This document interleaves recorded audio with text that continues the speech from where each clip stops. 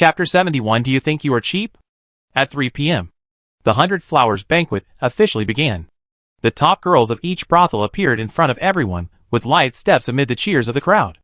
They performed their talents in order. The performers would walk around on the long platform built in the lake of the observation tower, and dance on the long platform after the guests on the passenger ship could see their faces clearly. The emperor, who often watched the singing girls playing the piano and dancing in the palace, felt a little bored. Fortunately, the lively scene suppressed the urge to get up and leave. After watching several dances, the emperor and his men finally heard someone shouting Yaxinhuan, and everyone was refreshed and sat up straight. Jung. The sound of the piano sounded above their heads. Everyone looked at the roof of the observation tower. A woman in a white dress walked down from the roof step by step without any support, and each of her steps would produce a glowing golden lotus. Under the setting sun, the woman in white exuded a faint golden light. They seemed to see a fairy descending to the earth, so beautiful that they dared not blink. Fairy! Fairy! It's a fairy! Someone shouted excitedly. The woman in white stopped dancing in the air when she was still 2 feet away from the long stage. As her hands and feet moved, many small golden butterflies flew out of her body. Everyone was stunned by this scene, and was deeply attracted by the woman in white. Everyone in the audience cheered for her. The Madam of Yaxinhuan said to Mu Nanjing excitedly, "Girl, you are too amazing. You can make Shijin appear as a fairy. The most popular courtesan tonight must be Shijin. In fact, even if there is no flying fairy dance, there is a 90% chance that Shijin will become the courtesan. However, once the fairy appears, Shijin can not only get the courtesan safely, but also increase his value. He will definitely suck all the money from the rich tonight." The emperor recognized the woman in white as the princess of Dachan at a glance, and he murmured, "I regret it. I regret giving the princess of Dachan to Mu Nanjing. If he had kept her, he would have enjoyed her alone." The left prime minister comforted the emperor. "The beauty is a disaster." Before they came, the national teacher gave them a talisman to prevent them from falling into the charm of the princess of Dachan. How could the emperor not know this truth? But the beautiful things in front of him were obviously his own. But he gave them away with his own hands, and he couldn't help but regret it in his heart. After the dance, Shijin slowly landed on the long platform, saluted everyone, and returned to the team of top players. Someone shouted, "It's wonderful. Papa Papa." I don't know who started clapping, and the others followed suit. Papa Papa. Everyone clapped excitedly, and the sound of clapping echoed along the lakeshore. The gold sucker bowed to everyone again. The other top stars were very envious of her. She had attracted so many supporters before she even unveiled her face. If she took off her veil, wouldn't everyone go crazy for her? The talent show was over, and the next step was to throw gold flowers. The turtles from each floor carried large bamboo baskets and collected gold flowers everywhere. At the same time, the guests on the passenger ship bought gold flowers from the turtles on the ship in order to have their favorite top star selected. "I want to throw 100 gold flowers to the gold sucker girl. I want 500 golden flowers to bet on the gold sucking girl. I want 1,000 golden flowers." The flower seller laughed so hard that his mouth couldn't close. The madams of other brothels were furious, whether they were regular customers or specially invited guests. They all bought golden flowers to bet on the gold sucking girl in Yaxinhuan. Before the banquet of the courtesan was over, other brothels could predict that they had completely lost. The emperor saw that everyone had bought golden flowers, so he also raised his hand. But before he could say anything, the left prime minister pressed his hand back. The emperor said unhappily, "Left prime minister, what are you doing?" Left prime minister said seriously, "Your Majesty, please think about our national treasury." The emperor was a little dissatisfied. "I have a private treasury." Right prime minister followed. "Those are for rewarding the ladies." The emperor was speechless. "Can't you let me have fun?" "Your Majesty, you have already had a lot of fun." Left prime minister pointed in the direction of buying gold flowers. "Think about the fact that half of the silver they use to buy gold flowers will be collected into the national treasury. You should be very happy." "Emperor, I should have known not to bring left prime minister and right prime minister to ruin the fun." It really pissed him off. In the end, the emperor could only watch everyone keep throwing gold flowers into Shijin. When he thought that half of the money for buying gold flowers was his, he felt better. It took about half an hour to throw gold flowers. The result was unquestionable, and there was no need to count at all to see that Shijin was the most popular flower this year, from the dozens of gold flowers placed in front of Shijin. The person who hosted the courtesan banquet announced loudly, "This year's courtesan is the money-making queen of Yaxingyuan. Let's all congratulate her." Everyone cheered for the gold-sucking. And most of the men went crazy. Gold-sucking? Gold-sucking. Everyone shouted excitedly. And some even wanted to rush to the stage. The crazy behavior scared the top prostitutes of other brothels. And they hurried off the stage and returned to the viewing building. The person who hosted the courtesan banquet said again, "Next is the opportunity for everyone to compete to spend a night with the courtesan. Whoever offers the highest price can drink tea and watch the moon with the courtesan. The competition is still the same as before. The lowest price is 1,000 taels of gold. And each increase in price must not be less than 1 tael of gold." As soon as the words were finished, the people on the third row and the third boat could not wait to shout loudly, 1,010 taels of gold. The people on the second boat in the third row sneered, "Only add 10 taels of gold? If you don't have silver, don't come here to embarrass yourself. I'll pay 2,000 taels of gold." The people on the third floor of the first row and the first boat also shouted, 5,000 taels of gold. This number directly shut up the people on the second and third boats. They couldn't even bid. And the people on the boats behind them were even less able to bid. The people on the third floor of the second boat in the second row shouted, 7,000 taels of gold. Only 7,000 taels? Mu Nanjing looked at the emperor's seat on the third boat in the first row. "Old emperor, it's time for you to come out. Raise the price as much as you can." The emperor stood up and straightened his clothes, and said to the left and right prime ministers, "She asked me to bid." Left and right prime ministers. The emperor said to the people on the stage, 10,000 taels of gold. Everyone gasped. The left and right prime ministers thought at the same time, 10,000 taels of gold can buy an elixir. The man in the first row of the first boat followed suit and shouted, 12,000 taels. The emperor sneered. "You dare to bid against me? You are tired of living." 15,000 taels. The other party refused to admit defeat, 20,000 taels. The emperor turned to the left prime minister and said, "Are the people so rich now?" The left prime minister frowned. "Only a few are rich. Most people in Dakian are still too poor to make ends meet." The emperor shouted again, 25,000 taels. The man who was bidding against the emperor finally hesitated. The left prime minister and the right prime minister were very worried that the other party would not bid again. The person who hosted the courtesan banquet asked, 25,000 taels. It has been bid up to 25,000 taels. Who can bid higher than this? No one said anything. That's 25,000 taels of gold. The person who can pay so much money must be rich or noble. The man in the first boat gritted his teeth, 30,000 taels. The madams and top girls in each brothel stared with wide eyes. In the past, the highest price that could be paid for a courtesan banquet was 2,000 taels of gold. Now it is 30,000 taels. If it was an auction of the courtesan's first night, it would be reasonable. But now it is just bidding to chat with the courtesan for a night. Isn't it too much? I can only say that these people are crazy. 30,000 taels is the other party's bottom line. Old emperor, you must not bid anymore. Otherwise you will bleed a lot. If you bid for the gold, then I can only say that you are cheap. The emperor was so angry that his beard was crooked. How is he cheap? It's clear that you can become your concubine for free. But you insist on spending a lot of money just to chat with her for a night. Tell me if you are cheap or not. Emperor. At this time, the people on the first ship shouted arrogantly, "Do the people on the third ship dare to bid? If you don't bid, the courtesan will be mine." Bullshit. The emperor couldn't help but swear. That was obviously mine. How did it become yours? Me. Just as he was about to bid, the left and right prime ministers covered his mouth. The emperor glared at the left and right prime ministers. The left and right prime minister said at the same time, "Excuse me, Your Majesty." The imperial commander next to him pretended not to see this scene and stared straight ahead. 30,000 taels for one time. 30,000 taels for 2 times. The person who hosted the courtesan banquet asked again, "Still no one bids?" Congratulations to the distinguished guest on the first row and the first boat for the 3rd time. I will arrange for you to meet the courtesan now. The people on the first row and the first boat immediately congratulated the successful bidder. The left and right prime ministers let go. You. The emperor really didn't know what to say about them, and was so angry that he left the passenger ship with his sleeves swung.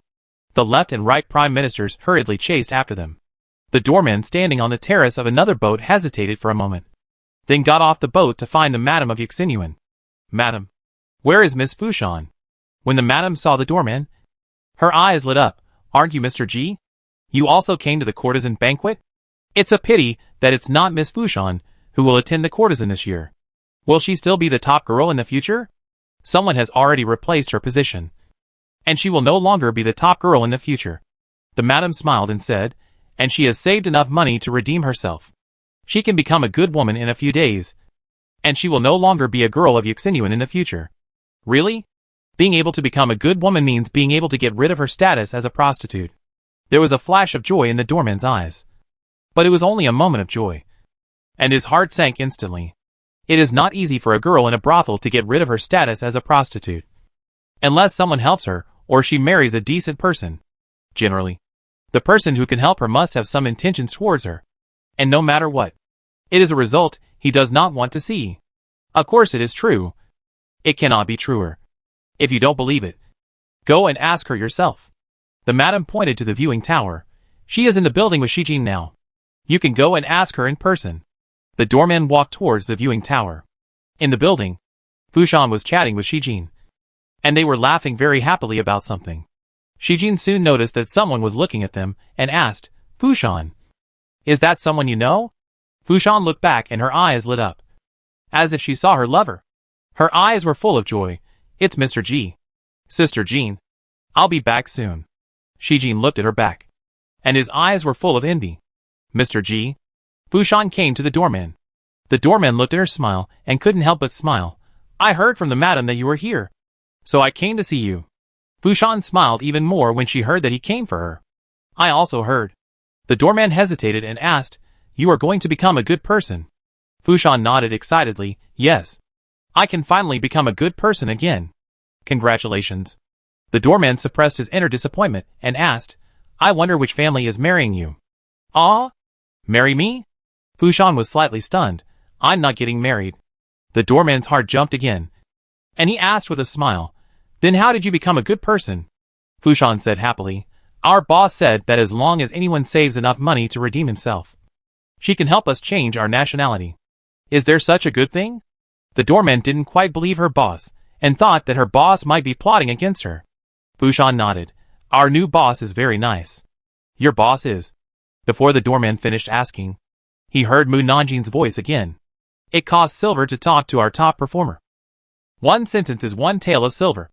How many sentences did the doorman talk to my top performer? Never mind. Just take 50 taels from him. Alas, Fushan is going to become a good woman, and Yuxinyan will lose a beautiful girl in the future. It's really a big loss. I have to find another beautiful one to replace her. Who should I find? Princess Rongyue is a good candidate, but I can only think about it. If I really get her into the building, I guess the emperor will bring 100,000 soldiers to the building, which is not worth it. Doctor, Mu Nanjin is actually the owner of Yuxinyan? No wonder she has Fushan's indenture contract in her hand. Fushan said, the madams call her Miss Mu, but her real name and identity are unknown. The doorman smiled. You followed a good boss. With Mu Nanjin around, Fushan will definitely be treated well. Moreover, with her around, changing her nationality is a simple matter. The Jingzhao should not dare to make things difficult for her. If he does, he will probably end up in trouble. Fushan was curious. Does Mr. G know our boss? The doorman nodded. Yes. She invited me here today. Then you and Miss Mu. Fushan tightened her handkerchief, not knowing whether to ask the following questions.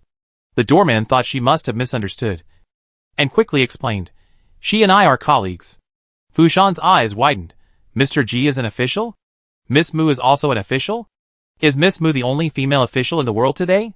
Yes, it's her. Some things are inconvenient to talk about here. I'll tell you later. Fushan nodded. I've said so much, but it's all a bunch of nonsense. Mendu, get straight to the point. If you like her, confess to her quickly.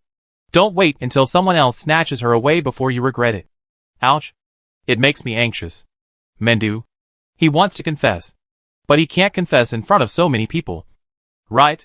Besides, Mu Nanjin kept staring at him, and he couldn't say some things. It's so nagging. It makes me tired. I won't watch it anymore. The next morning, Mindu received the arrears from Yuxinuan on his desk. He chatted with Fushan for 2/4 of an hour and collected 200 taels of silver from him. Mindu was angry and amused. This is blackmail. Chapter 72. A bit of a waste of gold. After the courtesan banquet, Mu Nanjing made a lot of money.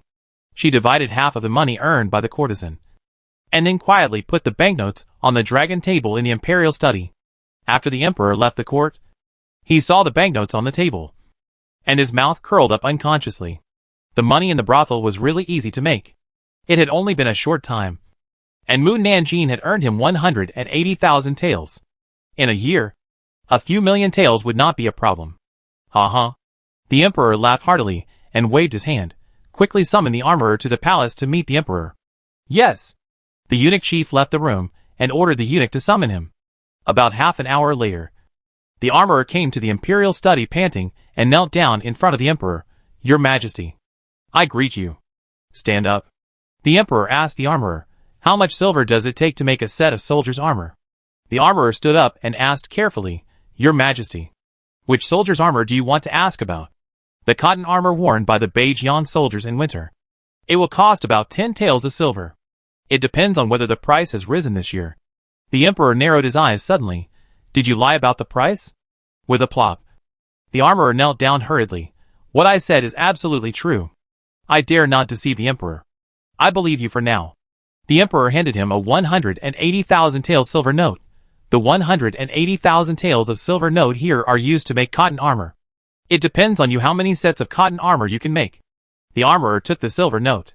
The emperor looked at the sky outside the window and called out, Commander Hua. Commander Hua walked in quickly. I'm here. It's almost noon. Take the officer to the canteen of the Due mansion to have a meal, and then send him back. Yes.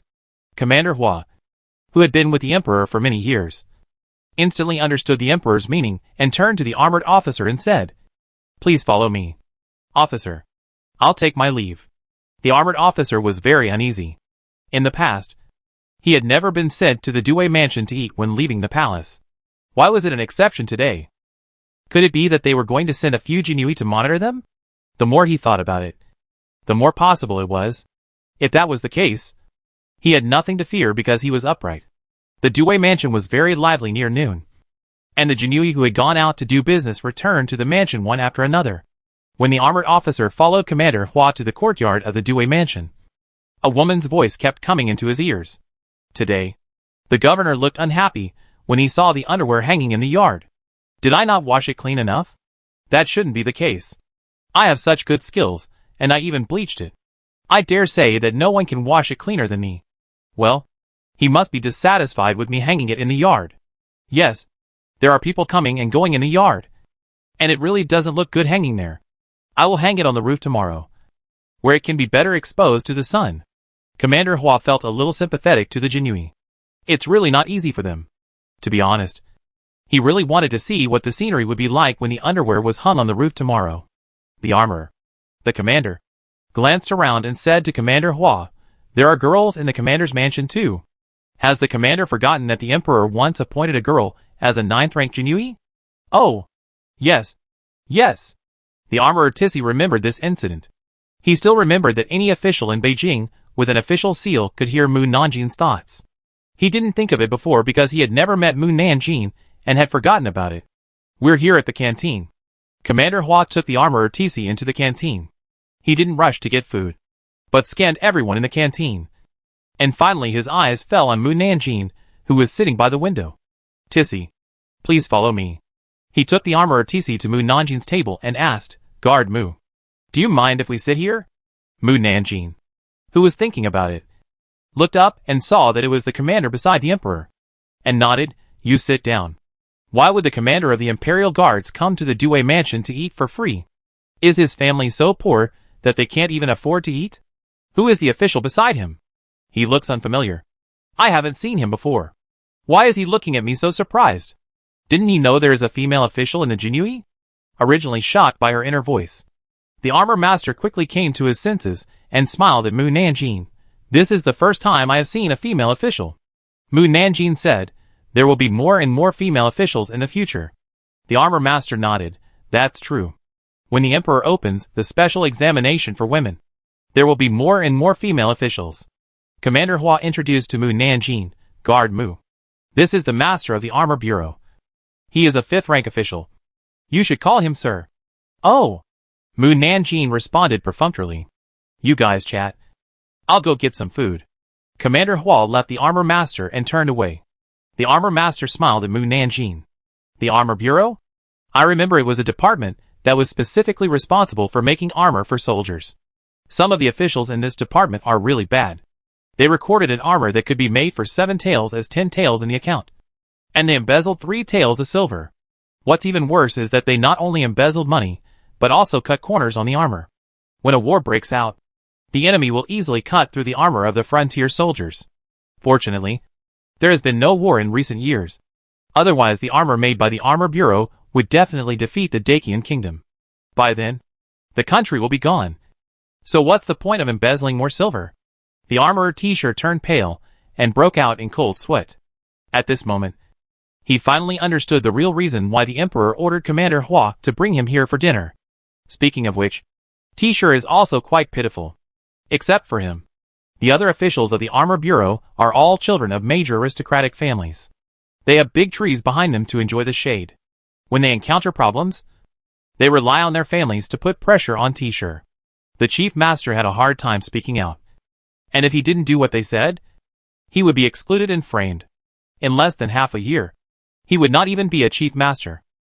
Mu Nanjing saw that the chief master of Jiajiang was sweating profusely, and kindly handed him a white handkerchief, and used. Oh! Thank you.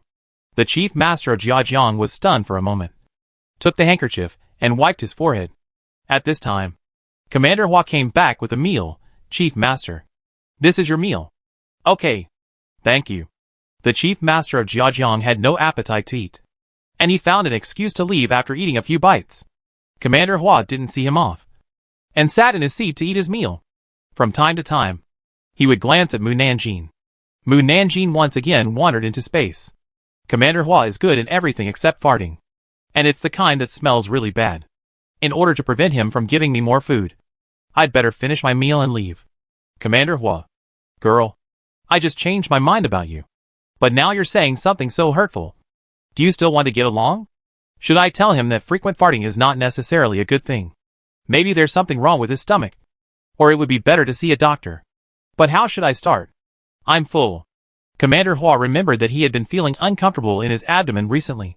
So he quickly put down his chopsticks and got up to see the doctor. Huh? Why did you leave after only 2 bites? You guys are wasting food like this. And the most important thing is that I didn't have time to remind him to see a doctor. Well, there will be plenty of opportunities in the future. Mu Nanjing ate the last bite of her meal, and then delivered food to the prisoners in the dungeon. After her shift, she went straight back to the Mu mansion. Seeing that the door of Haiten's room was still closed, Mu Nanjing went forward and knocked on the door. Haiten. The person in the room did not speak. I know you were in there. Open the door quickly. Humph. Haiten snorted angrily. Mu Nanjing said again, I have a gift for you. Gift? Haiten pricked up his ears. What gift? Open the door first. Haiten slowly opened the door. You'd better have a gift. Mu Nanjing spread out his palm, which contained more than 20 earrings, each with a horse pattern. Haiten picked it up curiously and looked at it. What is this? Earrings? When Haiten saw the horse pattern embedded on the earrings, a slight smile finally appeared on his face. Well, I'll help you put them on. Mu Nanjing raised his hand and threw them towards his ears. More than 20 earrings were inserted into Haiten's ears, from large to small, neatly arranged on his ears, as if a golden border was set on his ears. Haiten went back to his room and took a bronze mirror to look at both ears. Looks good. Mu Nanjing's eyes flashed with a smile. As long as you like it. Haiten looked at himself in the mirror again and again. And when he was almost done, he pouted. You don't think that dozens of earrings are an apology to me, right? Mu Nanjing took out a handful of golden silk threads as thin as hair. Haiten was puzzled. What is this? Mu Nanjing explained. This is the silk thread for your ponytail. Haiten snorted unhappily. Do you dislike that my ponytail has too little hair? Of course not. I am decorating your ponytail. When you change back to the form of a horse, I will connect the silk thread to your ponytail. and you will understand how beautiful it is. Haydn quickly changed back to the appearance of a horse, along with a golden suit given to him by the emperor, and the earrings were firmly embedded in his horse ears. Mu Nanjing took the silk thread and connected it to his ponytail one by one. After connecting, Haydn shook his tail, and under the light, it seemed as if countless streams of light flashed through his ponytail, shining with golden light. Very beautiful. He jumped up excitedly. It's so beautiful. I like it very much. Mu Nanjing. Thank you. Mu Nanjing asked, Are you not angry anymore? Haydn nodded. Forgive me? Haydn nodded again. Mu Nanjing smiled in his heart. This dark horse is still easy to please. It's just a little bit of a waste of gold. Haydn ran out of the room excitedly, left the Mu mansion, and ran to the street to show off. He didn't come back until the early morning, and then dug up Mu Nanjing. Mu Nanjing, who was half asleep, looked at the black horse head in front of him and asked lazily, What are you doing? Haydn said, We are going to court. Going to court? Mu Nanjing thought she had heard it wrong. Haydn said excitedly, Yes. I will take you to court.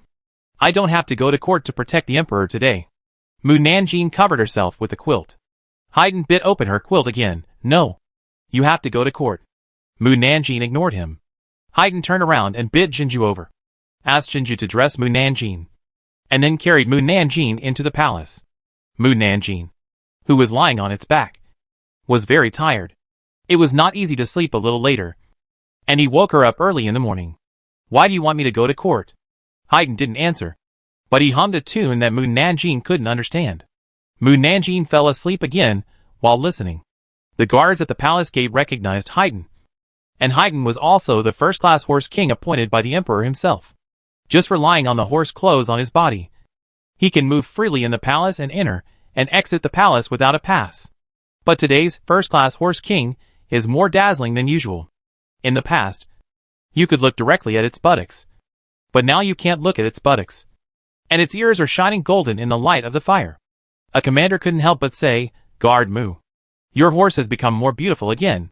I wanted to say it was too dazzling, but I felt that this was too hurtful, so I had to change the words, hoping that the other party could understand. Haydn raised his horse's head happily. At this time, a voice woke Mu Nanjing up. Guard Mu, is it your turn to go on duty in the palace today?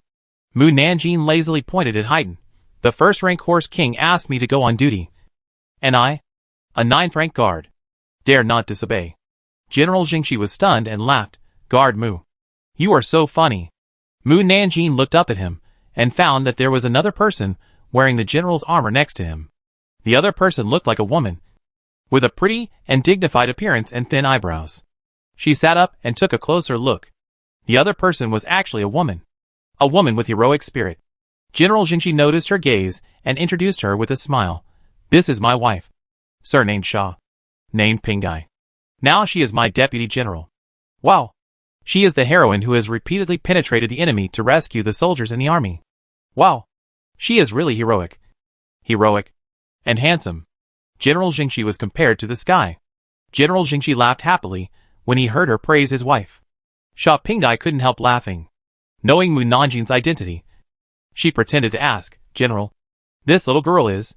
The general of Jingxi introduced her. She is the only one in the court. Oh. No. She can't be said to be the only female official. She should be said to be the first female official in the court. Wow. The old emperor has appointed the general's wife as a deputy general. She is definitely a 3rd-rank official, which is higher than my official position. The old emperor is an enlightened emperor. Everyone should feel lucky to have such a wise king. Xia Pingdai said with a smile, I have heard of Miss Mu's name and the fact that she saved the emperor. I admire her very much and want to meet her. I wonder if she can come to my house after her duty to have a drink with us. She heard from the general that it was Mu Nanjing's credit that she became a deputy general. Mu Nanjing was about to agree, but someone hurriedly refused for her. No. Everyone looked in the direction of the voice and saw Captain Liang running over in a hurry. No. She doesn't have time to drink with you. If the drunken incident in Xiaqingla happens again, everyone will suffer. General Jingxi was puzzled. Why? Captain Liang turned his back to Mu Nanjing and winked at them while saying, Mu Nanjing has other things to do after the ship, so he can't drink with you. General Jingxi. Sha Pingai saw that Captain Liang was hiding something and nodded. Then next time. Huh? Suddenly, Haydn was impatient to listen to their chat and left with Mu Nanjing on his back. Captain Liang breathed a sigh of relief and then explained to General Jingxi and the others, Mu Nanjing likes to reveal other people's secrets when he is drunk, and all the officials in the capital can hear it. General Jingxi. Sha Pingai. Chapter 73 Robbed by a Horse. After Haydn brought Mu Nanjing into the palace, he first turned around in front of the guards guarding the first palace gate, then entered the second palace gate, and then turned around in front of the guards again, and then entered the third gate and went straight to the courtroom. In the courtroom, the civil and military officials, who were chatting, heard a whoosh and looked out the door. A ball of dazzling light was imprinted in their eyes. Haydn posed several handsome poses in front of them. Everyone, look at me. Am I beautiful? Little did they know that in the eyes of the officials, they only saw a ball of light moving around. Before everyone could see clearly what it was, the thing ran away from the courtroom at the fastest speed. The Minister of Personnel rubbed his aching eyes. What was that just now? The Minister of Revenue closed his eyes and shook his head. I didn't see it clearly. The Minister of Rights, who had seen Mu Nanjing riding Haydn several times, murmured from the sound. It should be a horse. And in the world today, only Mu Nanjing's horse king is so dazzling. The Minister of Works said angrily, how dare Mu Nanjing ride a horse into the palace? The Right Vice Minister of Rights said faintly, that horse is not an ordinary horse. It is a first-class horse king personally appointed by the Emperor. In fact, it is higher than your official position. The Minister of Works was choked in his throat. The Minister of Rights snorted, it's okay to be higher than our official position. But there are 4 words engraved on every piece of its horse equipment. He had seen Haydn up close, so he could see it clearly. The Minister of Personnel asked curiously, what words are engraved? As? I? Personally. Come. The officials were silent immediately. I think they have been officials for many years, but have never been able to get this plaque. That horse was good, and each piece of equipment was engraved with these 4 words. In fact, the Emperor only wanted to engrave words on one piece of equipment. But considering that Haydn was a horse that couldn't speak, and some people were blind and accidentally offended Haydn, he engraved words on each piece of equipment, so that even the blindest people should be able to see the words. The Right Assistant Minister of the Ministry of Rights murmured, wouldn't it be able to move freely in the palace? Then can it go to the harem? Of course it can go. Haydn ran straight to the harem, although he was stopped by the guards. Haydn only needed to stretch his face in front of the guards and let the guards see the 4 words, as if I am here in person on the curtain. And the guards hurriedly knelt down to let him go. Haydn ran all the way to the harem, panting and shouting excitedly, and the horses' hooves were very loud in the quiet morning. The Emperor, who was staying in the Queen's palace last night, heard the sound of horse hooves, frowned, and angrily asked the people around him, who is so bold as to ride a horse in the palace? I'll go out and take a look. The chief eunuch hurriedly left the bedroom, and after a while, he came back to reply to the Emperor. It is the first-rank horse king galloping in the palace. First-rank horse king? What first rank? The Emperor suddenly remembered the first-rank horse king from some time ago. Are you talking about Mu Nanjing's horse? Yes, it is it. The Emperor was puzzled. How did Mu Nanjing ride it to the harem? When I went out, the horse king had already run far away, and I didn't have time to ask. That's it. The horse king was personally appointed by the Emperor, so he couldn't say it was not. When he was dressed and left the palace and came to the outside of the Taijin Palace, he saw Haydn standing in the square from a distance. At this time, there was no lighting, and it stood under the gray sky, but it was as beautiful as a divine horse descending to the earth. The Emperor saw streaks of light flashing across the flying horsetail, and was distracted. Mu Nanjing's horse is so beautiful, especially the horsetail. Haydn, who had been eavesdropping on everyone's discussion of him, raised his chin happily, and the Emperor still knew how to appreciate it. The Emperor thought about it and said, today is Mu Nanjing's turn to work in the palace. The chief eunuch thought for a while and said, it should be her turn to work in the palace in a few days. Then, before the Emperor asked the rest of the question, the Emperor heard Mu Nanjing's resentful voice. I finally understand why he woke me up early in the morning to work in the palace. He ran to the palace to show off his golden equipment because he had no one to show off to. My lazy sleep. Next time, I will strip off all the equipment. The Emperor couldn't help laughing. He walked into Taijin Palace, and all the civil and military officials saluted him. The emperor saw Sha Pingdai standing next to the general of the Western expedition, and his eyes lit up immediately. General Sha. Everyone looked at Sha Pingdai. Sha Pingdai walked out of the military officer team without arrogance. Your Majesty. I see you. The emperor looked at the female official in armor, and was very satisfied. My dear ministers. General Sha is the second female official of Dakian. You should get along well, and give me more advice in the future. Yes. All the military officers responded. At first, they were quite opposed to women being officials.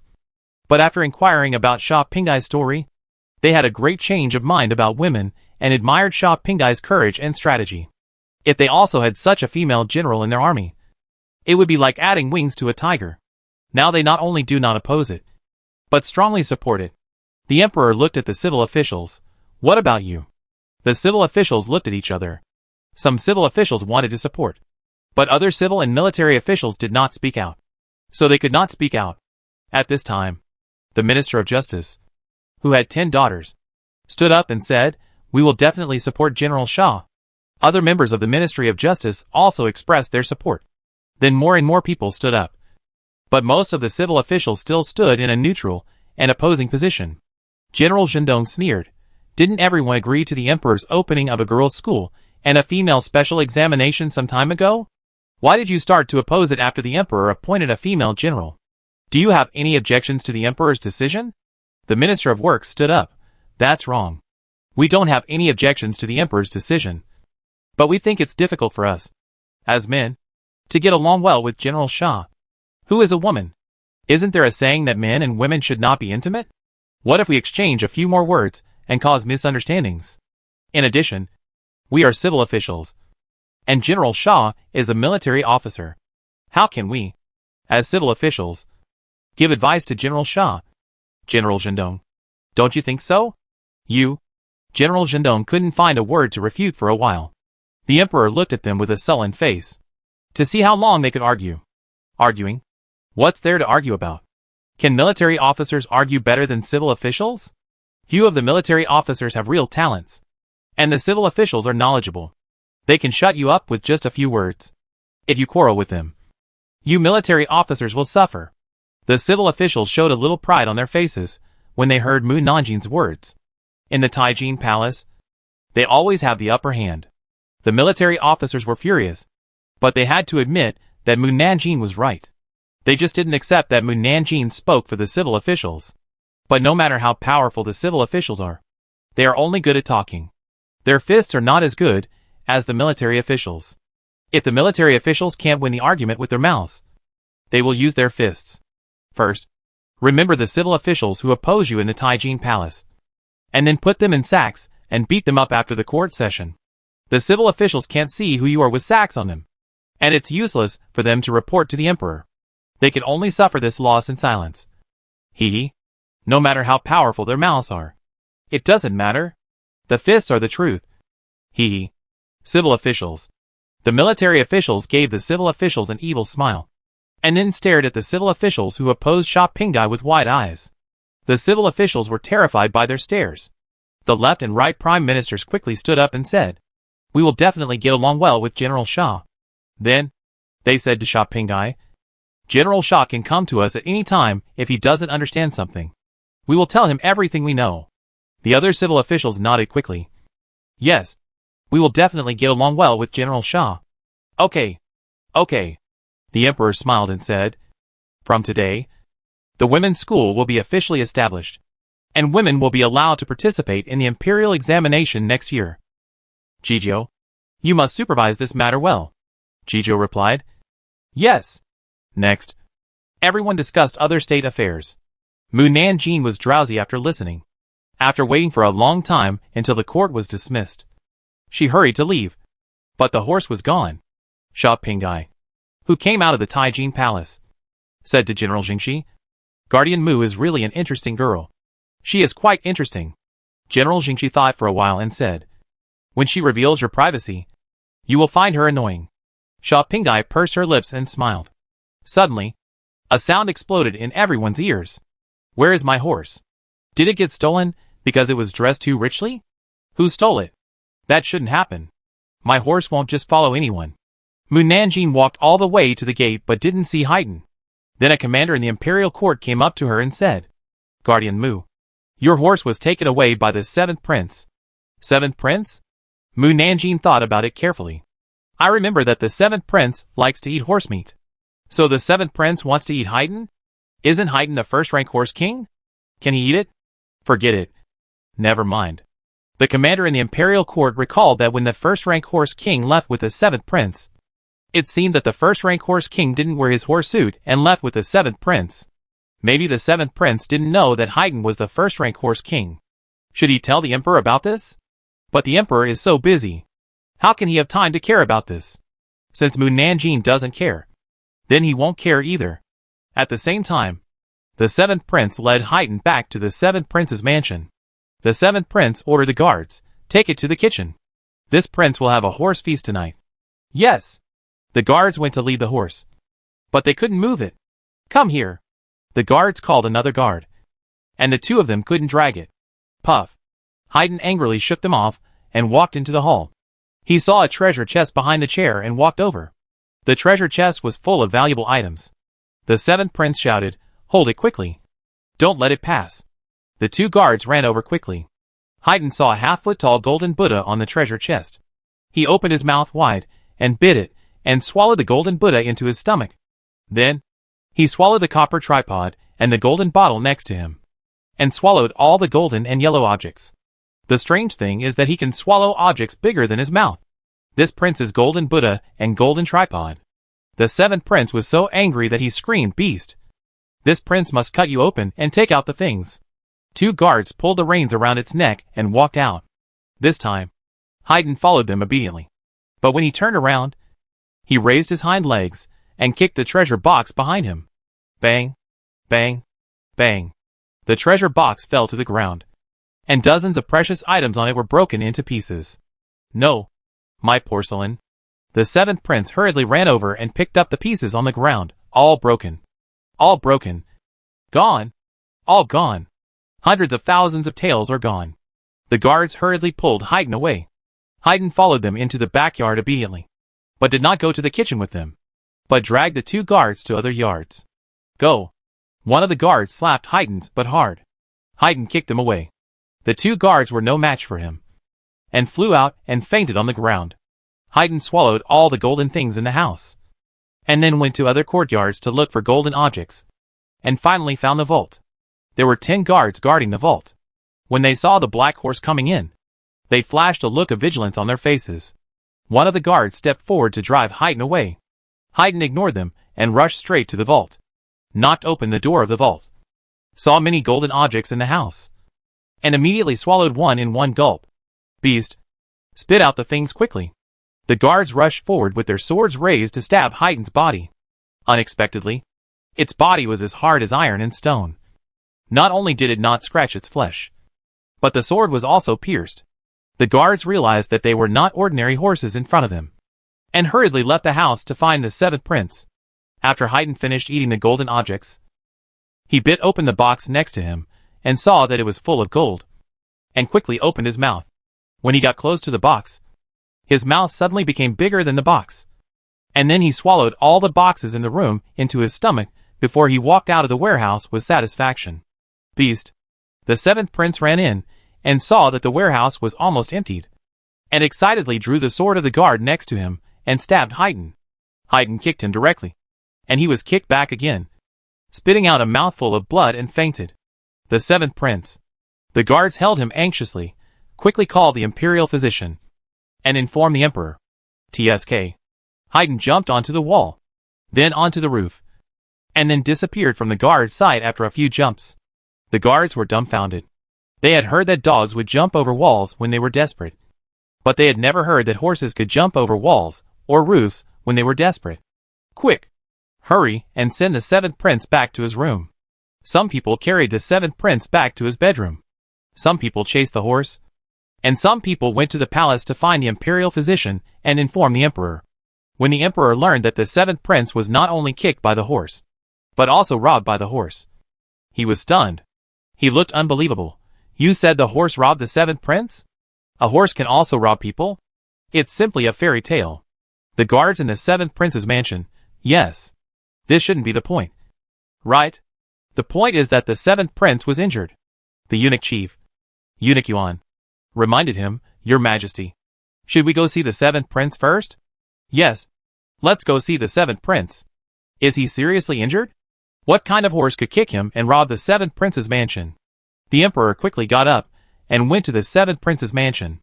The imperial commander who had seen the 7th prince take Haydn away learned about this and quickly informed the emperor, Your Majesty. If I'm right, it should be the first-rank horse king who kicked the 7th prince. The emperor. What a sin! Chapter 74 Scared to Death. The emperor came to the 7th prince's mansion and saw the broken porcelain pieces all over the hall, since they were fragments of valuables. The servants did not dare to clean them up without the 7th prince's consent. The emperor asked, What happened to the fragments in the hall? The steward of the 7th prince's mansion said sadly, It was kicked by that wild horse. It also robbed all the gold, silver and jewelry in the 7th prince's storehouse. Eunuch Yuan kindly reminded, That is not a wild horse. It is the first-class horse king personally appointed by the emperor. First-class horse. Horse king. The steward was stunned. The horse that the master brought back is the legendary first-class horse king? The news that the emperor appointed the horse as the first-class horse spread throughout the capital. But they only heard about it, but never saw the horse. Yes. Eunuch Yuan nodded slightly. The emperor has issued an order saying that no one can hurt it. The 7th prince. Alas. The steward panicked and explained hurriedly. The master didn't know it was a horse king. And there was no mark on it that it was a horse king. The emperor said, Take me to see the 7th prince. Yes. The steward hurriedly took the emperor to the 7th prince's yard. The yard was full of guards. And they immediately knelt down when they saw the emperor coming, Your Majesty. The emperor walked quickly into the 7th prince's bedroom. The imperial physician, who was treating the 7th prince, stood up when he saw the emperor coming. The emperor raised his hand to signal him not to be polite. How is the 7th prince? The imperial physician said, The internal organs were injured. But fortunately, the injury was not serious. He will recover after taking medicine for a month. The emperor. He once witnessed Haydn stepping on the 9th-rank martial king to death.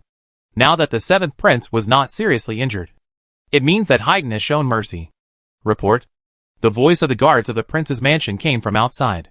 Eunuch Yuan walked out of the room and asked, What's the matter? The guards replied, We have tracked the whereabouts of the horse. It ran into a place called Mu Mansion, which is the residence of the 9th-rank Jinui. In order to prevent it from escaping, we sent people to surround the entire Mu Mansion. Now we are back to ask for instructions on how to deal with this matter next. They have investigated and found that Mu Mansion is the residence of Mu Nanjing. She once saved the emperor, and was a 9th-rank Jinui appointed by the emperor himself. Haima was also a first-rank horse king appointed by the emperor himself. So they would report it. If it were someone else, they would have rushed in to catch him long ago. Eunuch Yuan looked at the emperor. The emperor rubbed his aching head. This matter was because the 7th prince brought the first-rank horse king back to slaughter first. If there was any fault, it must be the 7th prince's fault. But he couldn't always side with Mu Nanjing, which would arouse Mu Nanjing's suspicion. Find Qin Chaoyan to handle this matter, and ask him to make sure that he not only punishes the 7th prince, but also makes Mu Nanjing suffer a small punishment. If he doesn't do this, Mu Nanjing will become unscrupulous. Yes. When Eunuch Yuan went to find Qin Chaoyan, Mu Nanjing was watching Haydn vomiting boxes of gold, silver and jewelry from his stomach. Did you bring this back from the 7th prince's mansion? Yes. Haydn snorted. Let's see if he dares to eat horse meat in the future. Mu Nanjing was puzzled. How do you know he likes to eat horse meat? I saw many wronged horse spirits surrounding him, so I followed him back to the 7th prince's mansion. In order to avenge my compatriots, I pretended to be an ordinary horse and went back to the mansion with him. I ate all his golden objects and smashed the objects I didn't like. In the end, I kicked him. Haydn felt relieved when he talked about this. If I wasn't worried about causing trouble for you, I really wanted to kick him to death. This was the fault of the 7th prince. Mu Nanjing didn't care whether he lived or died. The only thing that concerned her was Haydn's belly. She stared at his abdomen again and again. Can your belly hold so many things? Haydn raised his chin. It's not a problem to hold a mountain. A mountain? Mu Nanjing said thoughtfully. Then some things can be solved. Haydn was puzzled. What do you want to solve? At this time, Subo rushed in. Miss. It's bad. Mu Nanjing still stared at Haydn's belly. What's the matter? Our mansion is surrounded by guards, and we can't get out. Oh! Mu Nanjing was not in a hurry. Then let them surround us. And you can do whatever you need to do. Seeing Mu Nanjing so calm, Subo slowly calmed down and turned to the kitchen to help the cook cook. I did it. I'll deal with him. Haydn was about to go out, but was stopped by Mu Nanjing. Swallow these things back into your stomach. Don't worry about other things. He turned back and swallowed the gold, silver and jewelry back into his stomach. Mu Nanjing was rocking in a rocking chair and eating melon seeds. Looking so leisurely, Haydn asked, Don't you care about the guards outside? If they wanted to come in, they would have rushed in a long time ago. Mu Nanjing ate another melon seed. Wait! Someone will come to find us. Haydn saw that she was not in a hurry, so he sat down and learned to eat melon seeds from her. But he couldn't learn it no matter how hard he tried. About half an hour later, Shinju walked in and said, Girl, an adult wants to see you. Mu Nanjing, who was about to fall asleep, opened his eyes and said lazily, Please ask him to come in. Yes. Soon after, Shinju came in with Qin Chaoyan. Qin Chaoyan asked Mu Nanjing with a smile, Girl Mu, today is not your day off. Why didn't you go to the Due mansion to work? Be careful or I will deduct your monthly salary. Mu Nanjing sat up. I was on duty in the palace this morning. I went home directly after the court session. I am not lazy. Qin Chaoyan couldn't help laughing. Since you went to work, I won't deduct your monthly salary. But there is one thing that can't be let go. That is, your horse kicked the 7th prince. After all, the 7th prince is the emperor's son. Your horse not only injured him, but also damaged his belongings and robbed his gold, silver and jewelry. Don't you think Haydn is a bit too much? The 7th prince was injured because of his own fault. If he hadn't taken my horse, today wouldn't have happened. Qin Chaoyan felt a little helpless. It's true that he was injured because of his own fault, but the 7th prince's belongings were innocent. You don't think it's right for Haydn to damage and take other people's things, right? Mu Nanjing was silent. Qin Chaoyan continued to work hard. The 7th prince has paid the price for this. After his injury heals, he will have to clean the streets of the capital for a year. For the noble 7th prince, this is undoubtedly a loss of face for the royal family, and he will not be able to raise his head among his royal brothers. The 7th prince has received the punishment he deserves. So shouldn't your black charcoal also be properly educated? If we don't investigate his faults, then if we indulge him once, there is a high probability that he will do it again. In the end, he will become lawless, which is not the result you want. Right? Mu Nanjing nodded. Then how do you want to educate Haydn? Qin Chaoyan murmured, If it were any other horse, it would be whipped. But your horse is a first-class horse king. We can't beat it. And horses are animals. It's useless to talk too much to them. And we don't have a precedent for punishing horses. But there are examples of punishing horse owners for failing to take care of them. You mean you want to punish me? Qin Chaoyan nodded. Mu Nanjing immediately stated, You don't want me to compensate the 7th prince with silver? I don't have silver to compensate the 7th prince. I don't have money. And I don't have life. Puff. Qin Chaoyan smiled. I'm not asking you for silver. What a money slave. Mu Nanjing is not really greedy for money, but he thinks it's easier to do things with money. Then what do you want me to do? Qin Chaoyan frowned and said nothing.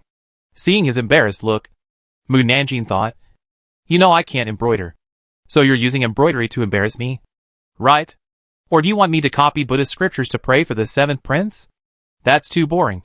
And my calligraphy is not pretty. Or do you want me to cook a few dishes to apologize to the 7th prince? If that's the case, I can only say that the 7th prince will die faster if he eats my dishes. Qin Chaoyan didn't know whether to laugh or cry. Could it be that this little girl is not proficient in everything that girls should know? Mu Nanjing was getting impatient after guessing and guessing. Just tell me how you want to punish me. Qin Chaoyan tried. We want to punish you by taking your horse to suppress bandits. Okay. Mu Nanjing agreed without thinking, as if he was afraid that the other party would go back on his word. Huh? It's bandit suppression. I thought it was a big deal. I was really scared. Qin Chaoyan. I thought she would refuse. Mu Nanjing asked again, When do we set off? We still need to discuss a strategy before deciding when to set off. Are you kidding? We still need to discuss a strategy for something that can be solved with one sword? Qin Chaoyan. They have been attacking the bandits for several years, and have not been able to defeat them. But she said that one sword can solve it. Is that true? By the way, he hasn't told her which bandits they are. Qin Qiaoyan added, you may not know that we are going to attack the bandits in the area from the capital to the south of the Yangtze River. There are many mountains and bandits there. There are also many master-level warriors guarding the mountain gates. We are not familiar with the terrain there. We have failed many times in suppressing bandits. Therefore, we have to think of a perfect strategy to avoid so many deaths. That was still a matter of one sword. Qin Qian. It's useless to explain. Does the court want to bring the bandits into the army? Well, we can't just kill them directly. It's a bit tricky. And not every bandit is a vicious person. So their crimes don't deserve death. Mu Nanjing nodded. We need to think of a plan. Qin Qian. His and her ideas seemed to be a little different. Qin Qiaoyan stood up. I have something else to do. So I won't stay here. I will take the guards outside with me when I leave. After he left, Haydn quickly ran out of the house. How can you accept the punishment? If you accept the punishment, it means that my approach is wrong. Mu Nanjing said, you are right. But you used the wrong method. Haydn was slightly stunned. What do you mean? Mu Nanjing asked. What you did today is to make the 7th prince stop eating horse meat. Right? Haydn nodded. But your method will not scare the 7th prince, but will anger him. And he may even take other horses to vent his anger and kill horses. So your method is wrong. Haydn's anger dissipated instantly. And he sat down and asked, then what should I do? As a demon, you should know how to scare people. Haydn thought about it. And then laughed, hee. I know what to do. On the way back to the Due mansion, Qin Qiaoyan heard everyone discussing the girls' school study and imperial examinations. Most people's ideas are very pedantic.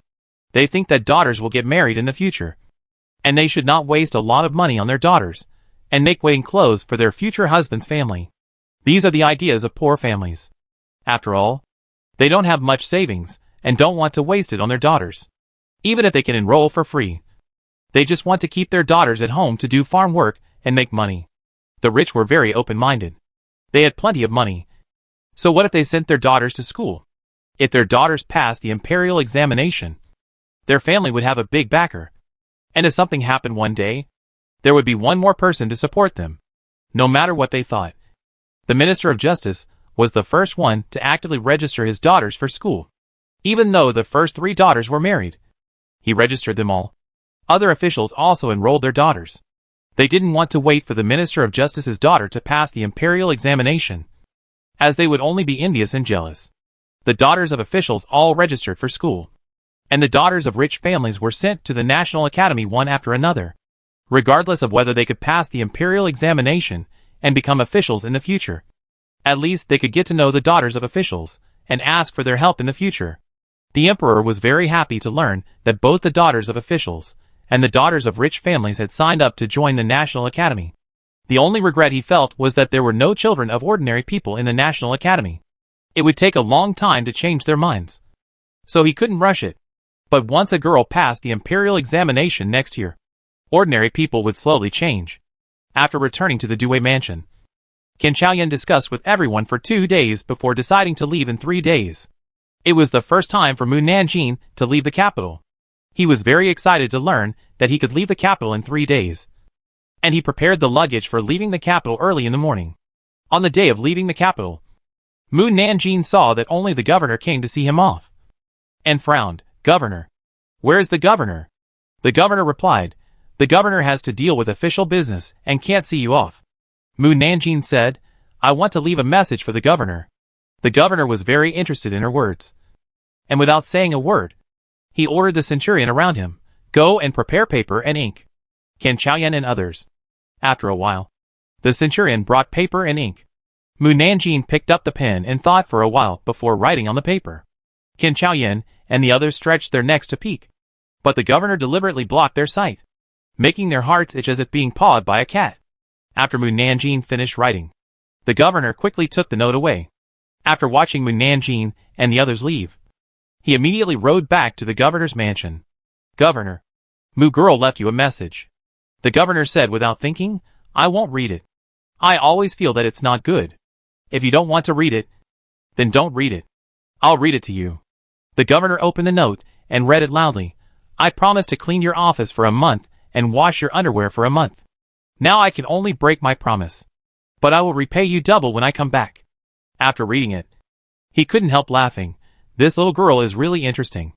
The governor's eyes twitched. The governor put the note on his desk. Take a look at the contents to prove that what I said just now is not something I made up. The governor didn't want to read the words on the note at all, and turned his head to look out the window. It would have been better if he didn't turn his head, but he felt even more tired after turning his head, because his underwear was hanging on the roof of the house opposite the window. Chapter 75. I'm going on strike. It was the first time for Mu Nanjing to leave Beijing. She was very excited, although she didn't show it on her face. She was very happy in her heart. I'm leaving Beijing. I'm finally leaving Beijing. I want to eat all the delicacies in the world, and travel all over the world. Others were infected by her mood, and couldn't bear to expose her beautiful ideas. You know, they are rushing to suppress bandits now. Not to travel. Are we running too fast? The scenery over there is so beautiful. Let's go and see it. If you don't go, I will go. Mu Nanjing slowed down his horse. Then, Captain Lu turned around and yelled, Mu Nanjing, keep up with me. Hey, does Captain Lu have a pair of eyes on the back of his head? I was discovered just when I was about to slow down. It's rare for me to come out. But you are in a hurry to get on the road. I'm going on strike.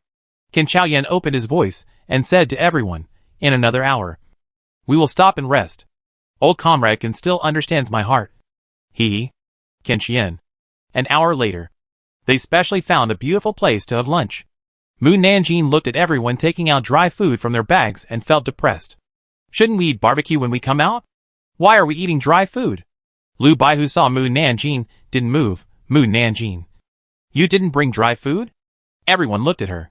Mu Nanjing was silent for a moment. I brought it. Then why don't you take it out to eat? Mu Nanjing slowly opened the bag that was 3 times larger than others, and then took out a bunch of seasonings from it. Everyone, you brought these to eat when you came out? Captain Lu was speechless. Shouldn't we eat wild game when we are out? I'll be back soon. Mu Nanjing walked into the woods. Captain Lu hurriedly asked, where are you going? This is the wild. You can't walk around. Mu Nanjing replied indifferently, going to the toilet. Captain Lu's words to stop her from leaving were stuck in his throat.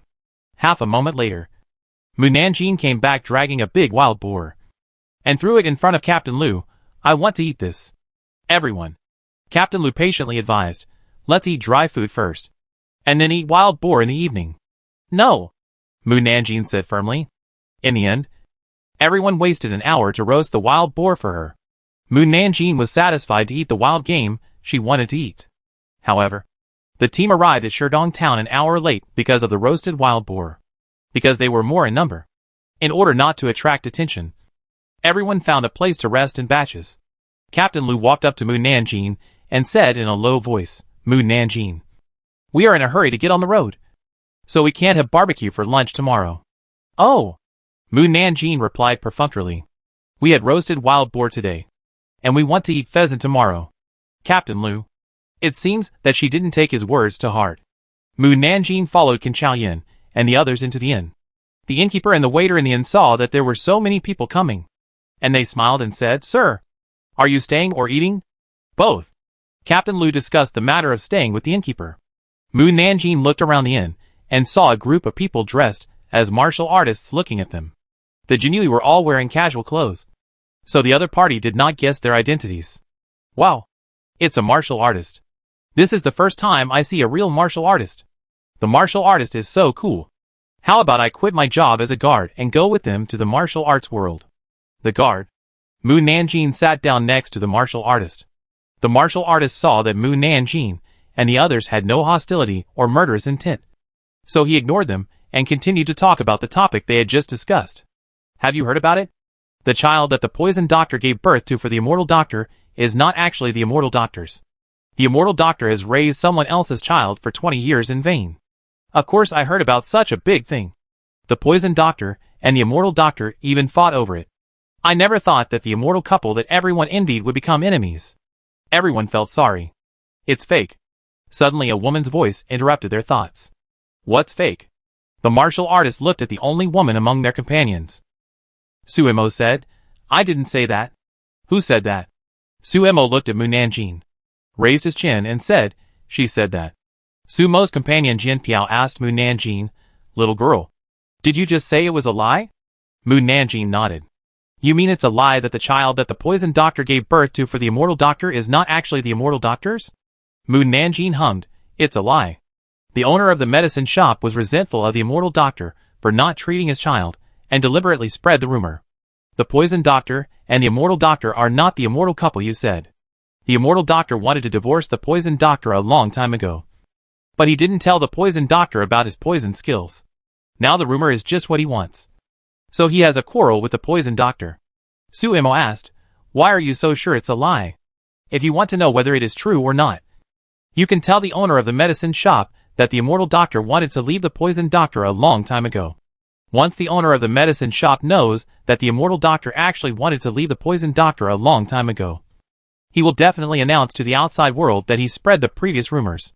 Everyone. Suemo saw that Mu Nanjing did not seem to be lying. The little girl seems to know a lot of things. So do you know that the magic sword of the buried sword villa was stolen? Mu Nanjing nodded. Sumo's eyes lit up, and he asked quickly. Everyone said that the strange thief Wansho stole it. Is this true? Mu Nanjing shook his head. It's false. The person who stole the sword was the owner of the buried sword villa. What? The owner of the buried sword villa? He is stealing from the public? Everyone looked at her in disbelief. Jian Piao asked in a deep voice, do you have evidence to prove that the owner of Zongjin Mountain Villa stole it? The sword he holds in his hand now is the magic sword. Jian Piao angrily refuted her. The magic sword was stolen from Zongjin Mountain last month. And the sword in the owner's hand has been with him for 30 years. How could it be the magic sword? If you don't know the truth, don't talk nonsense and ruin the owner's reputation. Mu Nanjing asked him back, have you seen the magic sword? Jian Piao's face paused. No. Since you haven't, how do you know that the sword on the Zongjin is the magic sword? Jian Piao suppressed his anger and said, my senior brother has seen the magic sword, not the sword in the owner's hand. The fake magic sword was replaced 30 years ago. How long has your senior brother been a disciple? He sees that the magic sword is fake. How can he distinguish the real from the fake? This, Jian Piao couldn't find words to refute for a while, and asked, then why do you think the owner stole the sword? Zongjin Villa was renamed Zongjin Villa after the divine sword fell from the sky. But the divine sword does not belong to Zongjin Villa, but to a destined person. This destined person can be someone from Zongjin Villa or someone outside the villa. The owner of Zongjin Villa was unwilling to give the divine sword to someone else and take it away himself. But he is not the destined person, so he can only use the divine sword as an ordinary sword. Although it can only be used as an ordinary sword, it is harder and sharper than the famous swords on the list. The owner of Zongjin Villa is even more reluctant to hand over the sword. So the performance. The theft of the magic sword. The elders of the buried sword villa also wanted to take the magic sword for themselves. So they turned a blind eye to the owner's behavior. To verify whether the magic sword is real or fake, just drop blood on the magic sword and it will make a buzzing sound. If it recognizes you as its master, it will follow you. If you are not the person it wants to wait for, it will return to its original state after the buzzing sound. Jian Piao. Fengemo said, if you don't believe what the little girl said, you can go back and try it to see if it is true or not. Jian Piao didn't say anything, but he kept her in his heart. At this time, Qin Chaoyan walked by and said in a deep voice, Mu girl, talk less when you go out, so as not to cause unnecessary trouble. Mu Nanjing. Shouldn't you cause more trouble when you go out to be exciting?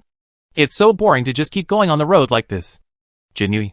Suemo found that Mu Nanjing was easy to talk to, and began to tease Mu Nanjing, girl. Which sect are you from? Qin Chaoyan glanced at her coldly. Mu Nanjing said, we are from the genie sect. Jinui. Aren't you afraid of exposing our identities when you speak so bluntly? Genie sect? Suemo fell into deep thought. Is there such a sect? Her companions also said that they had never heard of it. Maybe it was just a small sect. But if it was just a small sect, the people who came with the little girl were more powerful than each other. It didn't seem like a small sect. Suemo asked again, little girl, what is the name of the sect leader? Mu Nanjing, his name is Dudu. Dudu? Suemo didn't connect them with Genie Guard for a moment. What a cute name. Is your sect leader a girl? He is a man. Suemo. How could a man be named Dudu? Little girl. Where are you going? Ken Chaoyan put down his teacup. Girl. Please stop. Suemo smiled. I'm just chatting with a little girl. Little girl. Don't you think so? Mu Nanjing nodded. Ken Chien. This little girl really thinks they are too idle, and wants to find something for them to do. Captain Lu came over and said unhappily, you still nodded. Be careful that she sold you out, and helped her count the money. Mu Nanjing looked at Suemo, who was smiling kindly. What's your name? Girl?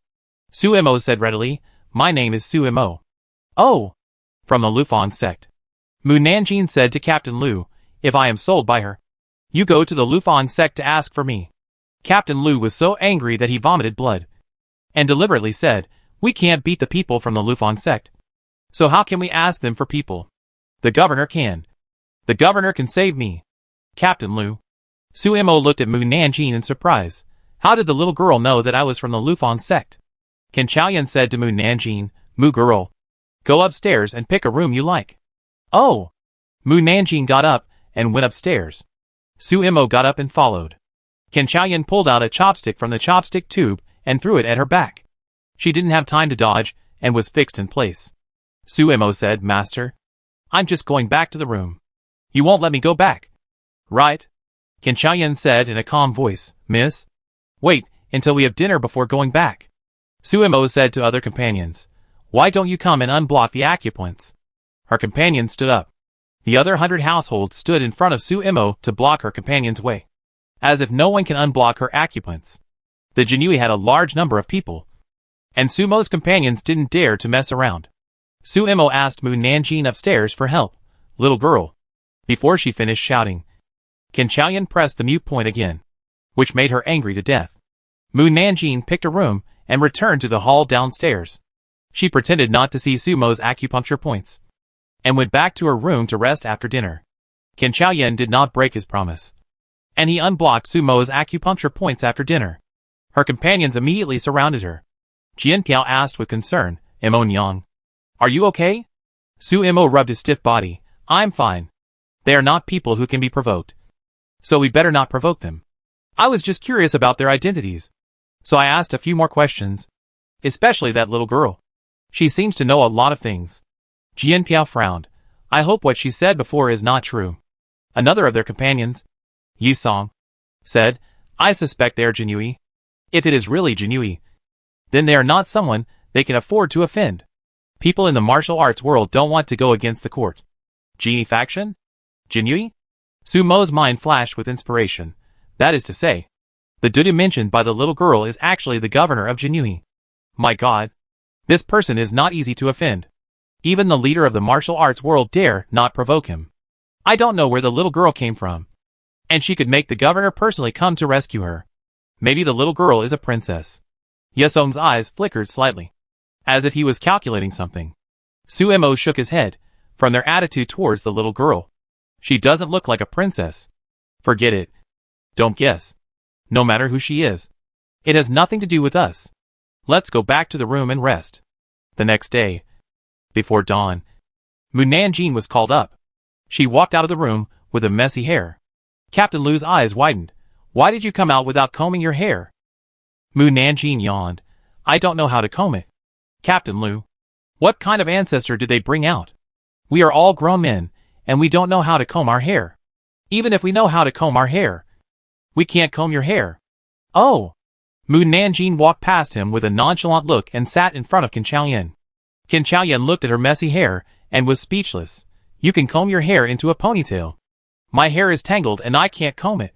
Mu Nanjing drew out Captain Lu's sword and cut her hair. Mu Nanjing. What are you doing?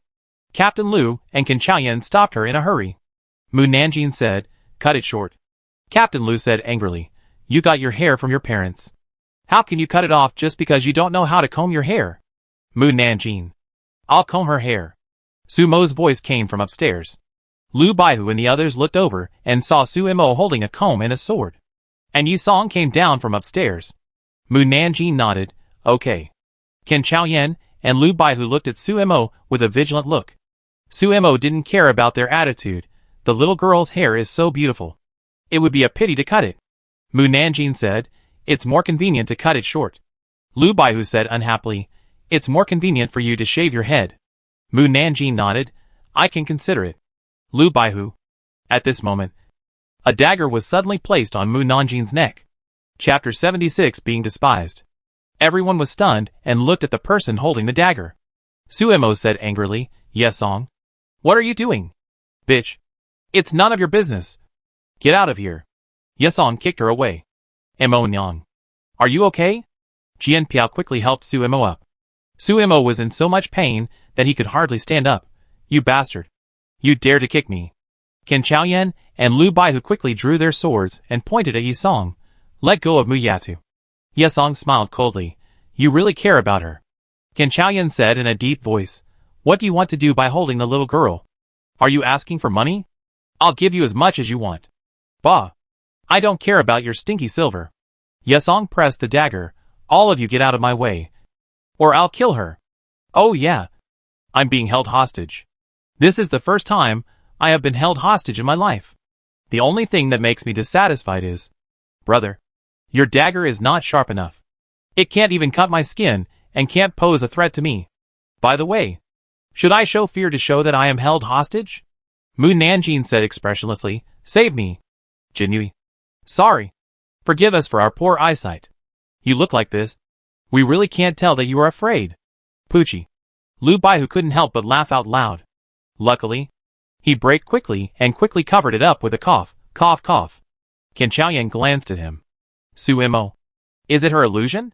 Why does she feel that the coughing man is trying hard to hold back his laughter? Seeing that the Jinui didn't move, Yisong shouted angrily, Get out of my way. He told you to get out. Why don't you get out? Aren't you afraid that I'll get hurt? Humph. You don't value me. Ken Chaoyan was embarrassed and quickly shouted to the Jinui, Get out of the inn. Yes. All the Jinui left the inn. After Yisong walked out of the inn, Bring a horse here. Ken Chaoyan was waiting for him to say this. And he ordered Lu Baihu, Bring Haiden here. Yes.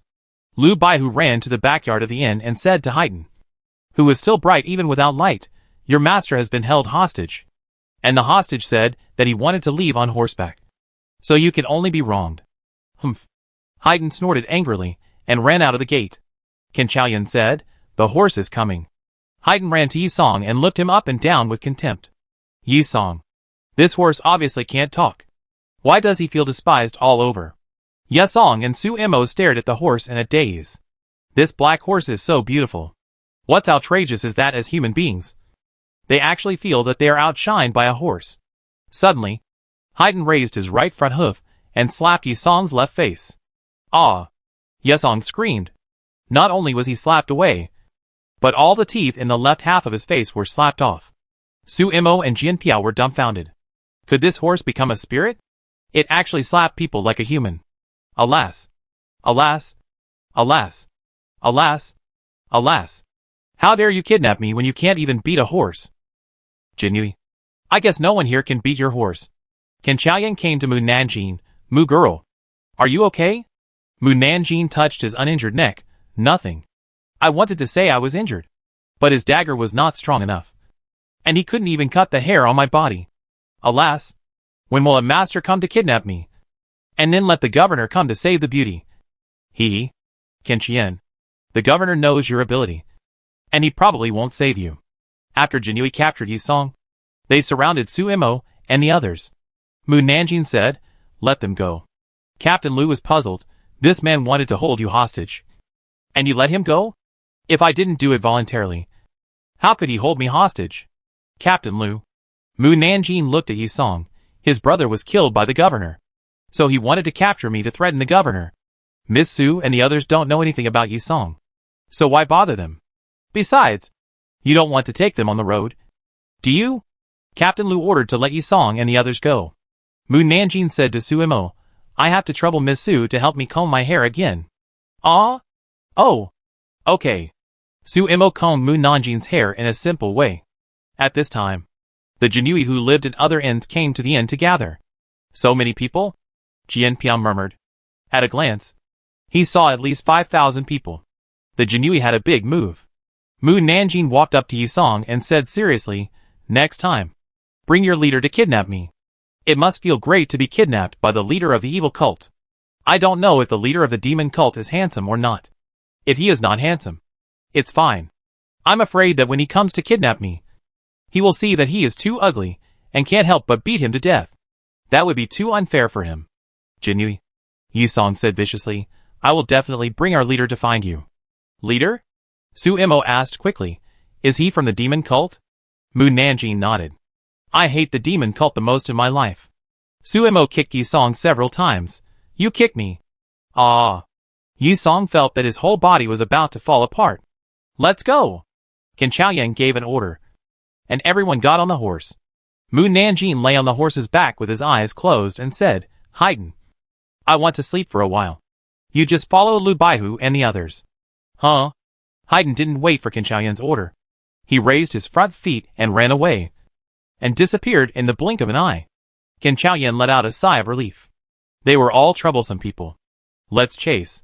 The Jinui rode on horses to chase Mu Nanjing. However, their horses were just ordinary horses. How could they possibly outrun a horse monster? Fortunately, Haydn left hoof prints. When they found Haydn and his friends, Mu Nanjing had already caught several pheasants, and was waiting for them to help barbecue. In order to prevent Mu Nanjing from causing trouble again, Qin Chaoyan could only consult her. Mu girl, we are very conspicuous in numbers. We must rush to Jiangnan before being discovered. Therefore, I hope that what happened last night will not happen again during the journey, such as talking to strangers, revealing our identities, etc. After completing the task, we will take you to travel around Jiangnan and eat all the Jiangnan delicacies. Mu Nanjing readily agreed. Okay. Seeing that she agreed so quickly, Qin Chaoyan felt uneasy. Let me make it clear that if we don't complete the task, we won't be allowed to play, and we have to go back to Beijing to accept punishment. So you have to take this task seriously. Okay. Qin Chaoyan was still worried and asked, let me ask you first. Besides traveling around Jiangnan and eating delicious food, what else do you want? It's better to ask clearly about this matter. He doesn't want any other accidents to happen. I want to visit the martial arts competition.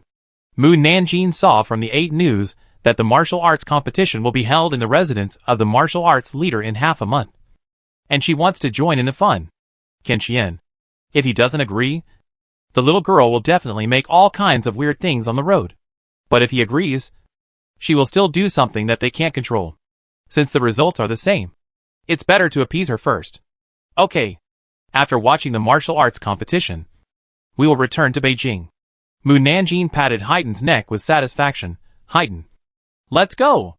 Haydn lifted his foot and disappeared in an instant. Qin Chaoyan rubbed his aching eyebrows. Captain Lu finally couldn't help asking, Lord Can, suppressing bandits is an important task. Why did you think of bringing Mu Nanjing along? Although she is good at martial arts, she is not under our control, which is also a big trouble.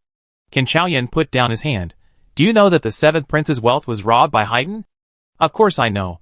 How could I not know about such a big thing? Qin Chaoyan took a deep breath. The emperor asked me to handle this matter and give Mu girl a little punishment. With Mu girl's love of money, do you think she will spit out all the 7th prince's wealth? Based on Lu Baihu's understanding of Mu Nanjing, he shook his head. She will definitely not hand it over. And she will not even admit that she took the money. It's good that you know. I can only punish Mu Yatu in another way, and compensate the loss of the 7th prince. Suppressing bandits is the best way. Let Mu Yatu deal with the mountain bandits that have always been a headache for us. And we will use the gold, silver and jewelry robbed by the mountain bandits to make up for the loss of the 7th prince. Don't you think this is killing 2 birds with 1 stone? It's more than killing 1 or 2 birds. It's simply killing several birds with 1 stone. Lu Baihu admired Qin Chaoyan and gave him a thumbs up. Hi. No more. Let's catch up with Mu Nanjing quickly. No one is watching her. I'm really worried. Qin Chaoyan threw off the whip and sped up to chase Mu Nanjing. The others followed closely behind. For the next 7 days, Mu Nanjing listened to them except for not cooperating and eating, which made them all relieved. On the 8th day after leaving Beijing, they finally came to the vicinity of Sanglong Mountain, and the Jinui found places to hide in batches. Qin Chaoyan, who was hiding in a small village, took out the map of Sanglong Mountain and said to Mu Nanjing, This is the map of Sanglong Mountain that our people spent 2 years to draw. Mu Nanjing looked at the mountains, trees, houses and paths drawn on the map, and couldn't help frowning. Such a simple picture is definitely not drawn by a child. I dare say that if everyone follows the map, They will get lost in minutes. So there is a reason why we can't defeat the bandits. The results of 2 years of investigation make me embarrassed to say that I don't understand. Otherwise, I will be sorry for my brothers, who have worked hard for 2 years. Qin Xiaoyan. Captain Lu. The map is indeed a little crude. There is no way. It is not easy to enter the mountains. It is good enough to draw a rough map after risking one's life to investigate the terrain. Qin Xiaoyan coughed lightly and pointed to one of the places and said, There is a trap here. If you go in from here, you will fall into the trap. And the people on the mountain will soon find someone attacking them. Everyone. Qin Xiaoyan swallowed the words he had not yet said and changed his words. We send 10 people to pretend to attack here. And then? He pointed to other places. There is a small branch of mountain bandits there. If we attack there, we will definitely fight to the death. And at least lose 100 brothers. Alas, the map is too crude. Even if I tell them where the trap is, it will be useless. They don't know where I am talking about. Qin Xiaoyan gave Captain Lu a look. Captain Lu understood. And he asked Mu Nanjing. I see you are frowning all the time. Are you feeling uncomfortable? I'm not. Mu Nanjing thought for a while and changed her words. I am feeling uncomfortable. I'm going to the toilet. Captain Lu was speechless. Mu Nanjing. You are a girl. You should be more tactful when talking about this matter. Isn't it tactful enough for me to say that I went to the toilet? How much more tactful should I be? Mu Nanjing nodded. I'm going to that. Is that tactful enough? But that can mean so many things. Do you know what that means? Next time we have a meal, I will also say that. And see if you can understand it. Captain Lu waved his hand unhappily. Go. Go. Mu Nanjing left. The others couldn't help laughing anymore. Qin Xiaoyan didn't know whether to laugh or cry. This little girl is really... Lu Baihu said, sooner or later, she will be pissed off to death. If I can't hear what she said here... Qin Xiaoyan pointed to his chest and said, then she is a very obedient subordinate. Lu Baihu. Indeed. She rarely refutes others when she speaks out of her mouth. What should we do next? The things we investigated are very different from what Mu Nanjing said. And our previous plan will not work. Qin Xiaoyan smiled and said, Mu girl will definitely bring unexpected surprises when she goes out. Lu Baihu's eyes twitched. She won't go to suppress bandits alone. Right? Qin Xiaoyan's face paused. It shouldn't be. What she does is always unexpected. If I can't hear what she said here... Lu Baihu pointed to his chest. I don't know what she wants to do at all. Qin Xiaoyan couldn't refute. But he had promised her that she would not do anything wrong. She was still very trustworthy in this regard. About an hour later, Mu Nanjing came back. Captain Lu asked, Mu Nanjing, why did you take so long? Mu Nanjing handed the paper in his hand to him. What is this? Captain Lu took it and opened it. It turned out to be a map of Songlong Mountain. This map was drawn in great detail. The paths and forks in the mountain were clearly drawn. And even the number of paths in the mountain was clearly marked. Where did you get this map? Of course I drew it myself. Captain Lu. How could such a detailed map be drawn in just 1 hour? However, nothing is impossible for Mu Nanjing. Mu Nanjing lied to him. I asked the bandits for it. Qin Xiaoyan pretended not to know the truth. How could the bandits give you a map? I beat them until they gave it to me. Qin Xiaoyan asked again, what about the bandits you beat? I tied them up and hid them. Qin Xiaoyan asked Captain Lu. Captain Lu, do you think this map is real or fake? Captain Lu pretended to study it. It looks real. Why don't we send someone to explore the road to know whether it is real or fake? You are right. Qin Xiaoyan put away the map. I will explore the road tonight. As for whether he found the road or not, only he knew. Chapter 77. I want to blow pillow talk. There is a saying that goes, plans cannot keep up with changes. When Qin Xiaoyan and Lu Baihu were discussing how to attack Songlong Mountain again on the morning of the second day, there was a hasty knock on the door. Qin Xiaoyan quickly put away the map and motioned Lu Baihu to open the door. Outside the door, an old woman from the village said anxiously, Uncle, your little girl was captured by the bandits of Songlong Mountain. Bandits? Lu Baihu was stunned. Bandits are coming? The old woman said, your little girl was washing by the river and was spotted by bandits who came down from the mountain. They said they wanted to be their second-in-command's concubine and took her away. Lu Baihu blurted out, is she willing to go with them? She is just a little girl. Even if she doesn't want to, what can she do? Can she beat those bandits? Lu Baihu. Sorry. She really can beat them.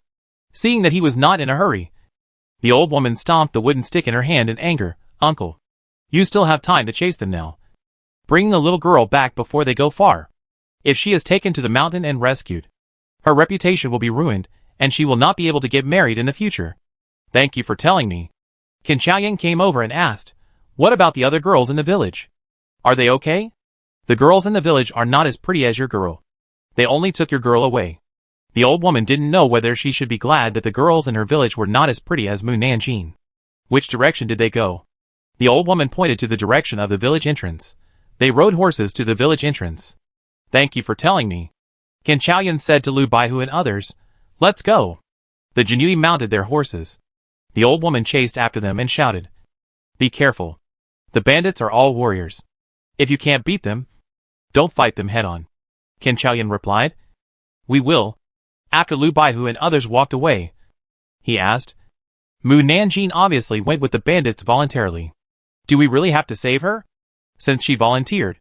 Of course we won't save her. And it's the bandits who will suffer the consequences. Not her.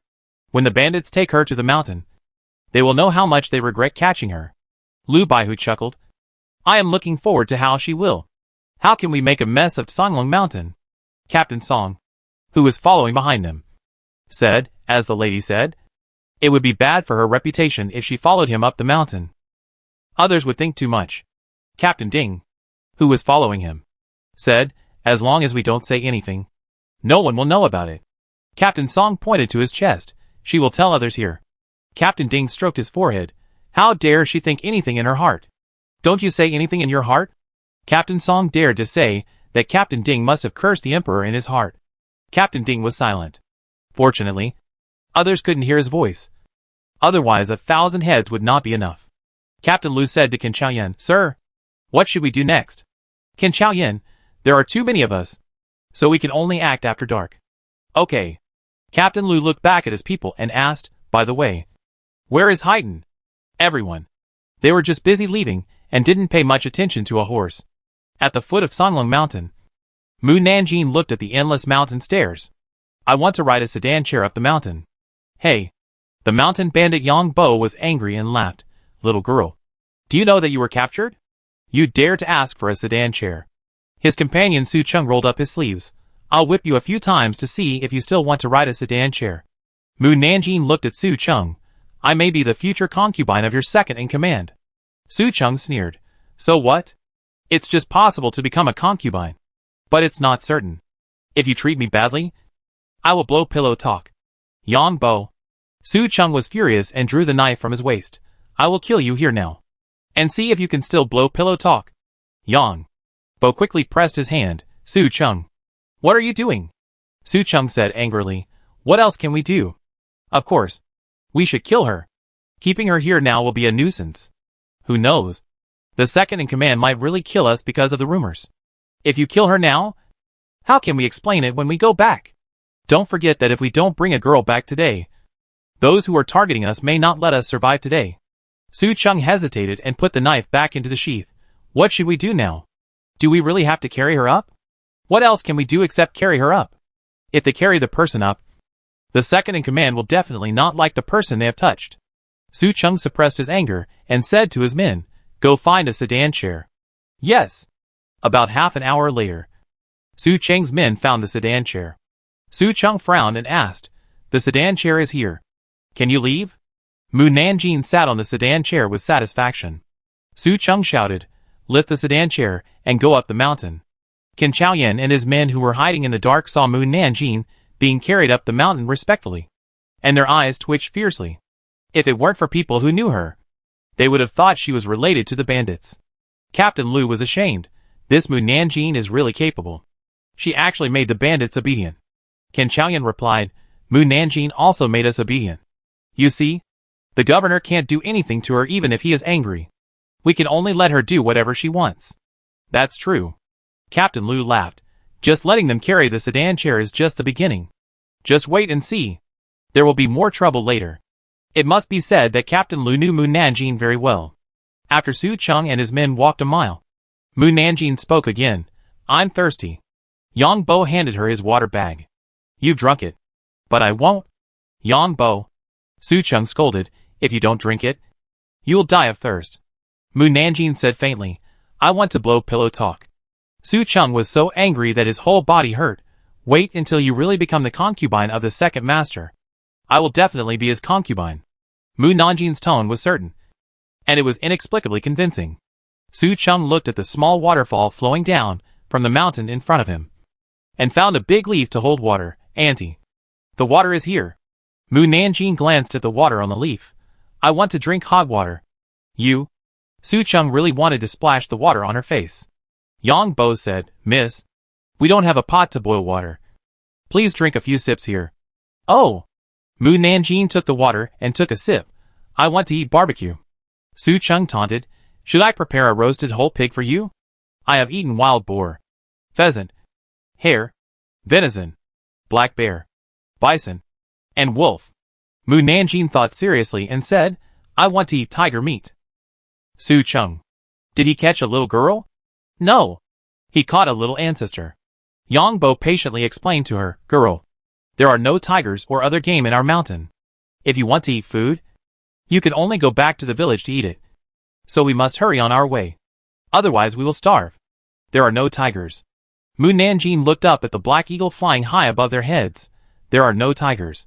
You can eat eagles. Everyone followed her gaze. And Su Cheng said unhappily, that is our boss's goshawk, which cannot be eaten. The boss also said that no one can kill it unless the goshawk dies by itself. If someone sneaks into Songlong Mountain and is discovered by it, it will immediately report to the boss. Therefore, not only will everyone not kill it, but also worship it as a treasure. It died by itself. Mu Nanjing narrowed his eyes at the goshawk. Suddenly, the goshawk's body tilted and fell from the sky. Su Cheng's face changed, and he hurriedly ran forward 3 steps to catch the goshawk. Yang Bo ran over in a hurry. Is it okay? Su Cheng breathed a sigh of relief. Fortunately I caught it. If it fell to the ground it would be dead or crippled. Mu Nanjing said, it won't move. It's dead. We can eat it. How could it die out of nowhere? Su Cheng glared at her. Stop being such a pessimist. Seeing that the goshawk really didn't move, Yang Bo quickly checked its body. It really won't move. No way. Su Cheng shook the goshawk vigorously, and then pinched the flesh on its belly a little harder. But there was still no response. Suddenly, his face turned pale. It's over. It's over. It's really dead. Who killed it? Did someone kill it? Or did someone want to harm us and frame us? Now that the goshawk died in his hands, even if they said they didn't kill it, not many people would believe them. In fact, no matter who killed the goshawk, as long as they were related to them, they would not escape punishment. The punishment in the village was either death or disability, and they didn't want to be guilty of this for no reason. Yang Bo frowned. Maybe someone sneaked into the mountain and killed it to prevent the goshawk from informing us. Should we tell the boss about this? Yang Bo shook his head. We just need to pretend that it was killed, and then wait for others to find out. Mu Nanjing asked them, can I eat it? Su Cheng scolded, shut up. You jinx. Yang Bo's face darkened. If you don't want others to know about this, keep your voice down. Su Cheng shut his mouth. Yang Bo looked at the 2 men who were carrying the sedan chair. If you don't want to die, keep your mouth shut. The 2 men nodded hurriedly to save their lives. And you too. Su Cheng glared at Mu Nanjing. If this gets known, none of us will survive. Understand? Mu Nanjing nodded. So can we eat it now? Su Cheng said unhappily. Eat? Eat. Eat. You only know how to eat. What else can you do besides eating? Blowing pillow talk. Su Cheng. Yang Bo interrupted their bickering. Things have come to this point. Let's think about how to let people find the goshawk. Su Cheng looked around nervously, and seeing no one, he quickly pulled up the cloth on the top of the sedan to cover the body of the goshawk. How about we find a place to nail it to a tree? Yang Bo shook his head. It would be bad if it was too deliberate. So it's better to find a place to throw it casually. Find where? As soon as Su Cheng asked this question, the goshawk fell into Mu Nanjing's hands. Mu Nanjing tore off the cloth on it and threw the goshawk to the bottom of the mountain. It's thrown away. Can we leave now? Su Cheng. Yang Bo. I'm hungry. Mu Nanjing patted the handle of the chair. Hurry up. Hurry up. The 2 men looked at Yang Bo and the others, and seeing that they had no objection, they carried the sedan up. Yang Bo followed behind and said, Little girl, I have been a bandit for many years, and I have never seen anyone so calm after being tied up on the mountain. Mu Nanjing sighed. My strength does not allow me to cry, make a fuss, or even hang myself. Su Cheng sneered. What strength do you have? Mu Nanjing. The strength to make all men obey you. Yang Bo. Su Cheng. This bragging is bigger than the sky. Mu Nanjing asked him back. Aren't you incapable of doing anything to me? Su Cheng said angrily. We can't touch you for some reasons. Don't really think we dare not kill you. Then serve me well. I may save your life. You? Yang Bo said to Su Cheng. She makes sense. Yang Bo. Why do you always speak for her?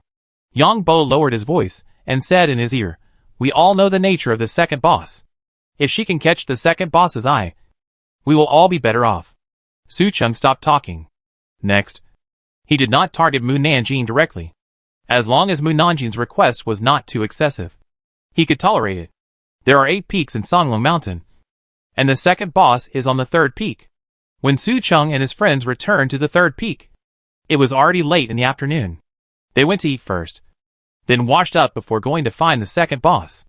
As soon as they entered the second boss's yard, they heard the laughter of men and women. Zhou Kun in the room asked tentatively, Second boss, are you satisfied with the girl we found? The second boss laughed, satisfied? Of course. The matter of protecting the law. The second boss stopped laughing. We have to wait for Yang Bo and his friends to come back before making a decision. Of course. Zhou Kun's smile was particularly fake, and he didn't want Yang Bo to come back at all. Then, the guard outside the door said, Second master, Yang Bo and his friends are back.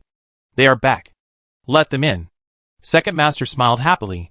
I want to see if they brought a girl back? The guard smiled and said, They brought a beautiful girl. I guarantee that second master will be satisfied. Zhou Kun sneered. No matter how beautiful she is not as beautiful as the girl I brought back. The guard smiled but said nothing. Yang Bo and Su Cheng walked in. The second in command looked behind them and asked, Where is the girl you brought back? Su Cheng said, She's waiting outside. Zhou Kun sneered. I think they didn't have the face to bring in a pretty girl because they couldn't find one. Su Cheng looked at the woman sitting in the second in command's arms. She was pretty, but her face was painted red and green like a prostitute in the village. In your eyes, pretty girls are just some rouge and powder. What we brought this time will definitely make the second in command's eyes light up. Then you should call her in. I want to see how beautiful the person you brought back is. Su Cheng shouted to the people outside. Little girl, you can come in. Everyone looked at the door, and a beautiful figure walked in from outside. Chapter 78. You're going to die. In the room, except for Yang Bo and Su Cheng, everyone else was attracted by Mu Nanjing. Mu Nanjing didn't dress up specially. She was wearing a black dress she'd brought from home. Her hair was braided by a village lady. Her face was clean and plain. Her cold expression made the second in command, who had seen too many rouge and powder, lose his mind. He pushed the woman in his arms away and hooked his finger at Mu Nanjing. Come here. Mu Nanjing said in a low voice. You come here. Su Cheng quickly lowered his voice and scolded. You're going to die. You actually want the second in command to come here? Uh-huh. The second in command laughed heartily, stood up, and walked towards Mu Nanjing. Mu Nanjing also walked towards him, then walked past him, and sat in the second in command seat. Zhou Kun shouted angrily. You are so presumptuous. What are you yelling at? Can you yell at her? The second in command pointed to a seat and said, She is suitable to sit there. Everyone. Zhou Kun really wanted to scold the second in command for being cheap. Women who showed goodwill to him often had bad endings, but he could tolerate the woman who ignored him so unruly. Mu Nanjing said lazily, Pour the tea. The servant standing next to the chair quickly stepped forward. Mu Nanjing looked at the second in command. You pour it. Okay. Okay. I'll pour it. I'll pour it. The second in command pushed the servant away, looked at Mu Nanjing with lustful eyes, and picked up the teapot to pour water. Mu Nanjing's eyes swept over the second in command's face. The other party had a ponytail with many small braids on it, and a thick beard on his face. The beard was about half an inch long. His expression seemed lewd, but it could not hide his fierce and violent face. Young lady, please have some tea. The second in command passed the tea to Mu Nanjing. Mu Nanjing said, I don't want to drink it now. Okay. If you don't want to drink it, then don't drink it. The second-in-command put down the teacup and reached out to pull Mu Nanjin's hand. Young lady, do you have any other food you want to eat? I'll send my subordinates to prepare it. I heard Su Cheng and the others say that they snatched me back to be your concubine. Mu Nanjin raised her finger to flick away the wolf's hand and pointed at the woman that the second-in-command had held before. What about her? Is she also your concubine? With you. How can I look down on others? The second-in-command pointed at Zhou Kun. You. Take her away quickly. Don't get in the way here. Yes. Zhou Kun signaled the woman he brought to leave quickly. The second-in-command saw Su Cheng and Yang Bo were still in the room. You go down too. Su Cheng opened his mouth to speak, but was pulled out of the door by Yang Bo. That's right.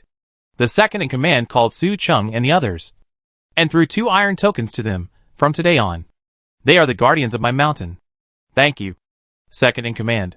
Su Cheng and Yang Bo excitedly took the tokens, and when they went out, they did not forget to close the door. From today on, Zhou Kun can no longer trouble us. On the contrary, if we don't like him, we can kill him at any time. Yang Bo breathed a sigh of relief. We have saved our lives. Before this, they had a big fight with Zhou Kun over the management of the territory, and even wanted to kill each other. Later, the second-in-command came forward to stop them, and said that whoever could find a concubine that suited his heart would be his guardian. The guardian had the right to execute anyone under him, so they must not let Zhou Kun take the position of guardian. Otherwise Su Cheng would not tolerate Mu Nanjin. We finally don't have to be afraid of Zhou Kun anymore. Su Cheng swung the token in his hand and said, Zhou Kun will have to avoid us when he sees us in the future. Yang Bo said with a smile, You should be thankful that the little girl has won the favor of the second-in-command. If we can't be favored by the second-in-command, do you think we can still stand here? Su Cheng paused and said worriedly, Do you think the little girl will whisper in the second-in-command's ear and say something bad about us? Yang Bo sneered, Are you afraid now? Why didn't you think of the consequences before? This little girl will indeed. It's annoying. Only you with a good temper can stand her. Su Cheng glanced at the second-in-command. I don't know how the second-in-command will treat her. I hope she won't be tired of him so quickly. Inside the house, the moment the door was closed, the second-in-command quickly put away his lecherous smile and stared at Mu Nanjin coldly. The little girl doesn't look like a village girl. The village people can't raise such a charming little girl. And the little girls in the village are not as calm and bold as the little girl in front of her. She didn't cry or make a fuss when she saw the mountain bandits. Mu Nanjin took the teacup on the table and took a sip. The second-in-command doesn't look like a mountain person. He doesn't care about women as much as he seems. Otherwise he wouldn't be the second-in-command. The second-in-command stared at Mu Nanjin for a moment, then laughed out loud. I am indeed not from the mountains. Not only me, but the people in the whole village are not from the mountains. We all come from all over the place and live here for a long time. It is normal that we are not like mountain people. Mu Nanjin did not waste time talking to him, and took out the identity card of the Jinui and threw it on the table. The second-in-command saw the card. His pupil shrank, and he looked up at Mu Nanjin in disbelief. Jinui's identity card? You are a member of Jinui? Impossible. There are no girls in Jinui. Mu Nanjin put down the teacup and said, As expected of a former Jinui, you can tell who I am just by looking at the badge. If she hadn't known the identity of the second-in-command, she wouldn't have followed Su Cheng and the others up the mountain. The second-in-command was shocked. He hid so well. How did she know his identity? No, you can't admit it. He sank his face. Little girl, you can eat whatever you want, but you can't say whatever you want. It doesn't matter if you don't admit it. Tonight, 5,000 Jinui will go up the mountain to suppress the bandits. It depends on whether you can cooperate. It doesn't matter if you don't cooperate. Anyway, we can still succeed without you, but it will take a little longer to sneak into the mountain. Can succeed? Uh-huh. The second-in-command laughed sarcastically. They have attacked Songlong Mountain many times. Which time has they succeeded? It will definitely succeed tonight. Little girl, you are really arrogant. Mu Nanjin asked him back. Don't you want to avenge your family? The second-in-command. I want to. Why not? The big boss killed his whole family. He dreamed of killing the big boss and using the big boss's head as a sacrifice for his family. Then he joined the Jinui, hoping that the Jinui would help him to avenge. But the Jinui failed to attack Songlong Mountain many times. After several times, he was extremely disappointed with the Jinui. Finally, He left the Jinui, changed another identity, and came to Sanglong Mountain to be a mountain bandit, and worked hard to sit in the position of the second boss with his own strength. However, the big boss had many masters under his command, and he never had a chance to attack. Seeing that he was persuaded, Mu Nanjing continued, in fact, you don't have to do anything. Just notify the other bosses to drink your concubine wedding wine, and then notify your people not to oppose the Jinui. The second in command was silent for a moment and asked, there is a code between the Jinui. If you are really a Jinui, you should know it. In fact, the Jinui did not have a code. He deliberately tested Mu Nanjing. You don't need to ask questions. There is no code between the Jinui, unless there is a special mission. They will set a code privately to identify their identities after they agree with each other. After hearing her words, the second in command finally believed that she was a member of the Jinui. Who from the Jinui came?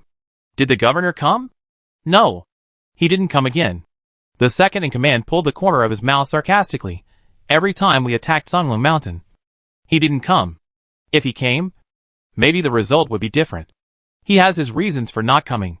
Mu Nanjing looked at the sky outside the window. It's almost Shin time. Please make a decision quickly. She just didn't want to kill innocent people by mistake. Otherwise, there would be no need to tell him so much. First, tell me who from your Jinui has come. Mu Nanjing probably understood the intention of his question, and said frankly, only people below the rank of Zenfushi have come. People below the rank of Zenfushi? The second in command thought she was joking, as far as I know. The highest martial arts level of Zenfushi is only the 9th rank. And the others can't even reach the 9th rank. How can they beat the master of the mountain bandits? Are you kidding your life? Mu Nanjing thought for a while, and said, maybe it's because I'm here. The second in command looked at Mu Nanjing. You? What are your skills? The ability to make everyone obedient. The second in command. Maybe she was recruited as Jinui because of something special.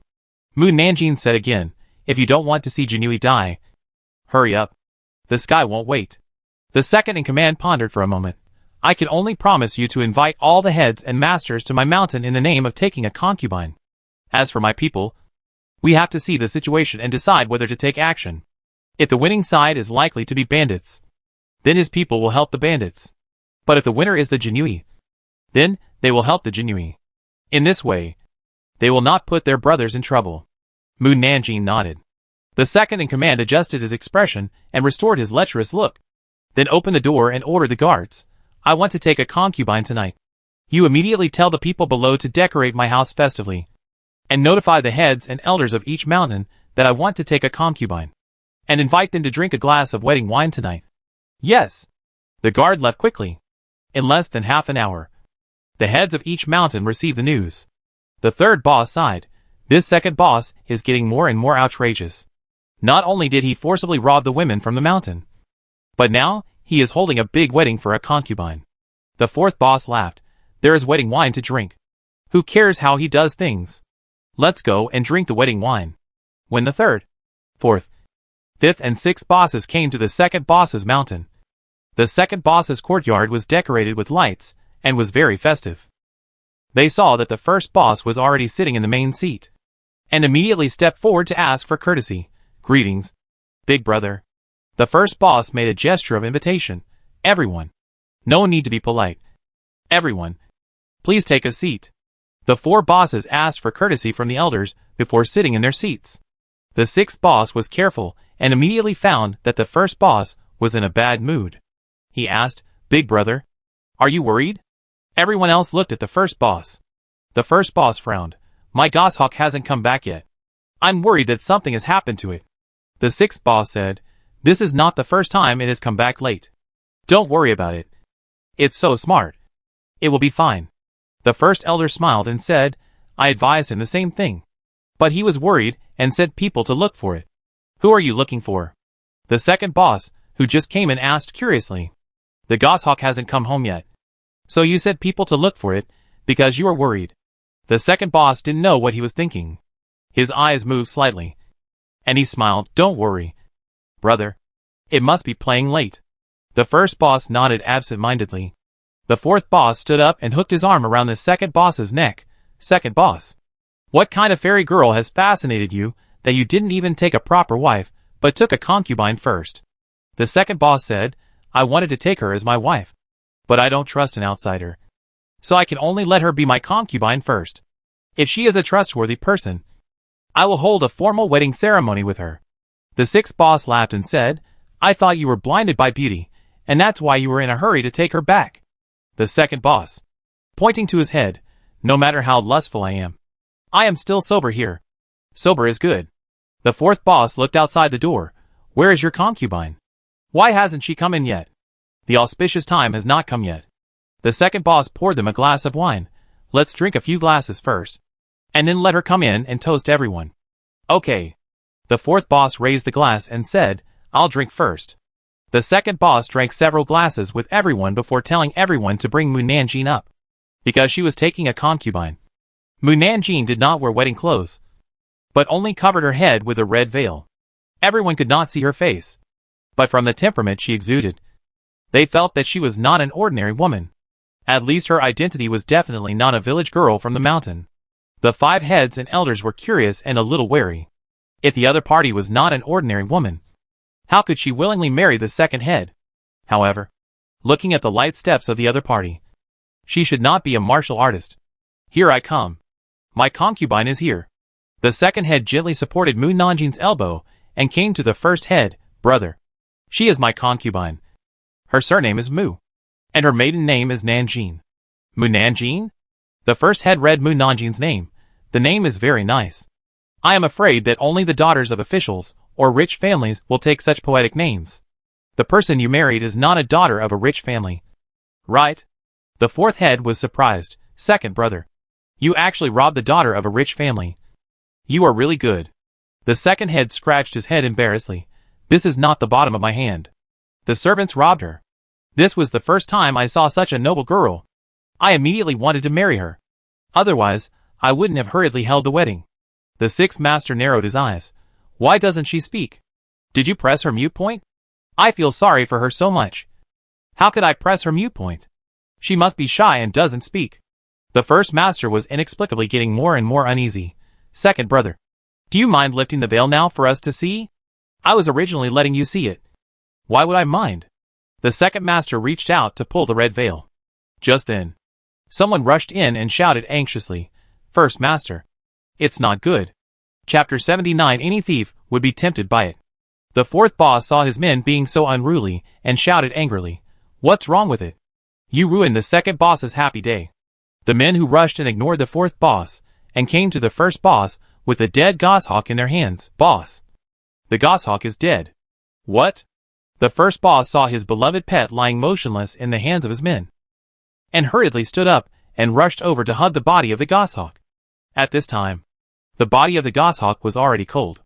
The first boss asked angrily, Dead? How could it die? Other leaders also gathered around to check the body of the goshawk. There are no scars. No signs of poisoning. How could it die? The men said, We don't know how it died. We saw it hanging upside down on the tree when we were patrolling at the foot of the mountain. And then we noticed something was wrong and called it a few times. When it didn't respond, we knew it was in trouble. Who? Who killed it? The first boss roared at the people around him. The elder's expression changed. I'm afraid someone has sneaked into Sanglong Mountain. Quick! Everyone! Be on guard. And send people to patrol around to find the thief who sneaked in. Yes! The fourth leader rushed to the door. And then a figure blocked their way. They looked carefully and found that it was the second leader's new concubine. Mu Nanjing said lightly, Masters, you haven't seen the appearance of the second leader's concubine. Why are you in a hurry to leave? The cold voice made everyone look stern. And their perception told them that the person who stopped them at this time was definitely in the same group as the thief who sneaked in. Mu Nanjing pulled off the red veil and threw it on the ground. Second brother, the concubine you took must be in league with the thieves. The sixth lord looked at the second lord, who pretended to be shocked. You bitch. You dare to block our way. You're looking for death. The fourth lord drew out two short knives from his back and slashed at Mu Nanjing. The second lord's heart tightened. Although the fourth lord was the worst martial artist among all of them, he was still a master-level martial artist. Mu Nanjing did not move. When the fourth lord's knife was about to hit her, it stopped. The fifth lord said angrily, Fourth lord, why don't you move? Kill her now. The four great lords said anxiously, I can't move. Everyone. Why can't you move? Has she been buried? The first elder froze in place as soon as he took a step forward. I can't move either. The sixth lord followed up. I can't move either. We too. The first lord and his friends also found that they couldn't move. Everyone thought they were acupunctured and tried to unblock the acupuncture points, but found that the acupuncture points were open. I don't think I was acupunctured. My acupuncture points are open. There is no need to unblock the acupuncture points. If it's not acupuncture, then what's going on? The fourth master said to Moon Nanjing angrily, You bitch. What kind of magic are you using on us? The second master looked at Moon Nanjing in surprise, and then looked at the big boss and others. With so many masters present, no one could kill a little girl. It's incredible. Is he glad that he nodded to cooperate with her? Moon Nanjing ignored them and said to the second boss, tell your people not to move. Otherwise I can't guarantee their safety. I know. The second in command walked towards the front door. The first in command and his men looked at him in disbelief. Second in command? Can you move? Second in command? Are you in cahoots with her? Second in command? Why did you do this? Why did you betray us? How have we wronged you? The second in command suddenly stopped when he heard the first in command's question, and his eyes could not help but spurt out strong hatred. Then, everyone heard a swish, and saw the second in command draw the sword from his waist and swing it at the first in command. Suddenly, the first in command was silent. Seeing this scene, everyone widened their eyes in horror. A circle of sword marks was cut on the throat of the first in command, and blood slowly flowed from the sword marks, and his head slid down little by little and fell to the ground. Boom, boom, boom. The first in command's head rolled several times on the ground. Several in command and elders' eyes suddenly turned red. Ah! The second boss shouted loudly, Those who don't want to die, stand still and don't move. Now that the first boss is dead, the other bosses and elders are immobilized and can't move. They can only listen to the second boss. Big brother. Big brother. The fourth boss shouted in grief, Second brother. Lu Jiushi. I will kill you. I will kill you. The sixth boss roared, Lu Jiushi. Big brother treats you well, and treats you like a brother. Why do you want to kill him? Why should I kill him? The second boss pointed a sword at the first elders and others, because they killed my parents, my brothers and sisters, my new wife and my children, even my grandparents, uncles, aunts, cousins, nephews and nieces. They all died in their hands. At that time, he was lazy and slept in the field. When he woke up, it was already night. Otherwise he would have died. The sixth chief was stunned. They slaughtered our entire town, which is equivalent to slaughtering my 9 clans. Do you think I should hate them? The second chief raised his sword in grief and anger and chopped at the great elder. Wait! Before the great elder could finish his words, his head fell to the ground. The chiefs finally felt scared when they saw that the second chief chopped off a head. The second elder remembered what the second chief said, because he was very impressed by it. Are you talking about Chengzhou town? Everyone there has the surname Wan. And you have the surname Lu. My original surname was Wan, and I changed it to join you. The second chief once again raised his sword and chopped at the second elder. The second elder said anxiously, Second elder, we were wrong. We are sorry for you. In fact, we didn't want to massacre the town at first, but we were drunk at that time and did such a beastly thing. We regretted it afterwards.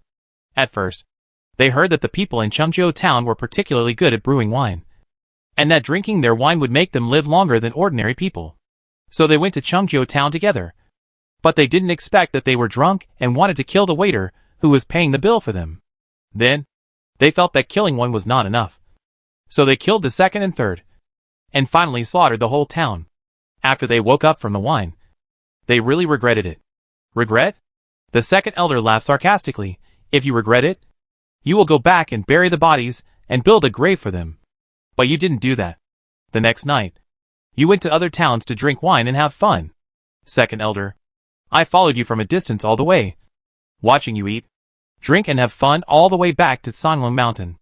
After saying this, the second elder did not give the second elder a chance to speak, and chopped off his head with his sword again. And the other elders were not spared.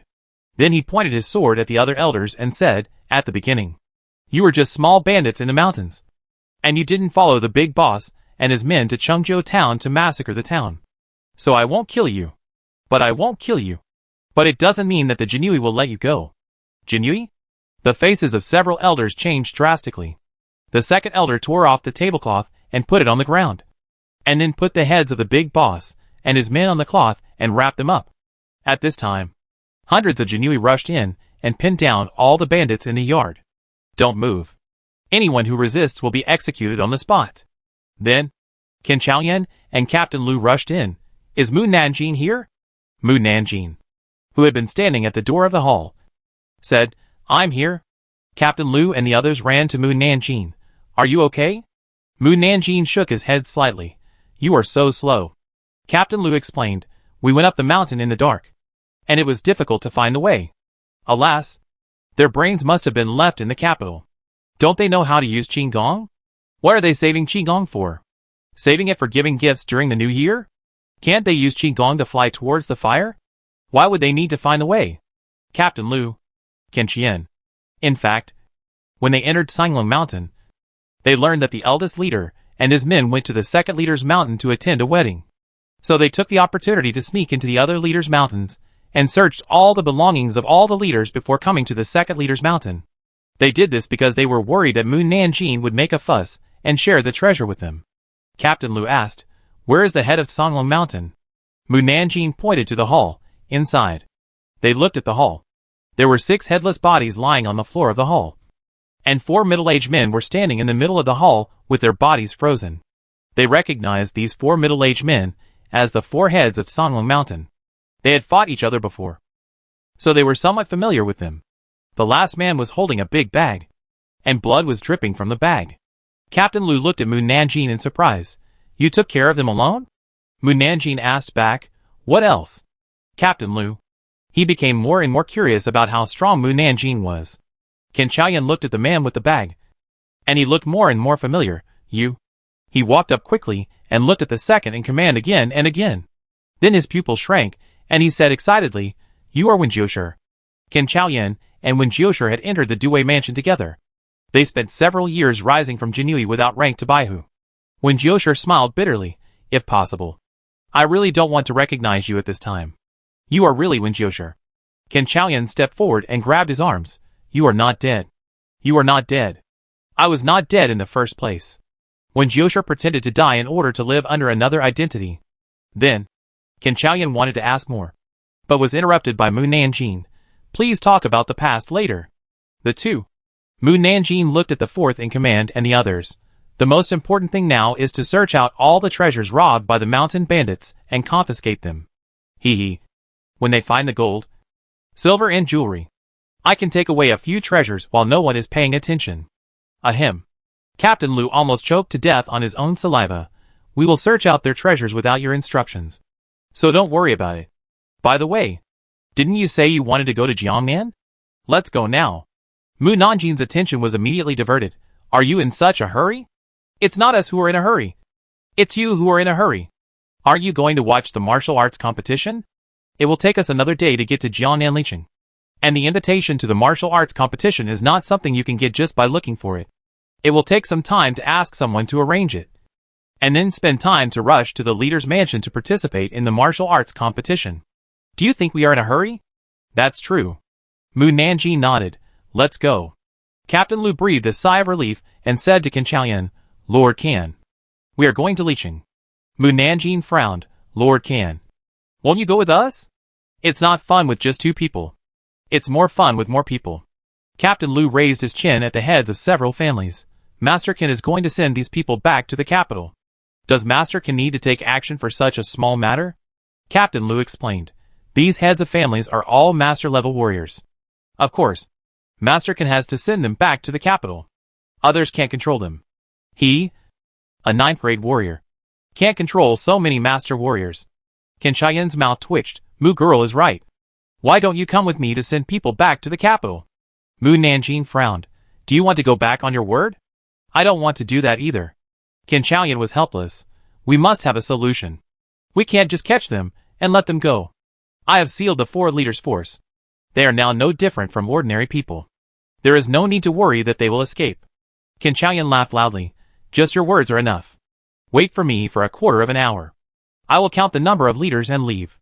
Mu Nanjing nodded. The third, fourth, fifth and sixth leaders are all here. The remaining big leader, second family and 5 elders are gone. Qin Chaoyan frowned and looked at the corpses on the ground. They are not the big leader's family. Are they? When Jiosher opened the bundle in his hand for him to check, they are all here. As for the second leader you mentioned, it is me. You are the second leader? Qin Chaoyan looked at him in surprise. How can you be the second leader? I will tell you everything after I take the heads of the big leaders to sacrifice to my family. Qin Chaoyan had heard about the massacre of his family. The big leader and his family are not the ones who killed your family. Are they? When Jiosher hummed. Qin Chaoyan patted his shoulder. Go. I'll wait for you in the capital to come back and tell me what's going on. Okay. When Jiosher picked up his bag and left. After Qin Chaoyan told Captain Song and the others. He selected 200 elites to go to Lijiang with him. Old comrade Qin is still reliable. Captain Lu only knows how to perfunctorily deal with me. He really thinks I don't know that the genuine Jiang and don't buy into a centurion's account at all. Captain Lu. This little girl doesn't like to use her brain usually. But she still knows some things. Mu Nanjing walked down the mountain. But turned back halfway. She walked in front of Yang Bo and Su Cheng and said to the Jinui behind them, let them go. Su Cheng frowned. I didn't expect you to be a member of the Jinui. It's not too late for you to know now. Su Cheng. Mu Nanjing said again, I want to go down the mountain. Su Cheng said unhappily, no one is stopping you here. You can go if you want. You carried me up the mountain. You are responsible for carrying me down. Yang Bo. You. Before Su Cheng could curse, the knife on his neck pressed against his neck. The Jinui holding his neck said, send her down the mountain. Su Cheng. He really caught a scumbag. In the end, Su Cheng and Yang Bo resigned themselves to their fate and carried her to the bottom of the mountain using Qigong. Captain Lu brought a few horses. Mu Nanjing frowned. Where is my Haiten? Captain Lu rolled his eyes. Who knows where it went? Qin Chaoyan said, it might have been stolen. I have sent people to look for it. Mu Nanjing was speechless. It was stolen again. Captain Lu, it is all golden. Any thief will be tempted by it. Mu Nanjing. Okay. Anyway, Haiden is not an ordinary horse. He will come back to find her. Mu Nanjing asked Yang Bo, do you want to leave with me? Yang Bo answered without thinking, yes. Going with Mu Nanjing at this time means not going to jail. Of course. He would not be so stupid as to refuse her invitation. Su Cheng wanted to object. But Yang Bo quietly pulled his sleeve. Captain Lu shouted, let's go. The team of more than 200 people ran towards Licheng. Chapter 80. What a great ideal. At noon the next day, at the Due Mansion in Licheng, more than 200 Jinui on horseback stopped at the gate of the Due Mansion. The Jinui in charge of the guard saw the leader, wearing a light blue flying fish suit. His face was stern. And he quickly stepped forward to pay his respects, meet the pacification envoy. Qin Chaoyan turned over and dismounted. Are Lord Wei and Pangda in the mansion? The guard said, yes. I will go to inform Lord Wei and Pangda. No need. I will go find him myself. Qin Chaoyan ignored the guard's obstruction, led 200 centurions, and strode into the Due Mansion, and crossed the courtyard to Lord Wei's office under the surprised eyes of everyone. The Jinui guarding outside the office saw Qin Chaoyan coming. His face changed, and he hurriedly said to the people inside, Lord Wei, Lord Pangda, Lord Qin is here. There was a flustered voice in the room, but it soon returned to calm. Then, the people in the room opened the door, and Lord Wei and Lord Pang came out. Qin Chaoyan, what wind blew you to Licheng?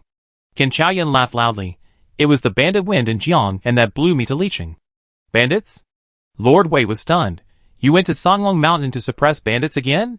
Lord Pang frowned slightly. Why didn't we receive the news? Did you succeed? I'm going to tip off Comrade Qin again if you know. The reason why Comrade Qin and his team failed in suppressing bandits before was partly because of you. The Jinui in the capital. The Jinui in Jiangnan turned out to be the insider of the bandits. Qin Chaoyan's face changed slightly. And then he smiled and said, it was the emperor who suddenly issued an order to suppress bandits. We ourselves hurriedly led people to Jiangnan, and had no time to tell you. This time, we won a great victory. We took down all the bandits in Songlong Mountain without spending a single soldier. This is all thanks to the emperor's blessing. TSK. If he could protect you, you wouldn't have failed before. Is it so difficult for you to admit that I helped you? Fortunately, I'm not a greedy person. It doesn't matter if you don't credit my achievements to me, but remember to give me more rewards. Speaking of rewards reminds me of the treasures in Songlong Mountain. I forgot how many of them I took out. It's all Lu Baihu's fault for changing the subject at that time, which made me forget about it. It's a big loss. It's hard to accept just thinking about it. How about stealing a few pieces from the treasury after returning to the capital to appease myself? Lu Baihu, the Jinui in the capital, Lord Wei, and Lord Pang were even more surprised. You took down Songlong Mountain without spending a single soldier? How did you do it? Qin Chaoyan smiled. We have the help of a master. Master? Who? Master is me. Lord Mu. Hee. A small 9th rank official defeated all the bandit leaders. I want to ask you 4th rank officials. Are you ashamed? The Jinui in the capital. It's quite shameful. The combined strength of so many of them is not as good as that of a little girl. No comment. Qin Chaoyan quickly changed the subject. I came all the way here to see you. Why don't you invite me in for a cup of tea? Lord Wei and Lord Pang looked at each other. It's noon. Why are you still drinking tea? We will directly invite you to the restaurant for dinner. I saw them looking at each other, and there was an indescribable sense of guilt in their eyes. There is definitely something wrong here. They didn't dare to invite Comrade Lao Qin in. There must be a ghost in the house. Mu Nanjing used his spiritual sense to check the situation in the house. Wow. There are indeed 2 people hiding in it. One wearing an official robe, and the other wearing ordinary clothes. Although they are wearing ordinary clothes, their eyes and temperament are definitely not ordinary people. Alas, why are the official robes either embroidered with flowers or embroidered with birds and beasts? I can't even recognize what rank he is. The old emperor should have embroidered the words 1st rank, 2nd rank or 3rd rank on his official uniform, so that I can recognize him. Okay, it's time to test my eyesight. Let me see what kind of bird is embroidered on the official uniform. Are you sure it's a bird? The more I look at it, the more I think it looks like a chicken. Or, is it a duck? The embroidery is too difficult to recognize. Jinui in the capital. As far as they know, there are no embroidered chickens and ducks on official uniforms. I'm so stupid. I should just read the gossip news instead of looking at the embroidery. Oh, so the people inside are the prefect of Licheng, and another one is a confidant of the Holy Prince. TSK. They come here to bribe the Jinui. The emperor is far away. It's really easy to do things. The Jinui in the capital. Qin Chaoyan's eyes moved slightly, and he smiled. I'm just hungry. Which restaurant are you going to treat me to dinner? Lord Wei blurted out. Of course, the most expensive restaurant. Qin Chaoyan teased him. Wei Min, have you made a fortune recently? You are willing to treat me to dinner at the most expensive restaurant, privately accepting bribes? Of course you have money. Lord Pang glanced at Lord Wei. Lord Wei coughed lightly and explained. This is not a rare visit for you. Pangda and I will treat you to dinner at the most expensive restaurant. Let's make a deal first. When we go to the capital, you have to treat us to a meal at the most expensive restaurant. Qin Chaoyan said with a smile. This is necessary. When you come to the capital, I will spend all my money to treat you to a meal at the most expensive restaurant. Lord Wei put his arm around his shoulders. Okay. I'll remember what you said. Let's go to the restaurant. Lord Pang said to Lord Wei. I have something else to tell you.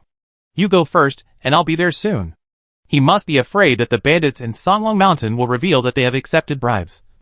So he is sending people to deal with the bandit leader of Songlong Mountain. Qin Chaoyan paused slightly. Lord Wei was puzzled. What's wrong? Hee. Fortunately, I was prepared and just waited for your people to come. Qin Chaoyan said with a smile. I suddenly remembered that the people I brought with me haven't had lunch yet. Just like me. I have to make arrangements for them. Just let my people take them to dinner. There's no need for you to make arrangements. Master Wei turned around and told his people, Captain Kong, take the captains from the capital to eat. Yes. Captain Kong made a gesture to invite Captain Lu and his men. Captain Lu and his men followed Captain Kong to the canteen in the backyard. And Mu Nanjing was immediately unhappy. You said you would take me to taste all the delicacies in Jiangnan? Why did you change the canteen to eat? Are you just perfunctory to me? I also want to eat at the most expensive restaurant. I will slip away while they don't notice me. This is too much. Captain Lu quickly turned around and called people, Mu Nanjing. This guy must have a pair of eyes on the back of his head. No matter what I want to do, I know it. It's annoying. Mu Nanjing, who was about to retreat, stopped and asked with a straight face, "What's the matter?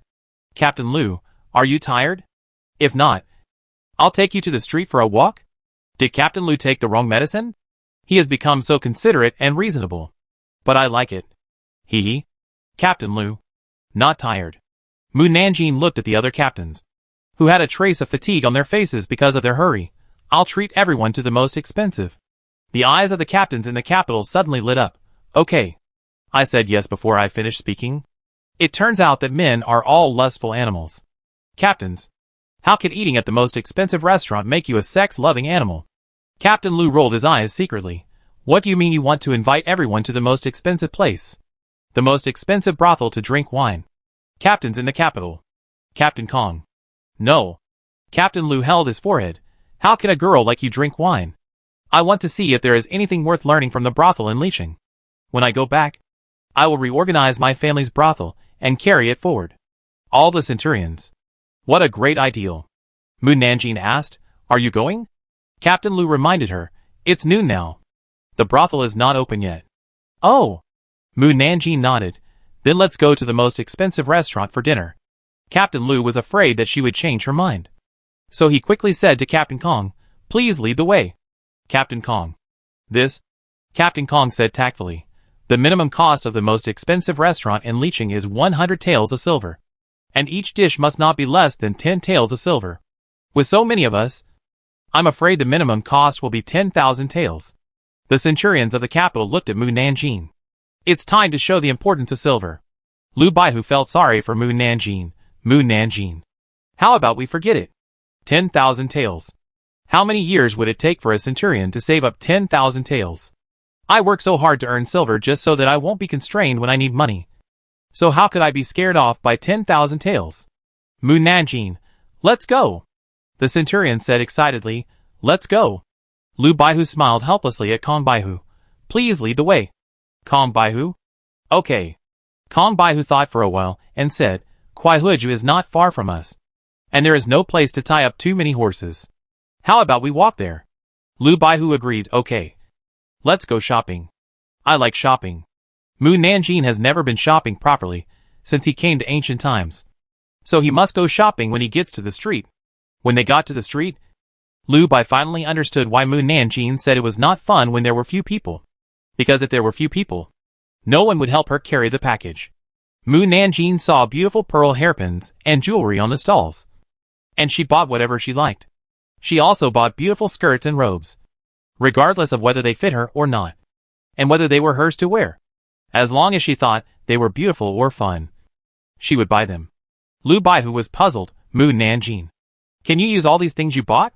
There were so many hairpins that I could not wear them all in a year even if I changed different styles every day. I bought them for the girls and gentlemen in my building. I enjoy the joy and process of shopping, not the results of buying things. So of course, I can do whatever makes me happy.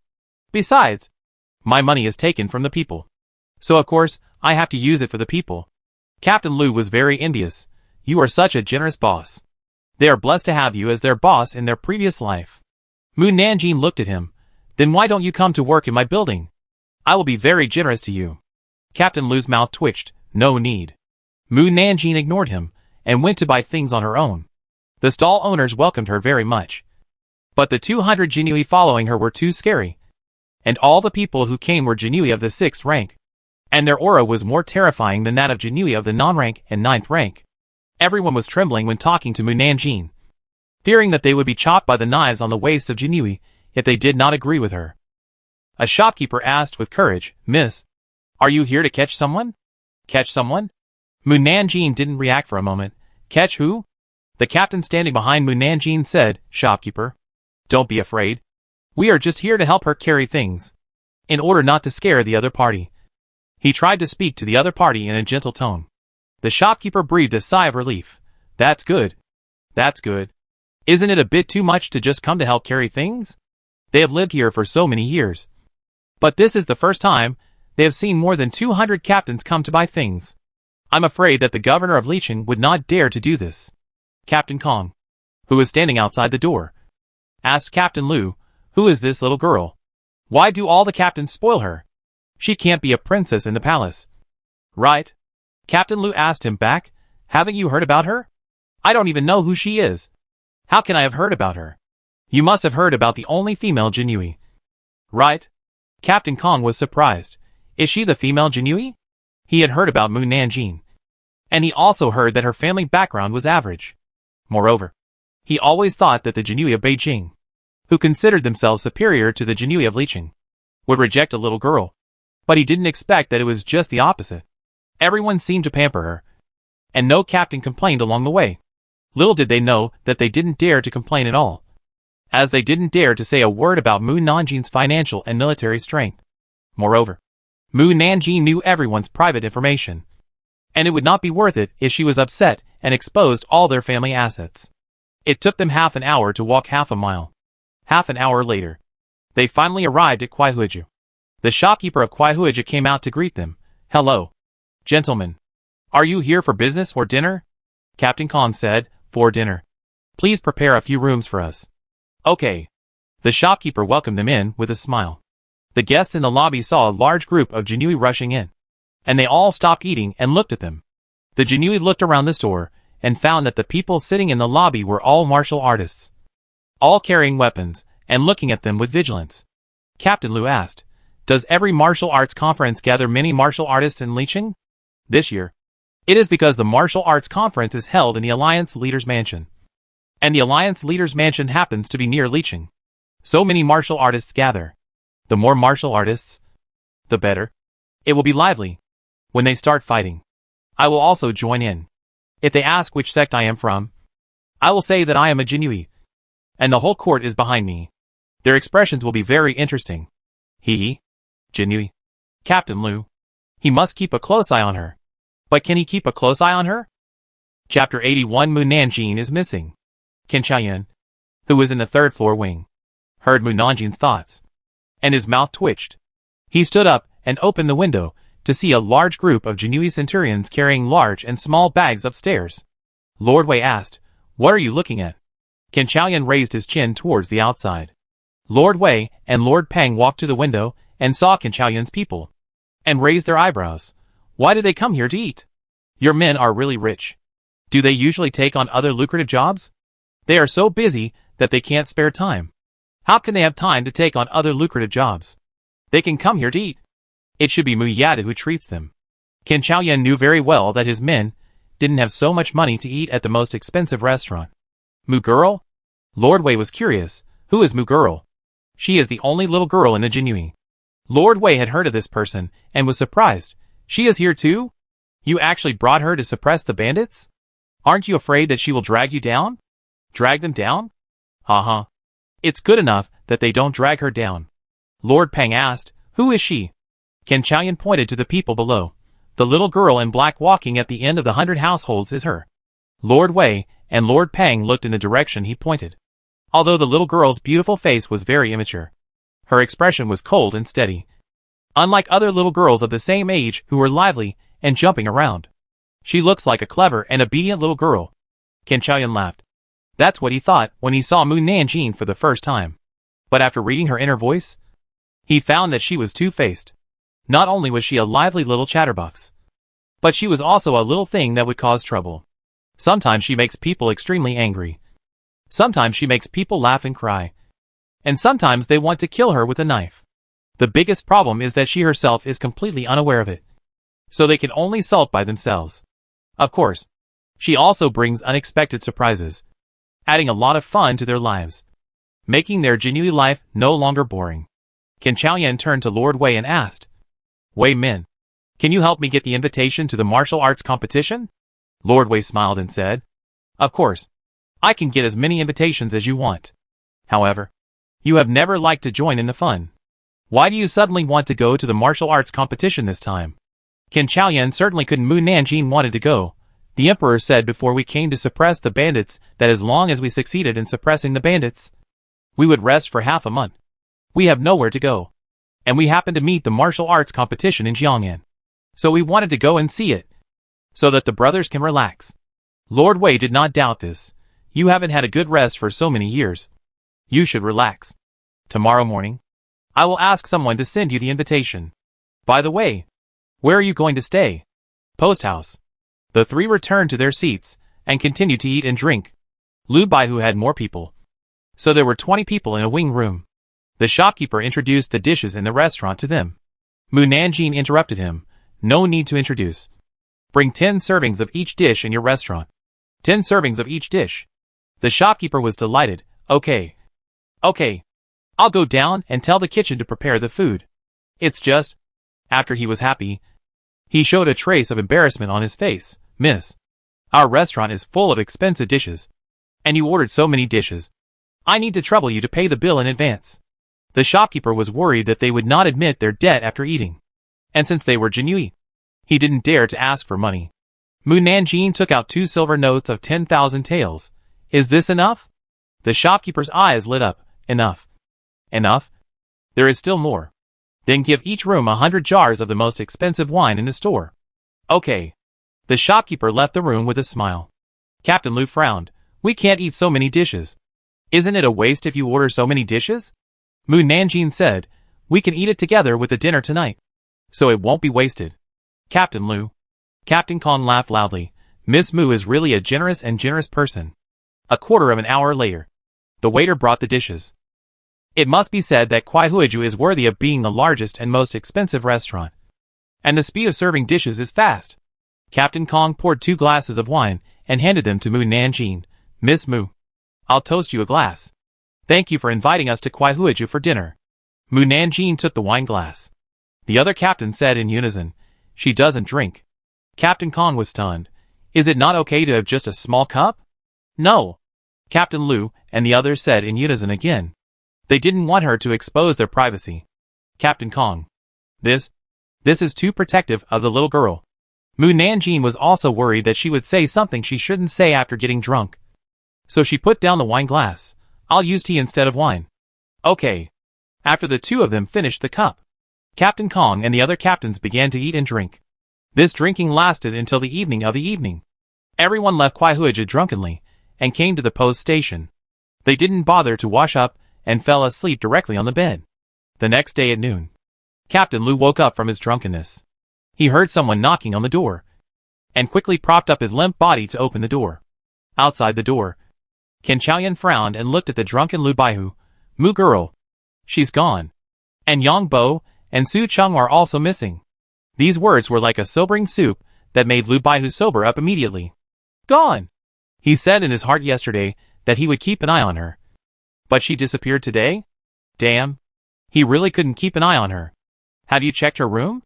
Have you looked at other places in the post station? Ken Chaoyan exhaled. I have looked everywhere. Captain Lu said unhappily. I suspect she got us drunk on purpose yesterday so that she could sneak out to play. At this time, the post station's postmaster came over. Hello.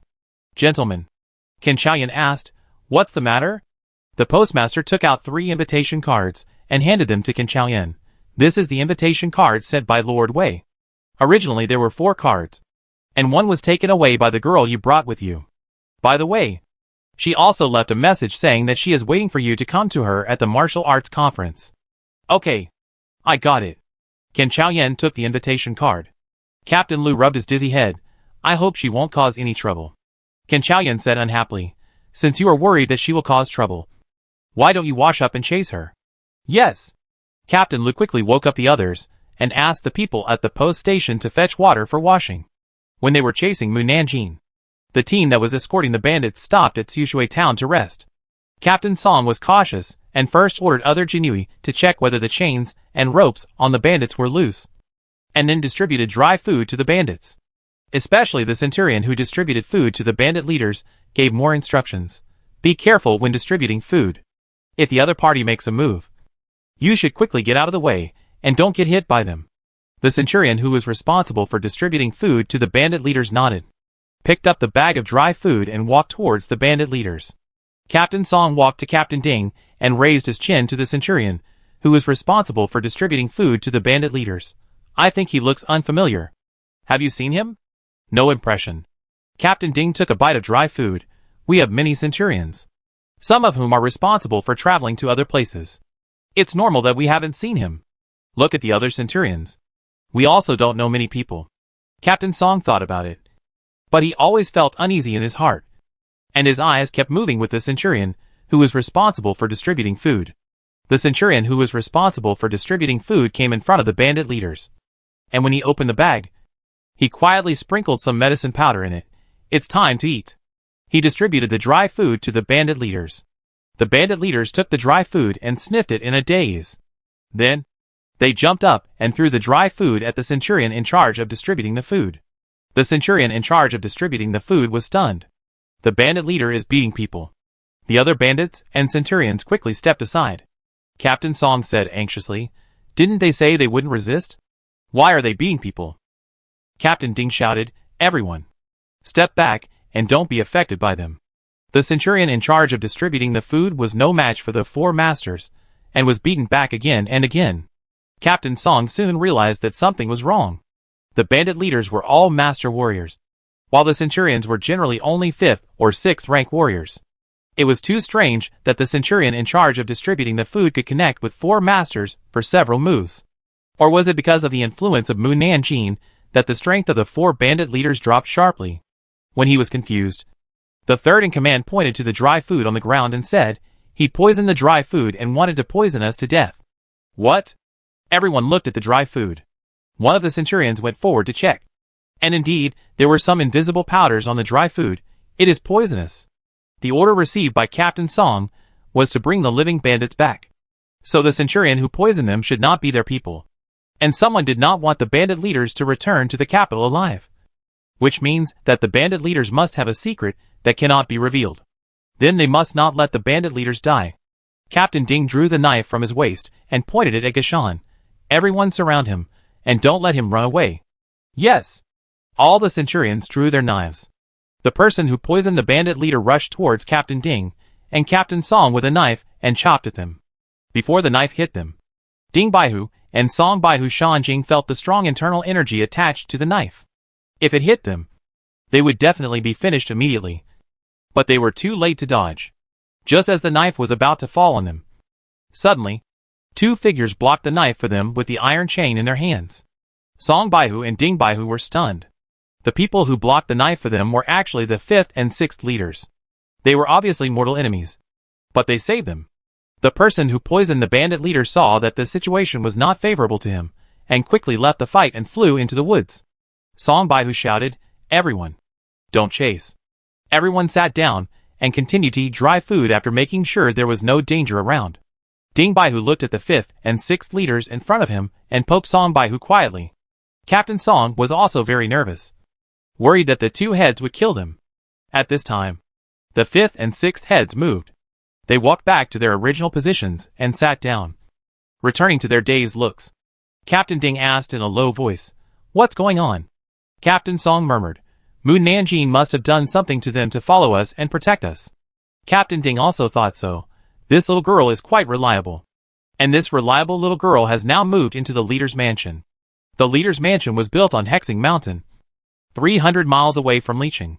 The mountain is full of houses of all sizes, and the houses halfway up the mountain are where the leader's disciples live. The location from the halfway up the mountain to the top of the mountain is the guest room and competition field for guests to live in when various conferences are held. And the top of the mountain is the mansion where the leader and his family live. Those who can stay in the guest room of the Alliance leader's mansion are those who have received invitations and have a certain status in the martial arts world.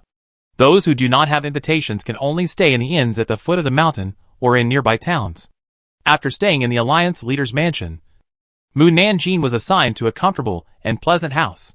Yang Bo and Su Chung, who came with her, rested on the roof at night to avoid suspicion.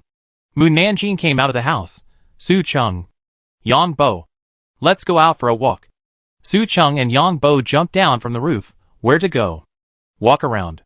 People living in the guest rooms rarely get together, so they visit each other to reminisce about the past, chat about the recent martial arts events, or hide in the house and whisper about other people's gossip. Although they tried to keep their voices down, every word still entered Mu Nanjing's ears. It was like the leader of the Zhaotian sect, who lived next door to her, was discussing the marriage of his children with the leader of the Wushan Pavilion. Sect Master Chen smiled and said to Pavilion Master Lu, "Brother Lu, my son is already 18 this year. If he were a child from an ordinary family, He would have been the father of 2 children. Now that your daughter has reached the age of marriage, shouldn't we discuss the marriage of the 2 children? Pavilion Master Lu stroked his goat beard and said, the purpose of coming to the Alliance Master's mansion this time is not only to participate in the martial arts competition, but also to discuss marriage with you, since we intend to let them get married. The 2 children are also in love. Mu Nanjing, who was outside the house, heard this and said to the owner of the Lu Pavilion in the house, in love? Pavilion Master Lu, only your daughter likes the son of Sect Master Chen unilaterally. And the son of Sect Master Chen doesn't like your daughter at all. He likes the 3rd daughter of the leader of the secret sect. And they have already secretly conceived a child. And the child will be born in the middle of the next month. The faces of the people in the room suddenly changed. Sect Master Chen slammed the table and stood up, shouting angrily to the outside, who is it? Who is slandering me and my son? Get out of here.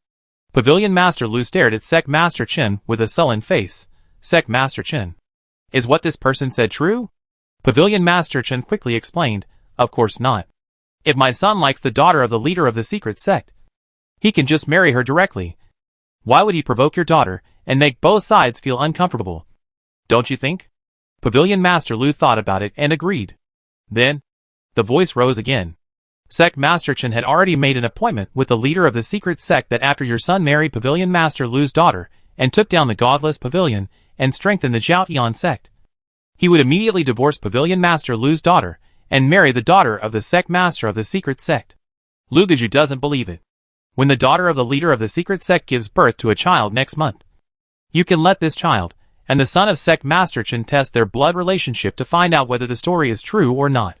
I don't know if Sect Master Chen dares to do this. Sect Master Chen certainly can't admit it. There is nothing to be afraid of. But if you, a coward who can't stand the light, think that what you said is true, why do you have to hide? Gengju Lu, do you know where your future son-in-law is now?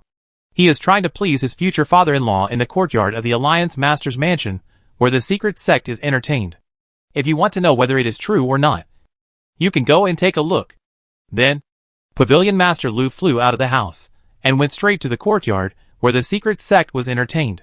Su Cheng, who was passing by outside their house, saw this and asked curiously, where is this senior going in a hurry?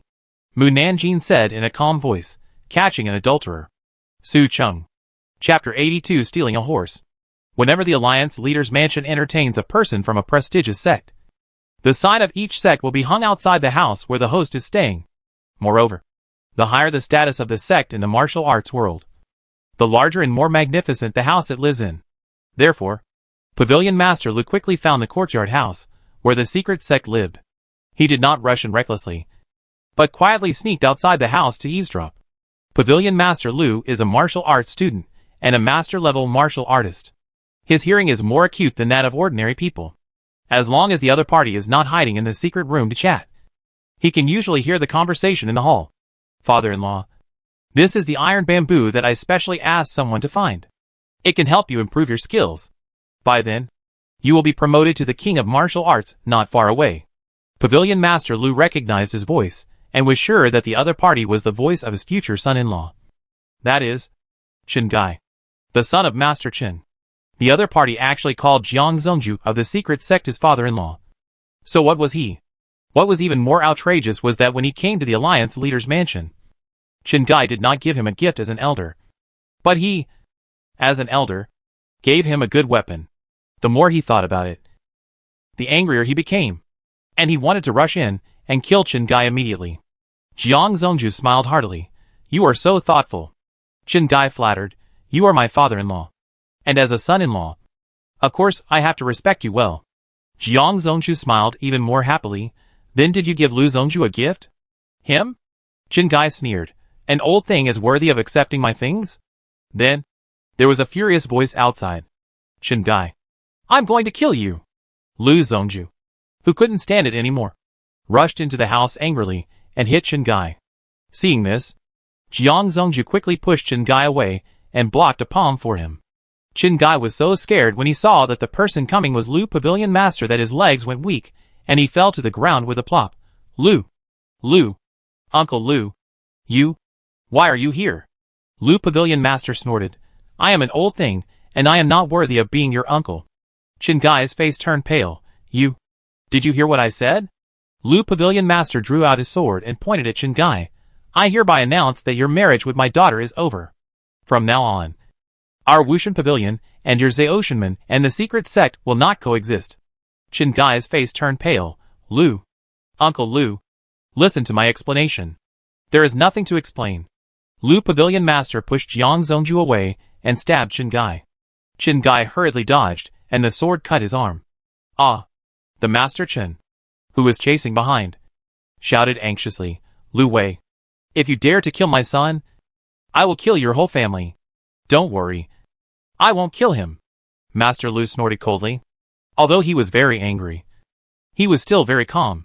He would not be stupid enough to kill Chen Gai in front of Master Chen and Master Jiang. He just threatened Chen Gai. Master Lu put away his sword and left. Master Chen quickly stepped forward to help his son up. Gai, are you okay? Chen Gai checked his arm. It's just a scratch. He was really scared just now. He thought Master Lu would really kill him. Master Jiang ordered his men to find a doctor to bandage Chen Gai, and then frowned and asked Master Chen, how did Lu Wei know about us? Master Chen suppressed his anger and said, just when Lu Wei and I were discussing marriage. I don't know which bitch exposed all our affairs on the spot. Not many people know about our affairs. Who spread the news? Master Jiang and Master Chen filtered all the people who knew about this matter. But they couldn't figure out who betrayed them. And the person who betrayed them was like a stick of shit stirring everywhere. As long as the other party wanted to do something bad, or had done something bad before, the secret would be exposed. Girls of Wanqing Palace, pay attention. Tiansha Valley and Shuiyin sect are working together to destroy your Wanqing Palace, and then absorb your cultivation to increase their own skills. What? Tiansha Palace and Shuiyin sect have joined forces? The people of Wanqing Palace were shocked and angry. I said that there must be something strange about the two sects being so close recently. It turns out that they are targeting us.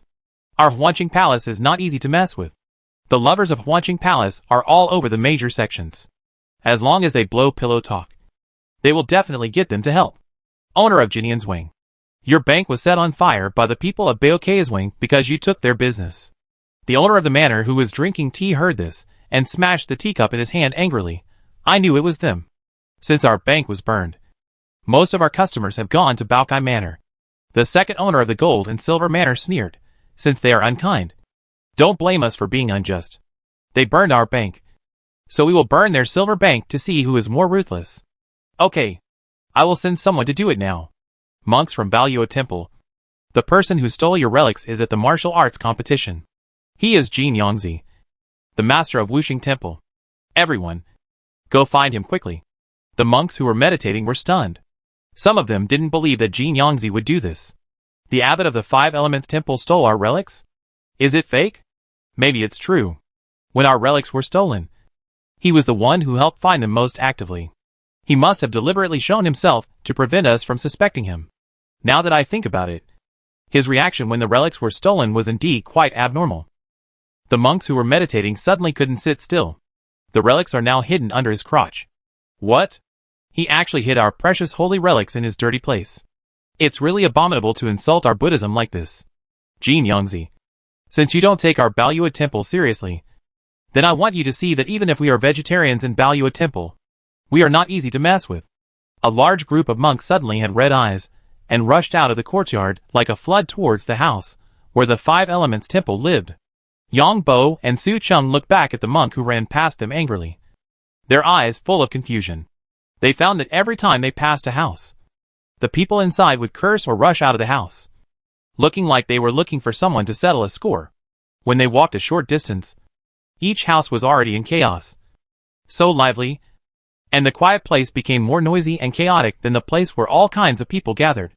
Many warriors could not wait for the martial arts competition to start, and started fighting. Yang Bo was puzzled. What's going on? Why did everyone fight? Su Chum also felt strange. Is it the time they agreed to fight? It doesn't look like it. At the same time, in the guest room on the east side, the Jinui who had just entered the hospital room held the hilts of the swords at their waists, and looked at the warriors fighting in the sky with vigilance. Captain Lu frowned. Are they sparring? Ken Chaoyan looked up at the sky. It looks like they are fighting to the death. Not sparring. Forget it. Ignore them. We are not here to catch them. As long as they don't provoke us. Captain Lu rubbed his head. We should find Mu Nanjing as soon as possible. If we can't find her, my heart will beat faster every half an hour. And this is purely because of panic. Uh-huh. Everyone couldn't help laughing. Qin Chaoyan smiled and said to everyone, this little girl is really likely to get into trouble if you don't keep an eye on her. You take a rest for a while. And then look around to see if you can find her. Yes. When they came to find Mu Nanjing, she had taken Yang Bo and the others for a short tour of the guest rooms on the west side. When they were about to go back, there was a commotion at the intersection down the mountain. Mu Nanjing looked back and saw that the people standing at the intersection down the mountain took the initiative to open a lane for people coming up from the bottom of the mountain to pass. Then, a black horse dressed in golden clothes appeared in front of him. Mu Nanjing. Isn't that black horse Haydn? Of course. The most eye-catching thing is not the equipment on the horse, but the young man carrying the horse on his back. Everyone stared at this scene with wide eyes in surprise. They were sure that they were not mistaken. And the horse was indeed carried on someone's back. Someone recognized the person carrying the horse and said in surprise, isn't this the Phantom Thief Manju? It is indeed the Phantom Thief Manju. Hey, why didn't Manju ride a horse, but came with the horse on his back? He must have stolen the horse of a senior, and was discovered by the owner of the horse, and then forced him to carry the horse on his back. It really is what he deserves. No one else can be blamed. The Phantom Thief Manhands did not take their words to heart. Instead, he joked with himself, I really deserve it. I stole a horse from my ancestors. At that time, I only wanted to ride it to get going. But who knew it would ride me to get going? Uh-huh. Everyone was amused by his words. Someone said, you won't throw it on the side of the road and walk to it yourself or sell it. He must not sell it because he can't bear to part with the gold equipment on the horse. You can dismantle the equipment and sell the horse. The Phantom Thief Manhands looked helpless. I have done all the things you said. When it didn't follow me, I thought about dismantling its equipment and selling it. But it kicked me hard before I even touched the saddle. My chest still hurts now. He opened his collar to show everyone. Look. The hoof print is still on my body. Everyone looked at his chest. And there was really a hoof print on his chest. After it kicked me, I got angry. I vowed to strip off its equipment before leaving. But the Phantom Thief Man show wanted to cry, but had no tears. I got kicked several more times. 2 on the back and 1 on the buttocks. I won't show you those places. Everyone laughed again. Someone asked, what happened next? After that, the Phantom Thief Man show wanted to die. After that, I wanted to send it back to its owner. But its owner left and I couldn't find it. Its owner was also careless. He didn't even look for such a beautiful horse after it was lost. And he didn't send anyone to wait for the horse to come back to find him. I had to leave it where I stole it. But it stuck to me. After it stuck to me, no matter how I threw it on the roadside, it could find me. Someone laughed. You can't use Jingong to leave? Then he can't catch up with you. Of course I used it. And I ran away at the fastest speed. But it still found me. The Phantom Thief Wansho exhaled. I can be sure that it has become a spirit. Everyone laughed again. Ha. Later, I arrived in Licheng. And I decided to sell it. The Phantom Thief Wansho wanted to cry even more when he said this. When we arrived at the horse market, it not only kicked the buyer and caused me to lose a large sum of money, but it also let all the horses run away. The horse sellers came to settle accounts with me. So I had to run away. And it ran away with me. When we ran to the foot of the mountain of the Alliance leader's mansion, it was not happy and didn't want to go. It insisted that I carry it up the mountain. And then it was like what you see now. The horse was taller than him, so he couldn't carry it completely on his back. It put its front hooves on his shoulders, putting all the weight on him. The Phantom Thief Wansho turned to Haydn and said, we've arrived at our residence. Can you get off now? Puff puff. Haydn snorted unhappily before putting down his front hooves. Wow.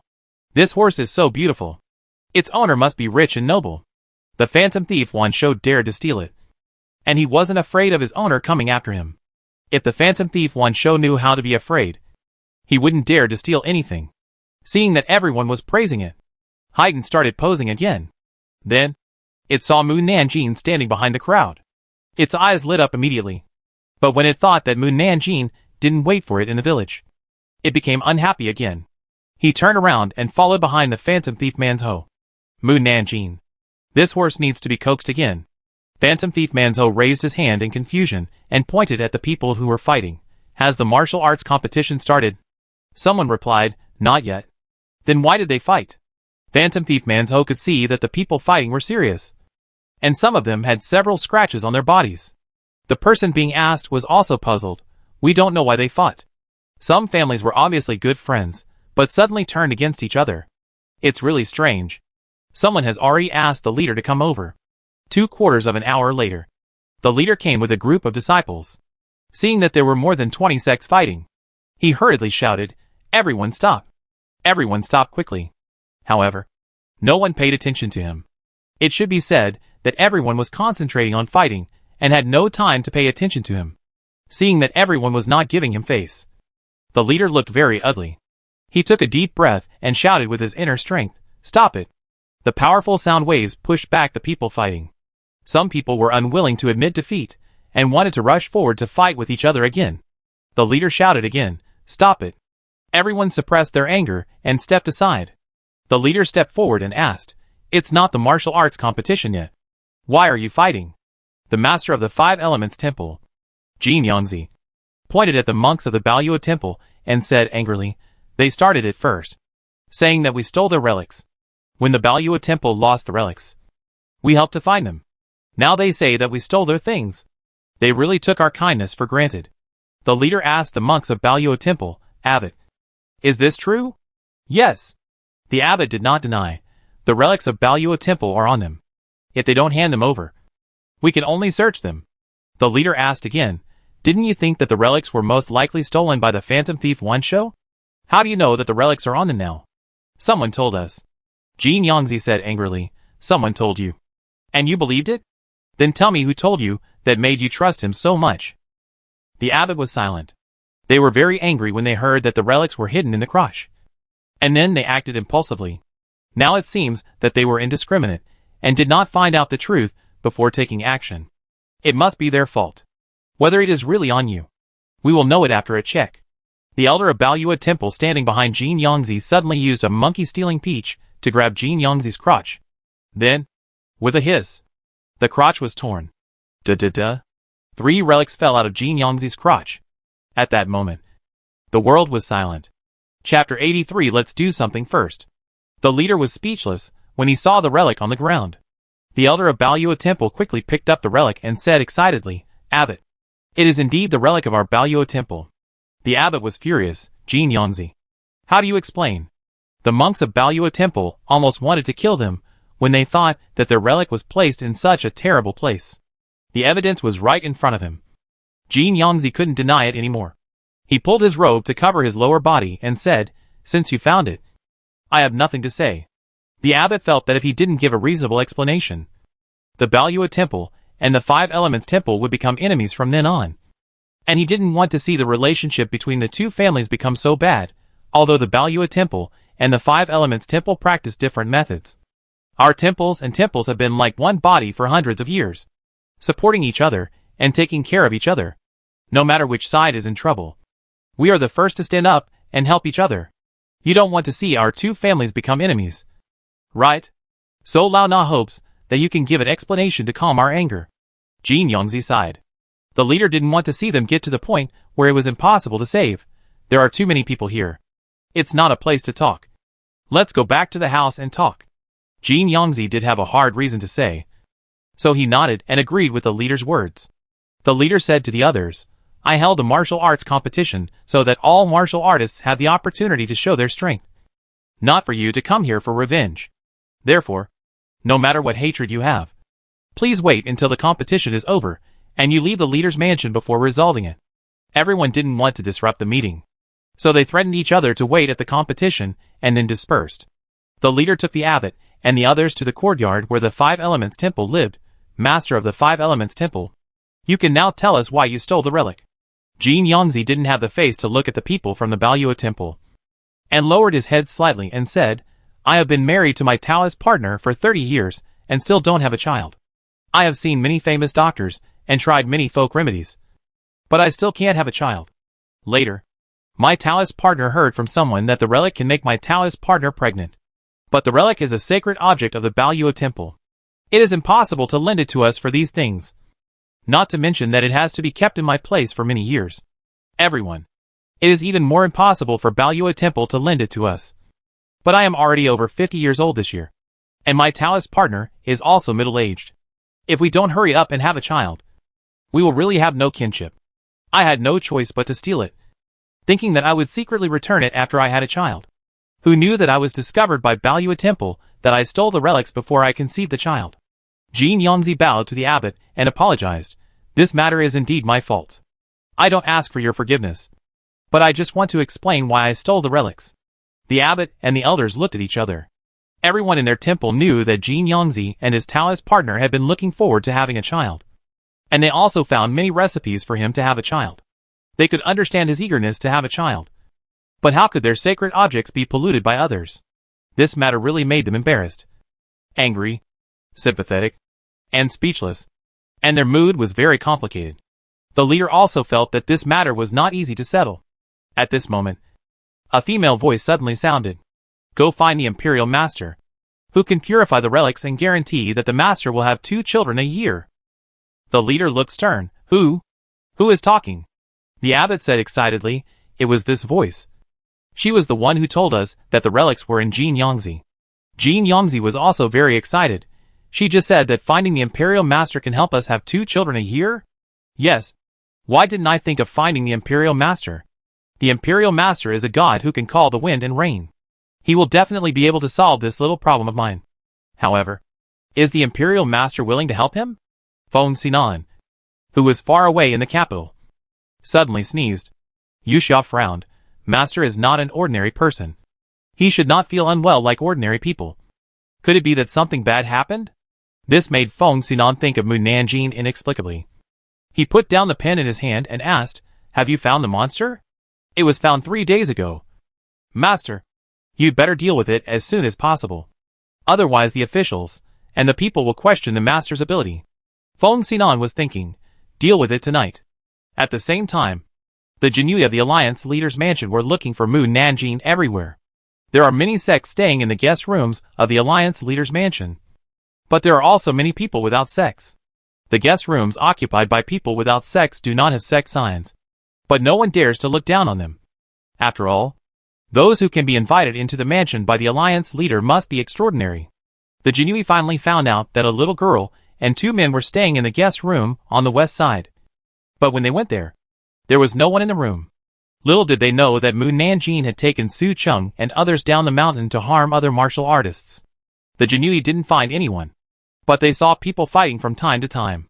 After 3 days of searching, the martial arts competition finally arrived. One of the captains of the Jinui said, Nothing big has happened in the past few days. Mu Nanjing should not be as naughty as we imagined, and will not make trouble everywhere. It's because it's too peaceful these days that I'm worried that there will be bigger things waiting for us later. Captain Lu stroked his chest and said, My heart is beating faster again. I always feel that something bad will happen at the martial arts competition. Ken Chaoyan patted his shoulder. Today is the martial arts competition.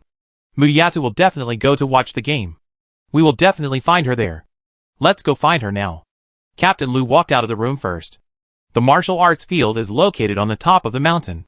The scenery on the top of the mountain is very beautiful. There you can see the clear fairy lake and the roaring waterfall. The whole mountain is green and full of vitality. In addition, the top of the mountain is very wide. The arena alone covers an area of 30 acres.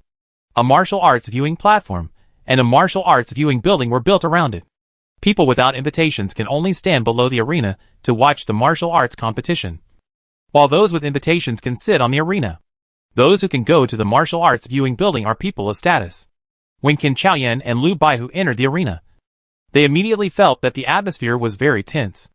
90% of the people had dark faces, or were glaring at someone or a sect, as if an arrow was on the string ready to be fired. The remaining 10% of the people were trembling and dared not speak nonsense. Nor did they dare to talk to the people around them. Lu Baihu whispered, This situation is not good. Qin Chaoyan also felt it. Lu Baihu said again, This can't be the masterpiece of Mu Nanjing? Captain Zhang behind him said, She shouldn't be so capable of messing up the whole martial arts world. Right? Hee hee. Captain Lu sneered, When you see the chaos in the martial arts world, You will know how much you underestimated her. Captain Zhang. Qin Chaoyan lowered his voice and said, as long as we don't take the initiative to cause trouble. No one else dares to touch the Jinui. The captains nodded. Qin Chaoyan asked Captain Lu worriedly, are you sure the letter has been sent? I dare not be careless about such a big thing. Qin Chaoyan asked again, did you send it urgently? Captain Lu nodded. It was sent urgently from 1,000 miles away. Qin Chaoyan couldn't help but look at him. Captain Zhang was ashamed. You actually sent it urgently from 1,000 miles away? The ministers who didn't know would think that other countries were going to attack. Captain Lu raised his chin towards the Guanwu platform on the right. I'll take people to take a look over there. He left with 20 captains. Qin Chaoyan arranged for others to go to the lower part of the arena, and the Guanwu terrace on the left to find someone, while he led people to the Guanwu tower. As a fourth-rank official, the guards of the Alliance leader's mansion would give him some face to go up to find Mu Nanjing. It was very difficult to find someone. As long as Captain Lu looked at a girl for a little longer, he would either be glared at by the other party, or make the men in the other sect unhappy. And then, they would be driven away. If they were not wearing flying fish robes, they would probably have been beaten to a cripple. Qin Chaoyan also encountered some minor troubles in the Guanwu tower. For some unknown reason, everyone closed their doors and did not move around. The atmosphere in the building was very serious, and the maids responsible for delivering food were cautious and did not dare to speak loudly. Qin Chaoyan noticed something was wrong and left the Guanwu tower quickly. He asked the guard captain, it's too quiet in the tower. No one is talking or visiting each other. The atmosphere is not like a duel. Instead, it's like a life and death duel. The guard captain asked in confusion, doesn't the pacification envoy know? Qin Chaoyan asked him back, know what? They were busy looking for Mu Nanjing during the days they came to the leader's mansion, and had no time to inquire about other things. In recent days, someone has passed some unknown important news to various sects, causing resentment among the sects, and the sects that were originally friendly have developed rifts. The guard captain told Qin Chaoyan everything that happened in the past few days. The more Qin Chaoyan listened, the more he felt that it was Mu Nanjing who did it. He frowned and asked, then do you know who told the major sects about this? The head of the guard shook his head. We only heard the voice, but didn't see the person. But we can tell from the voice that the other party should be a little girl. The leader has sent people to find her. But there are too many people participating in the martial arts competition, and it is impossible to find out who it is in a short time. Moreover, people who learn martial arts can imitate other people's voices, and can also change male voices into female voices. It is difficult to find the other party. The more Qin Chaoyan listened, the more he felt that he was talking about Mu Nanjing. Apart from Mu Nanjing, who would know so many secrets? The martial arts competition was about to start, but there was still no news about Mu Nanjing. Just then, a familiar voice suddenly sounded. One-on-one martial arts competitions are not fun. Killing enemies is fun. Lu Baihu, who was looking for Mu Nanjing, heard Mu Nanjing's voice and had no time to get excited. But the people around him caused a commotion. Someone nearby said, this hits the nail on the head. Knowing that my enemy is right there, I still have to endure it desperately. It's really too frustrating. Yes, we don't have the heart to watch the martial arts competition anymore. I just want to kill my father's murderer now. Huh? Captain Lu looked around in surprise, then whispered to Captain Fong beside him. Did you find out? It seems that not only we can hear Mu Nanjing's inner voice, but everyone can hear her inner voice. Captain Fong lowered his voice and said, maybe it's not the inner voice, but the voice that everyone can hear. Captain Lu, don't wait any longer. The enemy will escape if you wait any longer. They won't wait until the end of the martial arts competition before leaving. That's right. A warrior suddenly flew up and stabbed another warrior, Ma Huainan. Return my family heirloom to me. Otherwise you can't leave the leader's mansion today. When one person started fighting, the others couldn't stand it anymore, and they all took out their weapons and rushed towards their enemies. The arena with tens of thousands of people was in chaos, with hidden weapons and poison flying everywhere. Even the people in the Guanwu Tower joined in the excitement. The leader of the alliance loudly advised, stop fighting, or you will miss the martial arts competition. This time, no one really listened to him. Captain Lu quickly took Captain Fong and the others to hide in a corner. Captain Fong sighed. Mu Nanjing is really good at making trouble. Now you know why I am in a hurry to find her. Right? Captain Lu took a knife to knock away the hidden weapon that flew accidentally. She doesn't know where to hide to watch the excitement now. according to her previous thoughts. She would not hide and watch the fun, but would join in the fun. Captain Fong took Captain Lu and the others, and jumped to the roof of Guanwu Tower to watch the people fighting below. About a quarter of an hour later, they finally saw a familiar figure. Captain Fong pointed to a little girl in black and said, "Captain Lu, do you think that is Mu Nanjing?" Captain Lu looked in the direction he pointed, and saw the little girl in black stirring up trouble everywhere, quietly slapping the backs of those who did not join the fight, and then quickly running away. The people who were beaten thought that the people behind them were hitting him, and immediately attacked. Hee. It's getting chaotic. It's getting chaotic. The Jinui who heard the familiar laughter again. Captain Lu pointed at the little girl in black and said, "It's definitely her." He jumped off the roof to chase Mu Nanjing. Mu Nanjing, come back here. Hey, I seem to hear Captain Lu's voice? Never mind. Let's make trouble first. Captain Lu was furious and yelled, "Mu Nanjing." But Mu Nanjing ran very fast and disappeared in the blink of an eye. However, other captains saw Mu Nanjing. "Mu!" before they shouted. Mu Nanjing patted the people next to him and pointed at the Jinui and said, "They want to catch you. Beat them up." Jinui. The man who was patted on the shoulder looked puzzled. "Jinui? Why are there Jinui here?" Several Jinui were stopped by the other party. Captain Fong, who was still standing on the roof, yelled to Captain Lu. She ran to the left. "Go chase her." Captain Lu jumped up and saw Mu Nanjing running through the crowd at a glance. Mu Nanjing.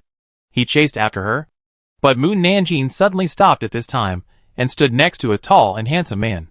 Captain Lu angrily said, "You damn girl. We finally found you. Hurry up and go back with us."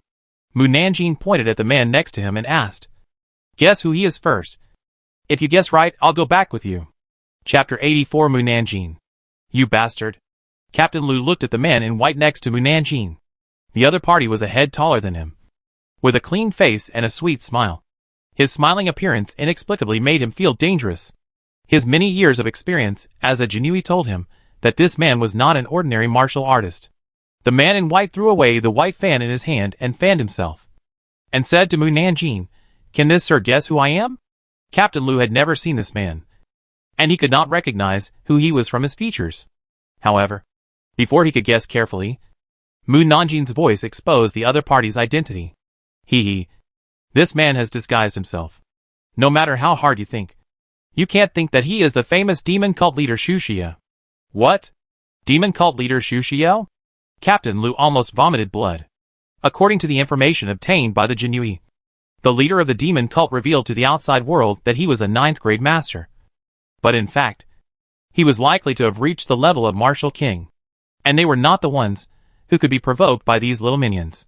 This dead girl wanted to provoke the leader of the demon cult. Did she think her life was too long? The other centurions were also frightened by Mu Nanjing's voice, and one of them lost consciousness and was almost chopped by someone. Qin Chayan, who was far below the Guanwu Tower, breathed heavily, and his heart also slowed down. Fortunately, he had the foresight to let Lu Baihu send a message back to the capital. Lu Baihu was also glad that he was in a hurry from 1,000 miles away, hoping that the Due mansion would send more people to take Mu Nanjing. The evildoer, seeing that Captain Lu was silent, Mu Nanjing said, "If you can't guess it, I'll leave." "You?" Captain Lu took a deep breath and said to Mu Nanjing, "Come here first." Mu Nanjing, "No. I'm not so stupid as to go over and catch him for you." Captain Lu. Xu Xie shook his fan and asked, "Little girl, is he your family member?" Mu Nanjing said affirmatively. "No." Xu Xie was very curious. "Then why did he want you to go back with him?" "The governor of his family wanted to take me as a concubine, but I didn't want to, so I ran away." Captain Lu. This lie was so good that even he believed it. "Aren't you afraid that the governor will know and kill you? The governor wants to take you as his concubine?" Xu Xie looked at Mu Nanjing in surprise and nodded. "You are pretty. No wonder the governor likes you. But you are a little young for the governor. But it is your blessing that the governor likes you, and it is not unfair for you to be his concubine." Mu Nanjing said in a calm voice, "Why not? I like his wife." Lu Baihu. "You dare to say that. However, Mu Nanjing will not really like the governor's wife." "Right?" Xu Xie was stunned and laughed. "It would be great if you could be his wife." Lu Baihu coughed lightly. Mu Nanjing. Stop playing. Come here quickly. Mu Nanjing asked him, have you guessed who he is? Lu Baihu paused, looked at Xu Xiao and said, come here first. I'll tell you. Xu Xiao saw his eyes flickering, as if he had guessed his identity. You can't guess. I'm leaving. Mu Nanjing ran away in a flash. You damn girl. Come back here. Captain Lu was in a hurry to chase her, but was blocked by Xu Xiao. Xu Xiao turned around and said to his men, bring the girl back. Yes. The men got into the crowd. Xu Xiao turned around and looked at Captain Lu again. Captain Lu had sneaked away as soon as he turned around. Xu Xiao raised his eyebrows, as expected of a Jinui. He is really smart. The other party was just a small captain. It was not worth his attention, so he did not chase. Captain Lu was relieved when he saw that the leader of the demon cult did not catch up. This Mu Nanjing is really... Before he finished speaking, a hand suddenly rested on his shoulder. Ah! Captain Lu screamed in fear. He turned around and saw that it was Qin Chaoyan. He said unhappily, Master Qin, you almost scared me to death. Qin Chaoyan asked with concern, are you okay? I'm fine. It's just that the demon leader's men ran after Mu Nanjing. Captain Lu's legs suddenly became weak when he thought that he was facing the demon leader just now. He slid against the wall behind him and sat on the ground. I strongly request that you transfer Mu Nanjing to another captain after we return. This matter, Qin Chaoyan said in embarrassment, I'm afraid it's impossible. Captain Lu was puzzled. Why is it impossible? After this incident, do you think there is any captain who dares to want her? Captain Lu, if you can find someone who wants her, I will transfer her away. Captain Lu was particularly puzzled. Who assigned her to me in the first place? Qin Chaoyan admitted honestly, it was me. Captain Lu wanted to cry. You gave her to me because you think I'm too old? She was so well behaved when I first saw her. A little girl like this should be looked after by a responsible captain like you. If it were someone else, she might be bullied by everyone. Who knows? Qin Chaoyan stopped talking halfway, and the other party understood without him saying anything. Captain Lu finished for him, who knew she was a two-faced little bastard. Qin Chaoyan smiled and patted his shoulder. It's good that you know. Captain Lu stood up and asked, the people from the demon cult are chasing Nanjing. What should we do? Qin Chaoyan also felt a headache. She should be able to handle it. Then, he changed his mind and thought that Mu Nanjing had been playing the role of a weak girl. It would be unreasonable for him not to save her. I'll go find her. Qin Chaoyan jumped up and looked. There were too many people in the arena, and he really didn't know where Mu Nanjing ran to. Come on. Come and catch me. I deliberately slowed down. Why can't you catch me? People say that the people of the demon cult are very powerful. But now I am very disappointed. When Qin Chaoyan heard this, he knew that Mu Nanjing was not only fine, but also wanted to play for a while. So he should not disturb her. He leaned against the wall and planned to ignore it. Then, he and Lu Baihu heard her voice again. Not fun. Not exciting enough. Lu Baihu said tiredly, what is she trying to do? Qin Chaoyan sighed. I don't know what she wants to do. Dear martial artists, the leader of the demon cult is here. Jinui. What? The leader of the demon cult is here? Where is the leader of the demon cult? Everyone stopped fighting immediately and looked around vigilantly. And this time, even the leader of the martial arts world was alarmed. He jumped onto the roof to check where the demon cult leader was. Mu Nanjing looked back at the person chasing her. The one wearing a black robe and a black turban, with a dark complexion, is his subordinate. Everyone quickly looked at the people around them. And anyone who looked like the person described by Mu Nanjing was glared at by everyone. The person who was dressed exactly like the one described by Mu Nanjing hurriedly waved his hand to deny. I am not. I am definitely not a subordinate of the demon cult leader. No matter whether I beat him or not. I will talk about it first. One of the subordinates chasing Mu Nanjing was also not spared. The other subordinates of the demon cult leader were divided into two groups. One helping their companions deal with others, and the other group chasing Mu Nanjing. Mu Nanjing looked back and saw that there were still people chasing her, and continued. The person wearing a dark blue robe and a white headband is also a subordinate of the demon cult leader. Everyone looked at the people around them again, determined the target, and swung up again. Captain Lu saw the chaos in the arena and was very puzzled. It's strange. Why do everyone listen to her? Whatever she says is true. No one doubts whether what she said is true or not. No one doubts her. Qin Chaoyan told him what happened in the past few days.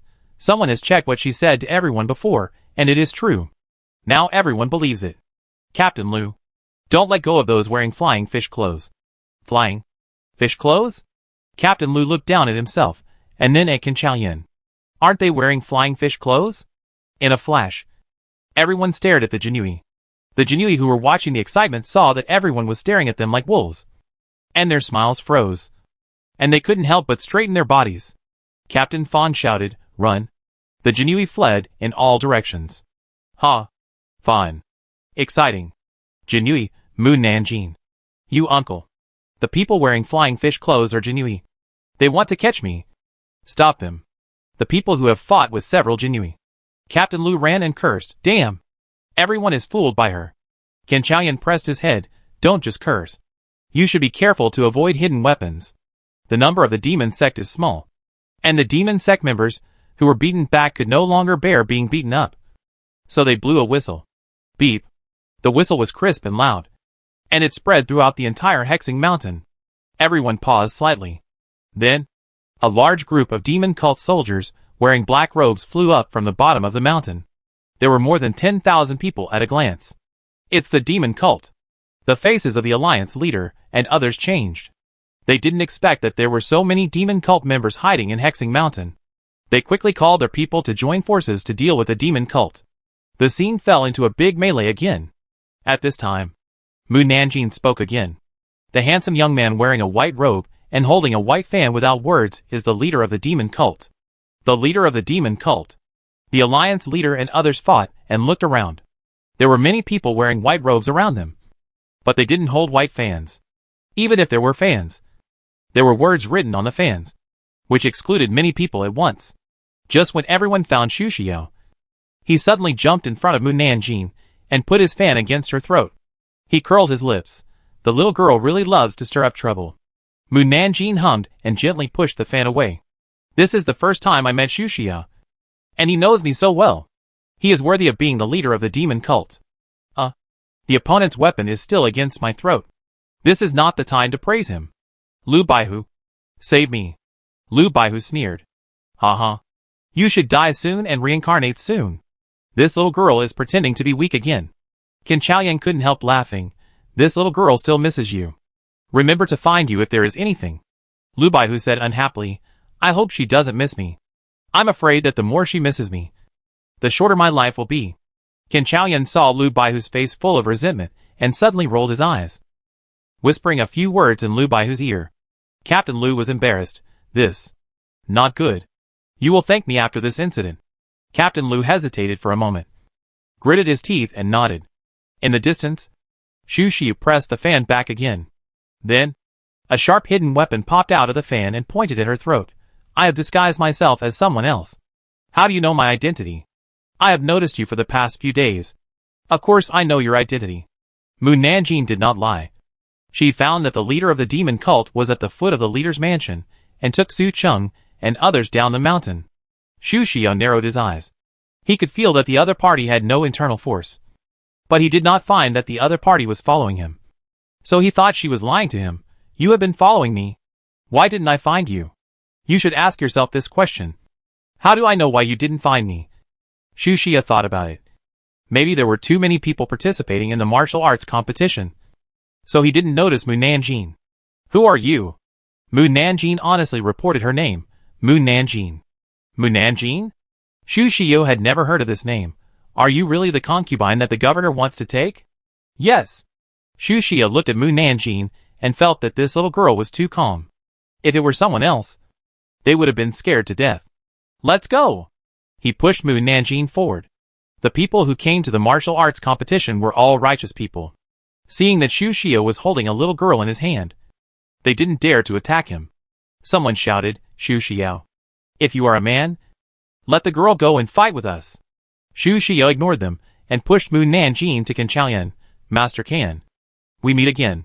Before coming here, Qin Chaoyan had experienced Mu Nanjing being held hostage once, and said very skillfully, Demon cult leader, if you have something to say, please talk nicely and don't hurt her.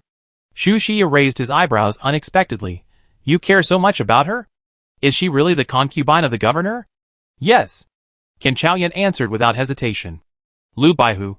It's not good to admit it in front of so many people. Right? From now on, everyone really regards Mu Nanjing as the concubine of the governor. Qin Chaoyan said again, if you hurt her, not only will we not be able to bear the wrath of the governor, I'm afraid the leader will not be able to bear it either. Xu Xiao half closed his eyes. Are you threatening me? How dare I threaten you? I'm just thinking about the leader. You don't want the demon cult to be besieged by the righteous sects and the court. Right? Xu Xia didn't believe it. This little girl can mobilize the entire court? Is she so important? Yes. Qin Chaoyan affirmed. She is more important than you think. I didn't expect Comrade Qin to value me so much. Oh. I'm so touched. How about I help him wash his underwear when I go back? Captain Lu almost couldn't help laughing again. Qin Qian. Your lack of gratitude is the best gratitude. Xu Xia chuckled, hearing what you said. I want to take her away even more. I want to see if you really value her so much. Just then, a cold voice came from the sky. Master. Where are you taking me? Chapter 85. You really care about her. Everyone looked up at the sky. And a black figure with hundreds of dark purple figures fell lightly from the sky. Mu Nanjing saw the people coming. And his eyes lit up immediately. My governor is here. My governor is different from others. He has a strong aura. Lu Baihu shouted happily, Sir Can. It's the governor. The governor is here.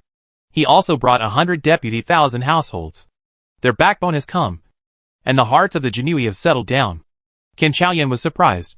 The governor actually came here in person. The alliance leader and others saw the governor coming. And their hearts were also relieved. With the governor here, the demon cult can't cause a big storm. Otherwise, the court would not be so peaceful. The governor lifted the right cloak. And a strong energy shot out from the cloak and attacked Xu Xia directly. Xu Xia quickly raised his fan to resist. Then, the man was beaten back a foot away. Wow wow wow. Wow wow wow wow wow wow. Wow. The governor's movements are so cool. They are simply fascinating. The governor actually came to save me personally, making me want to sacrifice myself. The governor heard the noisy voice, and his mouth twitched slightly. Mu Nanjing. Come here. This little girl really can't make people feel at ease. She can make Lu Baihu and others write a letter to ask for support from thousands of miles away just to participate in the martial arts competition. She is really capable. He originally wanted to send the governor's assistant governor. But then he thought that the guy was also a troublemaker. If he sent the assistant governor, it would only escalate the matter. He had to go there himself. Oh! Mu Nanjing walked to stand beside him. Wow wow. The governor is so cool when he speaks. And his voice is so nice. I am pregnant after listening to it. Jinui. This description is really hard to describe. The governor interrupted her in a calm voice. Mu Nanjing. You should go back to the demon cult with the leader of the demon cult. Mu Nanjing. Ah. Why is the governor so moody today? Could it be? Just like when a woman has her period. There are always a few days when she is in a bad mood? The governor. Puff. Captain Lu couldn't help but burst out laughing. Everyone looked at him. Captain Lu coughed lightly to hide his embarrassment. And said to Mu Nanjing with a serious face, Mu Nanjing. This is the result of your mischief. Even the governor doesn't want to keep you. Mu Nanjing denied, I'm not mischievous. I just want to make this martial arts competition more fun. You? Captain Lu wanted to say a few more words, but saw Xu Xiao attacking him. The governor pulled Mu Nanjing behind him to block the opponent's attack, and then kicked him. Then, the two started fighting. Xu Xiao said while fighting, Governor, you really care about her. Care about whom? Doubt flashed in the governor's eyes. Xu Xiao laughed. I didn't expect that one day you would have a weakness. It's not a good thing to be caught by me. I don't understand what you are saying at all. The governor drew out the soft sword hidden in his waist, and stabbed the opponent. Xu Xiao blocked several times, but still got his arm cut. He looked at the scar carelessly, then jumped back and flew into the air. You have to take good care of your concubine. I can capture her to serve me at any time. After that, he left with the disciples of the demon sect. He had come to disrupt the martial arts competition out of boredom. But he didn't expect the governor to come. From the previous fight, he could feel that he was still no match for the governor. He could only say that the other party was really a monster. And no matter how much he practiced, he could not catch up with the other party. After the demon cult left, the righteous martial arts began to fight each other again. The governor did not chase Xu Xiao, but put the soft sword back to his waist and turned to look at Qin Chaoyan and the others. What does Xu Xiao mean by concubine? Lu Baihu and Qin Chaoyan did not dare to face him, and turned their heads away tacitly to look to the other side. The governor narrowed his eyes and stared at Mu Nanjing. Mu Nanjing said, I am not a concubine. What the hell is a concubine? If I want to be one, I will be the principal wife. The governor. The leader of the alliance came over with the elders and smiled. Welcome to the governor.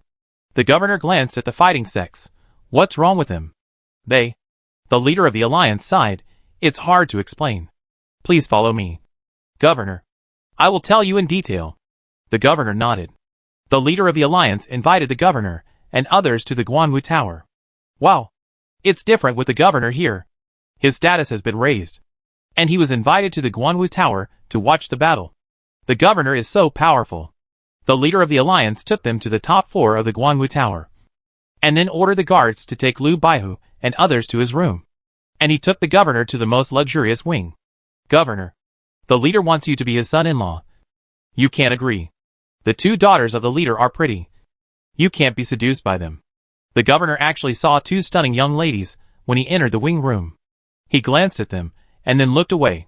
The leader immediately understood that the governor had no interest in his daughters. So he waved his hand to signal the two daughters to leave. Humph. You old thing is sensible.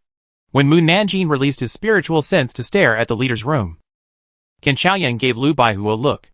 Lu Baihu nodded slightly, and quietly put something into his mouth where no one could see. Then, he fell to the ground. Seeing this, Fan Baihu squatted down anxiously. Lu Baihu. What's wrong with you? Lu Baihu fainted before he finished speaking. Qin Chaoyan and others quickly checked Lu Baihu's body. He is poisoned. Go find a doctor. Yes. Several Baihu rushed out of the room. Captain Fong saw that Captain Lu's lips were pale, and his face was black. And the symptoms were very similar to some kind of poison. Captain Lu seems to have been poisoned by the 9 poison pill. There is no medicine to cure this. And it will be in a quarter of an hour. It will be. He didn't need to finish his words. And the others also understood the final result. Mu Nanjing, who was spying on the governor, quickly withdrew his consciousness. Captain Lu was poisoned. It shouldn't be. When the various sects were chasing the Jinui, I always paid attention to their movements. I didn't see them injured or poisoned. Mu Nanjing squeezed into the crowd and saw that Captain Lu's face was blue and black. She quickly squatted down to feel his pulse. The pulse was very weak, and it felt like he would die on the spot at any time. Mu Nanjing didn't understand the poisons of this era. She only knew that Captain Lu was really poisoned, and it was quite serious. Without thinking, she took out the detoxification pill she made and stuffed it into Captain Lu's mouth. Qin Chaoyan asked, Mu girl, what did you give Captain Lu to eat? Mu Nanjing explained, the detoxification pill can cure all poisons. Is it useful? I don't know. Whether it works or not, I won't let him get hurt. Everyone couldn't help but look at her. Then, Captain Lu's face returned to normal, and his lips became red. Everyone breathed a sigh of relief. Captain Lu slowly opened his eyes, and opened his mouth weakly. As soon as he said a word, Mu Nanjing stuffed another pill into his mouth. The pill melted in his mouth. Qin Chaoyan asked again, Mu girl, what medicine did you give him? Mu Nanjing said, Qi and blood pill. A medicine for nourishing qi and replenishing blood. I don't like to see Captain Lu look listless, but I like him when he yells at me with full energy. Everyone. So you like being scolded? Lu Baihu's face returned to its rosy color, just like before the poisoning. He sat up quickly and looked up at Mu Nanjing in disbelief. I feel my internal strength is stronger, as if I have been promoted from a 6th grade warrior to an 8th grade warrior. Qin Qian. What a lucky guy. Fang Baihu was surprised. 8th grade? Are you an 8th grade warrior now? Lu Baihu was not sure. I just feel that my internal strength is as strong as that of an 8th grade warrior, and I don't know if I have been promoted to an 8th grade warrior. Mu Nanjing explained to them. Qi Shuedan can not only restore your qi and blood, but also help you open up the acupuncture points in your body to make your body healthier and more suitable for martial arts than before. Such a precious pill is just given to me. Lu Baihu felt mixed emotions. In fact, the poisoning he had just suffered was fake. He had secretly taken a fake death drug that was very similar to the 9 poison pills, which caused the signs of poisoning. Ken Chaoyan gave him the fake death medicine. The main purpose was to let him know that although Mu Nanjing seemed heartless and didn't like him to follow her around, in fact, he already had an indelible colleague relationship in her heart, and he had a different position in her heart. Secondly, he wanted him to have less resentment towards Mu Nanjing and get along well with Mu Nanjing. He agreed to Ken Chaoyan to try Mu Nanjing because he also wanted to know his position in Mu Nanjing's heart. And he didn't really hate Mu Nanjing in his heart. It was just that sometimes he couldn't help but say some angry words when he was angry with Mu Nanjing. Mu Nanjing didn't take the 2 pills seriously at all. Medicine is originally edible. Only by giving it to people can its value be proved. If it is kept because it is precious, it is useless no matter how precious it is. Everyone looked at Liu Baihu with envy. Liu Baihu, you are a blessing in disguise. Liu Baihu said to everyone embarrassedly, I made everyone worry just now. This is just this time.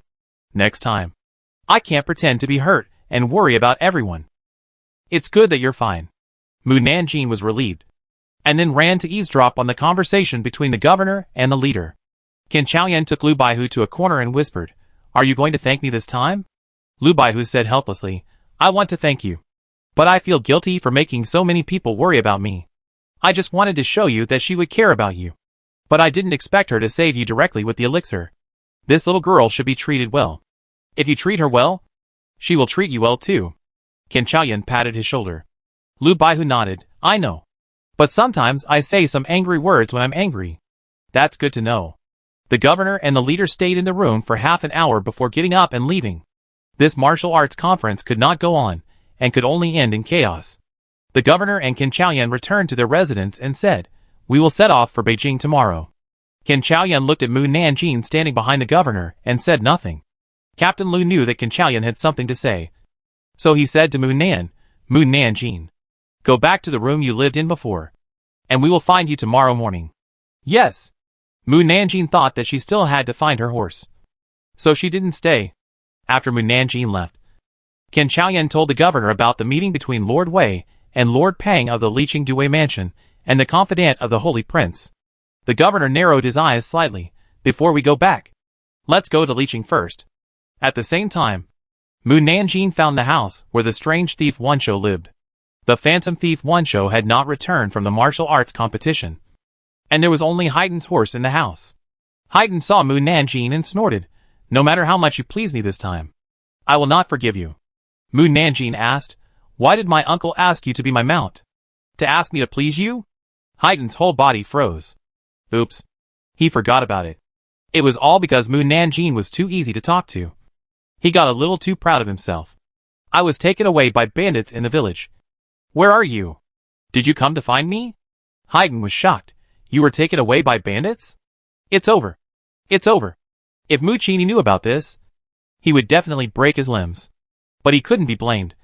He thought Mu Nanjing would not get into trouble with so many Jinui. Who would have thought that she would be taken away? I didn't blame you for not coming to see me, but you blame me for not looking for you. Haiden hurriedly explained, I'm not angry because I think you don't value me, and don't want me anymore. Mu Nanjing touched his hair. You are so beautiful. Who would be willing to give up you? That's true. Haiden was finally happy. Can you leave with me now? Haiden thought for a while and asked, When will you leave the Alliance Leader's mansion? Tomorrow. I want to mess with the phantom thief Wanshou again, and I will look for you tomorrow. Mu Nanjing murmured, If you can bring him to the capital, then bring him to the capital to see me. Haiden was puzzled. Can't I see him here? My goal is to get him to the capital. Okay. I know. I won't look for you tomorrow. Yeah. The next day, before dawn, Mu Nanjing followed Ken Chaoyan and others to leave the Alliance Leader's mansion, and then rushed all the way to Liqing Dui Mansion. It was already Haishar in the evening when they arrived in Liqing. They first checked into the post station, and waited until the next day to see Lord Wei. Mu Nanjing was called up early in the morning, full of resentment. What can I do when you go to see other officials? Why do you take me with you? Can't you let me sleep in the room and call me back to Beijing? I am just a small 9th rank official. Why do I feel that I am busier than a 1st rank official? After returning, I will check how the criminal law can reduce me to a non-rank, so that I don't have to do so many things. Jinui. Others are eager to be busy so that they can be promoted. She is so good that she wants to demote herself in order to sleep in. She is really cruel. In the Due mansion, Lord Wei and Lord Pang heard that the governor had come. They rolled off the bed in fear and quickly ordered people to prepare fruit and cakes for the reception. Then they ordered the kitchen staff to prepare breakfast and then put on official uniforms to welcome them. Hello, Lord Governor. The governor sat in the main seat of the document room without even looking at them. Mu Nanjing followed him and quietly took a piece of cake from the table and put it in his mouth and took a bite. Lord Wei, Pang Darren and the Jinui from Licheng all widened their eyes when they saw this scene. The Jinui from the capital seemed to have seen nothing and didn't even say a word. The governor didn't say anything either. And the room was eerily quiet. Chapter 86 shows I am valuable. Sir Wei and Lord Pang dared not breathe. When they thought about the fact that they had met with the confidant of the Holy Prince a few days ago, they felt even more guilty, and their minds kept thinking wildly. Has the governor discovered this? It shouldn't be. That day, Qin Chaoyan did not see the confidant of the Holy Prince. So how could he know that they had met with the Holy Prince's people? Or has the governor learned from the bandits that they had tipped off the bandits? Or did he find out that they had secretly released the prisoners? For money? They did too many things to deceive their superiors and subordinates in private. If they were discovered, they would be beheaded. The more they thought about it, the more scared they became, and the more they couldn't stop shaking. The Jinui who knew that they had done these things were also panic-stricken. In such a serious atmosphere, some people ate cakes calmly, seeing Sir Wei and the others lowering their heads slightly, and Captain Lu and the others standing on both sides looking straight ahead. Mu Nanjing quickly picked up the cake and took another bite. What was frustrating was that the cakes were too small. So she finished them in 3 bites. She looked at the cakes on the table, then at the governor who was sitting in the chair in front with a cold face, thought for a while and said, "Governor, I'll pour you a cup of tea." While pouring tea, she quietly took a few more cakes. Her hand speed was very fast. So fast that no one saw her movements. No one reported her. And it seemed that no one saw her eating secretly. Mu Nanjing became more and more bold, and then ate openly. Lord Wei and others saw that the governor let Mu Nanjing do what she did, and they became more curious about her. This little girl is really blatant. Captain Lu slightly turned his head and glared at her.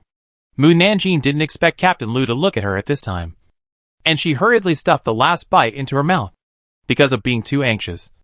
It got stuck. Damn. I choked. Mu Nanjing patted her chest, but it was still very uncomfortable. She looked at the tea on the table. "General, let me taste the tea for you to see if it is hot." Mu Nanjing didn't care whether the other party agreed or not, and quickly picked up the teacup and drank it all. Fuck. I finally feel comfortable. She put the teacup on the table. "General, the tea is not hot. You can drink it." "Everyone, you have finished drinking it. What else does he want to drink?" The general looked at the empty teacup, then looked at Lord Wei and the others and said lightly, "You are quite capable. You dare to eat behind my back." This sentence seemed to be talking about Mu Nanjing, but everyone could hear that he meant something. Lord Wei and Pang De lowered their heads even more. The general said coldly, "Do you want to confess yourself? Or do you want me to tell you one by one?" Lord Wei and Pang De looked at each other quietly. The governor really knows about their affairs? Should they admit it? What if the governor deceived them? Mr. Wei couldn't stand the governor's cold gaze and took a step. Before he could speak, Mu Nanjing said honestly, "I ate 6 cakes in total." "Everyone. The governor didn't ask you, but you took the initiative to admit it. Is the governor going to punish me? That's great. Demote me from the 9th rank to the lowest rank. I'm so rich now. I don't need 2 taels of silver from the 9th rank Jinui." The governor frowned and turned to look at Mu Nanjing. "Are you hungry?" Mu Nanjing nodded, "Yes. I want to eat more. Punish me quickly." Everyone. The governor called out. "Kenzan Fushi. Lu Baihu. You 2 take her downstairs for breakfast." "Yes." Qin Chaoyan and Lu Baihu stood up immediately. Huh? Why don't you punish me? Why do you still spoil me? Is it because I often wash his underwear for him that he spoils me so much? Governor, you spoil me so much. I will not want to leave you in the future. Governor. Jingqing Jinui. Lu Baihu coughed lightly. Mu Nanjing. Why don't you come over? Mu Nanjing walked out from behind the governor. And before leaving, he did not forget to say, "Governor, you must interrogate them carefully." Lord Wei and Lord Pang did a lot of bad things for silver. Not to mention tipping off the bandits. They actually condoned human traffickers to abduct people and release prisoners privately, and other evil deeds. The governor did not reply, but his eyes looking at Lord Wei were cold and chilling. After they left, Lord Wei asked, "Is the governor here for inspection today?" The governor said coldly. After meeting the confidant of the Holy Prince, he became bolder and didn't want to tell me the truth. Lord Wei and Lord Pang didn't expect that the governor actually knew about this. The blood immediately faded from their faces, and they knelt on the ground with a plop. "Governor, we did meet with the confidant of the Holy Prince. But before we had time to talk more, Lord Qin and his men came. We didn't promise him anything. Please check it out. If that's the case, why did you hide that day?" "We asked them to hide in the house, because we were afraid that Lord Qin would misunderstand us." As Jinui, Lord Wei, and Mr. Pang had heard about the possibility of rebellion of the Holy Prince, they certainly did not dare to let Qin Chaoyan see that they had met with the Holy Prince's confidants. Otherwise, they would be suspected even if they did nothing. The governor asked again, "What else? What else?" Lord Wei and Mr. Pang were stunned. "We haven't met again since then. I don't know what else." The governor looked at Ji Qianhu, who was closest to him. Ji Qianhu understood. "You colluded with mountain bandits, released prisoners privately, and condoned human traffickers to abduct young girls." And, before he could finish, Lord Wei and the others immediately cried out, "Governor, it's unfair. We didn't do these. We..." Ji Qianhu threw out 2 account books directly. Lord Wei and Mr. Pang saw that they were the account books of Kuai Huiju, and their minds went blank immediately. Ji Qianhu said, "The account book above records the profits of the owners of Happy House this year. The 2 largest owners are your distant relatives. They seem to have little to do with you. But every new year and festival, they will send all the money earned by Happy House to you." Sir Wei wanted to deny it, but Ji Qianhu said first, "It's useless for you to deny it. Just last night, we came to Liqing and investigated your affairs overnight. Your 2 distant relatives have been detained by us, and they have confessed that the largest owners of Happy House are you too. However, it takes a lot of money to open a Happy House. With your monthly salary, you can't even rent a house in Happy House, let alone become the largest owner. After that, we investigated a lot of things about you, such as you accepted money from the bandits to tip them off, and your confidant also confessed." Sir Wei, Lord Pang, do you need me to continue? Lord Wei and Lord Pang fell to the ground. But when they thought they would die, they knelt down in front of the governor and kowtowed and cried for mercy. "Governor, we were wrong. Please spare our lives. We really know we were wrong." Ji Qianfu sneered. "If you just accepted a few taels of silver from others to help others do some small things, the court could turn a blind eye and let it go. But what you did was unforgivable. Come on. Take off their official hats and official uniforms, and then throw them into prison for interrogation." 2 centurions came to Lord Wei. Lord Wei was unwilling to be caught like this. He opened the centurions with a palm and rushed out of the house. The governor raised his eyelids slightly, picked up the teacup on the table, and threw it at Lord Wei. There were a few clicks from Lord Wei, and then he paused and fell straight to the ground. Lord Pang was frightened by this scene. How could he dare to escape like Lord Wei? He was obediently stripped of his official hat and uniform, and was locked up in the dungeon along with the disabled Lord Wei. The governor reminded the other Jinui, "You must remember the fate of Wei men and others, and don't make the same mistake as them." "Yes." The governor got up and walked out the door. The kitchen staff walked over tremblingly and said, "Lord Governor, breakfast is ready. Serve it." The governor walked to the hall opposite, but did not see Mu Nanjing and others. He frowned and asked, "Where are Qin Chaoyan and others?" The Jinui guarding the door said, "Lord Qin took them to the street." Captain Fong was puzzled. Why would Lord Qin take them around? Lord Qin promised Miss Mu to taste all the delicacies in Jiangnan before, but he didn't do it. Miss Mu asked him to make up for it today. Captain Fong couldn't help but look at the governor. The governor said calmly, "Let them go." Captain Fong whispered, "Aren't you afraid of something happening?" The governor paused. What could happen? Captain Fong thought that if something happened to Qin Chaoyan and his men, the Dewey mansion and the governor would support them from behind. And Qin Chaoyan and his men were wearing Feiyu suits, so other people would not dare to provoke them. So he said nothing more. Little did he know that Captain Liu and his men were worried about causing unrest among the people. So they went back to the post station and changed into regular clothes before going shopping. Ken Chaoyan said, Mu girl. Let's make a deal first. We will taste the delicacies of Licheng, and then go back to the post station. Captain Lu frowned. Doesn't that mean we have to go shopping all day? Do we have to rush back to the capital? The governor still has to interrogate Wei Min and others. We can't leave without 3 days. That's good. It's a rare trip to Licheng. So we might as well buy some things to bring back to our families. Mu Nanjing. Buy the food that can be taken back to the capital and eat it there. And then find someone to send it back to us. By the way, the things you bought a few days ago have been sent back by someone. Mu Nanjing nodded. And bought all the food that could be taken away. And tasted the food that could not be taken away on the spot. Of course, it is definitely not as delicious as modern food. But what we are tasting now are the craftsmanship of our ancestors. And they taste different. Satisfied, Ken Chaoyan and Captain Lu smiled and walked to the stall opposite to choose gifts for their families. Captain Lu lowered his voice and said, I feel someone is following us. Yes. Ken Chaoyan turned his head slightly and saw 2 people at the entrance of the alley in front of him. Staring at them curiously, someone is following us. Who are these people? Do you know them? Ken Chaoyan shook his head.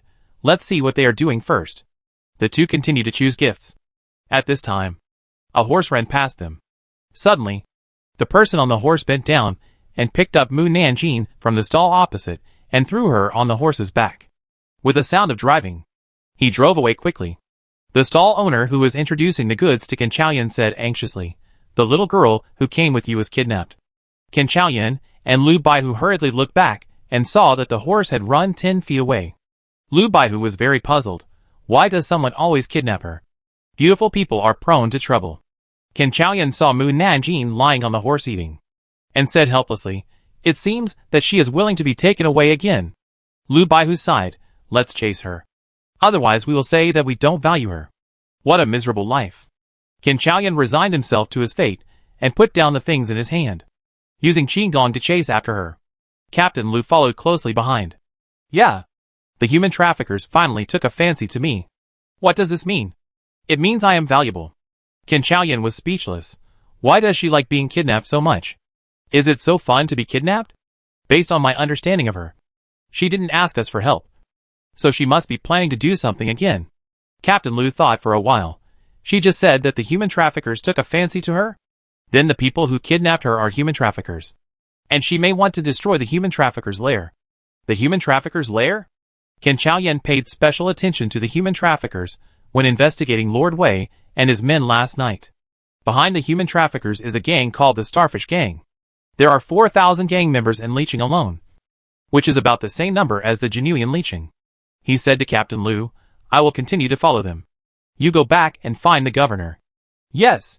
Master Ken. You have to be careful. Captain Lu turned and ran in another direction.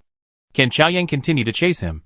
But when he caught up to a busy street, he could not see Mu Nanjing. The horses ridden by the traffickers before were everywhere. And almost every horse looked exactly the same.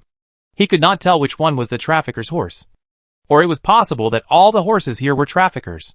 He suddenly felt very fortunate that Mu Nanjing was not an ordinary girl who would not be bullied. Then the traffickers would be unlucky. Just as he was about to stroll around casually, a man with a sly look came over and asked him with a smile, Uncle, are you from another place?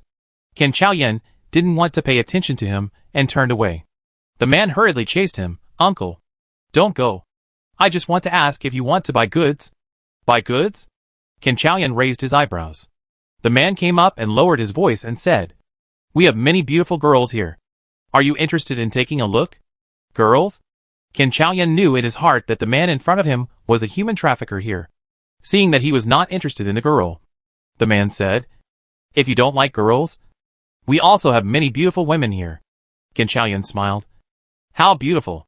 More beautiful than the courtesans in the brothel. If you don't believe me, you can follow me. I guarantee you will be satisfied. The man hooked his finger at him. Come with me. Ken Chaoyan pretended to hesitate before following him. And then he found that many people around him were soliciting customers like the man. And they specifically targeted rich people to sell goods. The reason why the human traffickers were so brazen was because they had the Jinui to support them from behind. However, at this time, they didn't know that Lord Wei and his men had been imprisoned.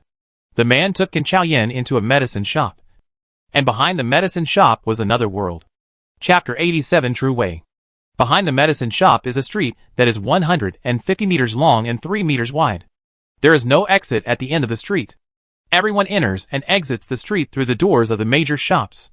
There are prison vans on both sides of the street. However, the prisoners are not prisoners, but people abducted from all over the country. There are young children, girls, beautiful women, and strong men. Qin Chaoyan looked at the thin young children and helpless girls, and felt distressed and angry. He wished he could take all the genui of the Dewey mansion to kill these human traffickers. The human trafficker who brought Qin Chaoyan in smiled and introduced, "We only have people you want here, and there are no people we don't have. Uncle, as long as you like someone, we will bring it out for you, and the price can be negotiated." Qin Chaoyan said, "Take me around first." "Okay."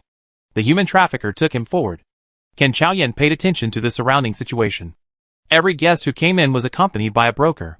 The broker was supposed to introduce them and lead the way, but in fact, it was also to monitor the guests to prevent them from doing something that violated the rules of the transaction.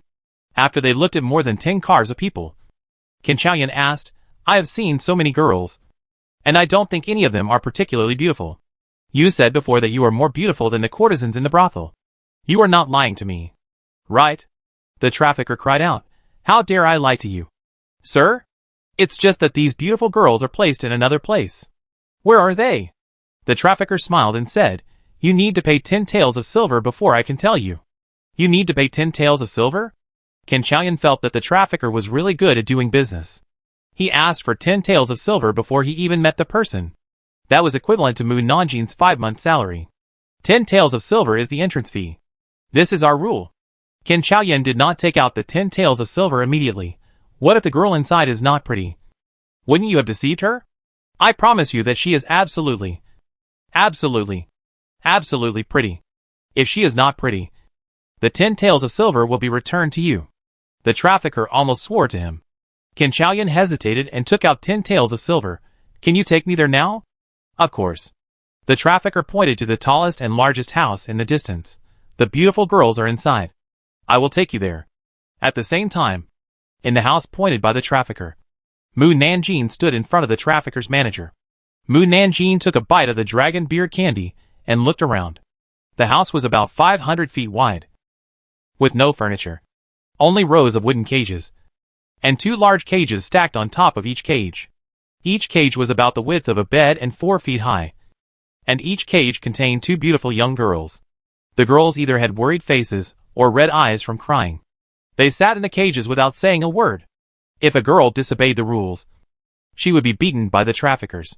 Mu Nanjin saw the girl being whipped in the corner, and his eyes turned cold. The man who kidnapped Mu Nanjin was called Zhang Song. He was saying to a fat man with a flattering face, "Boss, she is a little girl I picked up in the downtown area, and then I kidnapped her when her family was not paying attention." Boss Jiang saw that Mu Nanjin was good looking, and patted Zhang Song's shoulder with satisfaction. "Well done." Zhang Song smiled happily after receiving the praise. "I'm glad that you can satisfy me." Boss Jiang touched his chin and looked at Mu Nanjin. "It's just that this little girl is not right. She didn't cry or make a fuss after being kidnapped. Isn't she a fool?" Zhang Song said quickly, "Boss, look at her eyes. They are so bright. How could she be a fool?" Boss Jiang thought about it and agreed. Zhang Song said again, "I guess she is not afraid because she thinks her family can save her." Boss Jiang was curious. "Her family can save her? Who are her family?" Zhang Song murmured, "Looks like a warrior." Boss Jiang sneered, "But warriors are nothing to be afraid of. Boss, you have so many warriors to protect you, and you have the court as your backer, so you are not afraid of them." Boss Jiang was very happy to hear this, and he couldn't help but laugh. "Now that the cages are full of people, let her stay in." He pointed to the first cage, but saw Mu Nanjin walk towards the guard who was whipping the girl, and then grabbed the guard's whip. The guard said angrily, "Who are you?" Mu Nanjin grabbed the whip and whipped it. "Ah!" The guard was whipped away, and fell in front of Boss Jiang and Zhang Song. Boss Jiang and Zhang Song were stunned when they saw the guards being beaten to pieces. They pointed at Mu Nanjin and said urgently, "Guards! Guards! Catch her quickly!" Then, the guards rushed out from all directions, and rushed towards Mu Nanjin. Snap! Mu Nanjing swung a whip on the ground, leaving a deep whip mark on the ground. Some guards were frightened and stopped, looking at the whip mark on the ground, and swallowed their saliva. Other guards rushed forward and wanted to retreat, but it was too late. Snap! The whip hit them hard. All 5 guards were whipped away and fainted the moment they landed. Boss Jiang said angrily, "They are all useless." Zhang Song, "Go and ask elderly and others to come over." He also saw that Mu Nanjing was not an ordinary person, and he could only find a stronger warrior to deal with her. Yes. Zhang Song hurried out. Mu Nanjing walked towards Jian Laoda. "You dead girl. Dare to resist? Wait until I catch you, and see how I will kill you." Jian Laoda was also a warrior, and immediately drew out the long sword hanging on it. Mu Nanjing whipped him. Jian Laoda chopped at the whip, but the sword broke when it touched the whip. He shouted in grief, "My sword?" This was the sword he spent 30,000 taels of silver to buy. According to the sword seller, his sword ranked 100th in the famous sword rankings. The blade was extremely sharp, and the sword body was harder than 10,000 years of black iron. No matter how strong the internal force was, it could not break it. Now it was broken. The sword seller bullied him. Mu Nanjing whipped Jian Laoda again. "Ah!" Before the whip hit Jian Laoda, he screamed. Then, the whip wrapped around his neck. Lady, spare my life." After begging for mercy, Boss Jiang yelled at the other guards, "Why don't you come and save me?" The guards hesitated and rushed over. Mu Nanjing kicked the broken sword under his feet. The broken sword flew in front of the guards, and they were so scared that they dared not move. Mu Nanjing said calmly, "Let the girls out." The guards looked at each other, not daring to make a decision at will. "Huh?" Mu Nanjing pulled the whip in his hand. Boss Jiang was so scared that he almost wet his pants. He yelled, "Didn't you hear what she said? She asked you to let the people out. Why don't you let them out?" One of the guards said, "We don't have the key." Mu Nanjing asked, "Where is the key?" "Here it is with me. Here it is with me." Boss Jiang hurriedly took out the key and threw it to the guards, and winked at them, indicating that they should delay for a while. The guards understood. Mu Nanjing pulled Boss Jiang to the seat where Boss Jiang usually sat. "Miss, be gentle. Be gentle." Boss Jiang felt that his neck was about to break. Mu Nanjing said in a low voice, "Why didn't you be gentler when you beat the girl?" Boss Jiang noticed that she was angry, and quickly changed the subject. "I'll pour tea for the girl." Mu Nanjing sat down and watched him pour tea for herself. "Miss, please have tea." Boss Jiang brought the tea to her. Mu Nanjing took the teacup. "Miss, please have a snack." Boss Jiang inserted a piece of snack and put it in her mouth. At this time, the guard outside came to report, "Boss, Lao Yudo brought guests to see the goods." Boss Jiang did not dare to agree to let anyone in. He looked at Mu Nanjing for advice. The guard outside the door was stunned when he saw the whip on Boss Jiang's neck. Mu Nanjing raised his eyelids. "Let them in." Boss Jiang scolded, "Did you hear that?" The girl let them in. "Yes." The guard ran out, and not long after, Lao Yudo walked in. "Boss Jiang, I brought guests." Lao Yudo saw Boss Jiang feeding snacks to a little girl and polishing shoes before he finished speaking. He was stunned, and when he looked again, he saw a whip tied around Boss Jiang's neck. "Boss Jiang, what are you wearing?" He pointed at Boss Jiang's neck. Boss Jiang said unhappily, "This is a reward from the girl." Old Fishhead couldn't help but look at Mu Nanjing. Boss Jiang asked Old Fishhead, "Where is the guest you brought?" "He's outside the door. I asked him to come in."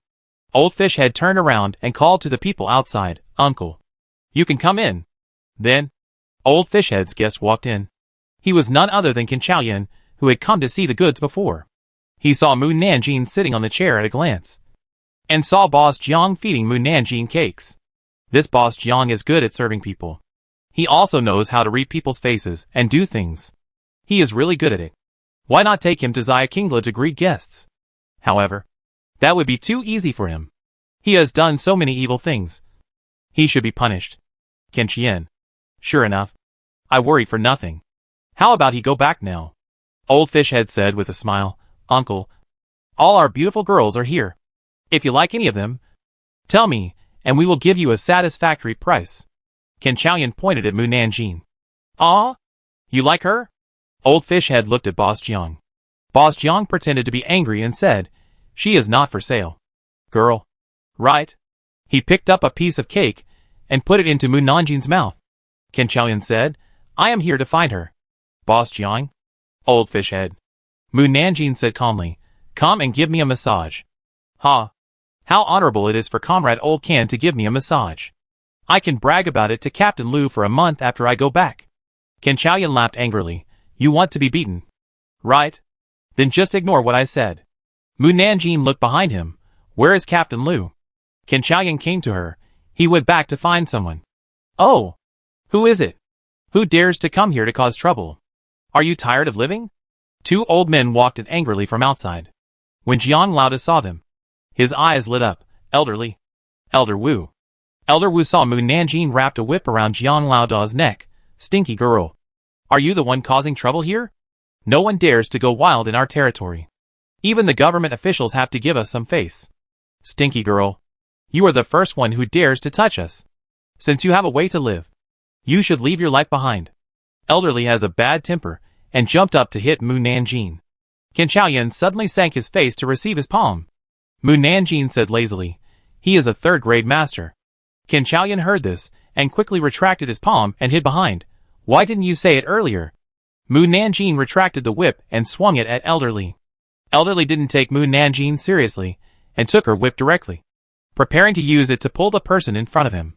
However, before he could hold the whip, his palm was cut in half by the sharp wind brought by the whip. Ah! My hand! Elderly screamed. Mu Nanjin took back the whip and wrapped it around Boss Jiang's neck again. Elder Jiang's face turned pale. I didn't expect that even Elderly was not her opponent. Elderly? Are you okay? Elder Wu quickly stepped forward to help him press the acupuncture points to stop the bleeding. Elderly endured the pain and said to him, "We are not her opponents. You should call the people in the gang to help." Elder Wu also saw that Mu Nanjin's strength was above theirs, so he quickly put Elderly down and ran outside, then released a red flare into the sky. Mu Nanjin looked at the guards, who opened the cage and pulled the whip. Hurry them up. Jiang Laoda said anxiously, "Did you hear that? Hurry up. Hurry up. Hurry up immediately." Yes. The guards also saw that Elder Jiang was afraid, so they didn't dare to delay any longer. They opened the door faster and drove the girls out of the prison. The girls also realized that Mu Nanjin was the one who saved them, and they quickly hid behind Mu Nanjin after walking out of the cage. Some people wanted to escape by themselves, but when they saw that the door was full of guards, they shrank back. Elderly tore off his clothes and wrapped them around the wound on his palm, staring at Mu Nanjin and the others and said, "Our people are coming soon. You can't escape." The girls were frightened by his vicious eyes and asked Mu Nanjin for help. "Girl, you must save us. We don't want to be sold. Please." Elderly snorted coldly. "She can't protect so many of you alone." Mu Nanjin didn't say anything. Ken Chaoyan nodded. "You are right. She can't protect so many people alone. But the problem is that she is not alone." Elderly looked at him. "Even if you are included, the two of you can't protect more than 200 people." Ken Chaoyan sneered. "Who said there are only two of us?" At this time, Zhang Song ran in excitedly. "Boss Jiang. They are here. They are here." Elderly asked quickly, "Are the people from the Starfish Gang here?" "No. It's the Jinui who are here." Elderly. Elder Wu and Elder Jiang were stunned. "Jinui are here?" They didn't call Jinui. "How come Jinui are here?" The girls who knew the inside story changed their faces. "Jinui. How come Jinui are here? They are also people of human traffickers. They won't help us. They will only catch us back." Elderly laughed out loud. "It's good that you know. Stinky girl. Just surrender obediently. Otherwise you will be in jail." At this time, a large group of Jinui rushed in. Chapter 88 Emperor. Here I come. When Elderly saw the Jinui, his eyes lit up, and he quickly ran to the leader, Vice Chief Qian. "Sir! Sir! They are the ones who destroyed our business and injured our people. Look at my hand. That stinky girl hurt it. You should catch her and sentence her to behead her as a warning to others." Counter Chief Qian took his palm and looked at it. "It's really serious." Elderly endured the pain and said angrily, "Sir! They are so evil. You must not let them go." "Don't worry. I will handle this matter impartially." Counter Chief Qian put down his hand and looked at Elder Wu. Seeing that the other party was not an ordinary warrior, He smiled and patted his shoulder. Sir Wei and Lord Pang miss you very much. And they also said that they would invite you to the Dewey Mansion for tea. If you are free today, why don't you go with us later? Invite us to the Dewey Mansion for tea? Elder Wu was surprised and confused.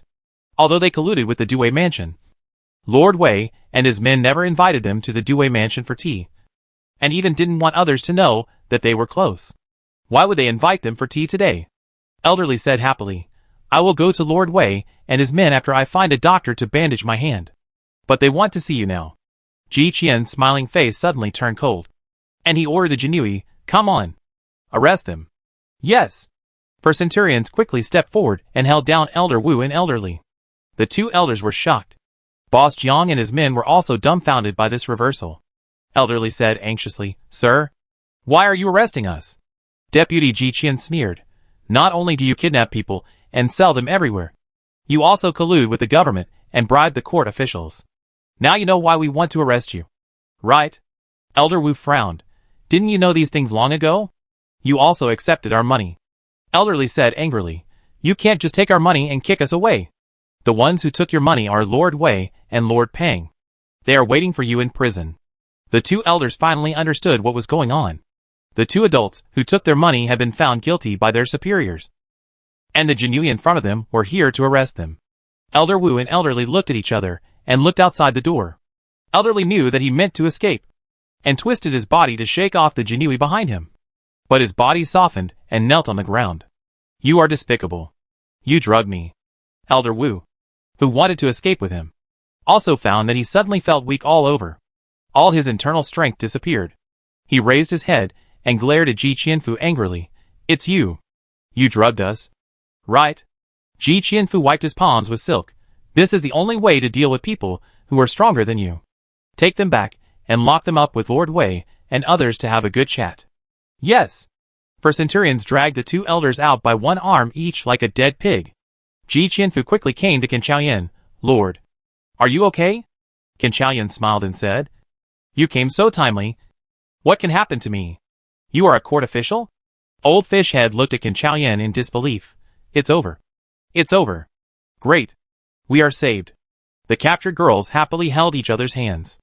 Ji Qianfu looked at Mu Nanjing.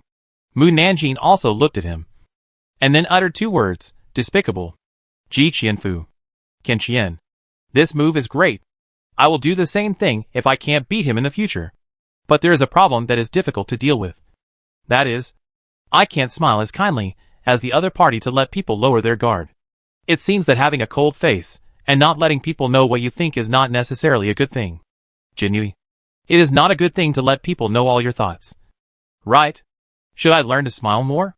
Mu Nanjing tried to pull the corners of her mouth. Qin Chaoyan patted her shoulder helplessly. Don't smile. It looks like cramps.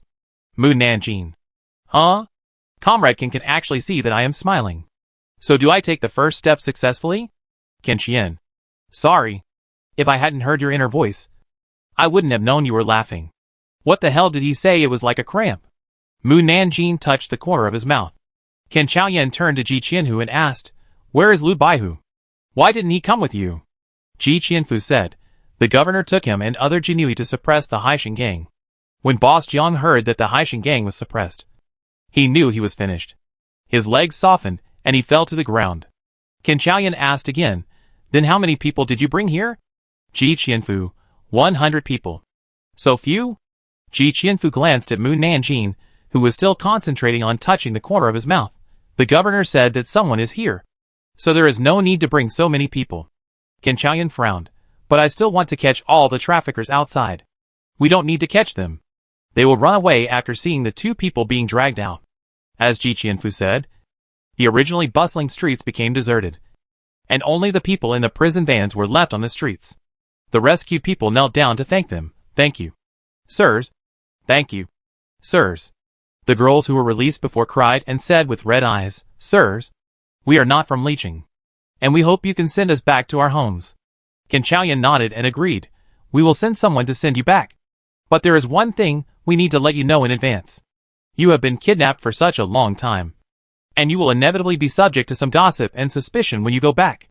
You must be prepared to bear these things. The girls paused. Most of them showed fear. The family who valued reputation might immediately find someone to marry them off. Which was still good. Some people might be beaten to death. Mu Nanjing looked at the desperate faces, and suddenly felt that it was not easy for women in ancient times to live. If you have nowhere to go, you can come back to the capital with me. Or if you find that there is no place for you to stay after you return home, you can come to the capital to find me. Thank you, young lady. Everyone hurriedly thanked her. Qin Chaoyan hurriedly whispered in her ear, you are not letting them go to your brothel to make money for you? Wouldn't that be falling from one fire pit to another? Mu Nanjing glanced at him. Am I such a person? Qin Chaoyan smiled. No. However, you are too kind. I just give them a way to live, and they have to live the rest of their lives on their own. Mu Nanjing is just helping them. But she will not support them for a lifetime, like the Virgin Mary. Moreover, for the monks, saving their lives can also earn merit. So it is her who earns. Miss, I want to go back to the capital with you. A woman in a light blue dress came out, and she calmly bowed to Mu Nanjing. Miss, I ask you to take me to the capital. Mu Nanjing saw that she was well dressed and had a good temperament. So he asked, what's your name? Si Yuan. Mu Nanjing immediately understood her situation. Si Yuan was originally the concubine of the richest family in Yanqing. Because she was not valued by her family, she was given to the local prefect as a concubine. She was unwilling to let her fate be dominated by others. So she secretly escaped. But she met a human trafficker. Okay. You will go back to the capital with us in a few days. Then, 8 girls came out one after another, and asked to go back to Beijing with Mu Nanjing. And Mu Nanjing agreed one by one. The rest of the people wanted to go home to see their families. So Qin Chaoyan arranged for them. The governor and his men stayed in Liqing for 7 days. Mainly to hunt down members of the Starfish Gang and human traffickers. And only after these matters were dealt with did they escort Lord Wei and his men back to Beijing. The return journey took even longer than the coming journey. And it took them 10 days to get back to Beijing. The girls who came back with them were all excited to see the prosperous capital. But Si Yuan was the only one who sat quietly in her seat and looked at the crowds and shops outside the window. Until they passed by the Imperial College and saw the young ladies leaving school. And then, there was a light in her eyes. She quickly sat down by the window and looked at the young ladies of various families with envy. The girls around her said enviously, the girls in the capital are so elegantly dressed. The place we just passed should be the Imperial College, which is a place that all students yearn for. I have heard that the Emperor has opened a school for girls and allowed women to take the imperial examinations. I didn't expect this to be true. It would be great if I could serve as an official in the court, so that I would no longer be looked down upon by the world. Alas, that's just a thought. I can't read a single word, and I still have to rely on Miss Mu for help. It's good enough to have 2 meals a day. The others thought so too.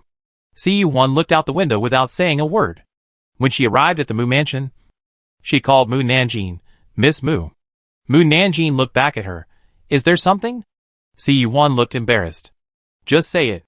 Si Yuan hesitated and said, I want to borrow some money from you to do business. The other girls looked at her in surprise. Miss Si, you want to start your own business? Is it not easy for a woman to start a business? It is easy for a girl to be looked down upon outside. Si Yuan pinched her dress nervously, fearing that Mu Nanjing would not think highly of her like other girls. Mu Nanjing ignored what others said and asked, you just came to Beijing and asked me to borrow money. Does it mean that you have an idea? Tell me what business you want to start. Si Yuan saw that she did not object, and hurriedly said, just now I passed by the Imperial College, and I saw a tea house opposite that was open for meeting friends through literature. But only men could enter. So I also want to open a tea house. Men and women can come to my tea house to taste tea and meet friends. With my tea art and pastry making skills, I can definitely attract many customers, especially female customers. And I will definitely attract many young ladies from official families and wealthy families. Not to mention Mu Nanjing. Even the girls who came back with her thought her idea was good.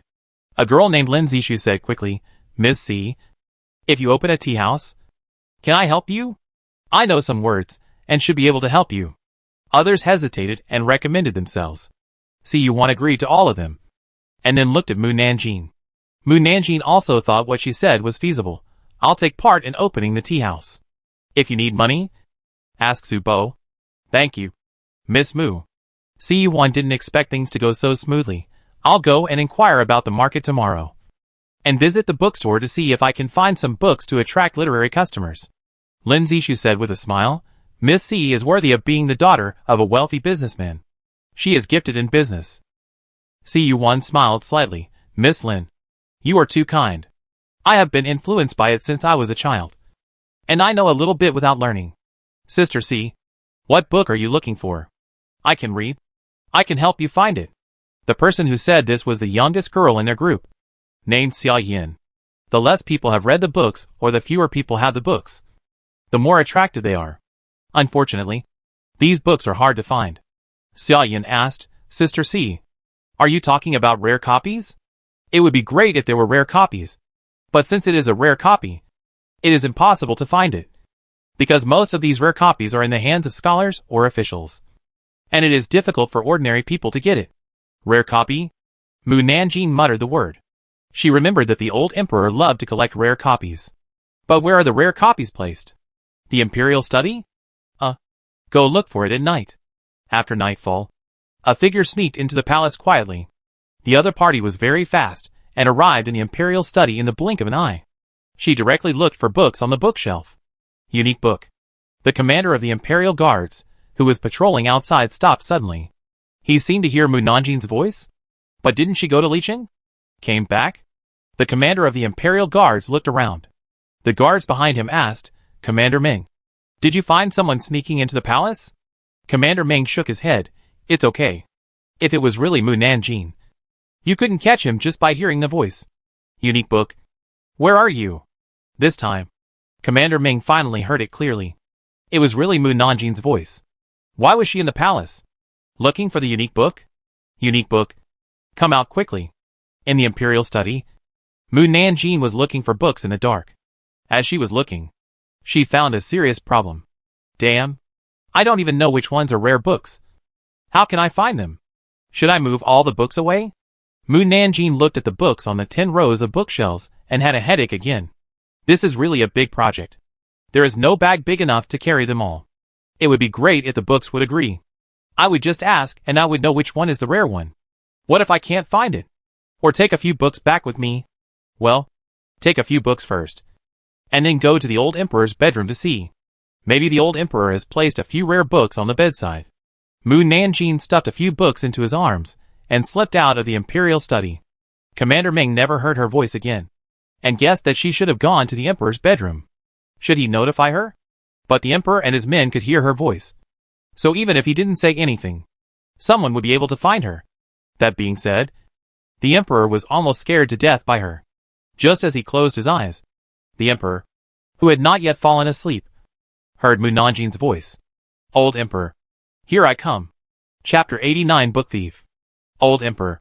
I'm here. The emperor sat up suddenly and looked around. He seemed to hear Mu Nanjing's voice. But how could she be in the palace in the middle of the night?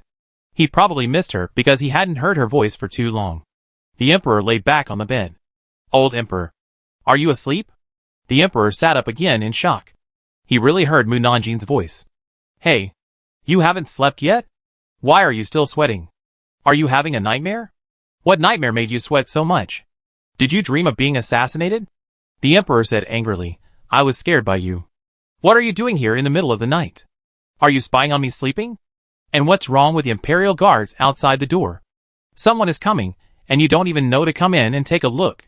Commander Gu outside was so confused. He didn't see Mu Nanjing coming in. So should he go in and take a look? For the emperor's safety, he should go in and take a look. Gu Junling quickly pushed open the door of the palace and asked anxiously, Your Majesty, are you okay? The emperor said unhappily, I was almost scared to death by the nightmare. Eunuch Yuan also followed in and said in a reprimanding tone, Gu Junling, how could you break into the emperor's palace without the emperor's consent? Gu Junling quickly knelt on one knee. Your Majesty, I rushed in without consent because I saw a black shadow. Please forgive me. Black shadow? Is it me? Impossible. How could they find me with their mediocre skills? Even if Tian Yuan was there, he might not be able to find me. Well, it may not be me. It could be someone else. Let's see who is so bold as to sneak into the palace and seek death. How could the emperor not know the difficulties of Commander Gu? He said helplessly, Get up. Several groups of assassins really sneaked in. But they were all discovered by the guards. It's not easy to be an emperor. Even sleeping is not peaceful. Emperor, if it weren't for you, I would sleep well. Commander Gu stood up. Your Majesty, I still need to check around. I will take my leave first. The emperor waved his hand. Eunuch Yuan, you also go down to rest. Just ask a little eunuch to guard here. Yes. Eunuch Yuan retreated. And then a little eunuch walked in. Your servant greets the emperor. The emperor pointed to the corner of the bed. You just wait here. If he hadn't been scared by Mu Nanjing, he wouldn't have asked someone to come in and guard. The emperor lay back on the bed, thinking, Mu Nanjing should have just returned to Beijing today. Why did she suddenly come to the palace? What does she want to do? There are several books on the table and bed in the room. Are they rare books? Emperor, looking for rare books? What does she want to do with rare books? Read? As far as he knows, this little girl doesn't like reading. Oh, I really want to run to the emperor and ask if it is a rare book. Why is the emperor still not asleep? Was she awakened by the shock and couldn't sleep? The emperor closed his eyes and pretended to sleep, wanting to see what she was doing. However, the other party was not an ordinary person, and he could tell at a glance whether he was asleep or not. 2/4 of an hour had passed. Why hadn't the emperor fallen asleep yet? Emperor, someone is staring at him, so he can't sleep even if he wants to. If I wasn't afraid of scaring the old emperor, I would have stolen it directly. Emperor, I've been scared. Alas, if the book disappears out of thin air, it will definitely scare him. Forget it. Such an open-minded emperor can't be scared to death by me. If he dies, he must die of old age. The only comfort for the emperor is that Mu Nanjing never has any ill will towards him. Your Majesty, are you sleeping alone? Emperor, you said that there are so many concubines in your palace. Why don't you go to sleep with them?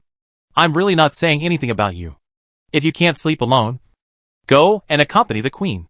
Although the emperor should treat everyone equally.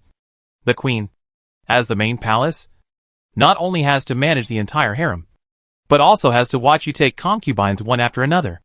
It's not easy for the queen. So you should accompany the queen more, and pay more public grain to the queen while you are young and have the energy. Emperor, hey, you, a little girl who is not yet married, are actually controlling my harem life. If you don't sleep, I'll give you drugs. Emperor, I want to sleep. But you keep talking in my ear. How can I sleep? The emperor tossed and turned but couldn't sleep. So he sat up and said, go to Changchun Palace. Yes. The eunuch quickly brought him a dragon robe and put it on. Finally leaving. Finally leaving. It should have been gone a long time ago. The emperor hummed in his heart, pointed at the books on the table and the books on the bedside and said deliberately, take them all to Changchun Palace. Yes. The eunuch put the books one by one. Ah? You are reading books while sleeping with the queen? Emperor, do you have to be so diligent? Isn't it nice to look at the queen? If you go to the queen's palace and keep reading, the queen will be unhappy and think that you don't respect her. And she may even think that you are not good enough. Who said I am not good enough? I will show you tonight.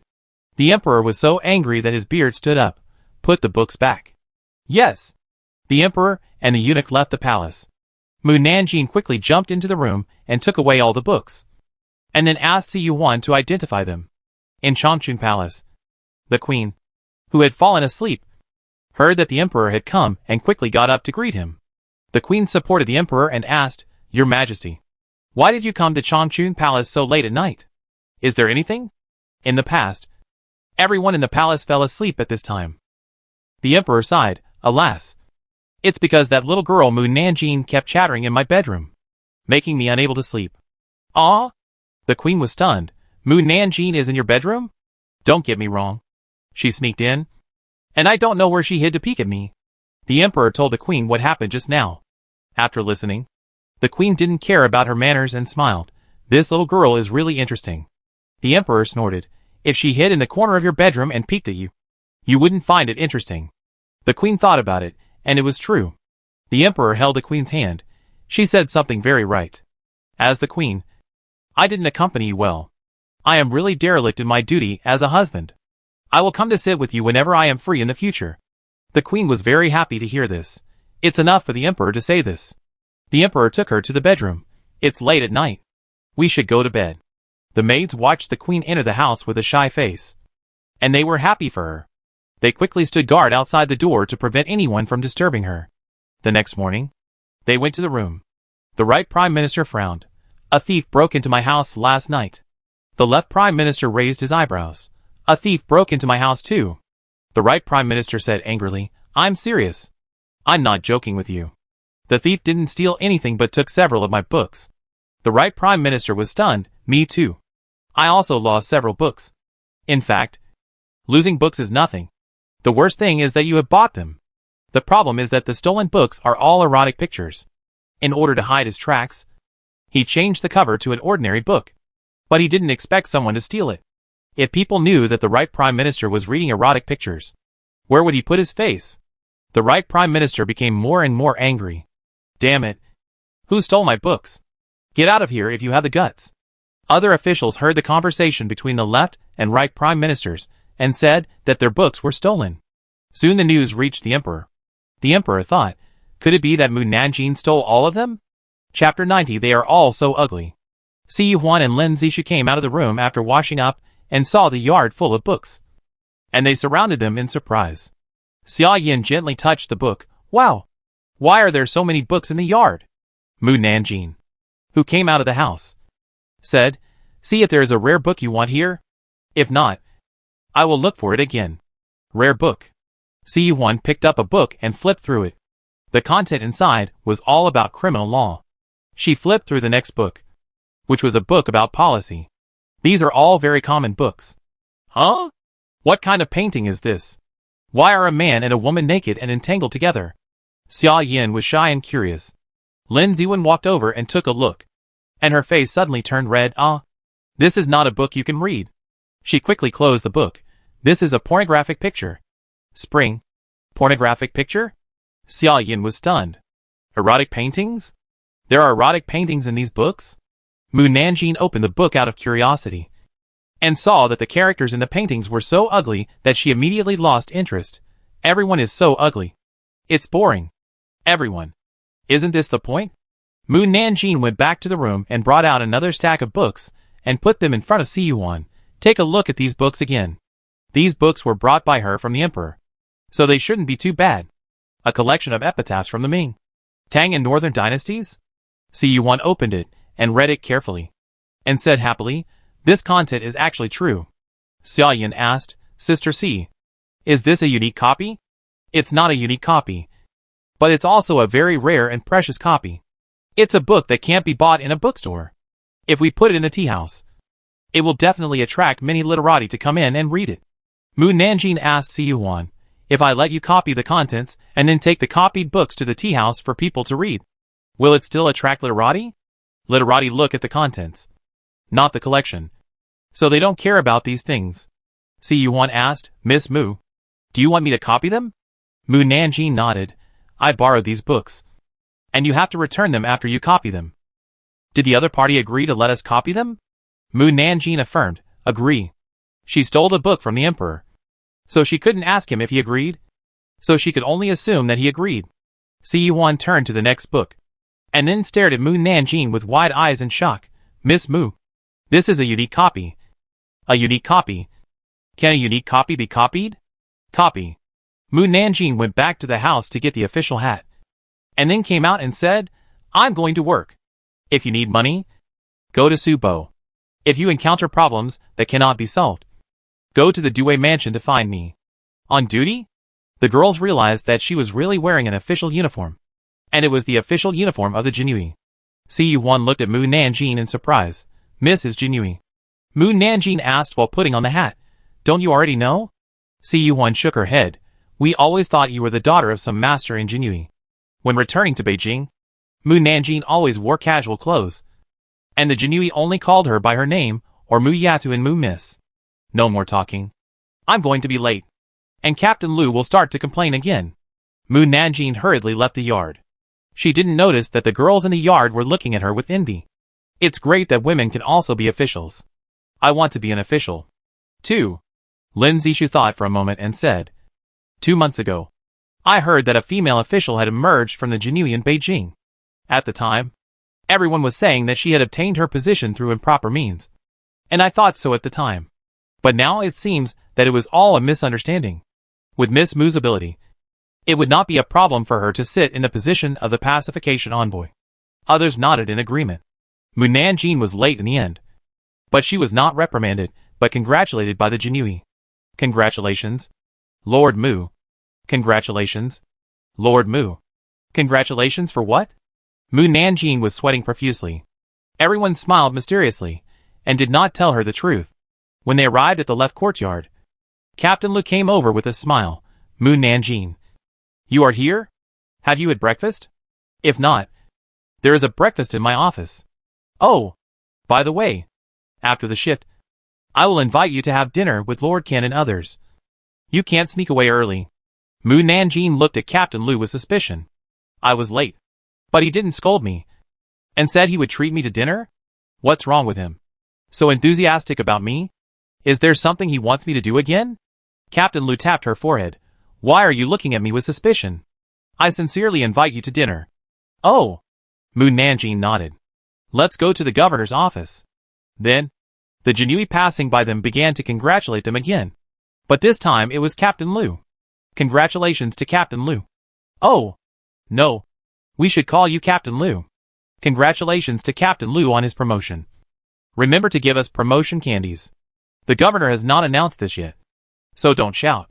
Captain Lu reprimanded. But he couldn't suppress his smile. The Jinui laughed and said, This is all settled. Mu Nanjing asked. Captain Lu was promoted? Thanks to you. Captain Lu originally thought that he would stay in the position of a centurion for the rest of his life. But he didn't expect that he would skip the position of a 500 household and a deputy 1,000 household and be promoted to a 5th rank 1,000 household. This was not only because he had made merit in suppressing bandits, but more importantly, Mu Nanjing's elixir greatly increased his strength. You have to know that in the Jinui, not only the ability to do things is valued, but also the quality of the warrior. He is now an 8th rank warrior, and can fully take on the position of a 1,000 household. Congratulations.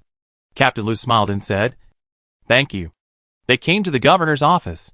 The governor general, who was talking to others, saw Mu Nanjing and smiled. Our Mu Shuqi is here. Mu Nanjing frowned. Mu Shuqi? What kind of weird nickname is this? It sounds weird. The governor general asked Lu Baihu. Didn't you tell her? No. Lu Baihu knew that Mu Nanjing didn't like promotion, and he wouldn't be stupid enough to mention this in front of her to spoil his fun. Mu Shuqi, congratulations on your promotion. The governor general smiled. Now you are a small flag of the 7th rank. Promotion? Mu Nanjing's face suddenly turned ugly. It's more practical to give me money than to give me a promotion. I don't want a promotion. The higher the official, the greater the responsibility, and the more things to do. I'm depressed. I wanted to be demoted. But why did I get promoted? If I don't, I'll just beat up the governor, and then they will definitely not promote me again. The governor and the governor were ashamed. It wasn't him who promoted her. Why did she beat him? Captain Lu whispered in Mu Nanjing's ear. It's actually good to be a small flag. At least Su Cheng and Yang Bo, who you brought back to Beijing, have a place to go. The bandits were suppressed, and Su Cheng and Yang Bo had nowhere to go. For a while, they didn't know what to do to support themselves. So they returned to the capital with Mu Nanjing. Now they are arranged to live in Shaoqing Tower. But it is not a place to live forever. Mu Nanjing raised his eyebrows. What do you mean? You can bring 10 9th rank Jinui under your command. As long as you take the 2 of them into the Jinui, they will be yours. Let them do things you don't want to do in the future. They can also live in the Jinui Wei's residence, which is also a place to stay. Mu Nanjing thought about his words. You can bring 10 9th rank Jinui. If I don't want to be on duty in the future, I can let my subordinates go. If I don't want to run errands, I can also let my subordinates go. If I want to eat or do anything, I can let my subordinates go. Then I can be lazy. And the 7th rank official is not high, so there shouldn't be too many things to do. Yeah. The 7th rank is the 7th rank. Dudu Tongji. He can only say that Lu Baihu understands Mu Nanjing.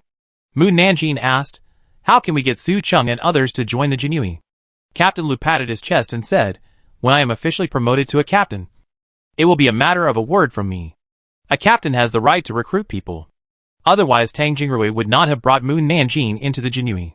However, After recruiting people, they still need to be reviewed by the superiors. First, they need to be approved by the pacification envoy, then handed over to the commander for review. And finally the governor will make the decision. He dared to say that the governor would never object. At least, he would not object to Moon Nanjing taking Su Cheng and others, because she could control Su Cheng and Yang Bo in her hands. Moon Nanjing nodded. Soon, the Jinui who could be promoted came to the governor's office. Then the governor's Konoha read out the list of promotions and rewards, and then distributed new official uniforms. The Jinui had a large personnel turnover, so they would prepare Fei uniforms in advance to confirm each other's identities. But the prepared official uniforms would be relatively large, so they could only go back and ask someone to modify them. Finally, the governor announced the end. From this moment on, Lu Baihu really became Lu Qianhu. Mu Nanjing also became Mu Shuqi. Everyone was happy for their colleagues' promotions and thanked each other. Tang Jingrui walked up to Mu Nanjing with a complicated expression. Mu Nanjing, congratulations on your promotion. When she was recruited, she was never expected to be promoted. And with her ability, it would not be a problem to be promoted. Thank you. Mu Nanjing asked Lu Qianhu. Lu Bai. Oh, no. Lu Qianhu. Just now the governor said how much reward I have. Lu Qianhu smiled and said, he said you have the greatest contribution. And there is a reward of 3,000 taels. In fact, no matter how great the contribution is, there is no reward of 3,000 taels. It's just that he is worried that she will think about the gold and silver treasures of the mountain bandits again. So he increased the reward amount 6 times. Alas, it's not easy to be her superior. And you have to always think about how to reward her, so that she doesn't want to take advantage of the national treasury. Mu Nanjing turned around and said to Tang Jingrui, when I receive the reward, you take it back to my aunt, and say that I am honoring her. Tang Jingrui. She loves money so much, but is willing to give all the rewards to Tang Lu Zhao. Is it true filial piety or out of guilt? After leaving his duty, Tang Jingrui returned to the Tang mansion with 3,000 taels. In front of Mr. Tang and Mrs. Tang, he took out 3,000 taels and placed them in front of Tang Lu Zhao. Tang Lu Zhao didn't understand. This is. Tang Jingrui said, Mu Nanjing was promoted. Tang Lu Zhao was slightly startled. Promoted? Mrs. Tang couldn't help but raise her voice. She was promoted again? Mr. Tang frowned. Didn't she get promoted a few days ago? How come she got promoted again? Tang Jingrui said lightly, she made merit. She made merit? Mrs. Tang seemed to hear a big joke. What merit can a weak woman make? Tang Jingrui didn't explain much. Anyway, she made merit. And now she is a 7th rank official. 7th rank? Mr. Tang widened his eyes. 1. Is she promoted from the 8th rank to the 7th rank? If she makes meritorious service next time, won't she be promoted to the 5th rank and be on the same level as his son and grandson? Jiang Zhenru murmured. She was promoted too quickly. Old Madame Tang said unhappily. Is she mistaken? How could she make meritorious service? Grandma. Tang Jingrui lowered his head and called her. It's a good thing for us that Mu Nanjing made meritorious service. And she can help the Tang family in the future. Old Madame Tang and Old Master Tang felt relieved after hearing this. We are so excited because we don't believe that a little girl can make meritorious service. Old Master Tang coughed lightly and changed the subject. Let's not talk about this. Let's talk about the 3,000 taels. 3,000 taels is the reward given to Mu Nanjing by the court. She asked me to bring it back to my aunt, saying that it was a filial piety to her. Tang Liujia's face suddenly darkened, and she swept the banknotes to the ground. I don't want her things. How can you be so hard on money? Kid? Mrs. Tang glared at her unhappily, stood up and picked up the banknotes and put them in her arms. If you don't want them, then mother will keep them for you first. Tang Lu Zhao. At this time, the guard at the gate came in. Second young master. 2 Jinui are looking for you. Tell them to find me in my study. Tang Jingrui stood up and said to Mr. Tang and the others, Grandfather, Grandmother, Mother, Aunt, I have official business, so I'll take my leave first. Mr. Tang said, official business is important. Go and get busy. Tang Jingrui returned to his study in his courtyard. Not long after, 2 Jinui came in. They were the people who were sent to investigate Mu Nanjing's affairs a few days ago. Tang Jingrui asked, did you get any results this time? One of the Jinui said, we lived up to your trust and found out something. Tang Jingrui said quickly, tell me. What did you find out? Except for Mu Qini and his sister's child. All the other members of the Mu family you asked us to find died of the epidemic. After that, Mu Qini took his sister's daughter to Beijing to look for relatives, but died of illness on the way. In the end, a man with a baby girl sent them back to their hometown for burial. Tang Jingrui guessed that the man with the baby girl might be the current Mu Qini. The girl is Mu Nanjing. Do you know the name of this man? He is also surnamed Mu. And he said he is a distant relative of Mu Qini. After he buried Mu Qini and his family, he took the girl away and never came back. We went to investigate Mu Qini's distant relatives, but there was no such person. Mu's relatives also said that there was no such person. We really couldn't find any clues, so we had to come back to report to you. Tang Jingrui also knew that they had tried their best. He took out 100 taels of silver and put it on the table. Thank you for your hard work. You can go down. Yes. The Jinui took the silver and left. Tang Jingrui got up to find Tang Wenzong and told him the results of the investigation. Tang Wenzong decided to wait for Mu Qini to come back and ask him in person. Chapter 91. She is a weak woman. After leaving his post, Captain Lu invited the Jinui he was familiar with to a small restaurant near his home for dinner, and brought his family out to introduce them to everyone. Madame Lu saw Mu Nanjing standing among the Jinui, and asked with a smile, "Is she the girl who gave you a headache?" "Isn't she?" Captain Lu whispered in her ear, "I was able to get promoted because of her. I'll tell you in detail after I go back." After returning to Beijing, he had not returned home to tell his wife about recent events. Madame Lu nodded. Mu Nanjing noticed Madame Lu and took the initiative to walk up to them. Captain Lu introduced her, Mu Nanjing. "This is my wife." Mu Nanjing nodded, "Hello, Madam." Madame Lu smiled and greeted, "Miss Mu." "Hello." Then, she pulled her 16-year-old son over. "This is our son. His name is Lu Qian."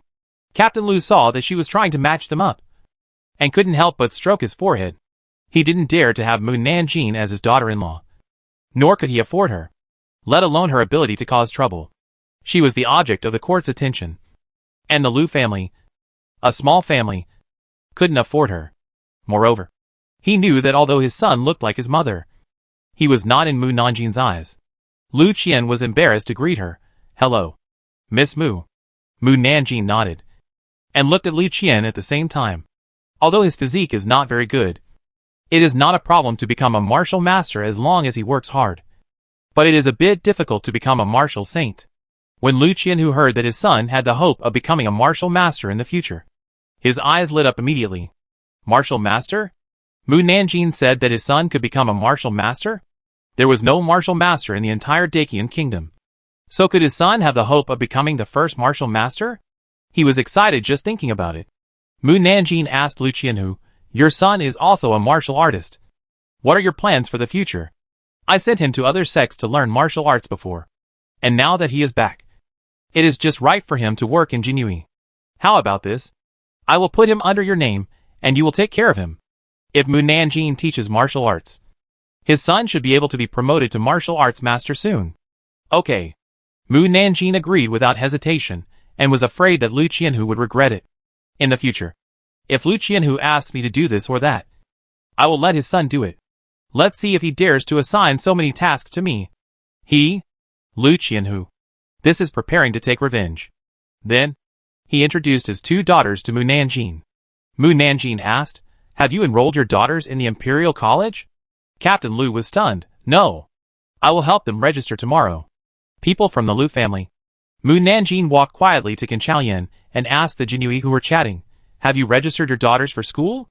One Jinui smiled and said, "My family is full of men. No daughters. I asked my daughter. She said she didn't like studying, so I had to give up." Mu Nanjing frowned. "I have to mention this to the governor, and ask him to urge everyone to send their daughters to study in the Imperial College. As long as there are more girls studying, my family's business will be good." Hee. Jinui. "Don't you run a brothel? What does studying have to do with it? You don't want to lead our daughters astray, do you?" Captain Lu called everyone. "Everyone sit down and eat." Mu Nanjing was a girl and was arranged to sit at the same table with Madame Lu and the others. Lu Qianhu and Mu Nanjing were both promoted, and everyone was happy for them. Of course, happy times always pass very quickly. Near the end, suddenly, a thunder exploded in the sky. Bang! Wow! Lu Qianhu's 4-year-old daughter was frightened and cried on the spot. Madame Lu hurriedly hugged her. Don't cry. Don't cry. It's just thunder. Don't be afraid. Qin Chaoyan and the others got up and walked to the window to check. Today's sky is clear. Why is there thunder? Was it thunder just now? It's too loud. I feel like my ears are going deaf. Me too. It's like thunder exploded right next to my ears, making my ears buzz. Mu Nanjing got up and came to Qin Chaoyan's side. What was the thunder just now? What was it? The Jinui quickly pricked up their ears to eavesdrop. Lu Qianhu pointed to the sky. Lord Can. Look! There are people in the sky. Everyone looked up and saw 3 figures with only the upper body in the sky. Each of them was a white-haired old man. And the figures of the 3 people occupied most of the sky. They appeared quickly, but also disappeared quickly. Lu Qianhu and his men disappeared before they could see each other clearly. Disappeared? Gone? Who were the 3 people just now? How did they appear in the sky? Qin Chaoyan comforted them. This is most likely the legendary mirage. Don't worry. A Jinui asked, what is a mirage? It is some distant scenes reflected in the sky. Of course. I have only heard of such things, but have never seen them. When I saw it just now, I felt that it was a mirage as I had heard before. The specifics still need to be judged by the national teacher. Oh, if it's just a mirage, then we don't have to worry about it. Let's continue drinking. The Jinui turned around and heard Mu Nanjing say, I have something to do at home, so I won't accompany you. They turned around to look at her, but she was nowhere to be seen. Lu Qianhu was puzzled. Where is she? Lu Qian, who had been sitting in his seat, stood up in surprise and said, she jumped out of the window and left. And the speed was very fast. She disappeared in an instant. Lu Qian was a little excited. Dad, is Miss Mu also a warrior? Lu Qianhu said seriously, no. She is just a weak woman. A weak woman who needs protection. The Jinui nodded with a smile. Your father is right. But Lu Qian just saw Mu Nanjing jump out of the window and leave. And her light skill speed was faster than him as a warrior. No buts. Captain Lu patted his shoulder and said earnestly, when you follow her in the future, just remember one thing. That is, you must protect her behind you in everything. Even if you can't beat the enemy, you must protect her behind you. Especially when she is held hostage. You must take it more seriously. The Jinui nodded again. Your father is right. Lu Qian. Mrs. Lu pulled Lu Qian to sit down and whispered in his ear. Some girls don't want people to know that she practices martial arts. Otherwise people will think she is rude. So they hide the fact that she practices martial arts. Do you understand? This made sense. Lu Qian nodded. I will definitely protect Miss Mu in the future. Captain Lu turned around and said to everyone, let's continue drinking. At the same time, Mu Nanjing returned to his room and took out a leaf from the drawer. This is the leaf I got in Wansheng Garden. Then, dark clouds gathered, and a strong wind blew outside the courtyard. The doors and windows were creaking. The fallen leaves flew wildly. And a moment later, a shadow came into Mu Nanjing's room through the window. Mississippi. The other party knelt in front of Mu Nanjing. Please save me. Mississippi. Mu Nanjing had expected this person to come, and looked at the woman in green clothes on the ground without any surprise. Are you the 1,000-year-old locust tree in Wansheng Garden? When I first saw the big shame tree, I knew it would soon turn into a human form. Yes, my name is Huaying. When I first met you, I knew you were extraordinary. I left a leaf for you so that I could find you easily when I was in trouble. Huaying directly explained her purpose. I came here to ask for your help. I ask you to help me suppress the thunder. Mu Nanjing raised his eyebrows. Why should I help you? If you help me, I am willing to be a slave for 500 years. Mu Nanjing was satisfied with the exchange and took out a brush and cinnabar from the drawer. How many years do you want to suppress the thunder? 5 years. Suppress it for 5 years first. Mu Nanjing quickly took the brush and tapped the cinnabar. Then drew a rune on the back of Huaying's neck. And then used magic power to inject the rune into her body. Afterwards, the strong wind outside stopped and the dark clouds dissipated. Huaying walked to the window and looked at the sky, and said happily, it's gone. The dark clouds have gone. Those people shouldn't be able to find me here. She turned to look at Mu Nanjing and asked, Miss, aren't you curious about my affairs? No, because Mu Nanjing had investigated her affairs thoroughly when she signed up. Huaying bowed to her. Thank you, Miss, for not getting to the bottom of it. But one day I will tell you everything. But there is one thing I don't understand. Mu Nanjing, what's the matter? Miss, don't you need to suppress your cultivation here? Huaying saw that she didn't shrink back or worry when she helped him suppress the thunder tribulation. No need. Will it be discovered? No. Why? I don't know either. Huaying guessed that she couldn't tell him. So she didn't ask any more questions. Mu Nanjing said, You stay in my room tonight. Tomorrow I will introduce you to other girls and say that you are the guard I invited. From now on, you will be their guard. Wherever they go, you go. Yes. Huaying took a few steps back and disappeared into the pillar when she approached it. The next morning, Si Yuan and the others came out of the house and saw a tall woman in green with Mu Nanjing. She had a dignified and beautiful appearance. Just looking at her could make people feel good about her. Mu Nanjing introduced them. Her name is Huaying. She is the guard I invited, and she will protect you when you go out together in the future. Si Yuan led the sisters to salute Huaying. Hello, Miss Huaying. Our safety will depend on Miss Huaying's protection in the future. Huaying smiled slightly. No need to be polite. I just take money to do things for others. You guys chat. I have to go on duty. After leaving the Mu Mansion, Mu Nanjing did not go to the Dui Mansion immediately, but went to Shaoqing Tower to find Su Cheng and others. Su Cheng and Yang Bo, who were practicing martial arts in the backyard, saw Mu Nanjing coming and hurried forward to greet him. Hello, Miss Mu. Mu Nanjing nodded. I know that although you were bandits in the mountains, you did not do anything that harmed the world. The only mistake you made was to kidnap me to the mountains. Otherwise, I would not keep you by my side. Now I have a chance for you to turn over a new leaf. Do you want it or not? Yang Bo said without thinking, yes. Su Cheng knew that Yang Bo was smarter and quicker than him. So if Yang Bo agreed without hesitation, it must be right. So he nodded and agreed yes. Come with me. Mu Nanjing took them to the Dui Mansion. Su Cheng looked at the Jinui who came in and out of the Dui Mansion in surprise, and whispered in Yang Bo's ear, Isn't this the Jinui's office? Yang Bo nodded. Su Cheng said nervously, Miss Mu, are you going to arrest us? Yang Bo rolled his eyes at him. Definitely not. Don't guess blindly. Su Cheng was relieved. Mu Nanjing took Su Cheng and the others to find Captain Lu. Lu Bai. Captain Lu. I brought Su Cheng and the others here. Captain Lu, who also brought his son to the Dui Mansion, nodded at them. Come here and sign. If you can't read, put your fingerprints on it. Yang Bo looked at the words on the white paper on the table and said in surprise, You want us to join the Jinui? Su Cheng looked at them in disbelief when he heard this. Captain Lu looked at Mu Nanjing. Didn't you tell them? Mu Nanjing said, It's not too late to tell them now. I knew you were unreliable. Captain Lu told them that Mu Nanjing wanted to recruit them as Jinui. Are you willing to work with Miss Mu? Yang Bo and Su Cheng said in unison, Yes. Then sign it. Captain Lu pushed the paper in front of them. Go get the 9th grade Feiyu uniform of Jinui first. And wait 2 days for the governor to review your affairs before issuing you identity tokens. Yang Bo was puzzled. Don't we need the emperor's consent or decree to become 9th grade officials? Lu Qian who patiently explained to them. Officials below the pacification envoy are transferred with the governor. Whether they are promoted or demoted is a matter of his words. However, the list of promotions must be submitted to the emperor for review and stamping.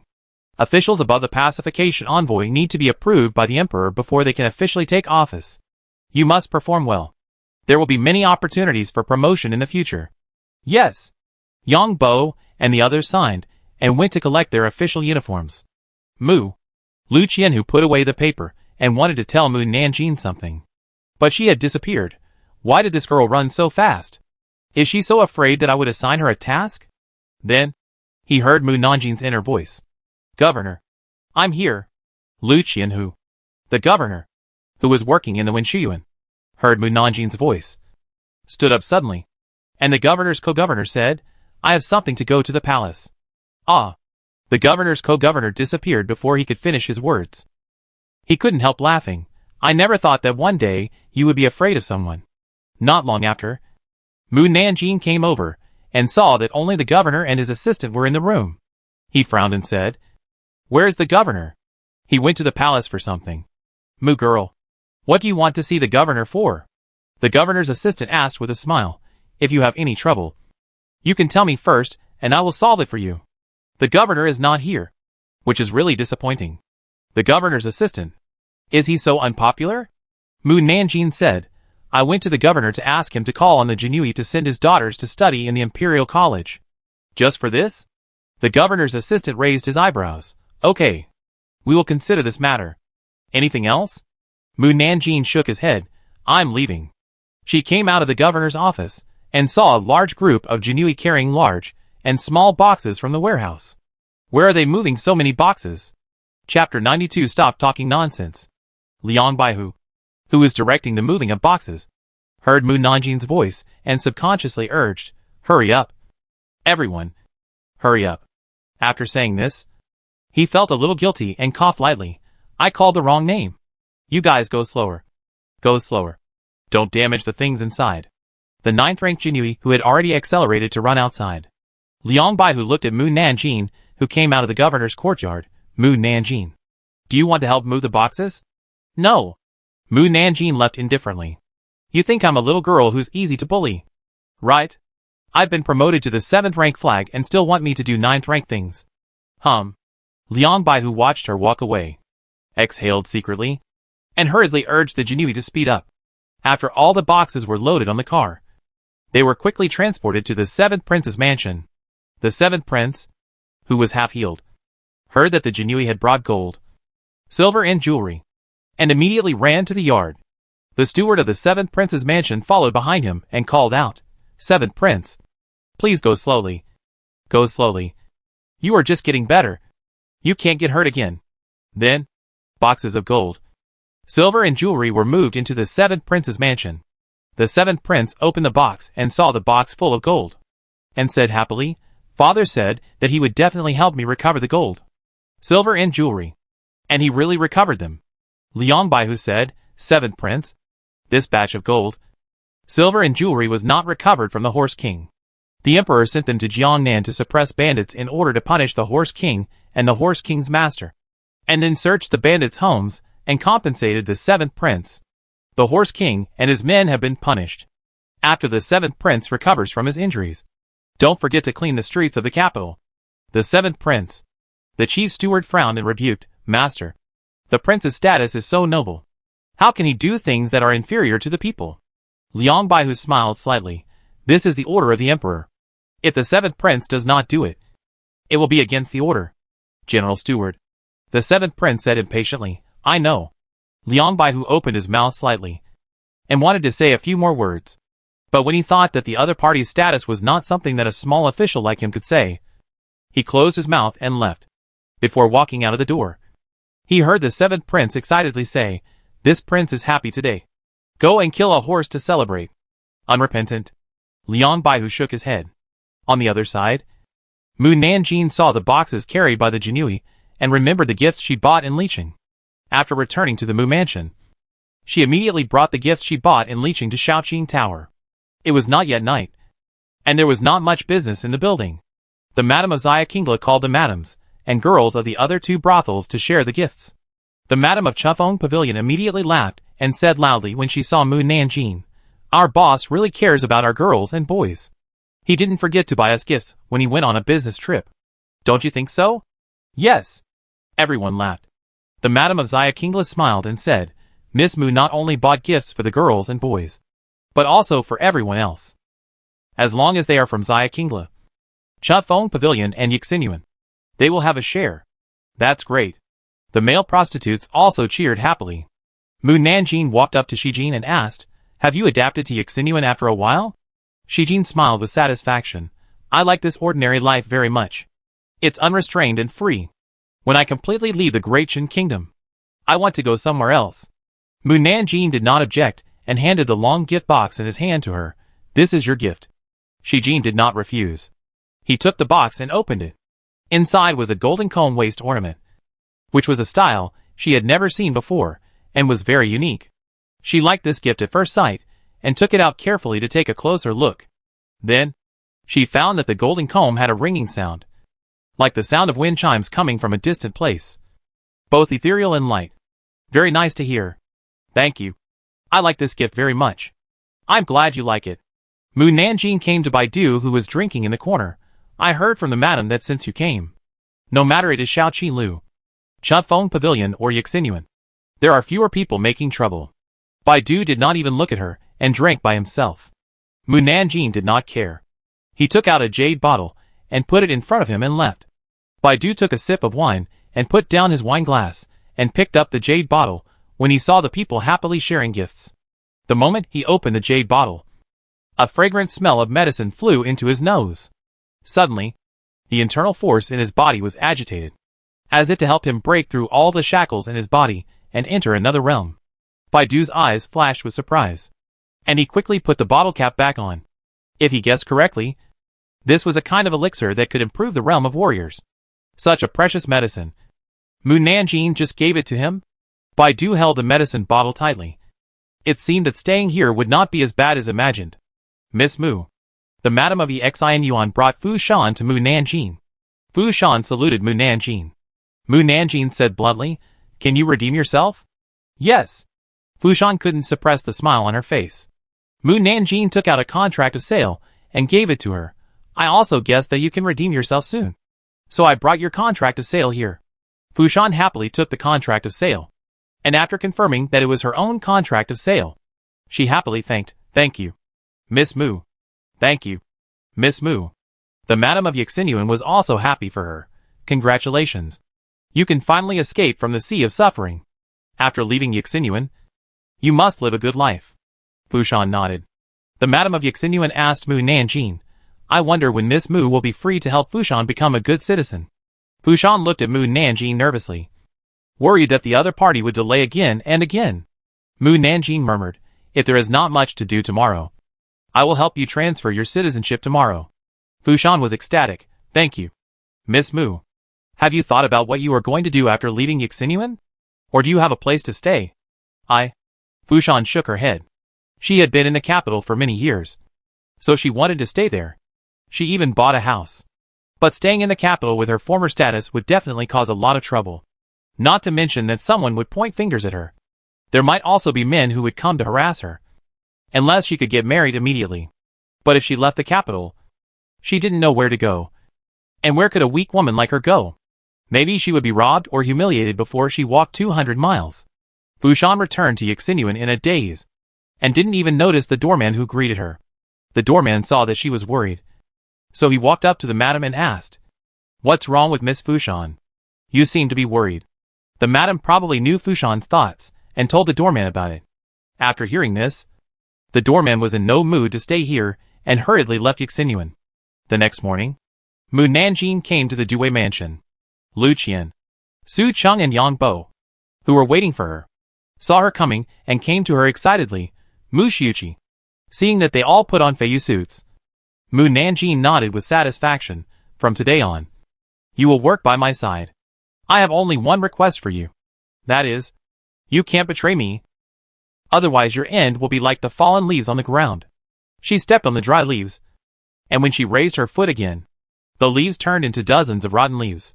Su Cheng and Yang Bo knew her strength, and after seeing the broken leaves, they nodded hurriedly, as if they saw the end of betrayal. Not to mention Lu Qian. He was originally called by his father to follow Mu Nanjing, and his father also carefully told him, telling him, it is better to betray his father than to betray Mu Nanjing, and to be loyal to Mu Nanjing is nothing but loyalty. Although he didn't know why, his father must have had his reasons for saying so. Mu Nanjing took the three of them to find Captain Lu. Captain Lu assigned them tasks. "Mu Nanjing, you have just been promoted, and there are 3 more people under you. You must not be used to your new identity. You should take your people to patrol the streets first, because the capital is large. There are few yamen runners.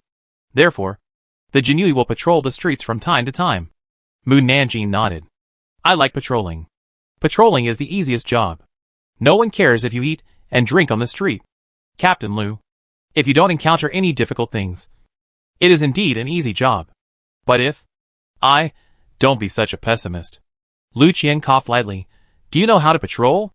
Lu Qian said, "Isn't it just walking around the streets and helping the people solve problems when they encounter problems? That's about it.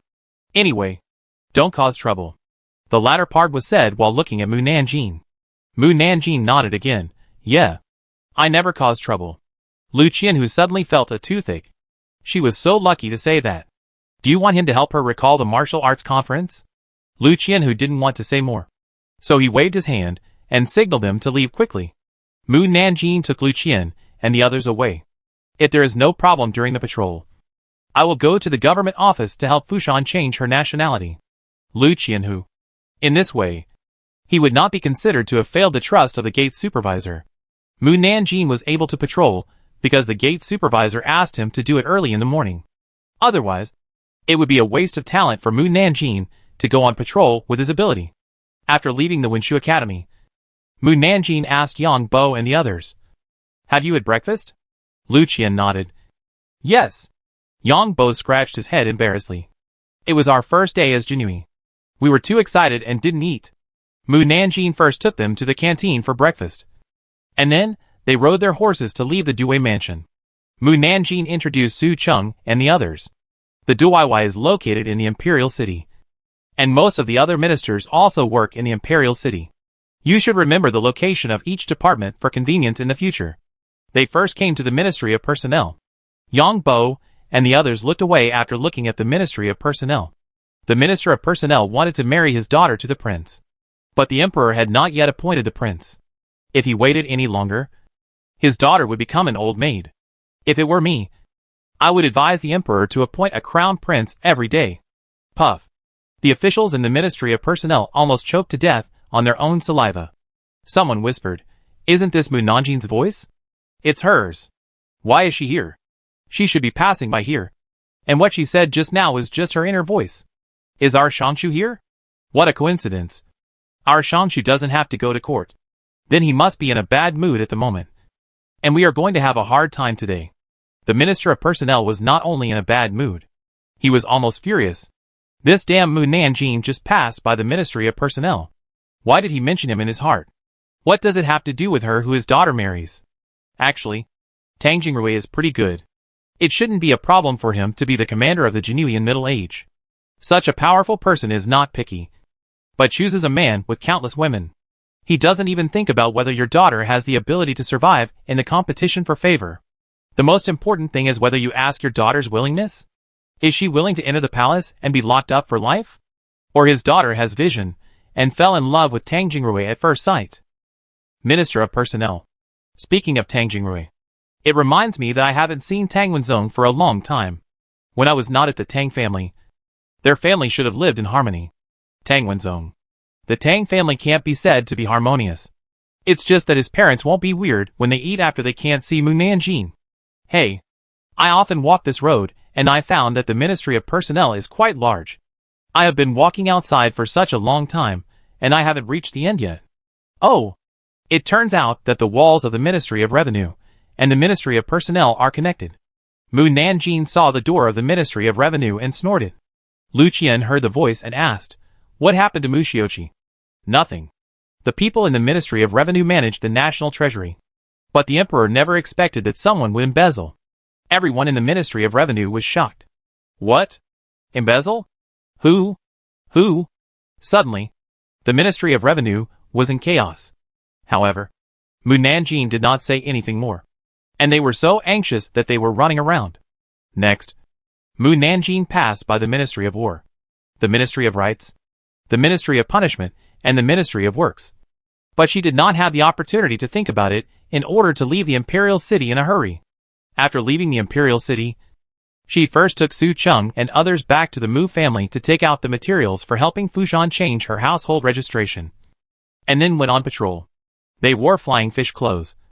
And ordinary people were afraid of colliding with them, and did not dare to approach them. Su Cheng whispered in Yang Bo's ear, "When we were bandits, everyone was afraid of us because we were bandits. Now we are Jinui. And everyone looks at us with awe of God. They are obviously afraid. But my mood is different." Yang Bo smiled and replied, "Of course. Bandits are thieves. And they do things that are not allowed to be seen in the light.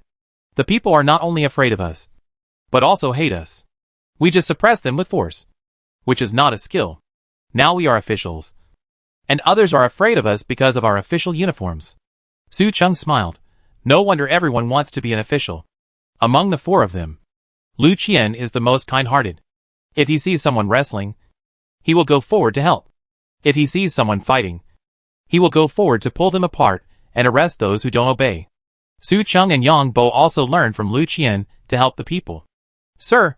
Sir!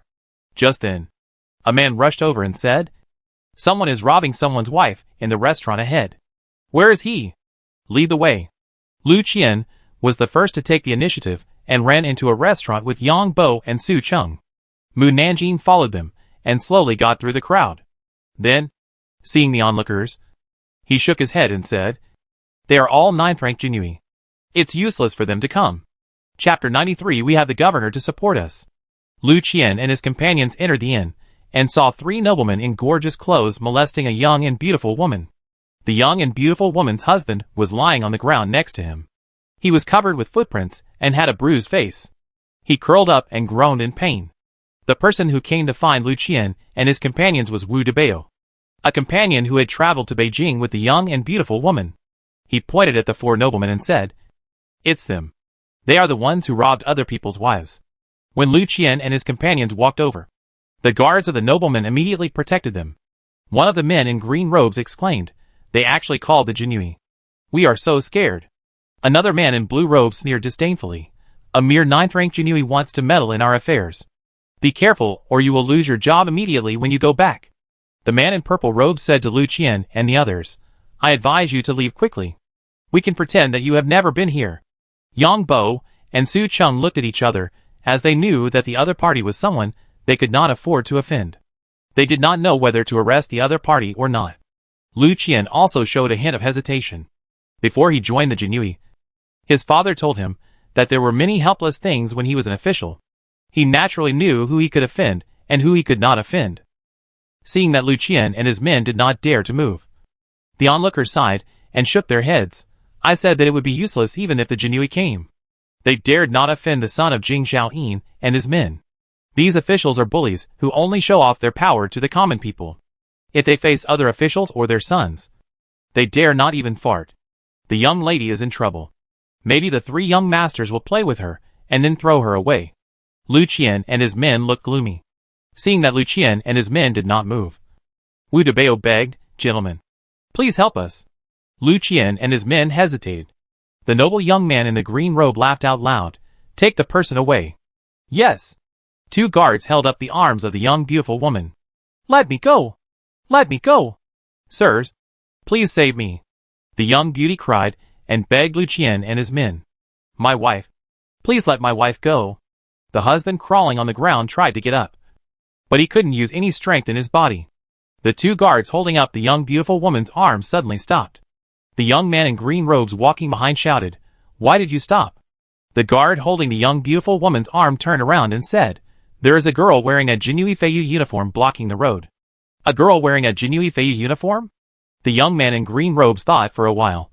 She should be the 9th rank Jinui appointed by the emperor himself. So what if the emperor appointed her personally? There is no other special treatment. The 9th rank is still the 9th rank.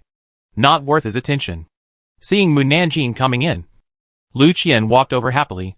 Mu Shuqi. Mu Nanjing looked at the guard holding the young beautiful woman's arm and said lightly, they beat the people and robbed other people's wives. There is solid evidence. Arrest them. Lu Qian was waiting for her words.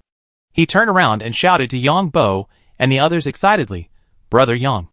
Brother Su. Did you hear that? Arrest them. Yang Bo twisted his neck, and there was a crackling sound in his neck, just waiting for the girl to say this. Su Cheng, a 7th rank warrior, rushed over without saying a word and beat up the guards, who were only 3rd and 4th ranks. Someone in the crowd shouted excitedly, good job. The 3 princes were furious. Do you know who we are? Do you know what the consequences are for those who beat us? Stop it if you don't want to lose your official position. Mu Nanjing glanced at him indifferently. Even if you are a prince, I will catch you. You. The 3 princes were knocked to the ground by Yang Bo and his men before they finished speaking. Ah. It hurts? Stop it. Stop it. Su Cheng sneered. Do you know how it hurts? Why didn't you know that others would feel pain when you beat them before? Mu Nanjing said to Lu Qian, go find the Jinui patrolling nearby and ask them to come over and take these people to the Jinui prison. Let them tell Lu Qianhu that they need to wait until I go back and interrogate them before they can be released. Yes. Lu Qian quickly found 10 Jinui. The 10 Jinui saw the nobles in gorgeous clothes and hesitated, fearing that they would offend someone they shouldn't offend. However, Mu Nanjing had promised that she would take care of anything, so they had to follow orders and send the people to the Jinui prison. The onlookers applauded. Lu Qian asked Mu Nanjing, "Miss, I heard from my father that Shuqi can bring 10 people. But why did you only bring 3 of us? If there were 10 of them, they wouldn't need to bother others." Mu Nanjing explained, "There is a saying that it is better to have fewer than fewer people. Most of the 9th rank Jinui are 1st rank warriors. They can't help much by following them. It's better to wait until you meet a high rank warrior before taking him in." Lu Qian nodded. "I see." He was glad that his father was 1,000 households and could assign him to work with Mu Nanjing. Otherwise, with his 4th rank cultivation, Mu Nanjing would definitely not be able to take notice. At this time, Wu Debao and the young beautiful woman helped her husband walk to them and kneel down. "Thank you, sirs." "Thank you, sirs." Lu Qian quickly helped them up. "This is our duty. You don't need to be so polite. Please get up quickly.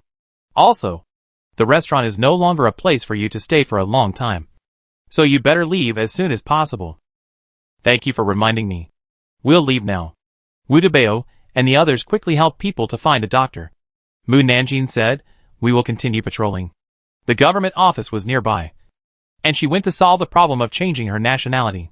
When the people in the government office saw that she was wearing a flying fish suit, they guessed her identity and did not make it difficult for her. They quickly helped her to get a good nationality. Half an hour later, the left courtyard of the Due mansion. Lu Qianhu, who was working, heard someone report, "Lu Qianhu, a group of troublemakers were sent in from outside and need to be detained in the Jinui prison." But the prison boss said that these troublemakers should not be detained in the Jinui prison. But if they really need to be detained in the prison, you have to personally review it. Lu Qianhu stopped writing and asked, "The troublemakers need to be detained in the Jinui prison? Who caught them?" "Mu Shuqi." Lu Qianhu. He asked her to patrol, and she really caught someone for him. He wanted to see who she caught. Lu Qianhu stood up and walked out. It would have been better if he didn't look. It was really amazing when he looked. The second son of Jing Xiaoyin? The grandson of Wen Lahou? The young son of General Dinghua. Every time he read the identity of a person, he felt his heart hurt a little more. Especially when the other party was beaten black and blue. He felt that his heart hurt more than theirs. The Jinui who helped escort them said, Mu Shuqi said that they can only decide whether to stay or go after she comes back to interrogate them personally. And they must not be released in advance. Lu Qianhu knew very well that if he did not do what Mu Nanjing wanted, she would do something even more unpredictable. He waved his hand tiredly, lock them up first, and wait for her to come back to talk about other things. Yes. With Lu Qianhu's consent, the jailer no longer stopped him. Lu Qianhu quickly told Qin Chaoyan about this matter. Qin Chaoyan was also helpless, patting his shoulder and saying, "Don't be afraid. We have the governor to support us." Lu Qianhu. He suddenly realized that it was not easy for the governor either. In just 3/4 of an hour, the Jinui sent another group of people. Lu Qianhu went out to confirm. This time, not only his heart hurt, but his liver also hurt. The Prince of Prince Fu's mansion and the Prince of Prince Bao's mansion. After another 3/4 of an hour, his stomach and lungs also hurt, because Mu Nanjing sent a large number of people over again. The prison was almost full. Lu Qianhu was puzzled. Others patrolled without any problems. Why could Mu Nanjing catch so many people? Mu Nanjing was also puzzled. Isn't patrolling the easiest thing? Isn't patrolling a place where you can eat and drink? Why did she catch people all the time? Is God against her? He had to cause trouble when she was on patrol. Finally, Mu Nanjing was tired of catching people, and returned to the Due mansion at 5 p.m. Lu Qianhu, who was waiting for her at the gate of the Due mansion, hurried over and said, "Ancestor, you are finally back." Lu Qian, Yang Bo and Su Cheng. Mu Nanjing asked, "Where are the people I caught?" Lu Qianhu said, "In the jail." Mu Nanjing nodded. "Let's go to the jail." "Wait." Lu Qianhu held her shoulders. "Come with me to meet some people before you go." "Who?" "The elders of the people you caught are waiting for you in Lord Can's office. Tell them to wait. I will see them after I have interrogated them." Lu Qianhu said anxiously, "Ancestor, do you know who they are? Even the emperor has to wait." Lu Qianhu. He knew she really dared to do this. Lu Qian, who ordered the Jinui guarding the gate to notify Qin Chaoyan. And then he followed the people to the cell. The cell was noisy, more lively than the vegetable market. Do you know who I am? I am the prince of Prince Bao's mansion. If you lock me up, my father and his men will not let you go. My father is a general who has made great contributions. You treat his son like this, which will chill the hearts of the soldiers. My uncle is the emperor. How dare you lock up his nephew? I want my uncle to punish you. When the jailers heard their identities, they couldn't help but wipe the cold sweat from their foreheads. They really wanted to know which senior official had brought these masters here. One jailer whispered to the jailer boss. What did they do? Why were they caught here? Another jailer guessed. Didn't they have their homes confiscated? Or did they do something to offend the great Qian kingdom? Generally, people who committed serious crimes would be imprisoned in the Jinui's Tianlao for interrogation. The jailer knocked on his head angrily. Don't guess blindly. They just made some trouble on the street, and were caught by Mu Xiuqi and locked up here. Mu Xiuqi? Who is that? It's Miss Mu. She is now a 7th rank Xiuqi. It's her. She is very brave. She dared to arrest all these people. The jailer nodded. I admire her very much. At this time, Mu Nanjing walked in. The jailer hurriedly greeted him with a smile. Hello, Mu Xiuqi. Mu Nanjing asked, where are the people I arrested? They are all locked up in the jail. The 10 jails were full of people. Most of them were guards and bodyguards. Mu Nanjing walked to the front of the jail. When everyone saw her, their eyes bulged and they said angrily, You little bitch. Let me go, or I'll ask my uncle to dismiss you. You little bitch. I'm going to report you to the emperor for abusing your public office. You little bitch. If you don't want to implicate your family, let me go quickly. Otherwise the official of the Ministry of Personnel will never have a good life. Mu Nanjing frowned when he heard the noisy voices. Su Cheng shouted, Be quiet. Be quiet. You little bitch. Who are you? Why should we listen to you? Bah. What right do you have to make us quiet? Mu Nanjing said, Shut up. This shut up was coercive. The people in the prison felt a headache and lost their voices in an instant. You. As soon as they opened their mouths, their heads hurt especially badly. Mu Nanjing turned around and sat at the trial table, motioning Su Cheng and the others to bring out the first person they caught. Su Cheng brought the son of Jing Xiaoyin, the grandson of Wen Leho, and the son of General Dingwu to Mu Nanjing. Mu Nanjing said to the jailer, I will tell you. Remember. The bailiff nodded. Mu Nanjing asked calmly, Name. The 3 noble sons answered obediently. The son of Jing Xiaoyin, Ma Xianming. The grandson of Wen Leho, Zheng Hongyi. The young son of General Dingwu, Shi Yongfeng. The bailiff's eyes flashed with surprise. He was so angry just now. How long has it been before he answered obediently? He quickly picked up the pen and wrote down their names. Then, Mu Nanjing asked about their age and identity. Do you know what crime you have committed? The son of Jing Xiaoyin, injuring civilians. The grandson of Wen Leho, rapporting civilian women. The young son of General Dingwu, insulting court officials. Mu Nanjing asked the bailiff, How many years can they be sentenced for their crimes? This? The bailiff shook his head. It's hard to say. It depends on the severity of the other party's injuries, and whether they succeeded in robbing, etc. These are all determined by the severity of the matter. But according to the small case, it will take at least half a year. Mu Nanjing frowned. Such a short time? I want to see who dares to put my son in jail. A furious voice sounded at the door of the prison. Lu Qian, who had been silent, thought to himself, Oh no! It's Prince Bao who is here. He said to Mu Nanjing and the others, It's Prince Bao who is here. You should go out with me to greet him. Mu Nanjing stood up lazily and followed Lu Qian to pick him up. At the same time, he also withdrew his pressure. The captured person suddenly woke up. What happened just now? I have a headache. Me too. And I feel very heavy. Outside the door, Captain Lu saw that it was not only Prince Bao who came, but also other elders. And he quickly bowed and said, Meet Prince Bao. Prince Fu. Prince Bao's eyes passed over them, and stopped at Mu Nanjing. He snorted coldly. A small 7th rank official has such a great authority. He dared not to see us, and ran directly to the cell. Do you know that we can punish you for disrespect? Chapter 94 You are too young to fight me. Lu Qian and the others looked at Mu Nanjing worriedly. If it were someone else, they would have apologized. But Mu Nanjing is not an ordinary person. She frowned slightly. Not meeting you is a crime of disrespect? Then if you don't bow to the emperor when you see him, can you be beheaded? Humph. Relying on your contributions in the wars with the previous emperor when you were young. You use these things to pressure the emperor from time to time. You have been kneeling and bowing to the emperor many times. If it weren't for the emperor's benevolence, you would have been dragged down and beheaded. Do you think you can still stand in front of me and show off your power? You are disrespectful to the emperor. But you still want others to respect you. It's ridiculous. People who can hear the inner voice. You are presumptuous. Prince Bao was so angry that he trembled all over. Come! Arrest her. Yes. The 4 guards brought by Prince Bao walked towards Mu Nanjing. Lu Qian and Su Cheng immediately protected Mu Nanjing.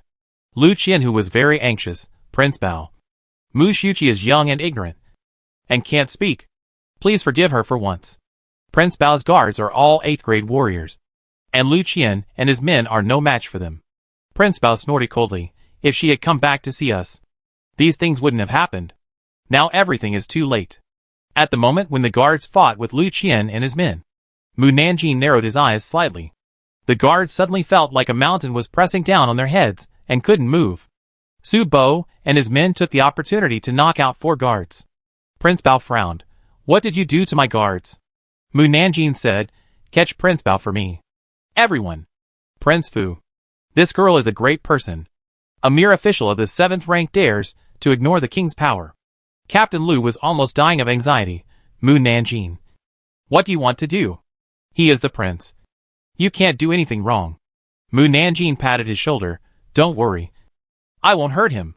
Captain Lu. Prince Bao laughed angrily. You guys think you can catch me? It's a foolish dream. It just so happens that I haven't used my fists and feet for a long time. So today I can practice with you. Jing Zhaoyin whispered in General Dingbao's ear. Prince Bao seems to be a martial arts master. Right? General Dingbao nodded. This little girl is simply looking for death. Stinky girl. I will be the first one. Prince Bao rolled up his sleeves angrily. But he fell flat on his face as soon as he took a step. And he couldn't get up after this fall. Everyone. How embarrassing. Puff. Prince Fu almost laughed out loud and quickly covered his mouth. Mu Nanjing said to Su Cheng and Yang Bo, send Prince Bao to the imperial study in the palace. Let him kneel for 2 hours. Make up for the time he missed before. And then let him stand up. Yes. Su Cheng and Yang Bo helped Prince Bao up and threw him on the horse. Prince Bao said angrily, smelly girl. What did you do to me? Why can't I move? Mu Nanjing didn't answer him, but said in his heart, you are still young to fight me. People who can hear the voice in their hearts. Prince Bao almost vomited blood in anger. Smelly girl. You wait for me. I won't let you go. Su Cheng said, and took Prince Bao away. Jing Zhaoyin said quickly, Mu Shuqi. It's not good for you to do this? Mu Nanjing asked him back. Why is it not okay if I ask him to kneel before the emperor? Jing Zhaoyin was speechless. Everyone. Mu Nanjing asked Jing Zhaoyin and the others, is Prince Fu here? Prince Fu quickly jumped out. I am here. Jing Zhaoyin and the others couldn't help but look at him. He jumped out so quickly. Was he scared by Prince Bao's incident? Mu Nanjing nodded. Your prince and the prince of Prince Bao's mansion damaged the people's property because of a fight in the street. You need to compensate them. You pay me 20,000 taels of silver. And your prince can go back. You must educate him well when you go back. Prince Fu secretly breathed a sigh of relief. Yes. I will teach him well when I go back so that he won't make mistakes again. As long as it can be settled with silver. It is a small matter. It is said that Prince Fu has always been gentle and polite to others. It is true today. This is the style of a prince. The role model of princes. No matter who hears the compliment, they will be happy. And Prince Fu couldn't help but smile. Mu Nanjing said to Lu Qian, go and release the prince of Prince Fu's mansion. Yes. Lu Qian left happily. Lu Qian who?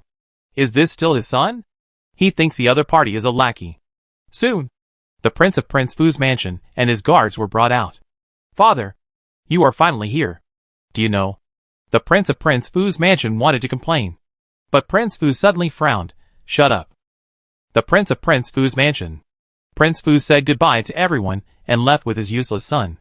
Mu Nanjing said to others, come in with me. With the previous experience of Prince Bao, everyone knew that it was impossible to use official positions to pressure others. and their arrogance immediately shrank back, and they followed Mu Nanjing to the cell obediently. Mu Nanjing put the matter of Jing Xiaoyin's son last, and dealt with other people's affairs first. Other people's affairs were relatively simple. As long as they paid silver, they could leave. And finally Jing Xiaoyin's children were left. Mu Nanjing sat behind the trial table and frowned at Jing Xiaoyin and his sons. The sons looked at their fathers aggrievedly and asked for help from their fathers. But their fathers didn't even give them a glance. Now Jing Xiaoyin and his men only had one thought. Is Mu Nanjing really just a little girl who has just come of age? How come Mu Nanjing, sitting behind the trial table, is more impressive than Jing Xiaoyin's trial posture, and more majestic than anyone present? Seeing that his father was silent, General Dinghua's son Shi Yongfeng could not stand up and called out, "Dad!" Mu Nanjing interrupted him calmly. "How dare you call me dad?" Shi Yongfeng angrily retorted, "He is my dad. Why should I be embarrassed to call him? Your father was injured and bled in the border in order to defend Daqian and protect the people of Daqian from harm. He almost lost his life. But you, as his son, beat the people he was protecting with his life, and flirted with other people's wives, trying to take them home as playthings. What you did really discredited your father. If it were me, I would be embarrassed to tell others that I am the son of General Dinghua." General Dinghua glanced at his son coldly. Shi Yongfeng shrank his neck guiltily. "I didn't flirt with him. I was just watching from the side. Not stopping it is helping the evil." Shi Yongfeng dared not speak. Mu Nanjing snorted coldly and looked at the Prince of Wenla Marquis' mansion. Prince of the Marquis' mansion. Marquis Wenla was a teacher before he became a marquis. His disciples are all over the world. And his disciples are all well-educated and well-mannered. Then I dare to ask, why did the grandson do such a thing as flirting with other people's wives in the street? Do you think that your reputation will attract attention? So you let your son bring disgrace to the Marquis mansion? Of course not. It's my fault for not disciplining him. I will definitely urge him to study hard in the future. The Prince of Wenla Marquis' mansion was so embarrassed that he wanted to go underground. The son of the prince, Zheng Hongyi, said angrily, "This is what I did myself. And it has nothing to do with the Marquis' mansion." Mu Nanjing asked him, "Have you severed your relationship with the Marquis' mansion?" "Of course not. Since you haven't, how can you not have any relationship?" Zheng Hongyi. Mu Nanjing looked at Jing Xiaoyin. Father is responsible for helping the people to solve cases. But the son is committing crimes outside. Jing Xiaoyin. How do you say this matter should be judged? How should your son be convicted? Jing Xiaoyin. If it were him, he would definitely let the other party be punished and thrown into prison for life. Ma Xianming, the son of Jing Xiaoyin, said anxiously, "Dad, say something." Jing Xiaoyin said unhappily, "What? How to sentence you?" If his son was sent to Jing Xiaoyin's mansion, he could still be partial to him. Now in front of such a person, how can he help his son? If he really was partial to him, the matter would definitely be reported to the emperor. In addition, he also saw that General Dinghua and the Prince of the Marquis' mansion would not interfere in this matter again. So he could not be partial to his son. Ma Xianming panicked, "Dad, I'm your son. How can you sentence me? Who told you to do these stupid things? Who can I blame?" Jing Xiaoyin turned to Mu Nanjing and said, "Mu Xiuqi, sentence me however you want." "Dad." Ma Xianming grabbed his arm. "Dad, you can't ignore me. I don't want to go to jail. I don't want to go to jail."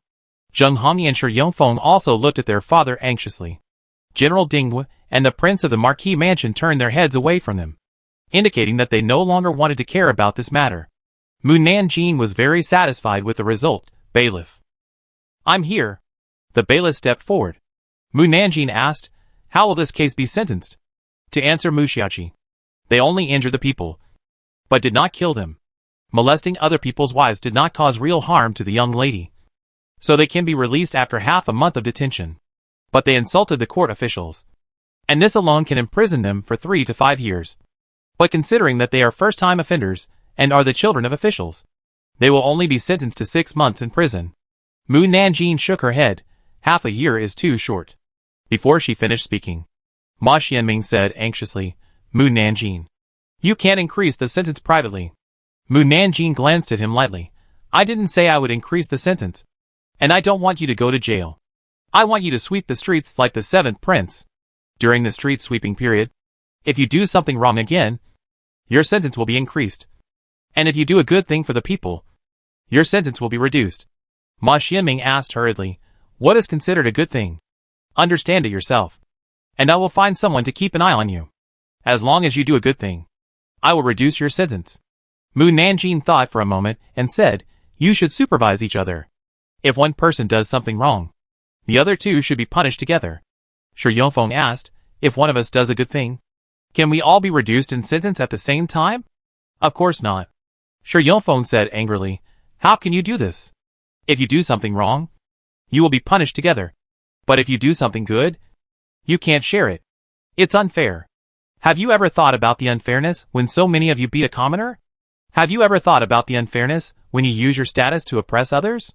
Shi Yongfeng. Mu Nanjing looked at General Dinghua and the others. Each of you can pay 300 taels and take your son away. Then from today on, you will clean from the east to the west of the city, and no less than 4 miles a day. Road. And you have to clean it up. Don't give me a perfunctory answer. Ma Xianming was reluctant. We all accept the punishment. Why do we have to pay money? This is the medical expenses for injuring the people. That doesn't need so much. Mu Nanjing sneered. I beat you up and compensate you with 900 taels. Are you willing? Ma Xianming blurted out, of course not. 900 taels is not enough for me to buy supplements. Jing Zhaoyin was mad at his son. If you can't speak, don't speak anymore. Okay. Mu Shuqi. We accept your punishment. He took out 500 taels of silver notes from his sleeve. This is to compensate the injured brother. And please help us apologize to him. General Dinghua and the prince also took out 500 taels of silver notes, and then left with their son. Shi Yongfeng was silent after riding on General Dinghua's horse. General Dinghua said in a deep voice, why don't you speak? Shi Yongfeng lowered his head. Dad, I embarrassed you, and I will never do this again in the future. General Dinghua, who was full of anger, instantly calmed down after hearing his son admit his mistake. Learn from this lesson. Don't make the same mistake again next time, or I'll break your legs. Shi Yongfeng nodded, yes. On the other side, Zheng Hongyi in the carriage of the Marquis mansion did not say anything. The prince sighed, when you go back, admit your mistake to your grandfather. Zheng Hongyi nodded.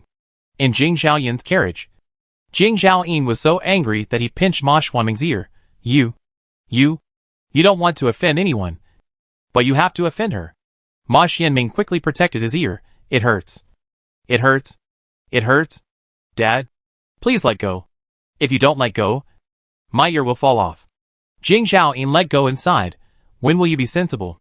If you continue like this, I can't protect you even if I am a first-rank official. She is just a 7th-rank official. Why is Dad afraid of her? Jing Zhaoyin frowned. She is not ordinary. But I can't tell you in detail. In short, you should not provoke her in the future. Otherwise you will die without knowing how. Ma Xianming saw his father so serious for the first time, and nodded, okay. Outside the carriage, Mu Nanjing watched the carriage leave and handed the banknote to Lu Qian. Send the banknote to Hongyun Inn in the outer city. Yes. Lu Qian stuffed the banknote into his arms and rode away. Mu Nanjing turned around and faced Lu Qianhu, who was speechless. Lu Qianhu had a lot to say, but in the end, he only said, I'll treat you to dinner tonight. Mu Nanjing nodded. At the same time, in the imperial study, the emperor, who was taking a short rest on the couch, opened his eyes, stood up, stretched, yawned, and walked out of the room. Then he saw Prince Bao kneeling in the yard, and was immediately surprised. He pointed at Prince Bao and asked, why is Prince Bao kneeling here? Did he commit a crime and ask me for help? Eunuch Yuan told him the whole story. The emperor couldn't help laughing. This little girl always does things unexpectedly. You tell Qin Chaoyan to let the little girl patrol around in the next few days. Some people should be disciplined. Eunuch Yuan asked, then Prince Bao. The emperor looked up at Prince Bao's pleading eyes and said in a calm voice, let him continue to kneel. Chapter 95. What a terrible girl.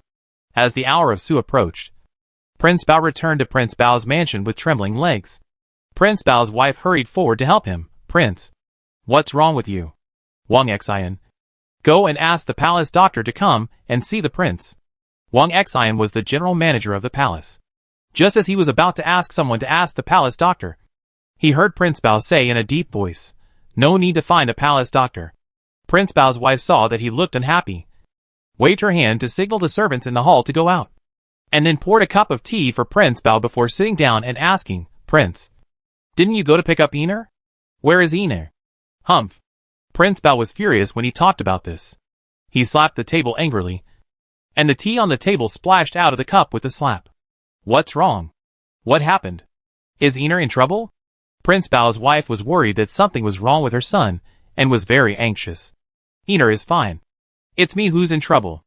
Prince Bao briefly recounted the events in the Due mansion, and finally gritted his teeth and said, Mu Nanjing, that damn girl must not fall into my hands. Otherwise she will be in trouble. She is just a small 7th rank official.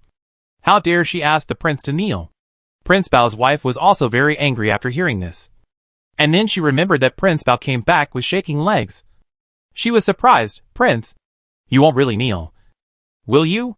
Prince Bao glared at her unhappily. What do you think? Prince Bao's wife was puzzled. Why did you listen to her and kneel? That damn girl is a bit weird.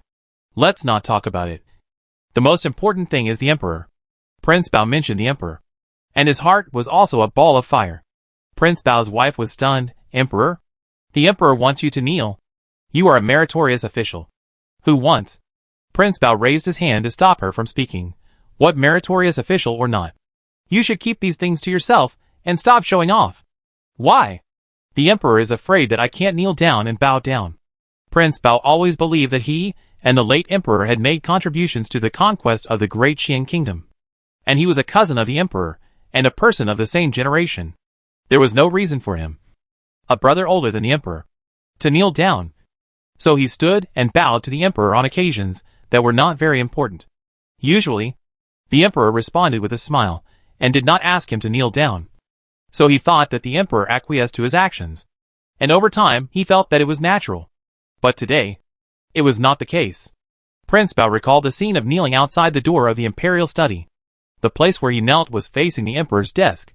The emperor certainly saw him, but his indifferent attitude frightened him. He recalled that his attitude towards the emperor in the past 2 years was indeed too disrespectful. People who didn't know would think that he was going to ride on the emperor's head. If the emperor really wanted to investigate, he could really charge him with disrespect. Just thinking about it made him feel scared. Princess Bao was shocked and stood up and said, He remembered us? How could this happen? We didn't do anything? Why did he remember us? Prince Bao stared at her. Can you speak a little more quietly? Do you want everyone to know about this? Princess Bao lowered her voice and said anxiously, The emperor remembered us. What should we do? He won't kill us, right? It's not to the point of killing us.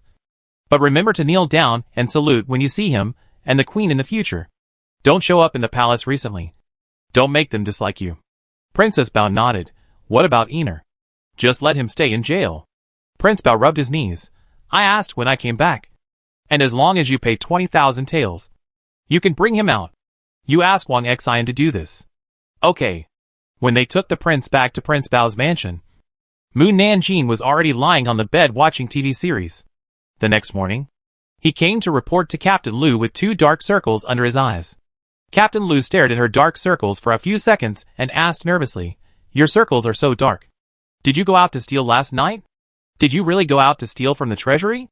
Mu Nanjing yawned. Of course not. Why don't you tell me what mission you have today?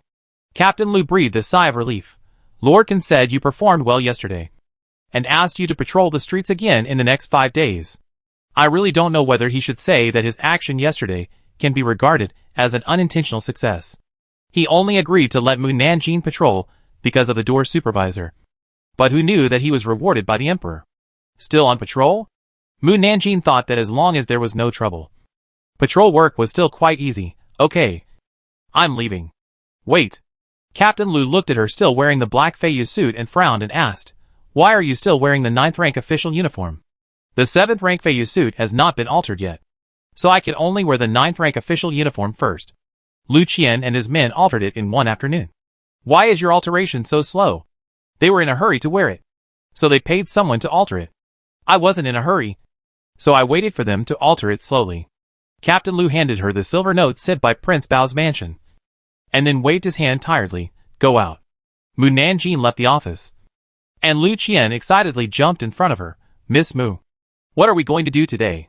Since yesterday's incident, Lu Qian's admiration for Mu Nanjing has been greatly improved, surpassing his father's position in his mind.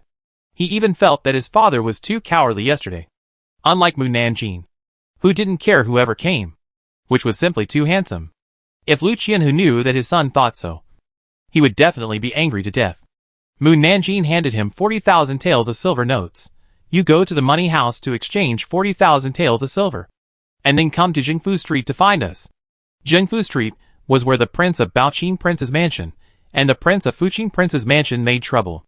The two destroyed the entire street because of the fight, and the people were miserable. Yes. After Lu Qian left, Mu Nanjing brought Su Cheng and others to Jingfu Street.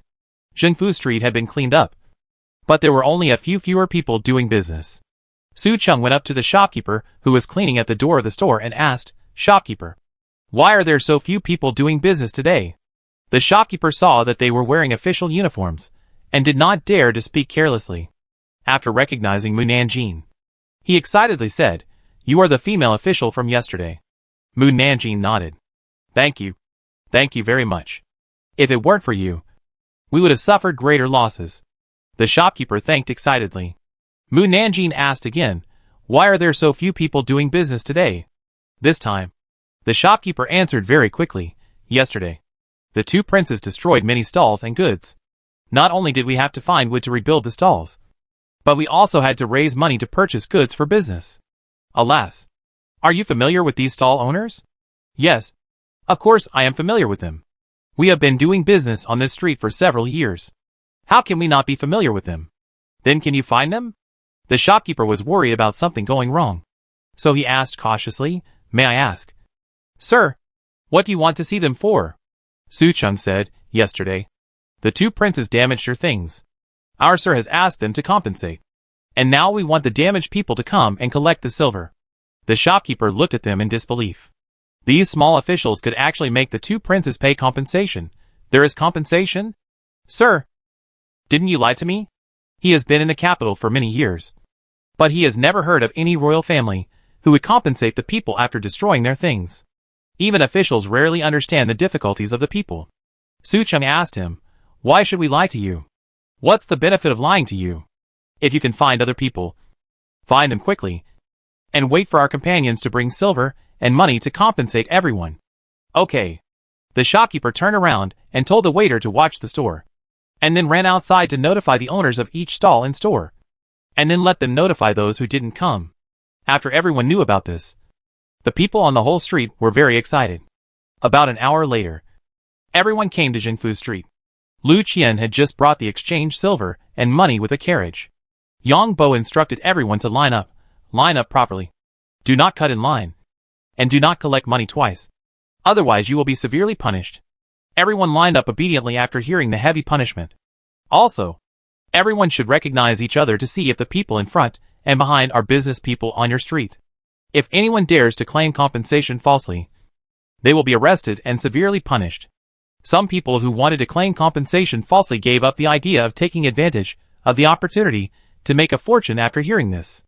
Lu Qian found 5 Jinui to take charge of record keeping, and Su Cheng and Yang Bo were responsible for distributing money. After receiving the compensation, the people's eyes immediately turned red. "We received the compensation. We really received the compensation." The people kept bowing to thank Mu Nanjing and others. "Thank you, sirs. Thank you, sirs." Some people were so excited that they cried. If it weren't for this money, our family would have to beg on the street. Everyone present understood his feelings. It took everyone a whole day to distribute all the compensation. In the end, only more than 100 taels of silver were left. Lu Qian smiled and said, "Fortunately there is some left. Otherwise we would have to pay for it." Yang Bo gave a thumbs up. "The girl is still right," and asked the two princes to pay 20,000 taels of silver each. Mu Nanjing. The reason why she knew the approximate amount of compensation was that she saw it in the gossip news, and then added up the money lost by everyone to know the approximate amount. Mu Nanjing gave them the remaining silver. "It's getting late. Take this silver and go eat." Yang Bo asked, "What about you?" "I have something else to do." Mu Nanjing also wanted to send the good name to Fushan. Yang Bo and the others watched Mu Nanjing leave. Su Cheng hugged Yang Bo's shoulders and said, "In the past, we only received hatred from the people. That feeling was indescribably uncomfortable. But we had to do it. Today, we received gratitude from the people. My heart is warm and indescribably satisfied and happy. Lu Qian hugged them both and said, "This is because we have done good things. If we do more good things in the future, we will receive more gratitude from the people." Su Cheng and Yang Bo nodded. When they took the other Jinui to the restaurant for dinner, Mu Nanjing came to Yaxingyuan. When Fushan learned that she was coming, she ran out from the backyard excitedly. "Miss, you are here." Mu Nanjing handed her the revised good citizenship. "It's revised." Fushan opened the good citizenship and saw the word good citizen on it, and burst into tears of joy. "I am a good citizen. I am finally a good citizen. Thank you, miss. Thank you so much." She rushed to the backyard with the good citizenship. "Sisters, I got the good citizenship." Most of the sisters congratulated her. A few sisters were envious and jealous. "Since you have the good citizenship, don't stay here and let us ruin your reputation. You should leave now. Otherwise, if you stay for another quarter of an hour, you may be insulted." Fushan put away her smile. The madam came out. "What's wrong with you two? Not only are you not happy for Fushan, but you also say some unpleasant things." "Fushan, don't care about them. They are just jealous that you can redeem yourself and change your status." Fushan said, "I know what they are thinking, but I really don't know where to go after leaving here." "Don't worry. Just wait until you have made up your mind before leaving. If you are worried that men will harass you, then from now on, don't go through the main gate. Go through the back door, and no one will harass you at the back door." Someone said, "The back door is a small path. No one walks there." "But because there is no one, you don't know what happened." Fushan was silent for a moment. "I'd better leave early tomorrow morning." The madam sighed, and then glared at those talkative girls. At this time, a tall figure walked into the gate of the courtyard and asked loudly, "Miss Fushan, if you don't mind, can you live with me?" Fushan turned around quickly when she heard the familiar voice and saw the gatekeeper standing at the gate smiling at her. She was surprised and puzzled. "Master Ji? Why are you here?" The gatekeeper said, "I know you have changed your status, so I came to find you."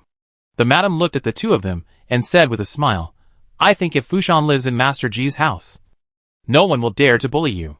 Fushan blushed immediately. "Madam, how can a girl like me live in Master Ji's house? I will ruin his reputation. How can he marry and have children in the future?" The madam laughed at her. "I don't believe you can't see that Master Ji is interested in you." The gatekeeper walked in front of Fushan, before saying, "To be honest with you, Miss Fushan, I have admired you for a long time, but I have been reluctant to tell you about my identity. Now I want to tell you about my situation in front of everyone. I am approaching the age of 40. I married a wife 20 years ago, but unfortunately my wife died of dystocia. My newborn son also died before he was 1 month old because of my negligence. Since then, I have never married. My current identity is a first-rank official, the gate supervisor of the 6 gates." Everyone took a breath. First-rank official? The gate supervisor of the 6 gates? They never thought that Mr. Ji, who was dressed like ordinary people, was actually a first-rank official. The people who were jealous of Fushan before were even more jealous. Fushan was so lucky. Not only did she earn enough money to redeem herself, but there was also a first-rank official waiting to marry her home. If you are not jealous, you are not a human being. I should have redeemed you a long time ago, but I had to disguise my identity in front of you for some reasons. In short, I hope Miss Fushan can marry me, and I will definitely take good care of her. Oh, I finally confessed. Mendu, didn't Mu Nanjing leave? He chose to come in after she left, because he didn't want her to know about his confession and spread the news. But he didn't expect that she was still around. What a scary little girl. She is everywhere. Chapter 96. I Miss Sketches. Fushan originally had a crush on Mendu, but finally went home with Mendu under the persuasion of the madam and the instigation of the sisters. In order to avoid being criticized and to give Fushan a proper status, Mendu did not really bring her home, but settled her in the house next door to his house, and waited for an auspicious day to welcome her back home. Mu Nanjing was happy for Fushan and returned to the Mu family after Mendu settled her properly. Lu Qianhu, who was still on duty at the Due mansion, asked the Jinui guarding outside the door, "Did Mu Xiaoqi send anyone to jail today?" The two Jinui looked at each other. Lu Qianhu had asked this question 15 times today. "To answer your question, no. Is the capital so peaceful today? When Lu Qianhu returned home, he learned from his son that Mu Nanjing and others were busy distributing compensation to the people in Jingfu Street. So they did not patrol, and did not catch the troublemakers. This is good. He is also happy to have some free time. But the next day was not so free. Early in the morning, Mu Nanjing and his men caught a large group of people who were making trouble, followed by a large group of noble ladies and noble men. And then even officials were arrested and put in jail. Near dusk, a large group of martial artists who were fighting in the city were also arrested. The jail was very lively now. People of all identities were arrested. Mu Nanjing was not in a hurry to try them. He locked them up for a day and a night first, and then tried the case with the arrested people the next day. Ordinary people and noble ladies and noble men had never seen such a situation. They were trembling with fear when they were put in jail. Some even cried, and some kept begging for mercy. But no one paid attention to them. Even if the family came to redeem him, they could not do so, which made the officials very angry. An inspector reported Mu Nanjing's case to the emperor. The emperor asked the censor, "Then tell me why Mu Nanjing wanted to arrest them?" The censor said angrily, "Let's not talk about anything else. Just talk about the arrest of the official's wife and daughter. Some of them just robbed a piece of cloth and left without paying for it. It was just a minor offense, and they should pay back the money. There was no need to arrest them. Now they are locked up in jail. They must be scared. Minor offense?" The emperor sneered, "My dear, do you think that money can settle everything? Do you think that the official's wife and daughter will be forgiven after buying the torn cloth?" The censor saw that the emperor looked unhappy and said hurriedly, "That's not what I meant. I just think the punishment is too heavy." The emperor said calmly, "If the cloth was yours and the person who tore your cloth was a civilian, I guess you wouldn't be able to get away with it even if you locked him up for half a year." The censor, he couldn't refute this. The emperor said again, "The official's wife and daughter were only locked up for a day and a night, and they were not tortured. How can it be said that it was too severe? If I don't scare them, I dare say they will do the same thing in the future. It is said that the princes and the people are guilty of the same crime. My son was punished for doing something wrong. Shouldn't your official wife and children be punished for doing something wrong? Or do you think that the official's wife and daughter have a higher status than the prince? I dare not." The supervisory censor knelt on the ground hurriedly. "Even if I have the courage of heaven, I dare not think so." Those who originally wanted to stand on the side of the censor saw that the emperor was speaking for Mu Nanjing, so they gave up the idea of speaking for the censor. The emperor snorted coldly and stood up to leave. "Adjourn the court." Eunuch Yuan hurriedly said to adjourn the court and followed him. "The ministers, see you off, His Majesty." After the emperor left the hall, the ministers left the hall one after another. The left assistant minister of the Ministry of Justice whispered to the right assistant minister of the Ministry of Justice. Just now the emperor was obviously helping Mu Nanjing. In my opinion, Mu Nanjing did this completely at the emperor's instruction. The right assistant minister of the Ministry of Justice nodded. "I think so too. The emperor should want to take this opportunity to punish some people. When I go back, I will warn my wife and others to go out less. And even if they go out, don't cause trouble." "Me too." The Minister of Personnel behind him walked up to Tang Wenzong and said, "Your Mu Nanjing is capable. She dares to arrest anyone. And she is not afraid of causing public anger. And even your Tang family will be implicated." Tang Wenzong sighed. "She is doing things for the emperor. What can I do? I can't ask her not to do it." "Right? This is disobeying the emperor's order," he asked Tang Jingrui. It was the emperor who sent an order to specifically ask Mu Nanjing to patrol, although it was not clear what she was going to do. Everyone knew that the emperor wanted to use Mu Nanjing to catch more aristocratic children to calm their arrogance. Moreover, Tang Jingrui said that Mu Nanjing himself would be fine. But it was hard to say for the Tang family. However, since the emperor had asked Mu Nanjing to do it, he would not watch the Tang family suffer because of him. The Minister of Personnel patted his shoulder, sighed, and left. Mu Nanjing, who was still patrolling the streets, did not know what was going on in the court, but only knew that the streets had become more and more peaceful in the past 2 days. Not only did no one cause trouble, but it seemed that there were fewer young ladies and young masters in the mansions, and she could finally live a life of eating and drinking. However, she was relieved for only 2 days, and Captain Liu was in trouble again. Captain Liu ordered, "Mu Nanjing, the patrol is over. From tomorrow on, you will be responsible for arresting the criminals." Mu Nanjing said, I still want to patrol. I want to live a life of eating and drinking every day.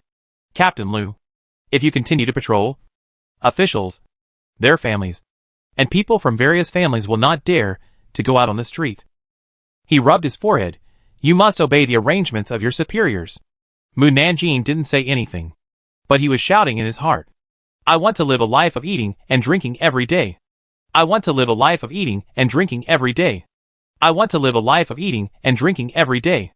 Captain Lu was embarrassed and said, The matter you proposed to the governor has been agreed by the governor. Mu Nanjing couldn't remember what it was. What matter? It's about letting the daughters of the Jinui go to school. Since the governor has agreed, shouldn't you also agree to the task he assigned to you? Mu Nanjing asked. Is it the task assigned to me by the governor? Captain Lu nodded heavily, as if afraid that she would doubt him. Yes. What criminal do you want me to catch? Go find Captain Liang. You just need to cooperate with his work. Oh! Mu Nanjing turned around and left, taking Lu Qian and the others to find Captain Liang. But they were told that Captain Liang had gone to report to Qinchaoyan, and if they wanted to go on a mission with Captain Liang, they had to wait at the gate. Mu Nanjing and Lu Qian came to the gate and saw Captain Liang's men waiting with horses. Lu Qian and Yang Bo went to get the horses, and Mu Nanjing walked to the side of Liang Baihu's people. Liang Baihu's people were all the general flags of the 7th rank. They frowned when they saw Mu Nanjing standing by without saying a word. They had always been very dissatisfied with Mu Nanjing joining the Jinui. Not only did a little girl with no skills join them and drag them down, but she was promoted to a small flag of the 7th rank in a short time. No matter who it was, they had a lot of opinions, especially those who had been struggling for 3 or 4 years, and were still in the position of the general flag of the 7th rank really felt unbalanced. One of the generals named Aichi whispered to Yujia beside him, The governor and his men are so unfair. In order to promote her, they lied that she was the one who killed the bandits in Songlong Mountain in Jiangyan. Who would believe this? Yujia sneered. If she really killed the bandits, she would not be promoted to only the 7th rank. She could have been promoted to a centurion. Little did they know that the governor and his men really wanted to promote Mu Nanjing to a centurion. But they were worried that a promotion too high and too fast would cause Mu Nanjing's dissatisfaction. So they only promoted her to the 7th rank. Aichi didn't like Mu Nanjing at all. She has no ability except for her good looks. I really don't know why the governor and others want to promote her. Yujia sneered. She can fascinate the governor and others because of her good looks. How can the governor and others not listen to her? She is using her beauty to please others, which will not have a good result. Zhongyu, who was closest to Mu Nanjing, looked at Mu Nanjing and said sarcastically, Miss Mu is different after she was promoted to the small flag. Her official power is greater than before. She doesn't even salute us when she sees us. Others also looked at Mu Nanjing. Mu Nanjing recalled that he didn't salute them before, and said with a fist, Hello? Everyone. Zhongyu snorted coldly. You are so perfunctory. Do it again. Fan Ji, his companion beside him, tugged at his sleeves to signal him not to go too far. Zhongyu ignored him and said to the indifferent Mu Nanjing, Why don't you do it again? Do you need us to invite you to salute? At this time, Su Cheng and Yang Bo came over with horses, and saw that the 30 generals looked at Mu Nanjing unfriendly. They ran over to protect Mu Nanjing behind them, and said angrily, What do you want to do to our girl? Zhongyu's face sank. What we want to do is not your turn as a small 9th rank Jinui to control us. Mu Nanjing. Why don't you salute us quickly? Mu Nanjing said in a calm voice. I just saluted. I didn't see it. Zhongyu turned around and asked him. His general flag, did you see it? The other general flag said in unison, No. Su Cheng clenched his fists. You are clearly bullying our girl. Yang Bo asked coldly. Is it fun for a group of men to bully a girl? Zhongyu sneered. You keep calling her a girl. Are you having an affair with Mu Nanjing? Aichi said loudly. 3 men are protecting a girl like this. There must be something wrong. Lu Qian was furious. Don't slander me. Are we wrong? You? Lu Qian took a step forward angrily. Zhongyu snorted. Do you want to fight so many of us by yourself? Just then, there was a shout at the gate. What are you doing? Do you want to be punished for fighting at the gate of the Due mansion? Zhongyu and the others saw that it was Captain Liang who came out, and immediately saluted. Greetings to Captain Liang and the 500 households. Captain Liang came over with 10 500 households and glared at them. Explain to me what's going on. Lucien pointed at them and said, "Captain Liang."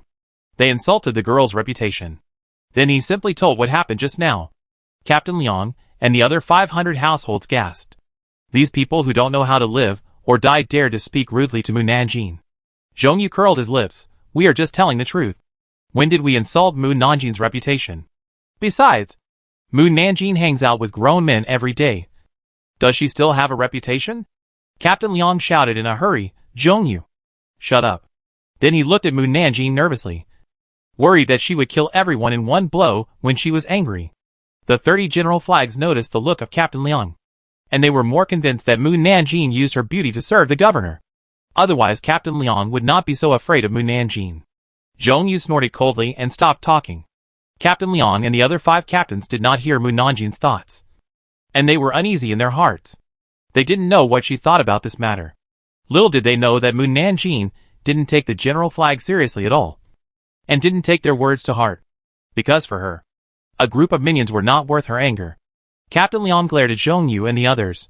"Mu Shuqi and her people are here to help us catch the criminals. So you should be polite to me." "She helped us catch the criminals?" Aichi thought he had heard it wrong, and couldn't help but scratch his ears. "Captain Liang, you are not mistaken, right? She can help us catch the criminals? It's good that she didn't hold us back." Captain Liang's face sank. "I find that you are getting more and more presumptuous.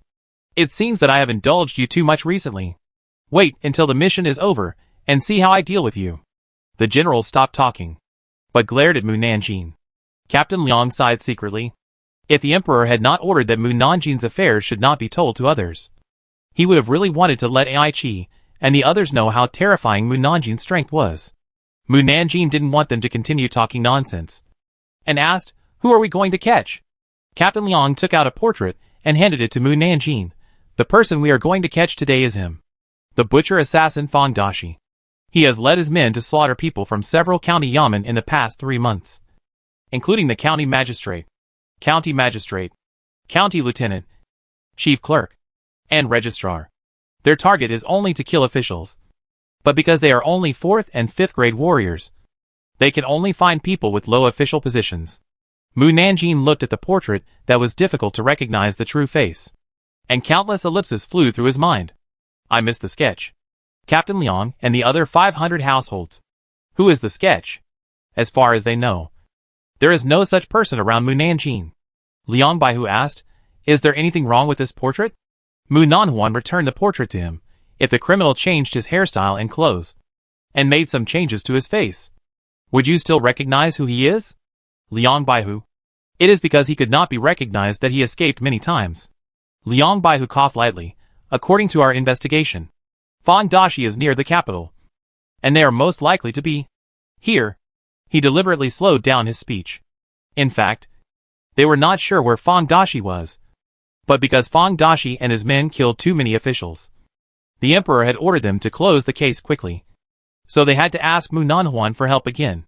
Originally, this case was to be arrested by the 6 gates, but the 6 gates really couldn't spare any manpower, so they transferred the task to the Jinyui in Shenhua village, 400 miles away from Beijing.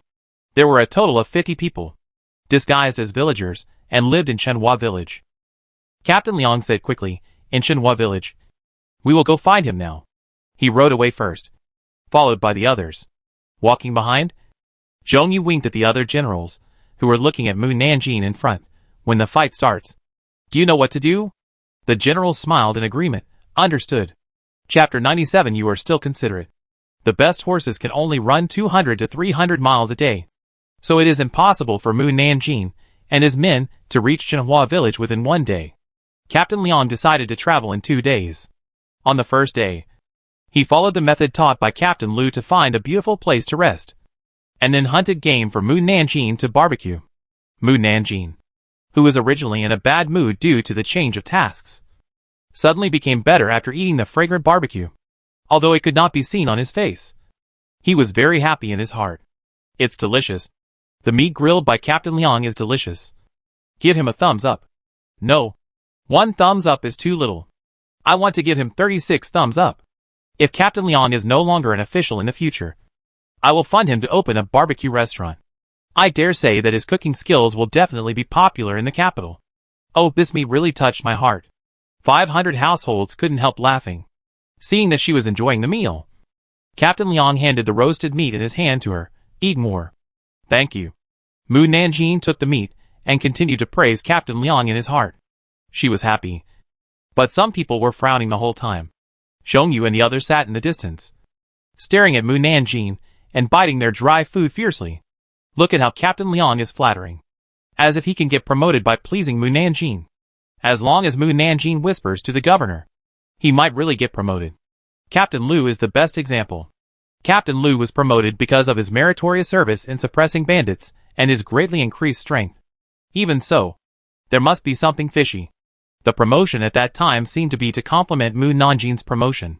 After returning, they were all promoted immediately. I'm just wondering, don't the 5 captains have any opinions? 1 or 2 of them are still laughing like idiots. TSK. In order to please Mu Nanjing, Captain Liang really tried his best.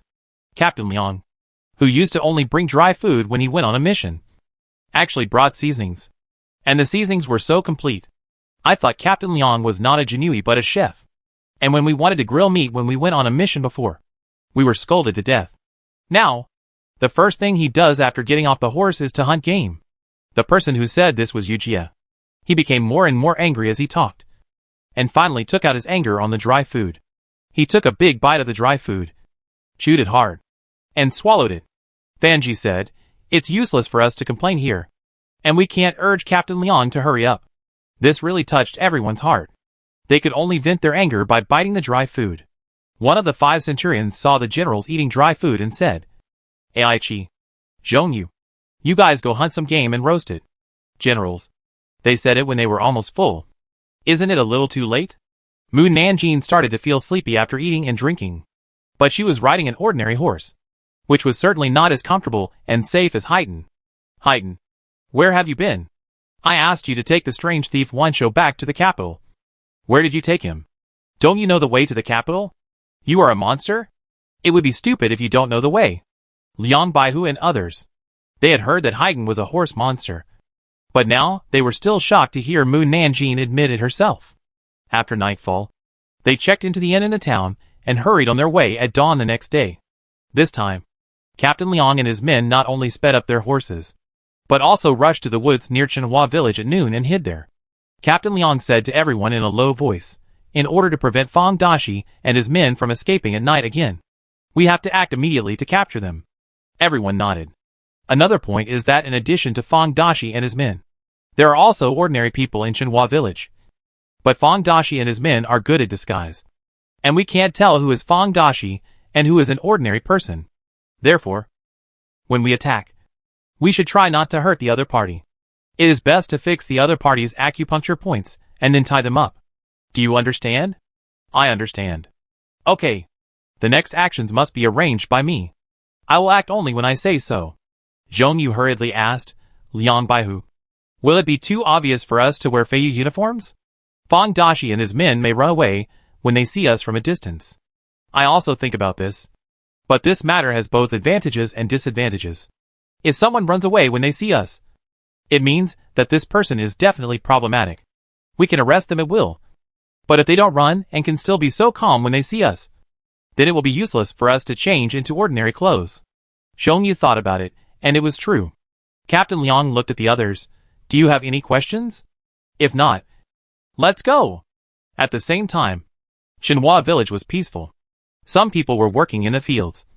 Some were going home to cook. And the children were playing on the road.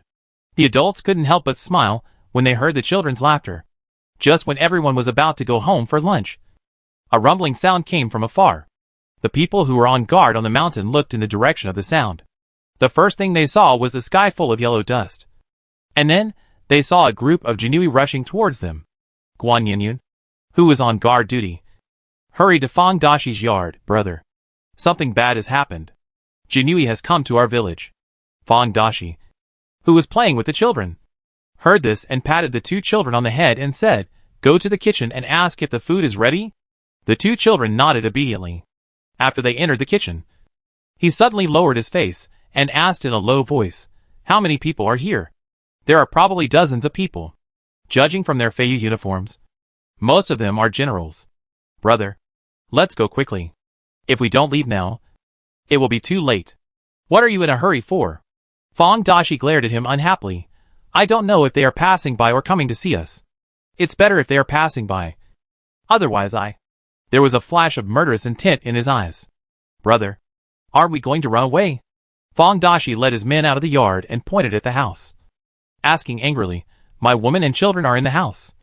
How can you let me run? Are you going to take my family with you?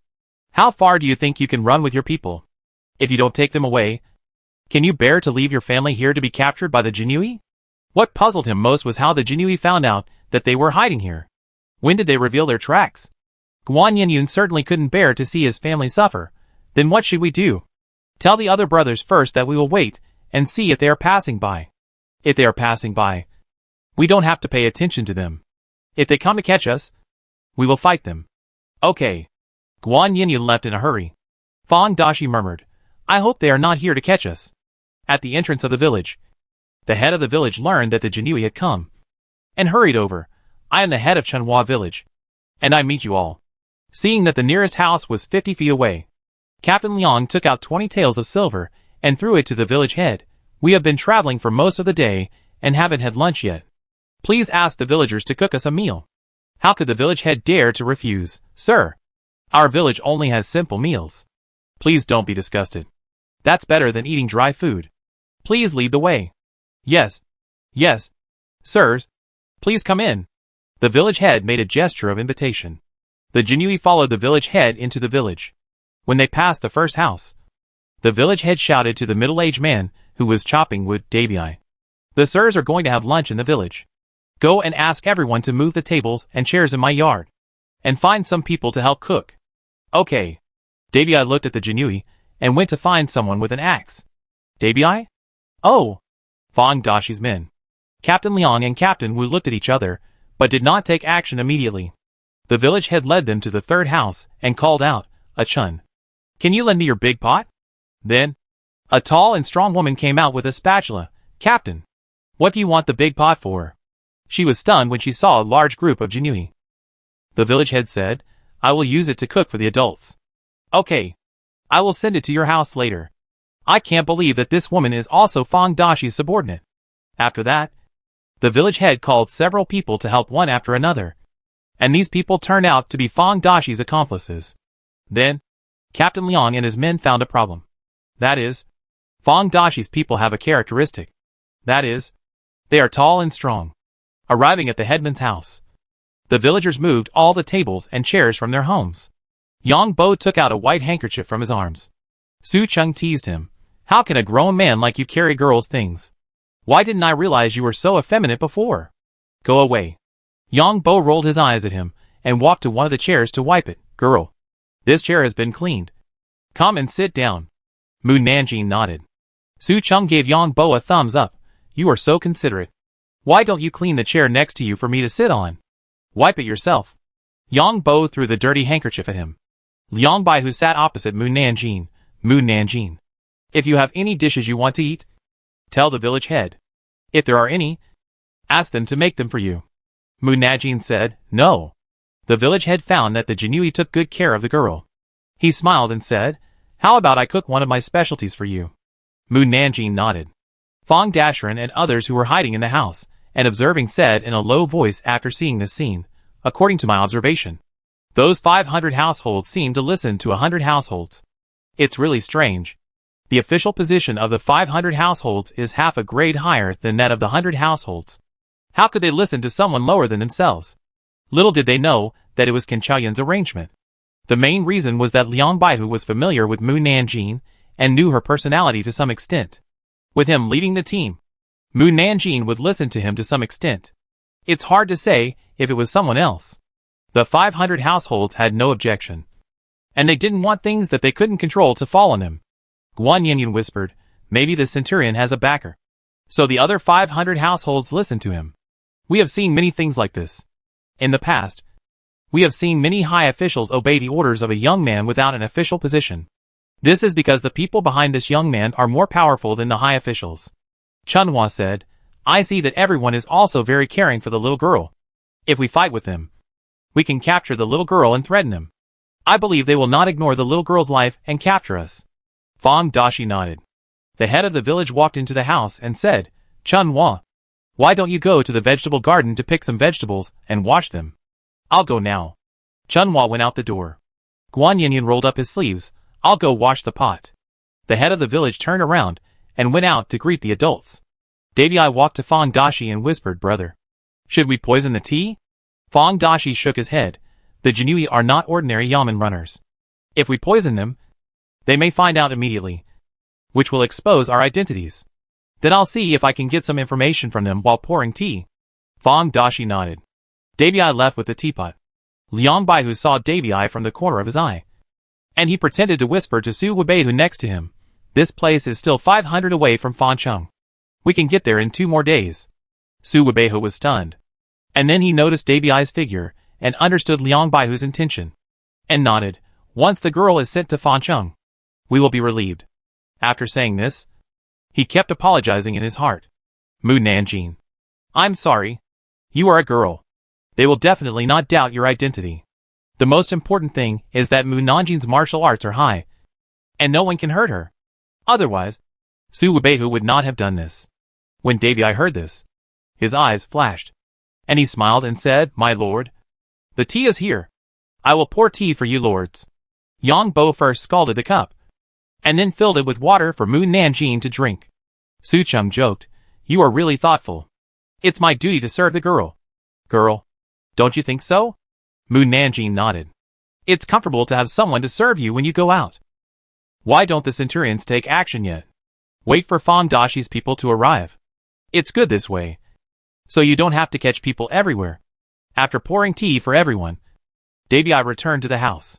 Fong Dashi whispered, Did you hear anything?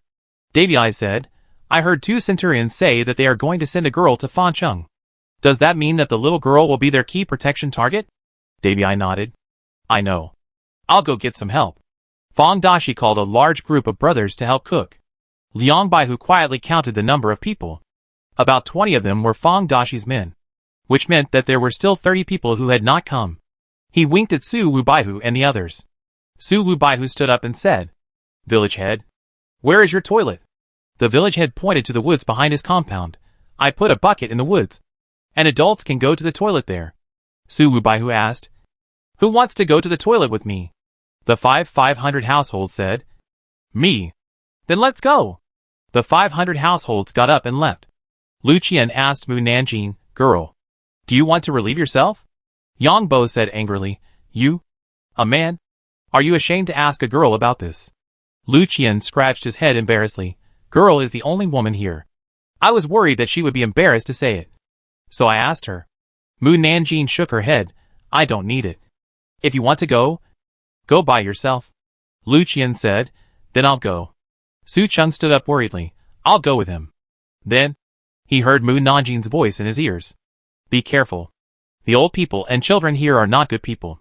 Su Cheng nodded and left. Chapter 98 I'm so sick. Fong Dashi saw the 500 households leave, and quickly sent people to follow and monitor Thaxin. But 2 Jinui went behind him. He was afraid of being discovered, so he quickly called people back and followed the 2 Jinui. Su Cheng, a 7th rank warrior, naturally found that someone was following them. He put his hand on Lu Qian's shoulder and walked in another direction. The people behind thought that the 500 households were also going in that direction, so they followed without hesitation. Who knew that when they walked into the forest, they only saw Su Cheng and Lu Qian relieving themselves. He was worried that something might happen, so he quickly turned around to find the 500 households. Then, a person fell from the sky and blocked his way. The person who blocked him was Su Cheng. Su Cheng asked lazily, Tell me, why are you following us all the way? What's wrong? Lu Qian, who had just finished relieving himself, ran over in a hurry and saw that the person he stopped was a boy of 7 or 8 years old, Brother Su. Why are you stopping a child? Su Cheng asked him, Didn't you notice? He followed us all the way. Lu Qian shook his head. He didn't notice it. But he wasn't stupid. If someone didn't let him notice it, it meant that his cultivation was either 4th rank or above. Tell me, why are you following us? Su Cheng held a knife to the child's neck.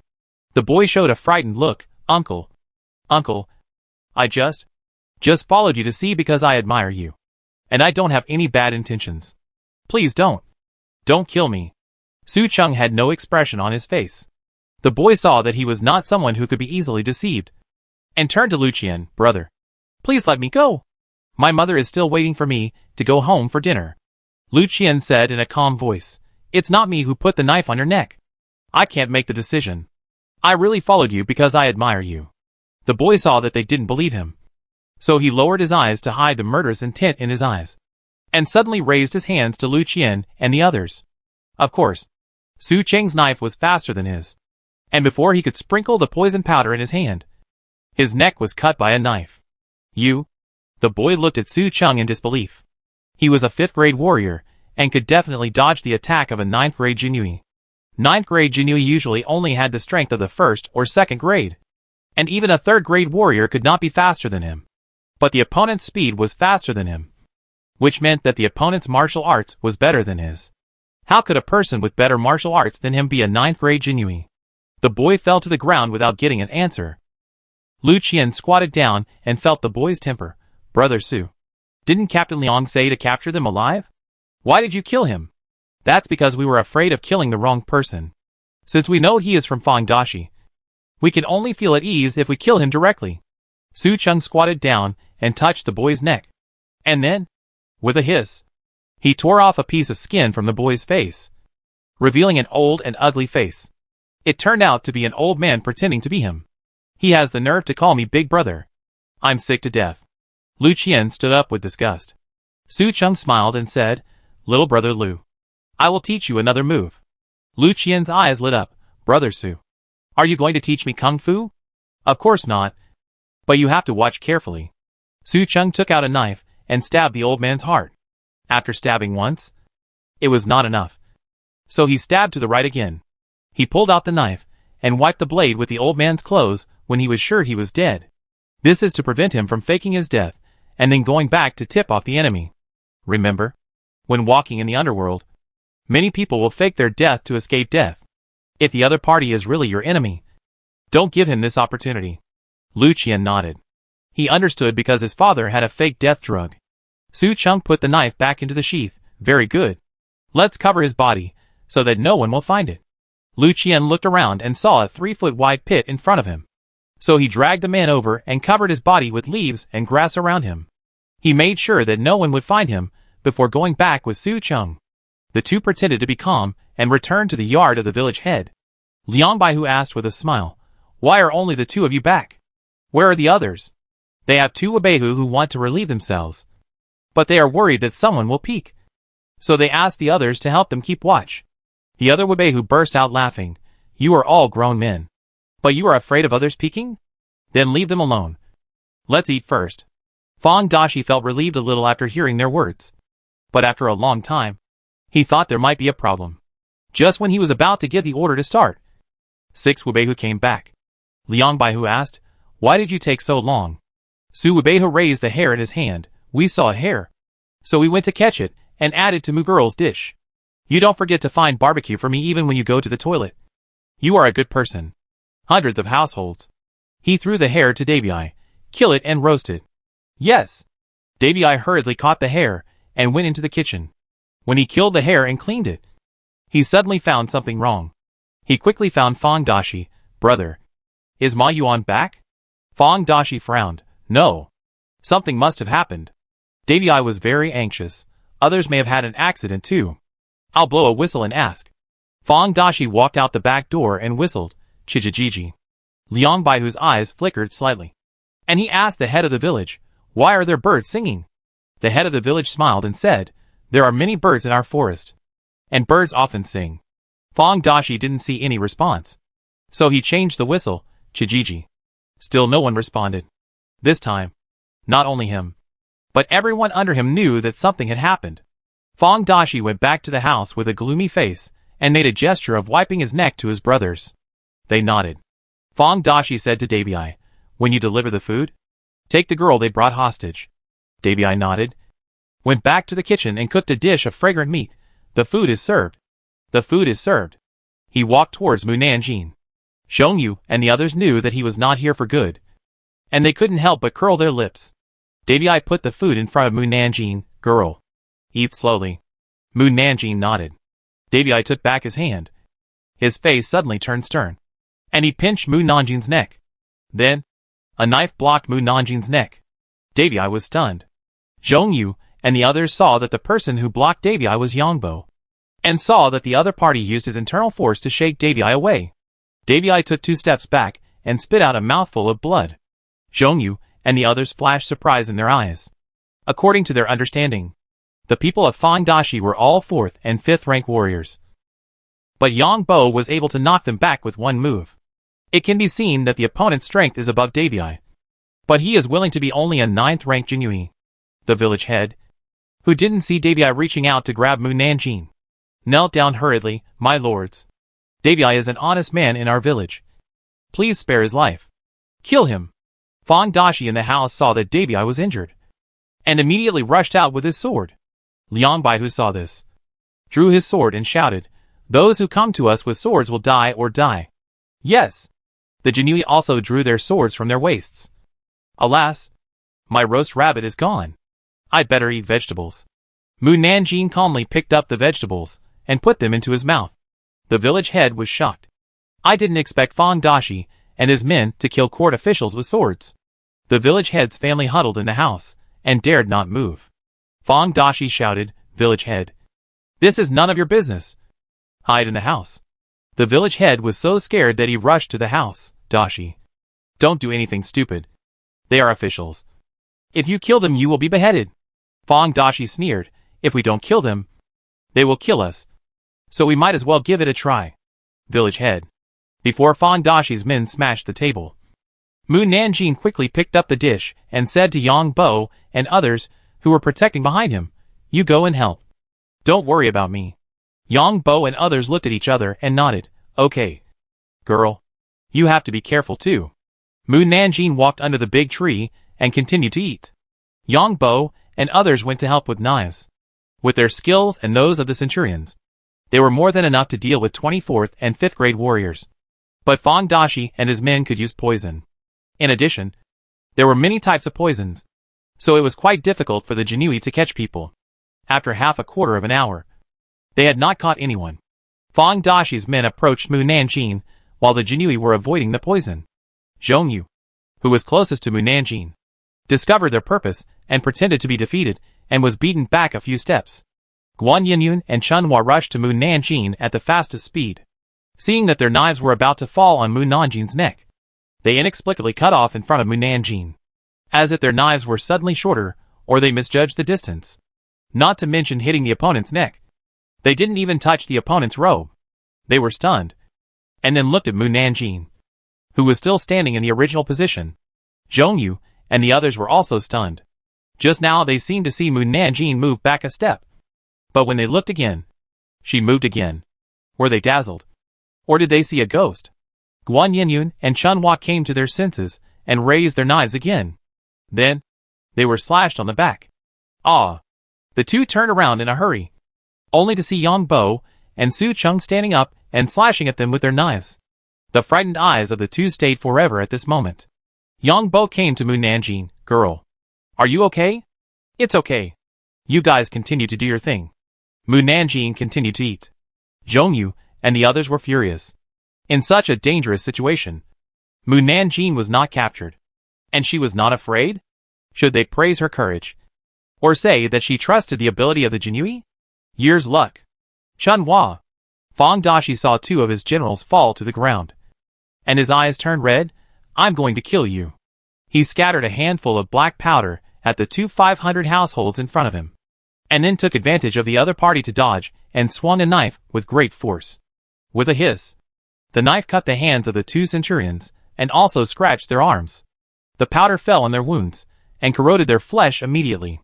The 2 500 householders quickly pressed the acupuncture points on their arms, took a detoxification pill, and then tore their clothes without hesitation to cut off the rotten flesh stained with poison. Liang Baihu said in a deep voice, catch the thief first. The 500 householders attacked Fang Dashi very unanimously, and even Yang Bo and Su Cheng besieged Fang Dashi together. The other general flags were responsible for dealing with Fang Dashi's men and preventing them from supporting Fang Dashi. Fang Dashi was only a 6th grade warrior. Even if he had more poison, he could not deal with so many Jinui. Not to mention that the Jinui were preparing detoxification pills. At that moment, he was chopped off his arms by Liang Baihu and Su Weihu. His legs were kicked off by other centurions. And finally his acupuncture points were pressed. Liang Baihu put the knife on Fang Dashi's neck and shouted, "If you don't want him to die, stop it." Fang Dashi endured the severe pain and yelled, "Don't worry about me. Kill them. Only by killing them can you survive." The people who were originally ready to stop fought with the Jinui again. Liang Baihu said to him in a deep voice, "If you don't want your family to be implicated by you, you'd better stop." Fang Dashi thought of his wife and children at home. His face paused, and the others also stopped. Dabi thought of what Liu Baihu must have done to their family when he went to relieve himself, and said anxiously, "Did you do anything to our family?" Liang Baihu sneered, "Are you afraid now? Why didn't you think there would be this day when you killed the court officials?" Dabi Jinui took advantage of their distraction to quickly press their acupoints, and then found ropes to tie them up. Liang Baihu asked Su Weihu, "How are the others?" "We tied them up." Su Weihu said he was going to relieve himself, but he actually led the other 5 Weihu to break into each household using Qigong, and immediately pinned them down and tied them up regardless of whether they were Fang Dashi's men. Fortunately, Fang Dashi's men did not gather together. And fortunately, the houses in the village were not gathered together, so they could sneak into the house and tie people up silently. Liang Baihu said, "Bring all these people up. Let Fang Dashi and his men recognize who is theirs." Su Weihu nodded, and took people to bring all the people in the village to the head of the village. Fang Dashi's wife fainted when she saw Fang Dashi covered in blood, and the child was frightened and cried loudly, "Daddy."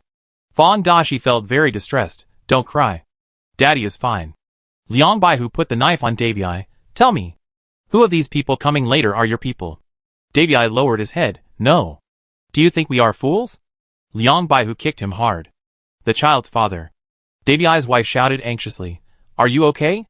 Liang Baihu deliberately asked, "Your wife is so worried about you. Is she an accomplice with you?" "No, she is not." "Don't frame people," Dabi said anxiously. Liang Baihu sneered, "Then tell me honestly, who are your people? Otherwise, your children and your wife will suffer with you." "I am." At this time, a middle-aged man said, "I am one of them."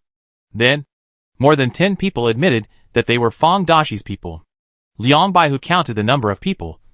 There were only 35 people in total, only 35 people. Where are the other 15? Fang Dashi and his men were shocked.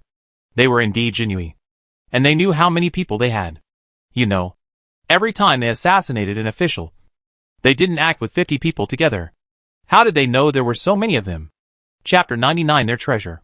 Liang Baihu saw their shocked expressions and guessed what they were thinking. Oh, there is a great master in their Jinui who knows everything, and they can hear the great master's voice, so it is impossible to hide it from them. Liang Baihu put the knife on the neck of Dabi's wife. "Will you tell me?" Dabi looked at his wife, who was so scared that she was about to faint, and felt very sad. But he couldn't betray his brothers. "We really only have so many people. By the way, there is also Ma Yuan. Ma Yuan followed you. He is also one of ours, but he hasn't come back yet." Su Cheng said, "We killed that man." Dabi had guessed it long ago. "Then there are no more of our people. Really no more of our people." Liang Baihu called the village head out, and the village head was so scared that his legs were shaking. "Sir, we are not. We are in the same group with them. Please spare us." Liang Baihu asked, "Since we are not in the same group, then tell me who are the people in your village?" "Here." The head looked at the villagers. "Sir, if we are not in the same group with them, can you spare us?" "Yes, as long as you have not committed a crime with them. You will be fine." Fang Dashi laughed. "You dog officials are the best at lying. You say that everything is fine, but when the head of the village is useless, you will kill people." The head of the village fell to the ground with weak legs. Liang Baihu said in a calm voice, "I said I would not embarrass them, so I would not embarrass them. But if he said nothing, we can only take everyone away. You know what will happen to them in jail." Fang Dashi. I say. The village head quickly stood up and pointed at a fat man and said, "Fatty. He just came into the village in the last 2 years." "Fatty?" "Yes. He is one of them." Liang Baihu said, Zhongyu. Take the man aside. Yes. Zhongyu took Fatty to Fang Dashi and his men. The village head pointed at 10 more people, all of whom were Fang Dashi's men. Liang Baihu frowned. There are a total of 47 people now. Where are the other 3? The village head cried, no more. Really no more. Liang Baihu could see that he was not lying. It is normal that the village head could not recognize them. The other 3 people were children in the village. They were only 11 or 12 years old. They had robbed the government silver several times with Fang Dashi and his men. Captain Liang raised his eyebrows, pretending to look at Fang Dashi and his men seriously, and then turned his eyes to the villagers. According to our situation, Fang Dashi has 3 young men under his command. When the 3 young men heard Captain Liang mention the young men, they immediately showed fear in their eyes. There were only a few young men in the village, and there was no one else except them. How could this scene be hidden from Captain Liang and his men? Captain Liang pointed at the 3 young men and said, bring them out. The Jinui are really good at judging cases, and they can identify people accurately. Captains, we should say, thanks to you, Captain Liang said to the head of the village, in order to prevent the villagers from being excited and saving people. Please wait until we leave before untying the ropes for the villagers. The head of the village was relieved when he heard his words. Please tell Dashi what they have done. Let's not talk about the distant past. Let's talk about the recent events. They killed several people from the county government. The village head looked at Liang Baihu in disbelief. They killed the officials? Fang Dashi and his men were such honest people. But they actually killed the officials. Fang Dashi's people laughed. They wrongly accused good people and killed good people by mistake first. They deserve to die. The Jinui took out the medicine from their arms without saying a word and stuffed it into Fang Dashi's mouth. Not long after, Fang Dashi's men suddenly lost their internal strength and became weak. This was done so that they could beat people and escape. This was the method of the Jinui. After catching the warrior prisoners, they would use this method to escort them to the capital. After they left, the village head released all the people in the village. Some people were angry and cursed, and some cursed.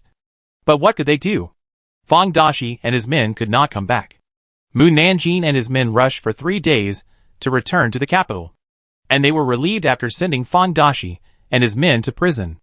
After coming out of the prison, Zhongyu said sarcastically, it's really tiring on this journey.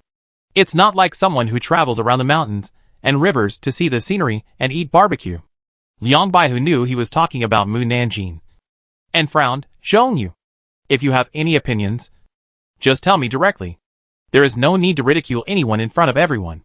Sir, since you want me to speak frankly, then I will speak frankly. There is no need to take Mu Nanjing with you on this operation. If you take her with you, you will not only have to take care of her, but also serve her. What else can she do on this journey except eating and sleeping? The other general flags nodded, yes. There is no difference whether she goes or not. Mu Nanjing nodded, I think it's the same whether I go or not. The centurions, it's really different. If she doesn't go, let alone catching people, we don't even know where they are, let alone completing the task. Liang Baihu said unhappily, you know shit. Why don't we understand? Isn't she just? Zhongyu stopped talking halfway. He wanted to say that Mu Nanjing used her beauty to please others, but he was worried about offending the centurions. Liang Baihu stared at him coldly. Isn't she just what? She just followed us to get credit, and we just wanted to promote her. The centurions. Hee hee. She got credit? We got credit from her. Which is more like it. Mu Nanjing said indifferently, I won't be promoted. If it wasn't for bringing Yongbo and the others with her, she really didn't want to be promoted. That's what you said.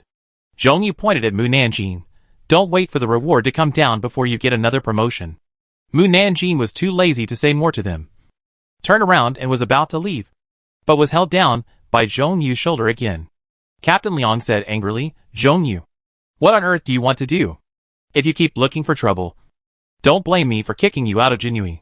Zhongyu put down his hand and said, I just have something else to say. Mu Nanjing turned around and asked, what else do you want to say?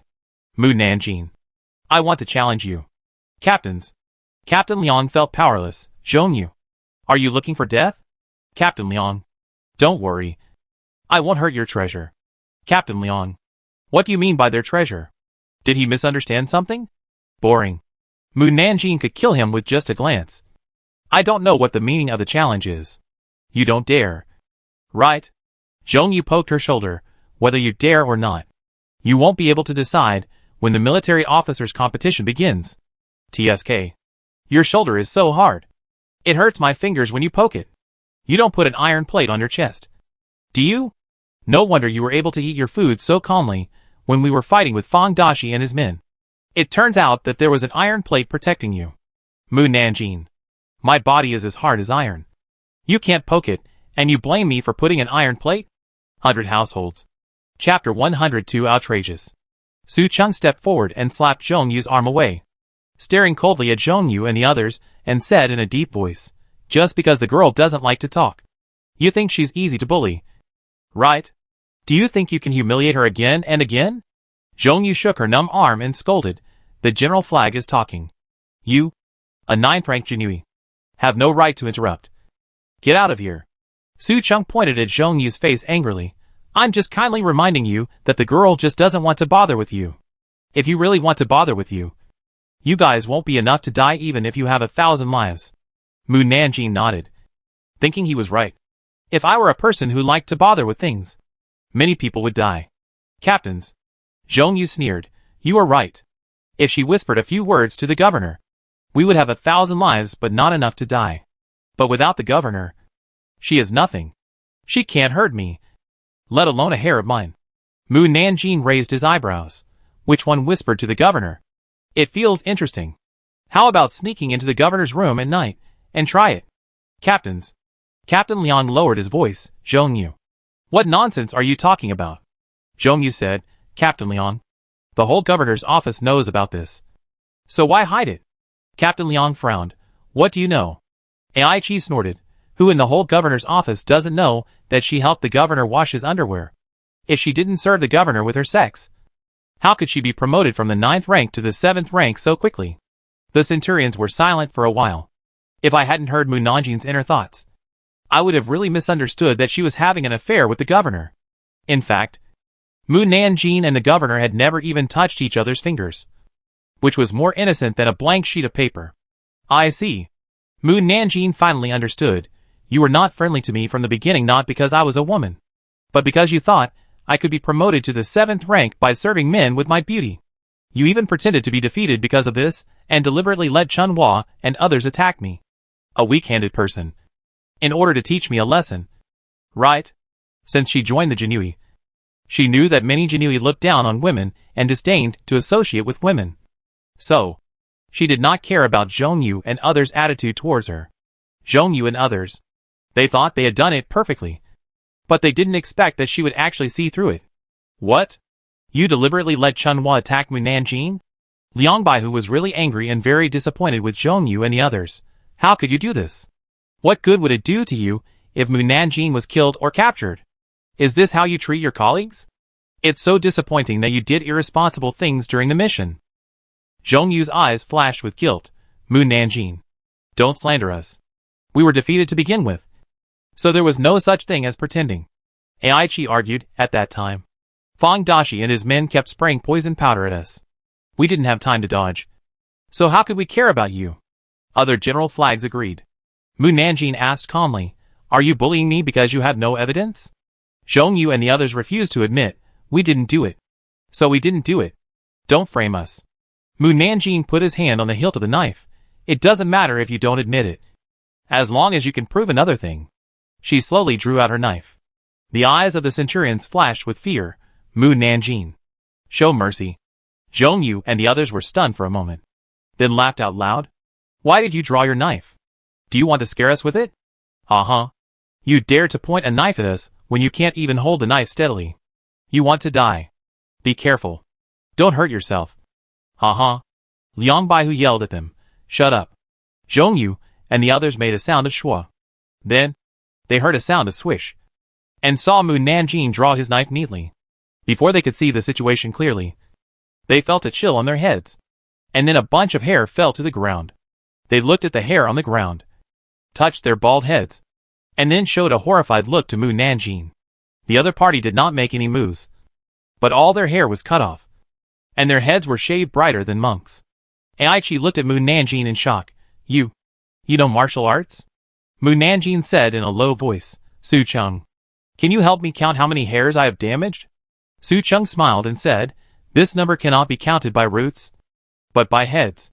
Yang Bo added, this is a head of hair damaged. Lu Qian snorted, it's too cheap for them to just shave their hair. That makes sense. Mu Nanjing suddenly put away his knife, and the wind came out of the scabbard, followed by a bang bang bang sound. Ah! All the general flags screamed. Their abdomens were hit hard by something, and they quickly bent over to cover their abdomens in pain. And finally, they couldn't hold on and knelt on the ground, as if they were kneeling down to apologize to Mu Nanjing. And their appearance was as humble as it could be. Mu Nanjing lowered his eyes and looked at Zhongyu and the others. Zhongyu, I accept your challenge. Su Chung said, you deserve it. Zhongyu and the others, let's go. Mu Nanjing took Su Chung and the others away. Captain Liang was really disappointed with Zhongyu and the others, and said to the 500 households, please report truthfully. 500 households. Su frowned. If you report truthfully, it may affect your promotion to 500 households. Captain Liang had been a centurion for 2 years. He finally made merit, and was promoted to 500 households. It was not worth postponing the promotion because of Zhongyu and the others. My subordinates repeatedly disobeyed my orders, and I really don't have the face to be promoted. Before being promoted to a centurion, Captain Liang and Zhongyu and the others were subordinates of the same centurion. They often went on missions, made merit together, and were injured together. Later, when the centurion was promoted, he was also promoted to a centurion, and took over all the general flags under the former centurion. Since he and Zhongyu were brothers who had shared hardships, they always fought and quarreled without distinction. So they often did not distinguish between superiors and subordinates. Therefore, Zhongyu and his men did not listen to his orders these days. Captain Lu once told him that it was not a bad thing to be brothers with his subordinates, but there should be a limit. But once this limit is exceeded, he and Zhongyu will not be like a centurion, and the general flag will not be like a general flag. Moreover, Zhongyu and his men will not take him seriously for a long time.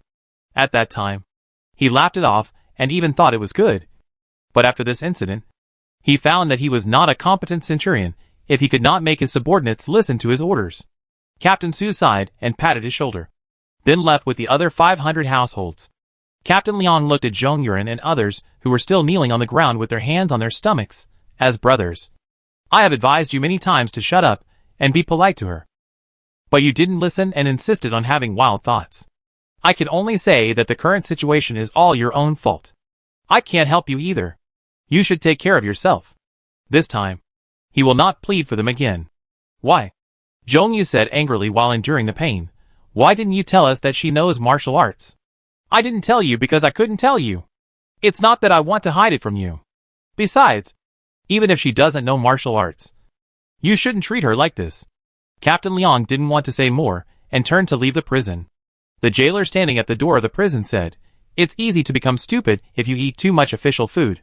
The jailer asked, Jailer, why do you say that? If Miss Mu is so easy to bully, can she still control the prince and the prince? Why don't the generals understand this truth? The jailer's voice was neither too loud nor too soft, just enough for Zhong Yu and the others who were kneeling on the ground to hear it clearly. All the generals. They always thought that Mu Nanjing was using the emperor's power to suppress the prince and the prince, so they didn't take Mu Nanjing seriously. Aichi felt that his abdomen was not so painful, so he slowly put down his hand and tried to support his body. Unexpectedly, as long as he moved, his whole body seemed to fall apart and he screamed in pain, Damn! It hurts! It hurts! It hurts me to death! Others didn't dare to move when they saw him in so much pain. Zhong Yu asked, Does it really hurt that much? Aichi fainted directly to show how much pain he was in. Yujia said anxiously, Aichi? Aichi? Are you okay? Vanji raised his eyelids with difficulty to look at Aichi. He should have fainted from the pain. Yujia endured the pain and shouted, Prison boss. Prison boss? Please call a doctor. The prison boss shook his head. No. No. No. I dare not. Without Miss Mu's permission, I dare not help you find a doctor. Yujia was furious. Are you old and confused?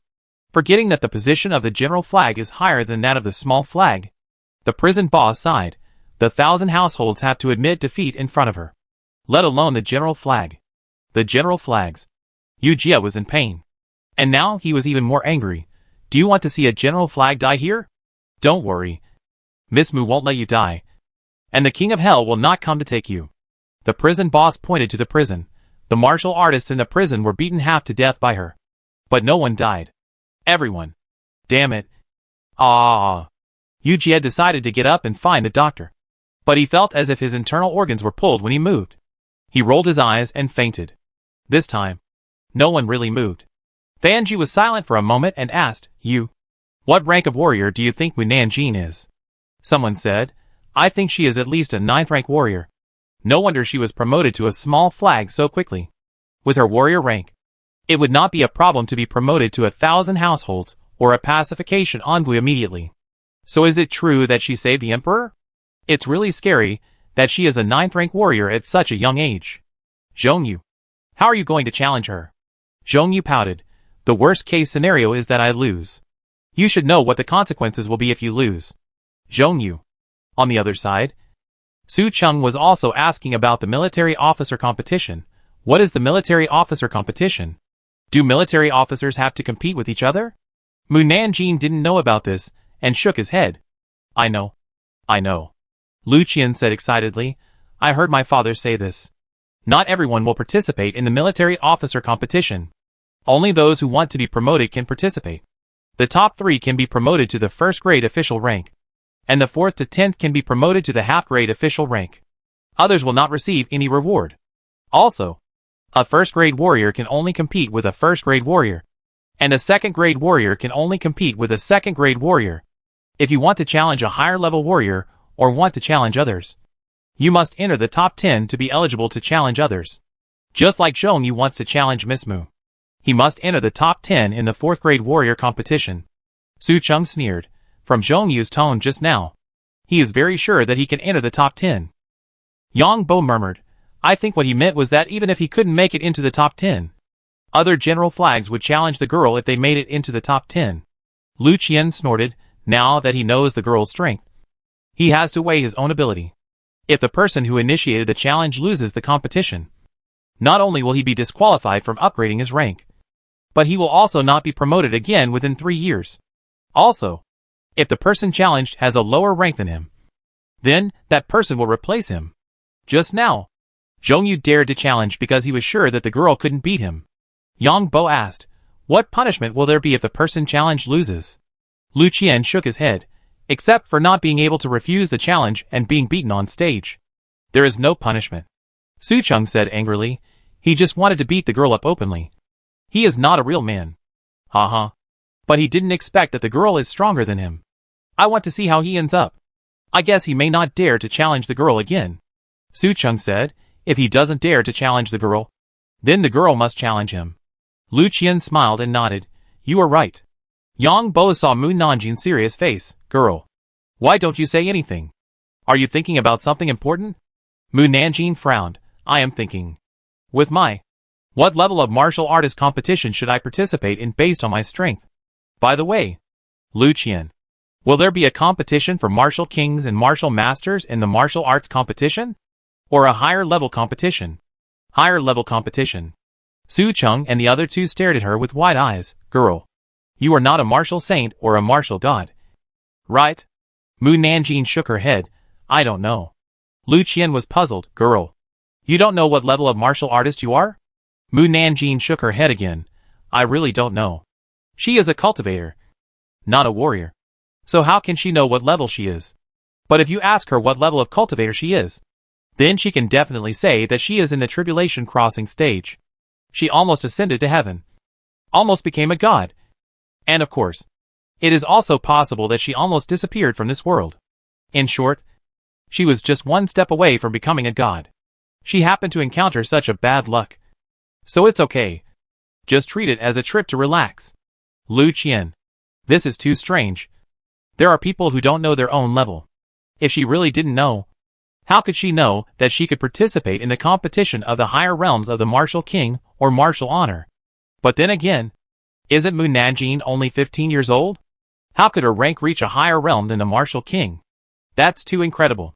Yang Bo thought for a while and asked, you probably don't know the girl's strength, right? If you don't know, The girl can choose a rank at random to participate. Mu Nanjing nodded. Then with a sound of chariot, she sped up her horse and returned to the Mu mansion. And then saw Haydn finally returned. Chapter 101. I'm afraid I'll scare you to death if I tell you. Haydn stood in the yard surrounded by Xia Yin and the others, while Haydn and Huaying looked at each other. The phantom thief Wanshou, who was brought back by Haydn, slumped on a chair in the hall like a dead fish. He was ragged, his eyes were black, and he looked as miserable as a beggar. Miss Mu is back. Xia Yin happily ran to Mu Nanjing. Miss Mu, you've worked hard on your business trip. When phantom thief Wanshou heard that Mu Nanjing was back, he immediately became energetic and ran to Mu Nanjing. Are you the master of the black horse? Mu Nanjing nodded. Phantom thief Wanshou looked at her. Apart from having an official position, she was not much different from a girl from an ordinary family. How did she raise such a precious and difficult horse at such a young age? He asked. Do you know? Your horse has become a spirit. Mu Nanjing raised his eyebrows. Si Yuan chuckled. Young master, you really love to joke. When horses spend a long time with people, they will understand human nature. They will express their love for their masters with their actions. You don't know that it is more than human nature. The phantom thief Wanshou didn't know how much he had suffered these days. Forget it. I won't say more. If I say too much, it will be tears. In short, I apologize to the girl. I was wrong before. I shouldn't have stolen your horse because I wanted money. I was wrong. I was really wrong. I will return the horse to you now. It ate my gold, spent my silver on eating and drinking, and used my silver to buy horse accessories. I won't bother you. But there is one thing I hope you can do. That is, please take good care of it in the future, and never let it come out to harm the world again. Just like that, I'm leaving. Just as he was about to walk out, Haydn bit his collar from behind. Brother, I've sent you back to the master. What else do you want? The phantom thief Wanshou was about to kneel down to Haydn. Miss Mu, just let your horse let me go. Mu Nanjing walked into the hall and sat down. You don't think you can get away with stealing my horse and then sending it back? Lin Zishu snorted. If it were someone else, you would have been sent to the government long ago. Xia Yin said. Miss Mu is the official. She can directly put you in jail. The phantom thief Wanshou was particularly helpless. Girls, what do you want? Mu Nanjing murmured. I can't think of it for the time being. Give me 3 days to think of it, and then ask you for it. During this period, you can't leave the capital. No problem. Come to Pinglan to find me when you think of it.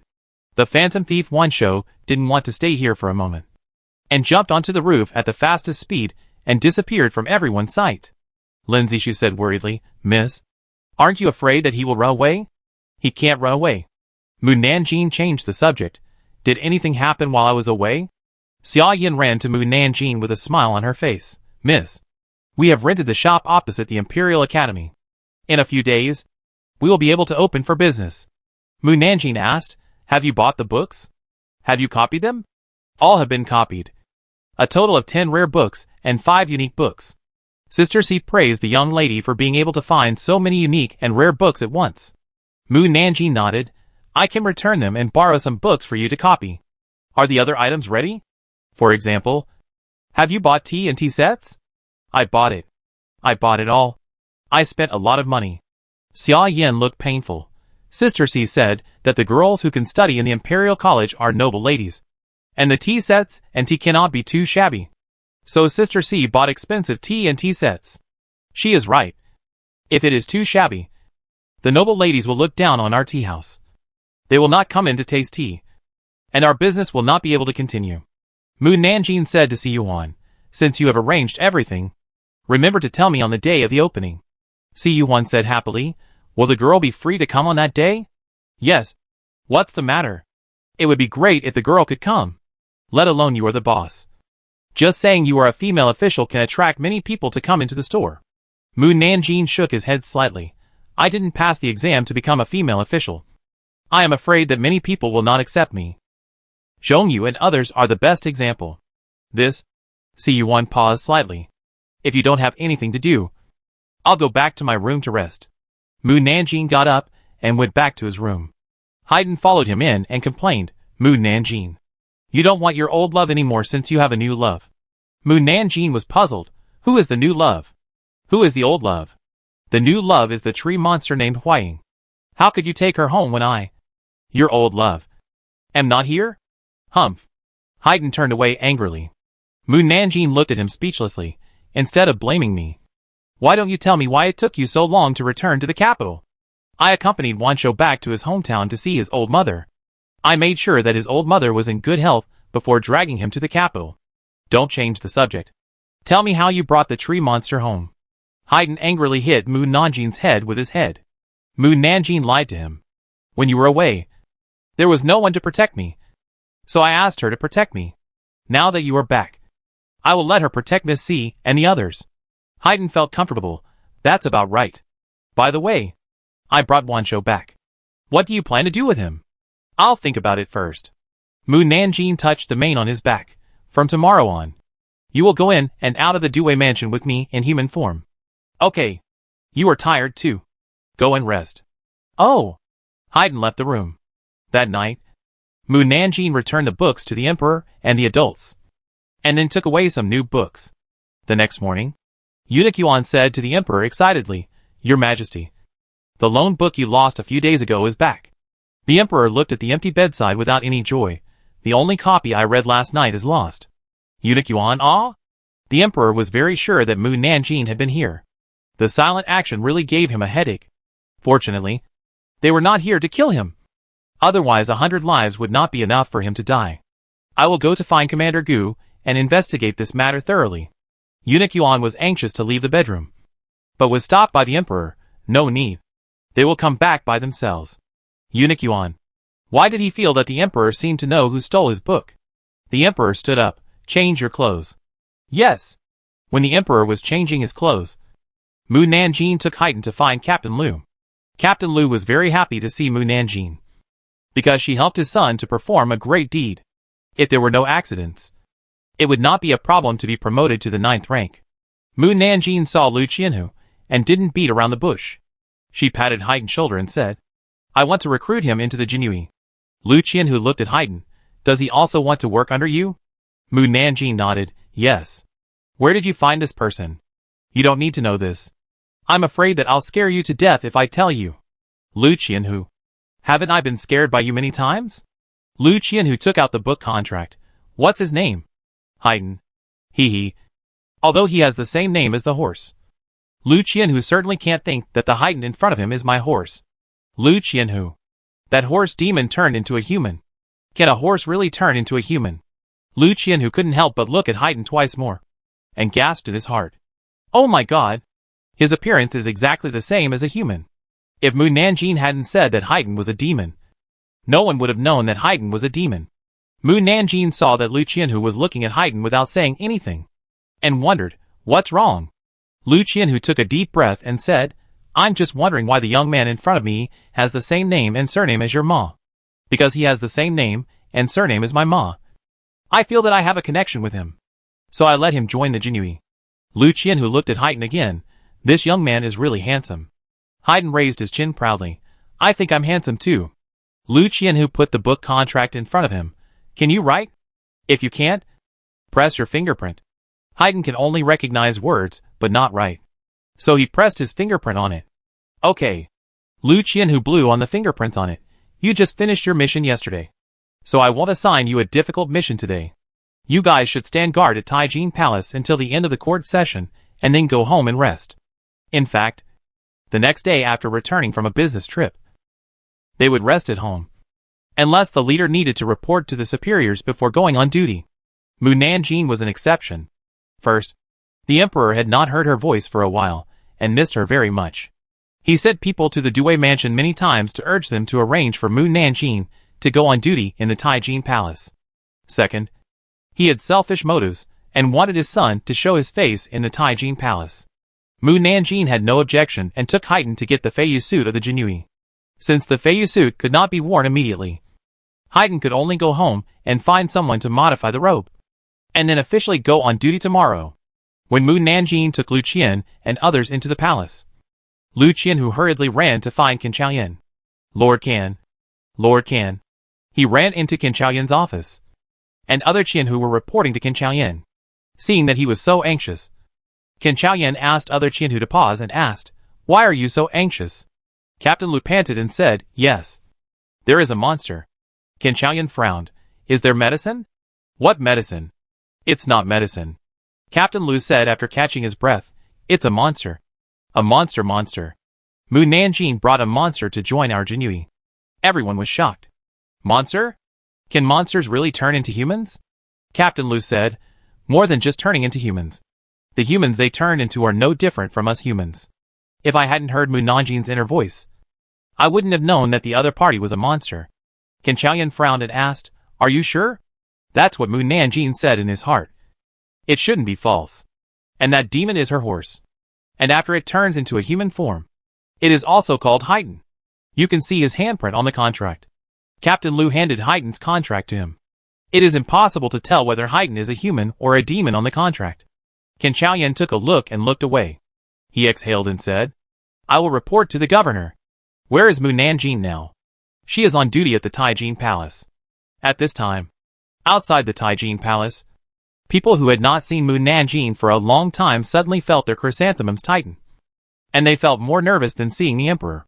Su Cheng noticed the eyes of the ministers, walked to Yang Bo and whispered, do you feel that these ministers seem to be afraid of the girl? Yang Bo nodded. I feel the same way. Isn't this too strange? As far as I know, the high officials who can attend the court are all above the 5th rank. They don't have to be afraid of a small official of the 7th rank. Right? Yang Bo thought for a while. Maybe the ministers are afraid of her, because we were catching people everywhere a few days ago. This is the only explanation that makes sense. Su Cheng thought so too, and returned to his original position to stand guard. At this time, the right vice minister of the Ministry of Rights came over with a smile, and said hello, Guardian Mu. Long time no see. How are you? How are you? Mu Nanjing saw that the right vice minister of the Ministry of Rights had gained weight. I have been living a comfortable life recently. Thanks to you. The right vice minister of the Ministry of Rights also noticed that Mu Nanjing's official uniform had turned dark blue, with white flying fish embroidered on it, and smiled and congratulated. Congratulations, Guardian Mu's promotion. I will call Guard Mu Shuchi from now on. Mr. Joe. The right vice minister of the Ministry of Revenue came over. First greeted the right vice minister of the Ministry of Rights, and then smiled and said hello to Mu Nanjing. Congratulations. Congratulations to Mu Shuchi on your promotion. Mu Nanjing responded with a greeting. Thank you. Who is he? Are we familiar with each other? Right Vice Minister of the Ministry of Revenue. Right Vice Minister of the Ministry of Rights almost burst out laughing. Right Vice Minister of the Ministry of Revenue continued to greet Mu Nanjing shamelessly. Mu Shuchi. Long time no see. What have you been busy with recently? Mu Nanjing. I was sent out of Beijing on a business trip. Business trip? I heard that it is very hard for the Jinui to go on a business trip. You, a little girl, must be very tired to go on a business trip with a group of big men. Right? Little girl. You must take good care of yourself, and don't let yourself get tired. Not very tired. This gentleman cares about me so much. Is he interested in me, and wants me to be his daughter-in-law? Everyone. Right Vice Minister of the Ministry of Revenue sighed. Although our Ministry of Revenue is I am busy but seldom go on business trips, so I don't have much chance to see the scenery outside the capital. Ministry of Revenue? Is this the head of the Ministry of Revenue? Why does he have the leisure to chat with me? Have you found the person who stole the money? Right Vice Minister of the Ministry of Revenue. Isn't it because I haven't found the person that I'm trying to get close to you? Why don't you tell me who that person is?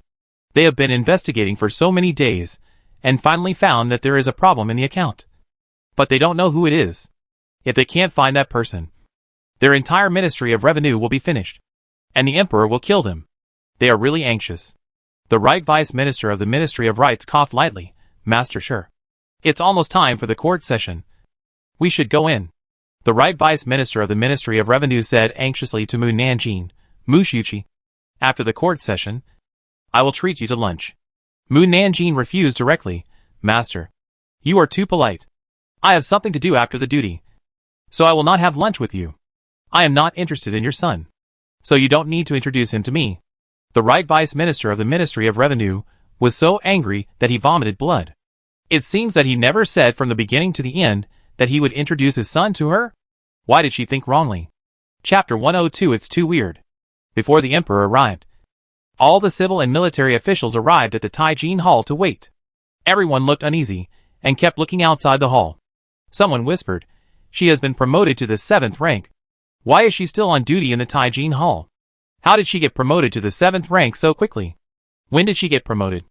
In my opinion, that person wanted her to come. Everyone should think about whether they have done anything wrong recently before the court session. If so, think about the countermeasures as soon as possible." As soon as these words came out, the hall fell silent. All the civil and military officials were thinking about whether they had done anything wrong recently. Some of them turned more and more pale the more they thought about it. Some of them broke out in cold sweats and trembled all over. And some of them looked terribly pale, as if they were about to die on the spot. Suddenly, there was a thud, and someone fainted on the ground. The Minister of Rights saw someone falling to the ground beside him, and exclaimed, "The Minister of Revenue has fainted. Call the imperial physician quickly." The eunuchs guarding outside the hall hurried to ask for the imperial physician. Then, there was another thud. The Minister of Rights turned around and looked at the ground behind him, and exclaimed again, "Oh!" The Minister of Workers also fainted. "Where is the imperial physician? Has the imperial physician arrived?" Then, there was another thud. The Minister of Rights saw the Minister of War sitting on the ground. The Minister of War also fainted. "No!" The Minister of War wiped the cold sweat from his forehead and said weakly, "I didn't faint. I just felt unwell." At this time, a eunuch outside shouted loudly, "The Emperor has arrived." Thud. The Minister of War rolled his eyes and suddenly lost consciousness. This time, he really fainted. The Taijin Palace was in chaos. The left Prime Minister quickly ordered the guards to carry the 3 ministers who had fainted to the courtroom to avoid disrespect in front of the palace. The civil and military officials quickly knelt down. "Welcome to the Emperor. Long live the Emperor." The Emperor walked into the hall and saw the guards carrying the ministers away. He flashed a puzzled look in his eyes. "What happened to the 3 ministers?" The left Prime Minister replied, "Your Majesty." The 3 ministers suddenly felt unwell and fainted. The civil and military officials present knew that the 3 ministers must have done something wrong and were afraid that Mu Nanjing would expose it. So they scared themselves and fainted. 3 people suddenly feel unwell? The Emperor frowned. Why did they suddenly get sick together? Have you summoned the imperial physician? Hurry up and find the imperial physician to see them. The imperial physician has been summoned. Then, the long-lost familiar voice sounded again in the hall. They pretended to faint. Humph! They can fool everyone in the hall, but they can't fool my sharp eyes. If you dare to pretend to faint in front of the palace, you must be afraid to see the Emperor because of the bad things you have done. TSK. TSK. TSK. If you are so timid, don't do bad things. If you do bad things, you don't dare to face them. You are a coward. Oh! The Minister of Revenue is really a thief. He dared to secretly find eunuchs to inform people outside the palace while pretending to faint. Should I arrest them? Forget it. The fact that the Minister of Revenue embezzled will be discovered sooner or later. And the stolen treasury is not mine. I will not meddle in it, lest the Emperor wants to promote me again, which is not worth it. Right, Vice Minister of Revenue. The person who embezzled was actually their minister. No wonder they couldn't find out. Civil and military officials. It's over. The Minister of Revenue is completely finished. The Emperor has one thing that is more tiring than the Minister of Revenue's embezzlement. That is, Mu Nanjing's dislike of promotion is really a headache. If Mu Nanjing paid attention to power, it would be great. Not only would the matter of the Minister of Revenue be found out long ago, but the rebellion of the 4 princes would not have been delayed until now without any progress. Commander Gu, who was guarding behind the Emperor, left the hall quietly and went to arrest the Minister of Revenue and the eunuch. The Emperor coughed lightly. Since we have already found the imperial physician, the 3 ministers will be treated by the imperial physician. My dear ministers, please stand up. Your Majesty, I have something to report. After the right Prime Minister stood up, he immediately reported to the Emperor what had happened in recent days. Seeing that the discussion in the hall had begun again, Mu Nanjing yawned lazily, and her eyelids began to fight again, until she heard the Emperor call, Jijio. Mu Nanjing suddenly woke up. Jijio? The Jijio of the Imperial Academy? Is he here to attend court? The civil and military officials, who were originally uneasy, became alert after hearing Mu Nanjing's voice mentioning Jijio. Everyone looked at Jijio standing in the center of the hall. Jijio's scalp was numb when everyone was staring at him. Why did the little ancestor outside mention him for no reason? He hasn't done anything wrong recently. But it's not hard to guarantee that Moon Nanjing will mention things from the past. Jijio was a little uneasy. He quickly filtered through all the mistakes he had made since he became an official. Why didn't I think of him before? With Jijio here, my new store will definitely be a big success. Jijio secretly let out a sigh of relief. It would be better if he didn't reveal his secrets. It would be better if he didn't reveal his secrets. Sooner or later, he will be scared to death by this little girl. However, what shop is she talking about? Why invite him to be a guest? The emperor and the civil and military officials were also very curious. Alas, I am not familiar with the chief priest. Even if I invite him to be a guest in my shop, he may not come. By the way, if I say that there is a rare book in my shop, he should come. Right? Ahem. The emperor almost choked to death on his own saliva. The civil and military officials could not help but look at him. Eunuch Yuan asked with concern, Your Majesty, are you okay? The emperor waved his hand, Jijio. I want to know how many girls have signed up for the Imperial College. Jijio bowed and said, Your Majesty, there are already 553 girls who have signed up for school. But everyone has different levels of knowledge, so they need to be divided into classes. After the division, the teachers will be too busy to handle it. So we need to recruit more talented teachers to teach in the Imperial College. More than 500. The emperor's eyes lit up. So many people have signed up. Yes. What Jijio didn't say is that more than half of the fathers of the more than 500 girls are from the Jinui. Only more than 500 girls studying, so few. I need to recruit more people, so that my business can really be lively. Alas, the civil and military officials are not strong enough. I just want to ask you if you don't let your daughter study and bury your daughter's talents. Do you have a clear conscience? Emperor, civil and military officials. It can only be said that the emperor's methods are not strong enough. The people of Dakian country valued boys over girls. If you want to thoroughly implement the policy of sending all girls to school, you must issue an order that officials' children, regardless of gender, must study and learn to write. If an official does not send his children to school, I will dismiss him or demote him. I do not believe that anyone dares to disobey the order.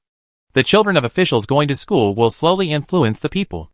Only in this way can people believe that women can also study and take exams. After hearing this, the emperor looked at the civil and military officials with a different look. Civil and military officials.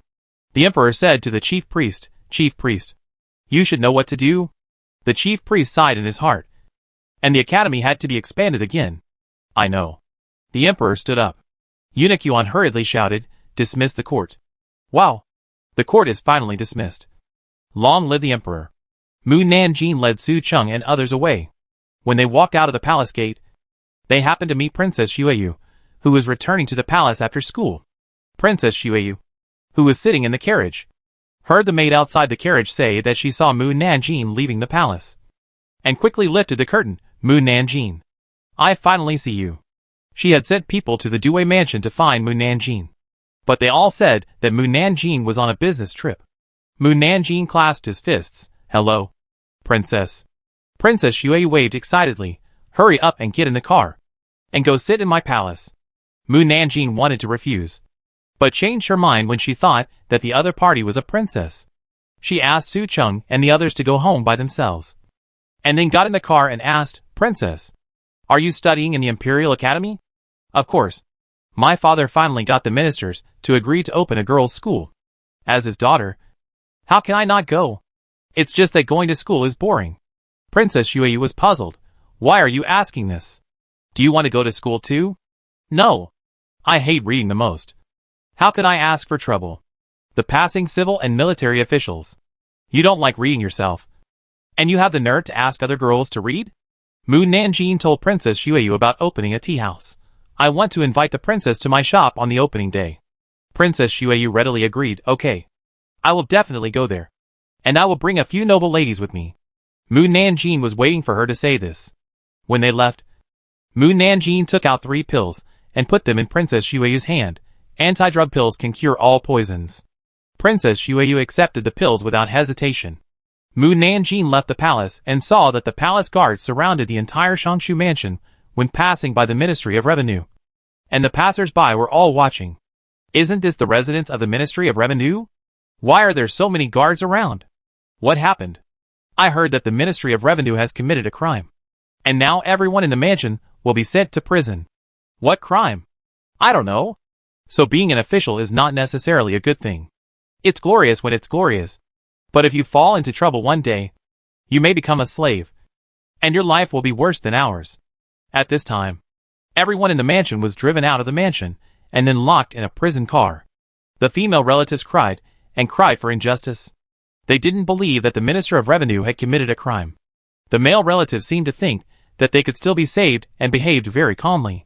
When they entered the prison and saw the Minister of Revenue, they quickly lowered their voices and said, "Dad, we have sent people to find your friends. They will definitely help you prove your innocence and take us out of prison." The Minister of Revenue shook his head. "No one will come to save us. And they dare not come to save me." Mu Nanjin's voice let everyone know that he was stealing from the government. And no one in the court dared to help him. The male relatives finally knew to be afraid. Why didn't they come to save you? Aren't you the best friends with those adults? They just watched us being locked up in prison. Is this what they call when the tree falls?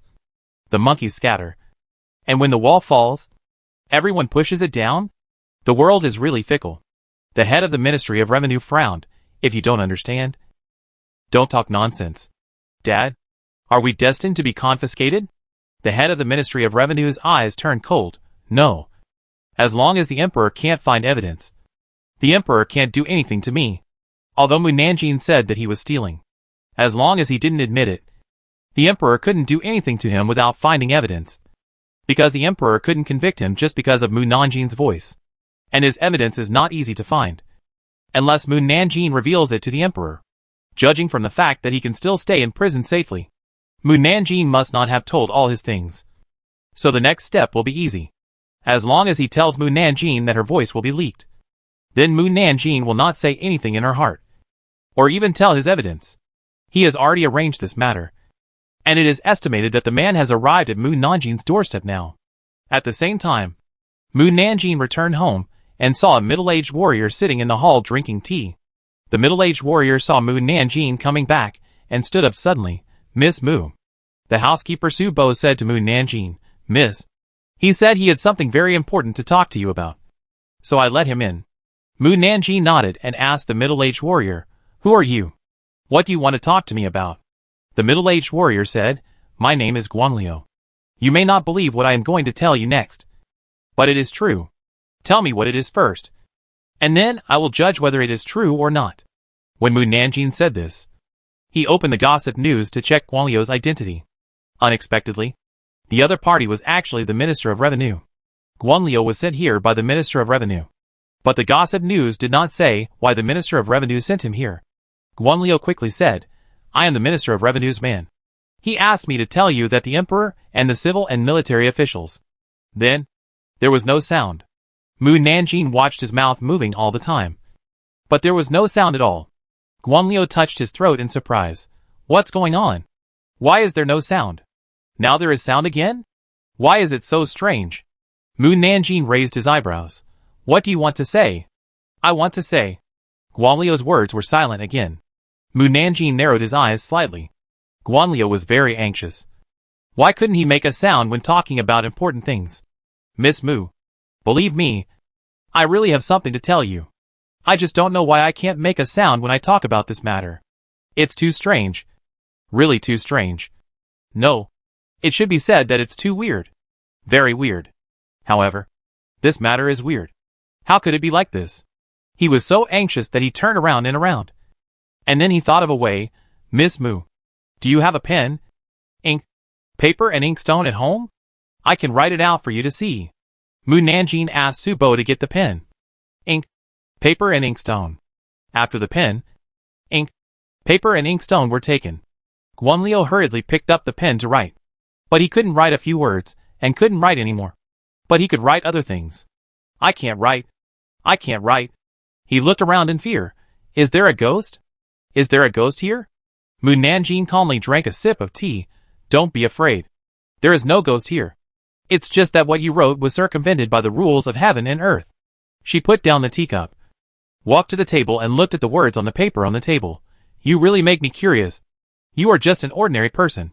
How can you tell me something that is circumvented by the rules of heaven and earth? Guanglu looked confused. Rules of heaven and earth. What does this mean? You don't need to know this. Guanglu looked down at the paper. I can't say it. And I can't write it. What should I do? Suddenly, a cold light flashed in his eyes, and he raised his hand to grab Mu Nanjin's throat. Chapter 103. Are you a human or a ghost? Mu Nanjin didn't dodge or evade. At the moment when Guanlio's fingertips were about to touch her throat, Haydn appeared beside him, held his wrist, and asked grimly, What do you want to do to my girl? Then, with a snap, Guanlio's wrist was broken. Ah! Guanlio screamed. Mu Nanjin said to Haydn, Don't kill him. Just throw him out of the house. Haydn didn't understand her approach. He wants to kill you. If you let him go, he will find another chance to kill you next time. Mu Nanjin wanted to know what Guanlio said. So she couldn't let him die so quickly. He may still be useful. Let him go. Haydn dragged the man to the door of the hall, and then threw him at the door of the Mu mansion. And the man flew out like a kite. He snorted coldly, patted his dirty hands, and continued to do his own things. Mu Nanjin looked at the words on the paper and murmured, What on earth does he want to tell me? Oh, there is another person who knows this. She can just go and ask him. After nightfall, the prison was filled with painful groans, crying and noise. The women of the Minister of Revenue were unable to adapt to life in the prison and were noisy. They either shouted for exquisite meals or asked the jailer to move the beds and quilts from the minister's mansion to the prison.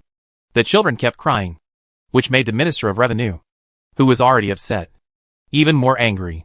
He shouted at the door of the cell, Shut up. Instantly, the prison was quiet. The Minister of Revenue's head stopped buzzing, and he couldn't help but let out a breath. After half a minute, he found that the prison was terribly quiet. He looked up and saw that his sons and grandsons were all still, and everyone seemed to have their acupuncture points fixed in strange postures. Akong, what happened to you? The Minister of Revenue got up anxiously and shook his eldest son's body. But he didn't move. He shook the others again, but no one responded. Just then, a cold female voice sounded outside the prison. I have frozen him. Who is it? The Minister of Revenue quickly turned around and saw someone standing outside the cell door. When he blinked, the person came to him. Ah! Ghost! Frightened, he stepped back and fell to the ground. He hurriedly crawled to the gate. There is a ghost. Jailer, there is a ghost. However, no one paid attention to him. The Black Shadow said, Minister of Revenue, I am Mu Nanjin. Mu Nanjin? It took the Minister of Revenue a long time to remember who Mu Nanjin was. Mu Nanjin sat down and patted the seat next to him. Let's talk. The prison was only illuminated by torches outside the corridor, and it was very dark. The Minister of Revenue was very scared because he couldn't see Mu Nanjin's appearance. He climbed up against the prison door and asked, Are you a human or a ghost? Mu Nanjin walked towards him and asked, Are you afraid of me? Do you think Guanglu has killed me? The Minister of Revenue shouted in horror. Don't come over. Don't come over. Mu Nanjin stopped when he saw that he was so scared. Don't worry. I just came to ask you some questions, not to kill you. In this case, what if I am a human or a ghost? The Minister of Revenue breathed a sigh of relief. What do you want to ask? When he said this, he tried to eavesdrop on Mu Nanjin's thoughts. I don't know if it was because Mu Nanjin had nothing in her heart, or because Guanglu told her those words that made her alert, or because he lost his job. He didn't hear anything from Mu Nanjin. I want to know what you want Guanglio to say to me. The Minister of Revenue was slightly startled. Didn't he tell you? Mu Nanjin lied to him. He did. But I just want to confirm if it's true. It's incredible that he can hear Mu Nanjin's inner voice. He wouldn't believe it either.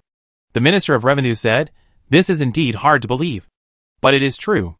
If you don't believe it, I can give you a few more examples. Such as, for example, there was no sound afterwards. Just like Guanglio. No matter how hard he tried to make a sound, he just couldn't make one. The Minister of Revenue thought he had become mute, and touched his neck in horror. Why can't I make a sound? Hey, why is there a sound again?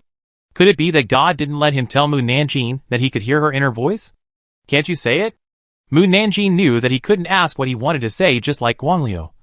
So he disappeared in the cell. Mu Nanjin. I'm telling you, Where is the person? The Minister of Revenue looked around, but didn't see Mu Nanjing. Then, everyone in the prison could move. The prison became a vegetable market again. So noisy that it made people feel upset. Noisy. Noisy. Noisy. Noisy. I will torture you. The jailer whipped the door with a whip. And with a snap. The women were frightened and kept silent. The Minister of Revenue looked at all this blankly. As if he had imagined what he had just seen Mu Nanjing. Dad? Why are you standing at the door? The eldest son of the Minister of Revenue came over and helped him sit on the haystack. The Minister of Revenue quickly held his hand. Akong. Did you see a girl in our cell just now? No. How could any girl come to our cell? The eldest son of the Minister of Revenue thought that the Minister of Revenue was tired. And comforted him. Dad. You must be too tired to have hallucinations. You should go to sleep. We will definitely be able to get out tomorrow. The Minister of Revenue. At this time, Mu Nanjing had returned to her room. She was really curious about what the Minister of Revenue wanted to tell her. Because her intuition told her that this matter was very important to her.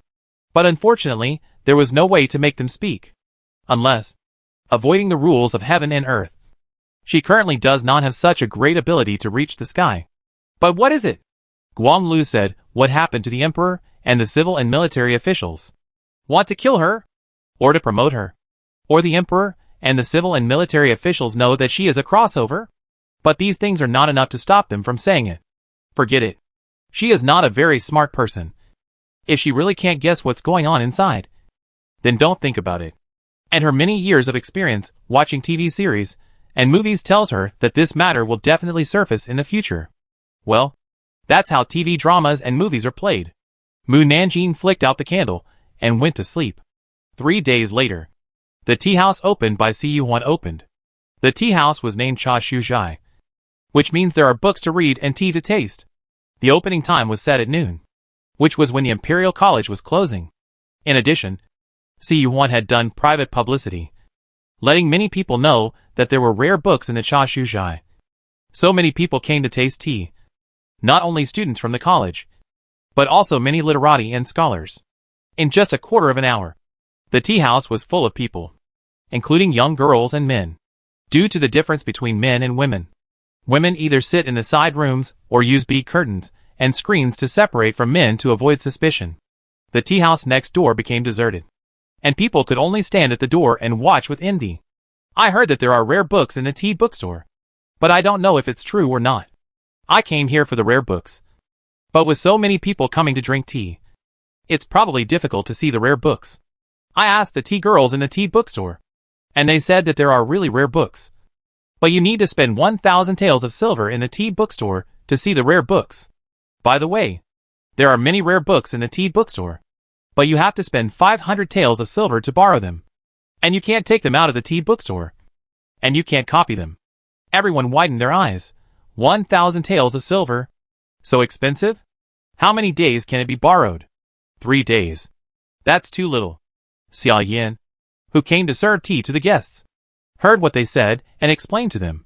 The 1,000 taels of silver we are talking about does not mean that the guests have to pay 1,000 taels of silver at once. You can add up the expenses of each visit to the tea and study room. And when you reach 1,000 taels of silver, you can borrow the rare book.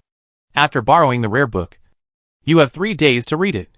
And you can share it with friends who come with you, with no limit on the number of people. But you are not allowed to copy it. In this way, everyone feels that it is not expensive. They can treat each other and then put it on one person's name, so that they have the opportunity to read the rare book. At this time, a man in a blue robe stood up and asked Si Yuan, who was greeting the guests, "Boss, how do you want us to believe that you have a rare book? What if we get the opportunity to borrow a rare book, but you can't produce it?" The man in green robe beside the man in blue robe also stood up. "Brother Roland is right. How do you prove that you have a rare copy?" The man in black robe beside them said, "Boss, you should take out the rare copy for us to identify, and then decide whether to come to your shop for tea after we confirm it. Yes, take it out for us to identify it." The other guests followed suit. Si Yuan knew that they were sent by the tea house next door to cause trouble. And she smiled, "If it is not a rare copy, I will return half of the money I spent in my shop to everyone." Hearing this, most of the guests shut up. The man in the blue robe was still not giving up.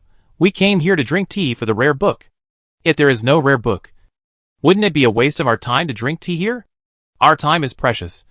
How are you going to compensate? The man in the green robe followed up. Yes. How are you going to compensate? Why is it so noisy here? Who is making trouble? There was a shout outside the tea study. And then everyone saw a female Jinui in a dark green flying fish suit with 4 Jinui walking in. Su Chung and Yang Bo glanced at everyone coldly. As former bandits, their eyes were very fierce. And they scared the man in the blue robe and the man in the green robe and sat down quickly. The man in the green robe drank some tea to calm himself. Why are the Jinui here too? The man in the black robe said in a deep voice. We are not causing any trouble. Why are you afraid of them? The man in the blue robe asked the man in the black robe. Don't you know who they are? Who else could they be? Aren't they the Jinui? They are the Jinui who were arresting people a few days ago. They are very powerful. They dare to arrest anyone, whether it is a high-ranking official or a prince. The man in the black robe paused, but still stood up and said, We are not making trouble. We just doubt whether the copy is real or fake. Is that not okay? Su Chung and the others looked at him without saying anything. Then, an old voice came from upstairs. If you can trust me, I am willing to identify the authenticity for you so that you can rest assured. Everyone in the lobby looked upstairs and saw a man over 50 years old walking downstairs. Someone recognized the other person and stood up suddenly. It's the chief priest of the Imperial College. Chief priest. The scholars all stood up and saluted the chief priest. Hello, chief priest. The chief priest smiled and said, No need to be polite. Hey, it's really the chief priest. Why is he here? Is he here for the copy too? Mu Nanjing looked upstairs and saw Princess Xueyu blinking at her. It turned out that Princess Xueyu invited the chief priest to come. It's worth it that I gave her the detoxification pill. Then, Mu Nanjing saw the person in the next room. When he saw her, he quickly shrank his head back as if he had seen a ghost. Hey, isn't that the grandson of the holy prince Liang Xiaochu? Why is he here? The chief priest walked up to Si Yuan and said, I wonder if you trust me, and are willing to take out the rare book for me to identify? Before Si Yuan could speak, the others said, The chief priest is very knowledgeable, and the things he identifies are definitely not fake. Shopkeeper, if your book is real, you don't have to be afraid to take it out for identification. Si Yuan had expected that today would come to this. She took out 3 rare books from the counter and handed them to the chief priest. I didn't know that the chief priest was here, so I only took 3 rare books with me. 3? Jijio looked at her in surprise. You actually collected so many rare books? Si Yuan hesitated and nodded. Jijio opened it and read it. I stole the rare book from the emperor and copied it. No matter how you look at it, it can't be fake. Unless the rare book in the emperor's hand is fake. The emperor shouldn't be so blind that he would even mistake a rare book. Right? Jijio's hand trembled.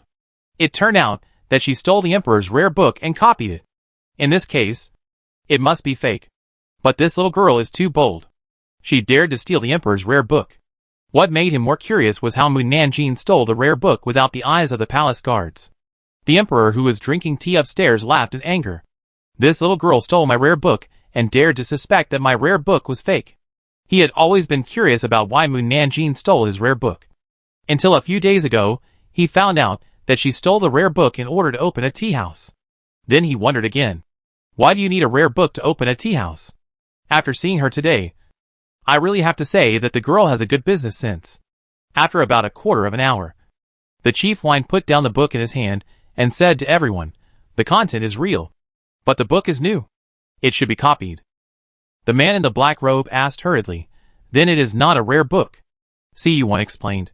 Everyone knows that rare books are very precious. If I take out the real rare book for everyone to read, it will be damaged. I can only copy another one for everyone to read. I hope everyone can understand. The chief wine said, People who love books will cherish books and don't want them to be destroyed. It is a blessing for the literati that the shopkeeper can copy the contents of the rare book to share. And what everyone wants to read is the content of the rare book, not to collect books. As long as the content is real, there is no harm in copying it. Don't you think so? The chief wine is right. The literati agreed. The man in the black robe couldn't find any more trouble, so he could only sit down and continue drinking tea. Seeing that the situation had calmed down, Mu Nanjing went up to the 3rd floor room alone. I thought of what to do with the phantom thief 10,000 hands. He. Chapter 104. It's her again.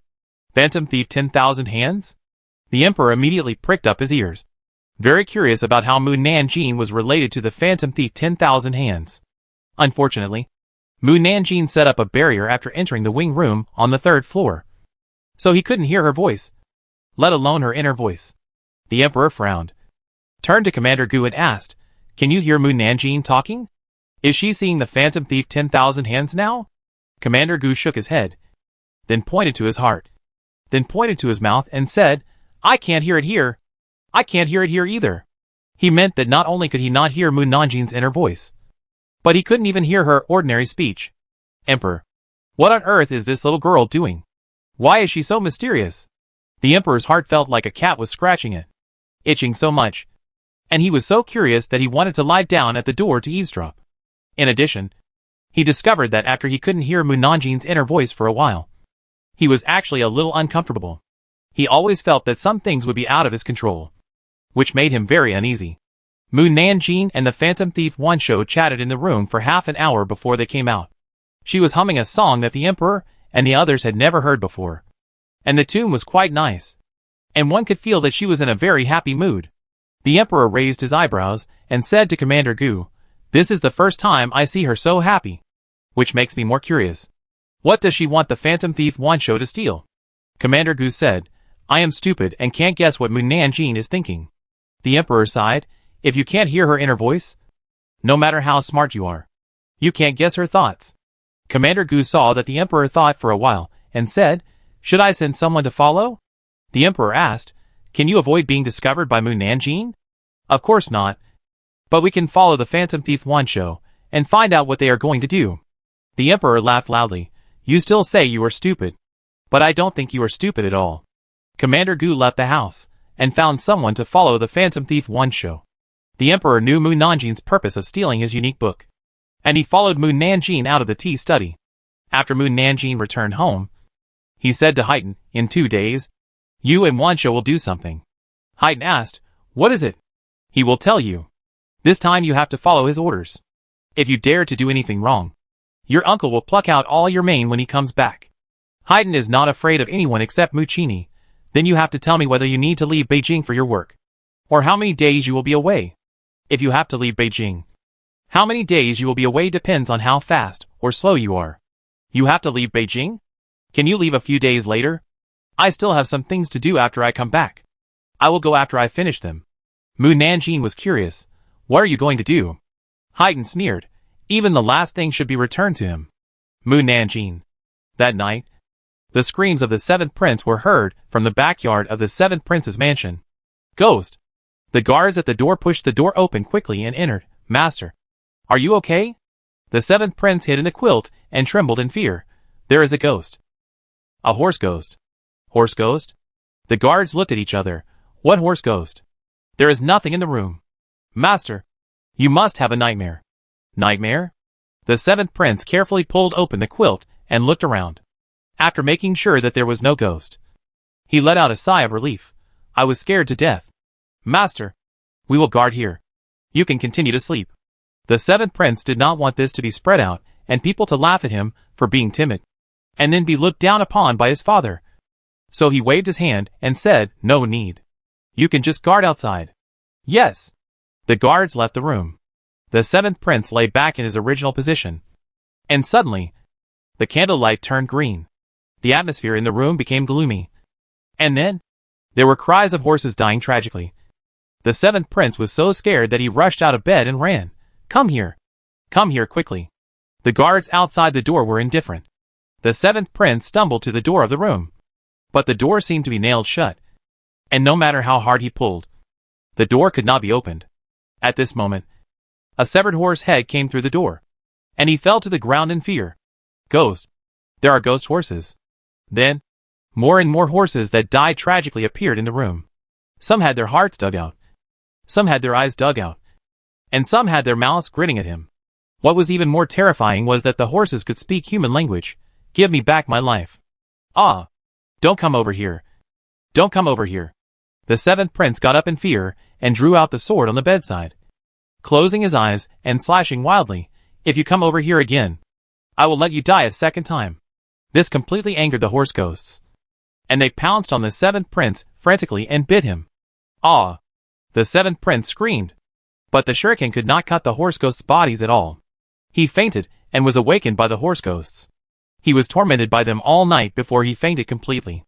The next morning, the steward saw that the seventh prince had not moved and knocked on the door to go in, but saw the seventh prince lying on the ground covered in blood. "Master! Master!" the steward shouted anxiously, "Come here.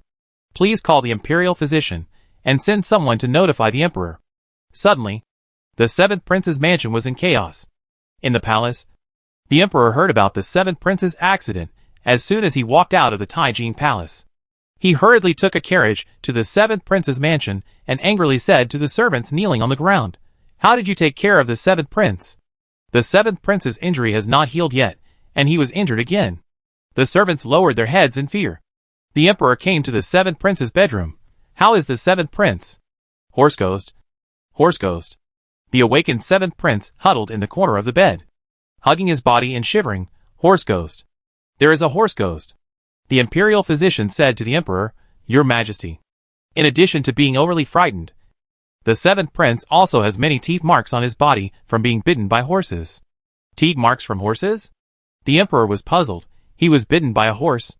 The steward of the seventh prince's mansion hurriedly said, "Your Majesty, the guards were guarding outside the door last night, and did not see any horses coming in, nor did they hear any horse sounds. I didn't hear the seventh prince asking for help. This morning, I saw that the seventh prince hadn't gotten up, so I went into the room to check. Unexpectedly, the seventh prince fainted on the ground." "Emperor, it's a horse ghost." "Father, it's a horse ghost." The seventh prince threw himself on the emperor like crazy. "There is a horse ghost that wants to kill me. There is a horse ghost." The emperor was frightened by him. "What is a horse ghost?" "It's a horse that turned into an evil ghost to kill me." The seventh prince shook the emperor's body excitedly. "Father, please save me." "Father." "Seventh prince, you must not be rude to the emperor." The imperial physician and the steward quickly pulled the seventh prince away. The emperor thought that the seventh prince was possessed by evil spirits, and he ordered the steward, "Go find the imperial master. Go find the imperial master." "Yes." The steward immediately sent someone to Dingxing Pavilion. Half an hour later, Feng Xinan came to the seventh prince's mansion to check the seventh prince's injuries. Seeing that the seventh prince was frightened and a little crazy, he raised his hand and pointed at his forehead, and he instantly calmed down. The emperor asked with concern, "Master, how is the seventh prince?" "He is haunted by the evil spirit of a horse." Feng Xinan said to the seventh prince, "Seventh prince, you killed too many horses, which attracted the revenge of the evil spirit. Seventh prince, you should eat less horse meat in the future." The seventh prince hurriedly said, "I will give up horse meat. From today on, I will give up horse meat and never eat horse meat again. In addition to giving up horse meat, you must also accumulate virtue and good deeds, and the evil spirit of the horse will slowly dissipate." The seventh prince was stunned. "Master, can you drive away the horse ghost for me immediately?" "Master, you must save me. Please." Feng Xinan shook his head. "This requires you to really give up horse meat, so that the evil spirit of the horse will not come to you. However, there is one thing you don't have to worry about. They will only hurt you, but not kill you. But if you continue to eat horse meat, it's hard to say. I won't eat it anymore. I will never eat it again." The emperor scolded the steward and others. "Did you hear it? The seventh prince is not allowed to eat horse meat in the future. Anyone who violates it will be beheaded." "Yes." The steward and the guards hurriedly responded. Feng Xinan turned and walked out of the room, then looked back at the emperor. The emperor realized that he had something to say to him, and told the steward and the imperial physician to take good care of the seventh prince, and then got on the carriage with Feng Xinan and left. "Does the imperial master have something to say to me?" Feng Xinan said bluntly. "The seventh prince's affair was done by the horse king." "Horse king?" The emperor was stunned. "You mean the horse of Munanjin?" Feng Xinan nodded. "Isn't the matter between the seventh prince and it over? Why won't this horse let the seventh prince go?" "Because the seventh prince has not learned his lesson and has been eating horse meat. The horse king must avenge his companion." The emperor rubbed his aching head. "It was because I indulged the seventh prince too much that such a disaster occurred. I should have issued an order to prohibit him from eating horse meat. It was all because I didn't discipline him strictly." Feng Xinan said no more. After getting off the emperor's carriage, he got on his own carriage and returned to Dingxing Pavilion. Not far from Dingxing Pavilion, two people suddenly appeared and blocked the carriage's way. One of them shouted loudly, the humble Jin Yangzi.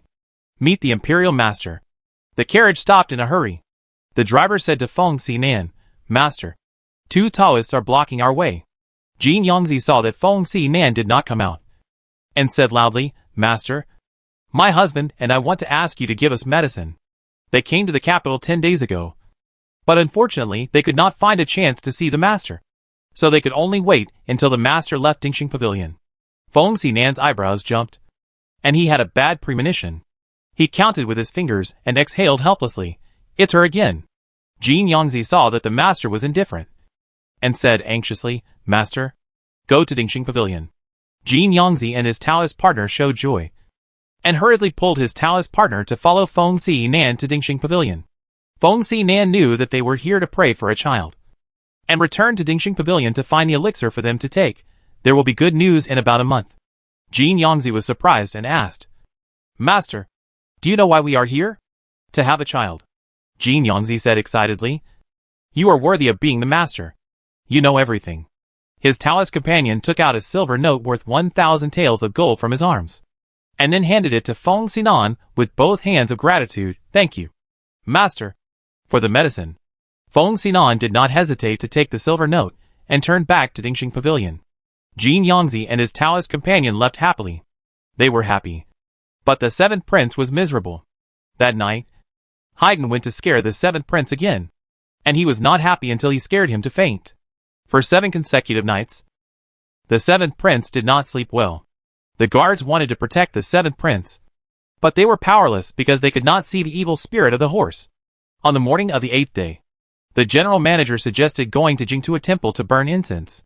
I heard from the people that the new abbot Jiayin of Jingtua Temple can not only help the dead souls to be reborn, but also draw talismans to exorcise evil spirits.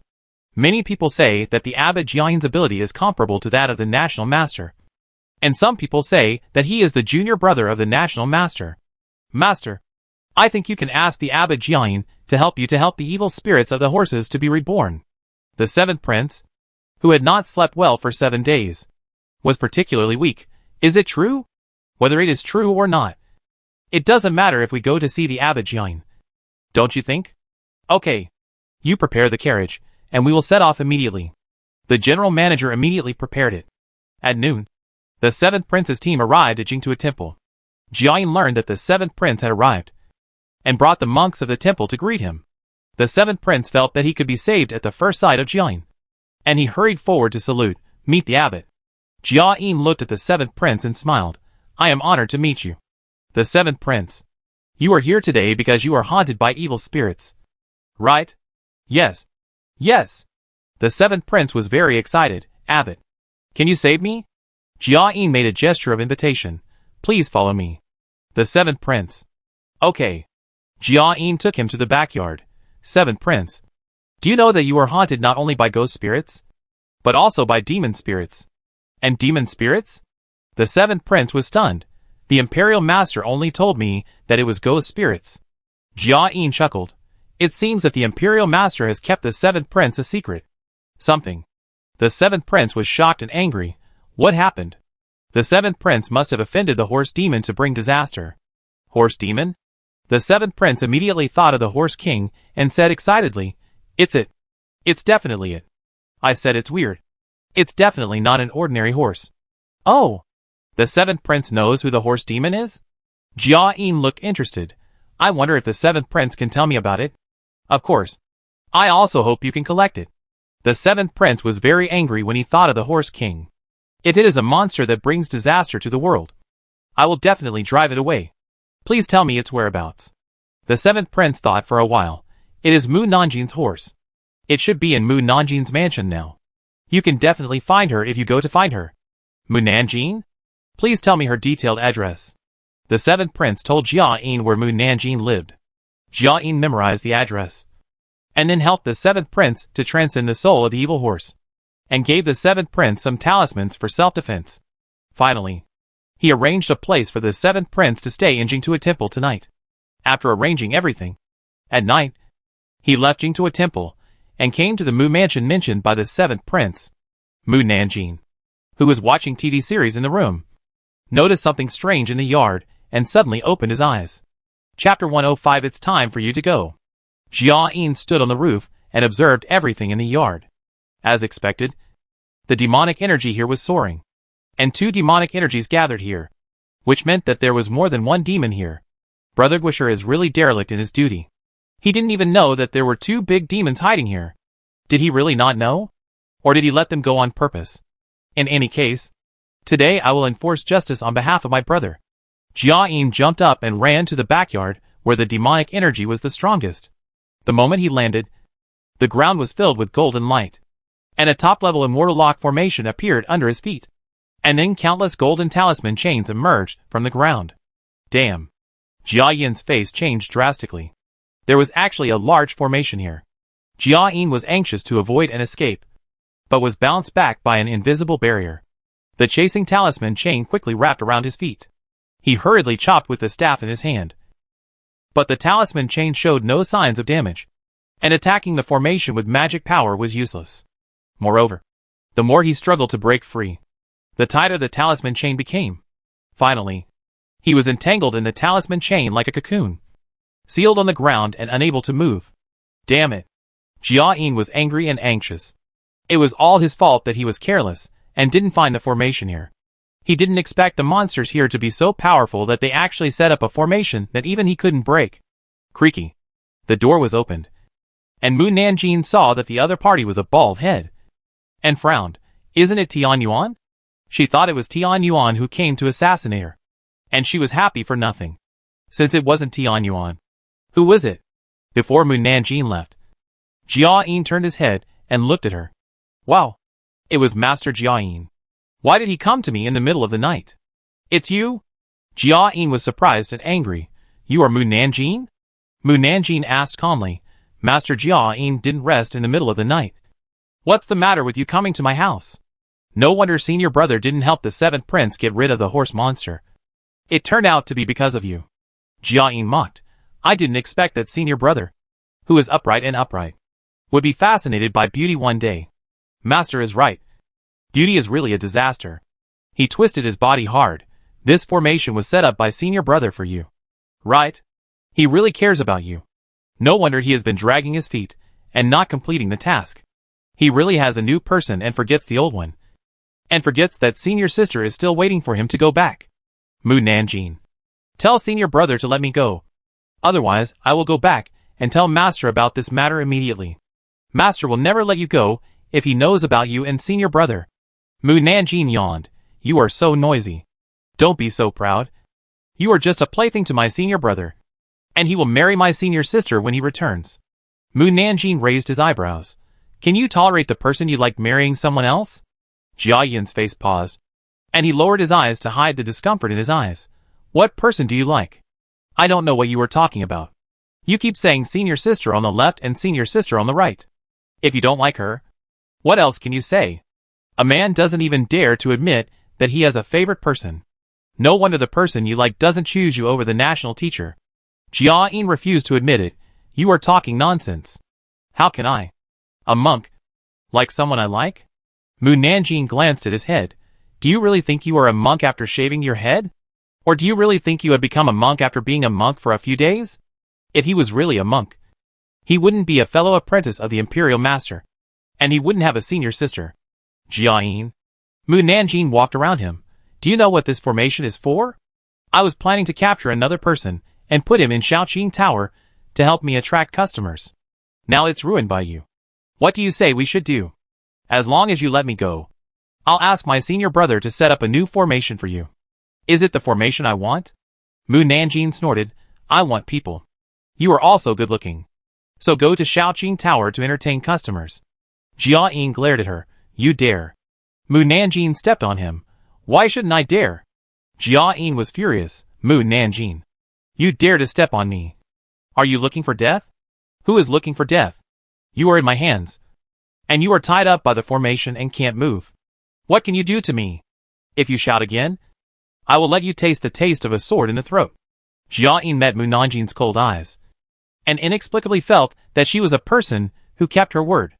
Mu Nanjing put his foot down and said, "For the sake of the national master, I will give you two choices. One is to go to Shaoqing Tower to recruit customers, and the other is to stay by my side as a Jinui." Jia Yin was definitely unwilling to do either. In order to make her let him go, he could only lie to her and say, "I choose the second one." Mu Nanjing nodded, turned back to the room, and continued to watch TV series. Jia Yin said anxiously, Hey, Mu Nanjing. I have promised you. You should ask my senior brother to let me go. You stay here tonight, and I will let you go tomorrow." Mu Nanjing closed the door. Jia Yin cursed in his heart. When he escapes from this formation, he will kill Mu Nanjing first. The night passed very quickly. When he closed his eyes and opened them again, it was already the next day at evening time. Haydn came back from outside with a dark face. When he saw Jia Yin on the ground, his brows furrowed even more. Jia Yin also stared at him intently. Horse demon. Haydn was furious because he had not found the seventh prince all night. "If you look again, I will dig out your eyes." Jia Yin wanted to refute, but when he thought that he was still tied up, he could only bear it. At the right time, Mu Nanjing came out and said, 7 days have passed. You should be on your way." Haydn's face was dark. "Your words are too unlucky." Mu Nanjing gave him a lazy look. "Okay, I'll pack up and leave." Haydn hurried back to his room to pack a few clothes, and when he came out again, he turned back into a horse, and then went to Pinglin to find the strange thief Wansho. The phantom thief Wansho had been waiting at the door of the inn for a long time. When he saw Haydn, who was dressed in golden clothes, he felt mixed emotions and didn't know how to face him. He asked carefully, "Should I ride you out of Beijing, or buy another horse to leave Beijing together?" Haydn shook his tail and gave him a look that said, "Hurry up and get on the horse." The phantom thief Wansho quickly jumped on the horse and ran to the gate of Beijing without waiting for any instructions from him. He felt even weirder. The reason was that when they were in the tea study, Mu Nanjing told him that Haydn was a demon. At that time, he thought Mu Nanjing was joking with him. Later, when he saw the other party's serious expression and recalled Haydn's various human-like behaviors, he thought more and more that it might be true. Then, it took him 7 days to accept this. After leaving the city gate, people became sparse. Haydn no longer needed to dodge the crowd. He kicked his hind legs and ran quickly into the distance. In the blink of an eye, the Kaitu Wansho could no longer see the gate of the capital. Those who secretly followed the Kaitu Wansho could not catch up with Haydn's speed no matter how fast they rode. So they had to go back home to report to Commander Gu that, after an unknown amount of time, the Kaitu Wansho coughed lightly. "You went in the wrong direction." Haydn suddenly stopped and said angrily, "Why didn't you say so earlier? You can talk?" The Kaitu Wansho was so scared that he almost fell off the horse. "Didn't Mu Nanjing tell me my identity? Then what's so strange about me being able to talk?" The Kaitu Wansho. Mu Nanjing only told him that Haydn was a demon, and said nothing else. Haydn said unhappily, "Which direction should we go from?" If he wasn't afraid that Mu Nanjing would tell Mu Qini about the matter, he wouldn't listen to the Kaitu Wansho. The phantom thief Wansho pointed behind him and said, "You are going through the west gate now. We should go through the east gate." Haydn turned around and made sure that there was no one nearby. He jumped into the sky and flew over the capital city at lightning speed to the east under the shocked eyes of the phantom thief Wansho. The phantom thief Wansho had not seen the scenery of the capital city under his feet, and the capital city disappeared again in his eyes. At this speed, the journey that originally took nearly 10 days can now be reached in half a day. Just as they were on their way, Mu Nanjing had breakfast and returned to his yard. Jia Yin shouted, "Mu Nanjing, can you find my senior brother to let me go?" Mu Nanjing asked, "Why should I find him? Didn't you say that you wanted me to stay with you as a Jinui? Then if you don't find my senior brother to let me go, how can I stay with you?" Mu Nanjing squatted down and lightly touched his forehead. Immediately, a ray of golden light entered his forehead. Jia Yin noticed something was wrong and asked anxiously, "What did you do to me?" "I sealed your magic power." Mu Nanjing stood up, "But don't worry. I left a little magic power in your body. Even dealing with the god of war is not a problem." "You sealed my magic power?" Jia Yin looked at her in disbelief. "You can seal my magic power? How could an ordinary person like her seal his magic power?" "No. She may not be an ordinary person, Did you set up the formation last night? Yes. Jia Yin's face sank. Who are you? Why can you set up a top-level formation? You don't need to know. Mu Nanjing untied the restraints on him. Jia Yin quickly jumped up and circulated his spiritual power. But only a trace of spiritual power was flowing in his body. He was shocked that Mu Nanjing really sealed his magic power. Mu Nanjing adjusted the big round hat on his head. I'm going to work. You can just go to the Due mansion with me. Jia Yin had no magic power. And he was very nervous. Mu Nanjing. Please unseal me. Mu Nanjing looked back at him. Unseal your seal so that you can deal with me? Or let you inform your master? Do you think I'm stupid? Or do you think I'm easy to deceive? Jia Yin. If you don't want to be unable to unseal in this life, follow me quickly. Jia Yin came to his senses and followed. He wanted to find an opportunity to see his senior brother and let him unseal him. Mu Nanjing took Jia Yin to the Due mansion to see Lu Qianhu. Lu Qianhu looked at Jia Yin, first looking at his shiny bald head, then at the cassock on his body. Then his eyes turned to the staff and Buddhist beads in his hand, and finally looked at Mu Nanjing. What did you just say? Say it again. He felt that he had not woken up yet, so he had misheard. Mu Nanjing pointed at Jia Yin. He wants to join the Jinui and work under me. Isn't he a monk? Lu Qianhu couldn't help but raise his voice. Has he returned to secular life? It was outrageous enough that he had recruited a horse demon to be a Jinui before. And this time, he recruited a monk. Does he want his subordinates to perform a story of a monk conquering a demon? Are they not afraid that their subordinates will fight, and it will be difficult to end? Mu Nanjing said, he is a fake monk. Jia Yin. Lu Qianhu. Mu Nanjing frowned when he saw that he did not move. Can't he join in? It's not that he can't join in. Lu Qianhu looked at Jia Yin's bald head, although Jinui has a hat to cover his head. It's not good for him to have a bald head. Mu Nanjing nodded. I'll solve it. Lu Qianhu took out the book contract resignedly. Sign it. Jia Yin picked up the pen hesitantly. Lu Qianhu looked at the purple cassock on him. You are not the abbot of Jingtua Temple. Are you? Although he had never seen the face of the abbot of Jingtua Temple, he had heard that the new abbot of Jingtua Temple was very handsome and liked to wear purple cassocks. Yes. Jia Yin did not deny it. Lu Qianhu held his forehead. Mu Nanjing. You actually brought the abbot of Jingtua Temple into the Jinui. You are really capable. If many people did not recognize Jia Yin, I would have sent him to Shaoqing Tower to receive guests. Lu Qianhu. Jia Yin signed and put down the pen. Okay. Lu Qianhu looked at Su Cheng, Yang Bo, and Lu Qian, who were waiting for Mu Nanjing outside the door. Where is Haiten? Why didn't I see him on duty today? Mu Nanjing said, he is sick. He. Actually, I asked him to go steal things with the Phantom Thief Wansho. When they come back, I will be the richest person in the country. Jia Yin couldn't help but look at her. She was really lying. Lu Qianhu waved his hand, indicating that they could go out. After they left, he immediately ran to report to Qin Chaoyan. Mu Nanjing said that she asked Haiten and the Phantom Thief Wansho to steal things. Qin Chaoyan asked hurriedly, did she say what to steal? No. But she said that when Haiten and the others come back, she will become the richest person in the country. The richest person in the country? Qin Chaoyan looked at General Gu, who was sitting next to him eating cakes. General Gu came to the Due mansion to find General Lu to test Mu Nanjing, just to find out the whereabouts of the Phantom Thief Wansho. Qin Chaoyan asked, what did she steal to become the richest man in the country? Captain Lu walked up to Qin Chaoyan and whispered, Lord Can, I have a bold guess. You say. I guess she might have sent Haiten and his men to steal the fourth prince's gold, silver and jewelry. Qin Chaoyan. Commander Gu. Commander Gu thought it was impossible. Even if we send 10,000 people, we can't move all of the fourth prince's belongings. How can Haiten and the Phantom Thief Wansho move all of the fourth prince's belongings? Commander Gu. Haiten is not a human being. You can't just talk about things. Based on my understanding of Mu Nanjing, she must have done this. Otherwise, what else could she steal to make her the richest person in the country? Lu Qianhu asked Qin Chaoyan, Lord Can, do you still remember the matter of the seventh prince? He moved a lot of things from the seventh prince.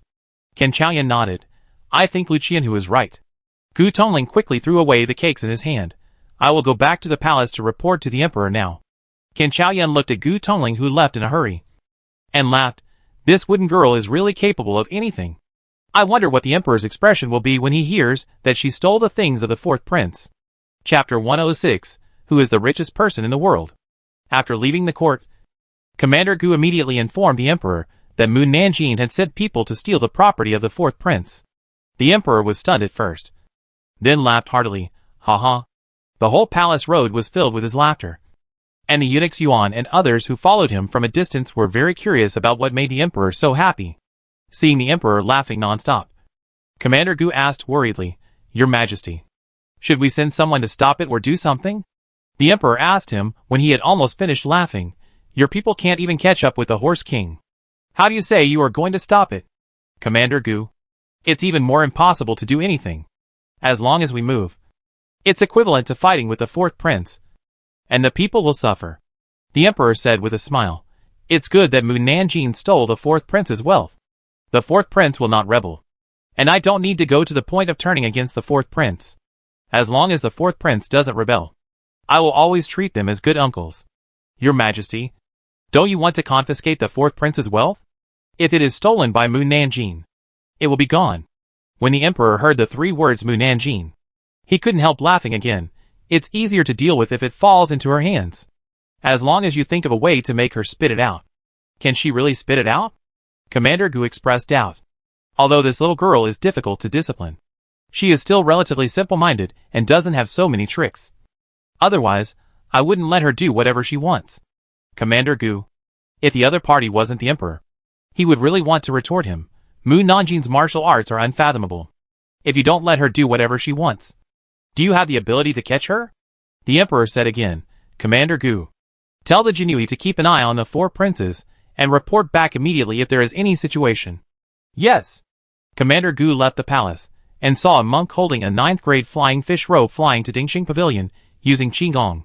He seemed to be in a hurry and flew very fast. He disappeared in the blink of an eye. He recognized the other person.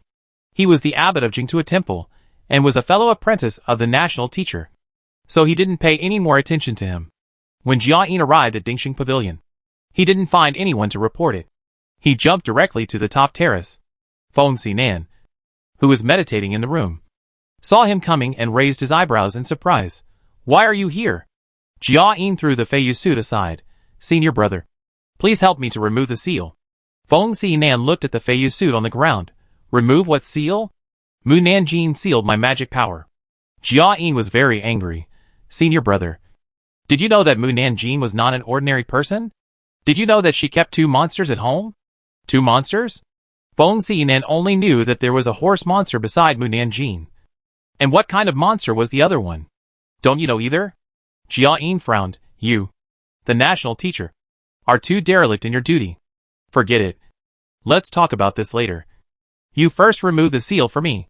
Feng Xinan said in a calm voice. It can't be removed. Jia Yin didn't believe it. How could you not be able to remove it? I think you don't want to remove it for me, because you are afraid that I will complain to Master. Although Feng Xinan was not afraid of him complaining, he didn't want him to complain and get in his way. Have you forgotten the purpose of my staying here and the rules here? Jia Yin, you go back. I can't solve it. Feng Xinan turned back to the room to send him off. Jia Yin was so angry that he walked to the terrace. Then he remembered that the flying fish suit was still thrown on the ground. So he turned back to pick up the flying fish suit and left. After he left, Feng Xinan walked out of the room and came to the terrace to look at his figure going away. With a slight smile on his lips, well sealed. Someone needs to teach his junior brother a lesson. I hope Mu Nanjing can make a deep impression on Jia Yin here. After nightfall, the valley of Wuling Mountain was dark. 2 black shadows hid on the mountain secretly and spied everything in the valley. The valley was dark, but in the eyes of Haiten and Kaido One Show, they saw many tents and soldiers patrolling in armor. Black Charcoal asked the Phantom Thief One Show, why didn't they light candles? Phantom Thief One Show explained, the 4 princes are private soldiers who are secretly training. So of course they dare not light a fire and be discovered. Are you sure that the prince's gold, silver and treasures are all here? Phantom Thief One Show nodded. I am very sure. I have been here several times. And not only here. I have also been to the places where the other 3 princes train their troops. The only uncertainty is whether they have moved the gold, silver and treasures to another place. As long as you are sure that the gold, Silver and treasures are here. I can find where they are hidden. Black Charcoal released his divine sense. But he could not find the treasures hidden in the entire valley.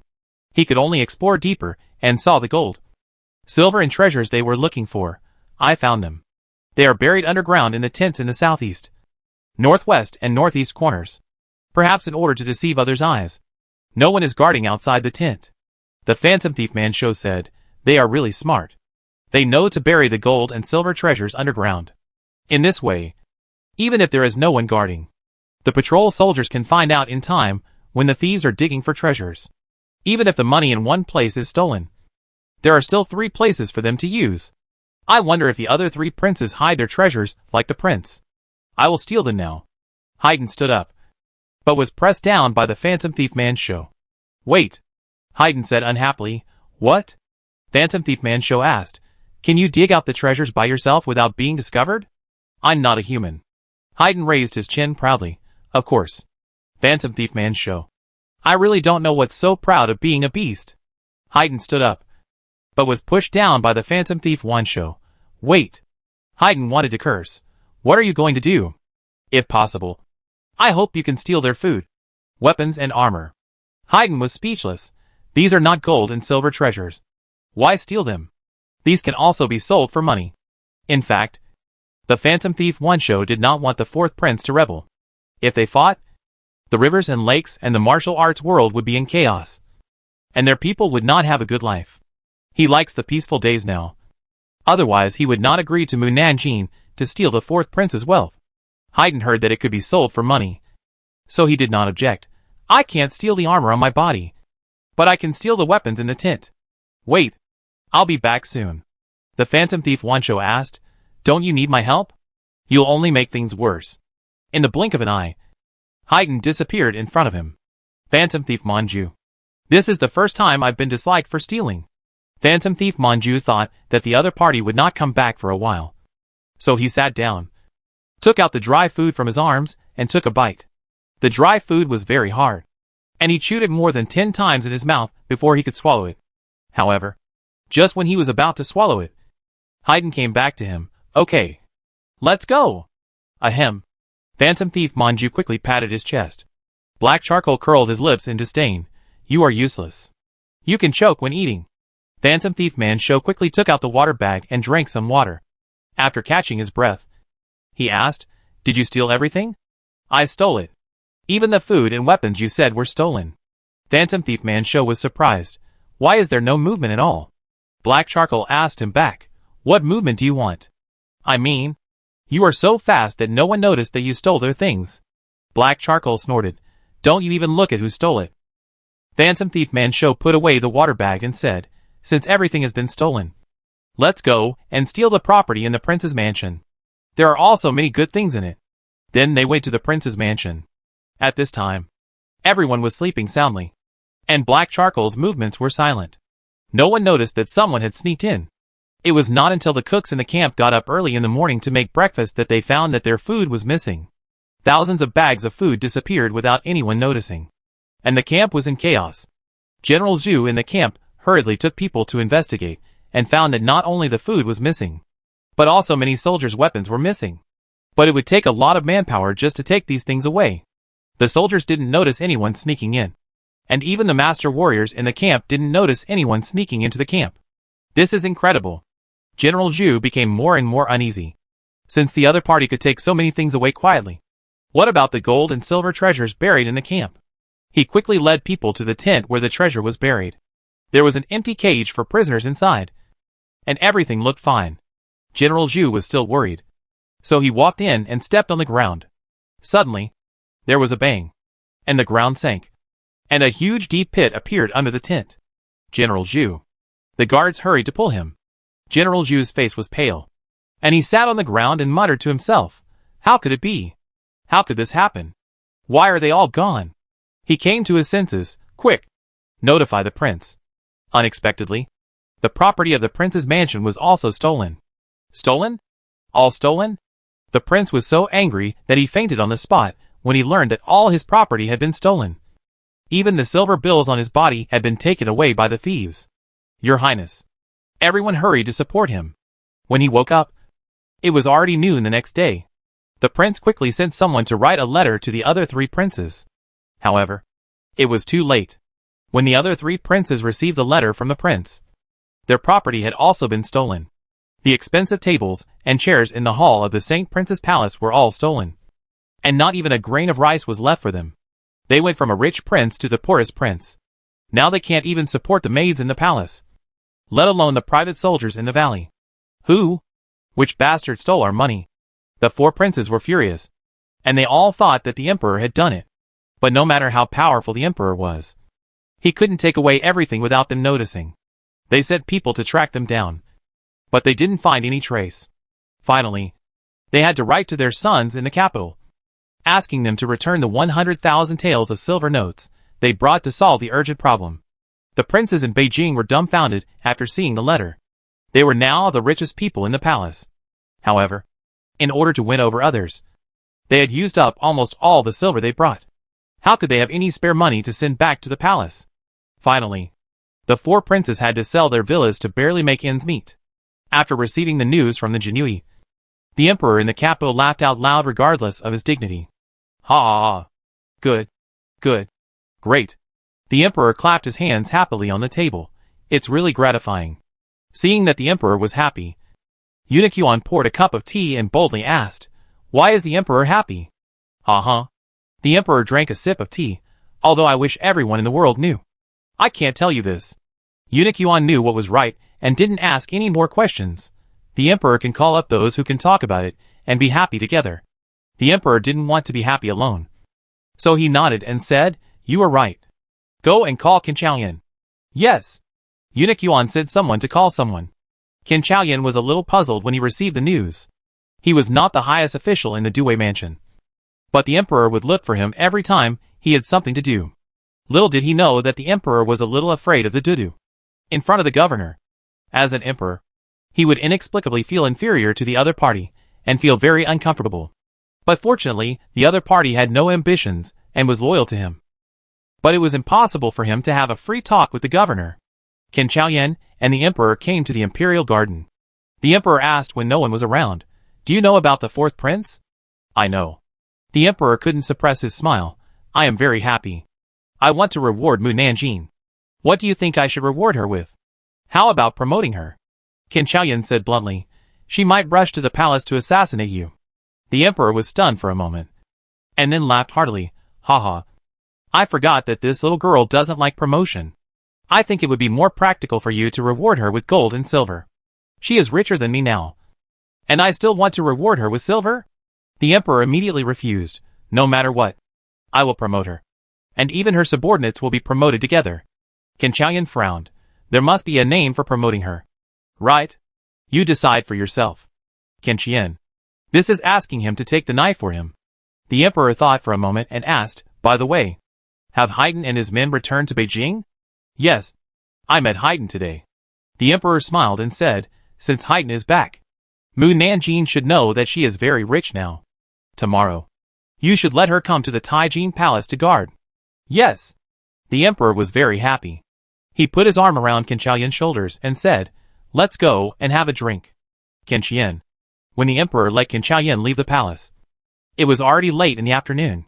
He returned to the Due mansion and happened to meet Mu Nanjing, who was about to go off duty. He. "I have money. I have money. I am especially rich now." "Who is the richest in the world?" "Mu Nanjing is the richest." "Oh, I am a rich man now. Should I quit my job as a Jinui?" The 100 households passing by her looked at her one after another. Qin Chaoyan coughed lightly. "Mu Nanjing. Old comrade Qin." Mu Nanjing came to Qin Chaoyan. "What's the matter?" Qin Chaoyan looked at her cold face and thought, "If you just look at her face, it's really hard to tell that she is happy. You will go to Taijin Palace tomorrow to take up duty." Mu Nanjing frowned. "Oh, don't think about anything. Remember to go to take up duty tomorrow." Qin Chaoyan was afraid that she would resign, so he quickly slipped away after saying this. "I just want to treat him to a meal. Can't I even think about it?" Qin Chaoyan, who had already walked away. Chapter 107. Spending a lot of money is fun. The next day at 6 p.m., Mu Nanjing led Lu Qian and others into the palace. Lu Qian whispered to Su Cheng and others, I like to be on duty at Taijin Palace the most. The task of patrolling around Taijin Palace is too simple. Yang Bo disagreed with his view. It seems easy. But it is actually the most dangerous. What do you mean? We are responsible for the safety of the emperor and the ministers. If someone hurts the emperor and the ministers, or accidentally makes the emperor unhappy, we will be held accountable. Lu Qian thought about it, and it was true. Haydn walked up to them and patted his chest and said, "Don't be afraid. With me here, no one will dare to hold you accountable." Jia Yin, who had a black face throughout the whole process, sneered. Haydn turned around and glared at him. "You bald donkey. What do you mean by sneer just now? Are you laughing at me for not being able to do it? I have hair. Where is bald?" Jia Yin deliberately touched his hair. The hair growth pill was given to him by Mu Nanjing. After swallowing it, he grew a head of black hair in less than half an hour.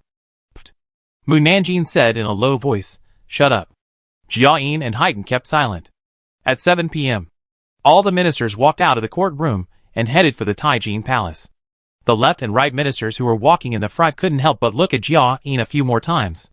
The more they looked at each other, the more familiar they felt. The left minister whispered, "The Jinui standing by the door should be Abbot Jia Yin." "Right?" The right minister said, "I think he looks alike." The left minister wondered, "How did he become a Jinui?" "No. Isn't he bald? How did he grow long hair so quickly?" "He and the national teacher are brothers in the same school. Since the national teacher can make the grandson of the holy prince grow teeth quickly, he can definitely make his hair grow quickly." "That's true." The left prime minister nodded. "Well, no matter who he is, it has nothing to do with us. We should do the things that the emperor has told us to do." At the hour of Mao, the emperor appeared on time. The ministers knelt down. "Stand up." The emperor looked at the left prime minister. The left prime minister received his gaze and walked out and said, "Your Majesty, I have received news that the palaces of the Prince of Honor, the Prince of Saint, the Prince of Imperial, and the Prince of Imperial have been robbed one after another, and now they have to sell their villas to make a living." All the ministers were very surprised. The emperor quickly glanced at all the ministers present, and then pretended to be very shocked. The fourth uncle's house was robbed? How could he encounter such a rampant thief? "Have you found out who did it?" The left prime minister said, "I only know that the other party is very scary. He emptied all the property overnight, and even the silver bills under the pillow were looted. After several days of investigation, we still couldn't find out who did it." "Hee. I did it." "Of course you can't find it out." "Ministers, Mu Nanjing did it? How did she manage to steal all the property overnight?"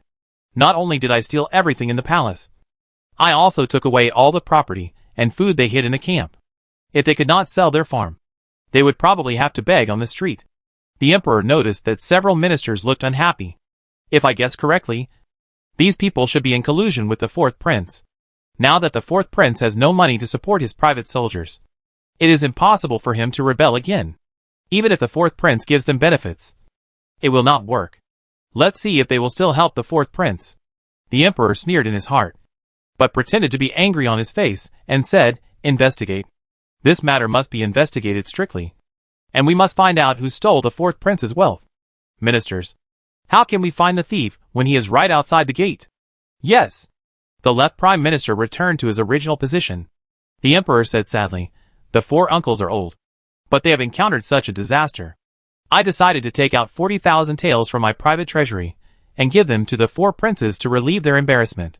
"Your Majesty, I have something to say." The right prime minister came out.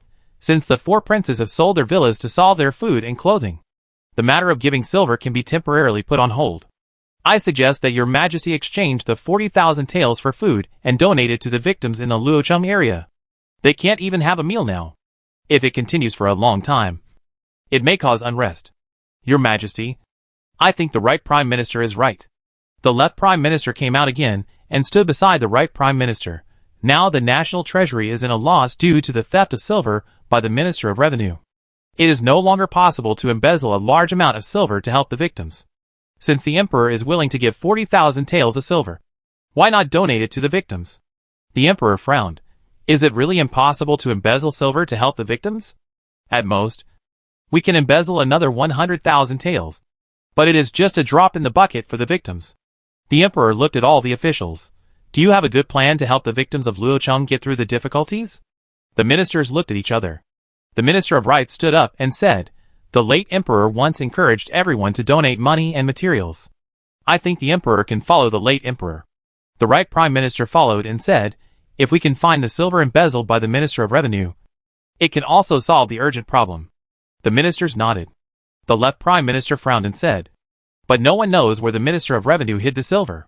Ministers. Who said no one knows? Isn't there a know-it-all standing outside? Mu Nanjing must know where the silver is hidden. Strange. Why didn't she say anything? The civil and military officials looked out quietly. Little did they know that Mu Nanjing was called away by Captain Liang when the left prime minister mentioned that the treasury was in a loss due to the theft of silver by the Minister of Revenue. Now they were almost at the palace gate. Mu Nanjing asked, where are we going? Captain Liang said, we are going to find the silver stolen by the Minister of Revenue. If we can find the silver, the victims of Luocheng will suffer less. The lake water of the Minister of Revenue's house can lead to the river water in the city. His silver is hidden in the river water. No wonder the Jinui can't find the silver. But how can I tell Captain Liang about this? Or should I go and salvage it myself and hand it in? Captain Liang suddenly stopped. I suddenly remembered that Captain Lu said he had something to ask you. You go back to the commander to ask what it is. Mu Nanjing returned to the governor's mansion and saw the strange thief Wanshou standing at the gate. The phantom thief Wanshou came forward and asked, Miss, how come you came back so soon? Mu Nanjing, you arrived earlier.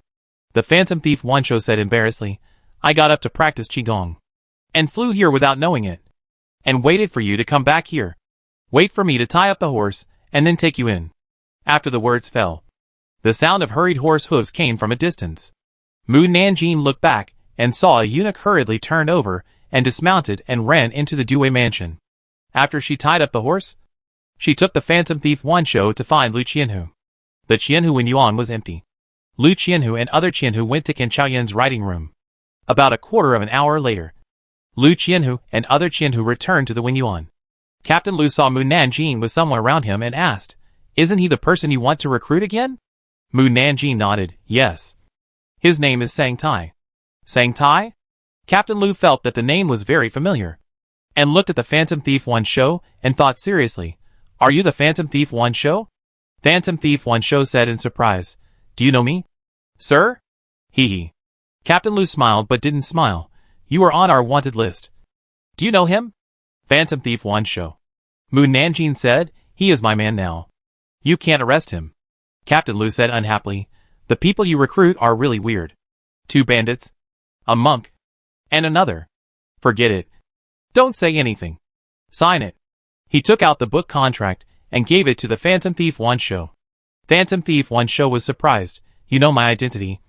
And you are still willing to recruit me? It was one of Mu Nanjing's requirements that he would join the Jinui for a period of 3 years. If he didn't want to do it in the future, he could leave at any time. As long as you don't admit that you are the phantom thief 10,000 hands. Nothing else matters. Sang Tai. Are Jinui recruiting people so casually? Little did they know that they were only casual with Mu Nanjing. As for others, don't even think about joining Jinui unless you have a thorough investigation of your ancestors. Sang Tai signed. Captain Lu put away the deed and said, Mu Nanjing, when your people come back from the palace, take them to the governor's office. Oh! Captain Lu thought for a moment and said, drought occurred in the Luocheng area, and many farmers had no harvest. The merchants in Luocheng took advantage of this to raise the price of grain, resulting in many victims having no food to eat. Many elderly people and children starved to death on the streets. Unfortunately, the Minister of Revenue stole the silver from the treasury, and the court could not take out more silver for disaster relief. Therefore, the emperor decided to let everyone donate silver to buy grain. Just now, the eunuch in the palace conveyed the emperor's order, ordering each official to donate silver as an example. And it's up to you to donate more or less. You are my subordinate. I need to inform you in advance, and you can inform your subordinates. Mu Nanjing said, I will donate 10,000 dan of grain. 10,000 dan?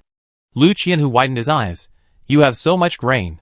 Their state's reserve grain is only more than 10,000 dan. And she actually donated 10,000 dan at a time.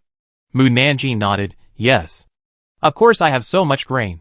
Because all this grain was stolen from the 4th prince. Lu Qianhu. In addition, donate 3 million taels. I am different when I have money. I am generous when I spend money. Spending money lavishly is fun. Even the emperor doesn't donate as much as I do. Captain Lu really wanted to ask her how much silver she stole. Mu Nanjing saw that he was speechless. Why don't you say anything? Captain Lu lied to her. I am shocked by your generosity. Are you sure you can afford so much silver? Of course. But I have a condition. That is, my grain and silver can only be transported by the national teacher. Captain Lu was puzzled.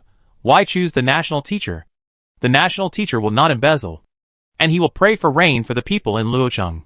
He is the most suitable person to go. Captain Lu nodded. I can't make the decision. I need to report to Lord Qin and others. And then ask the emperor's opinion. You take Sang Tai to get the Feiyu suit first.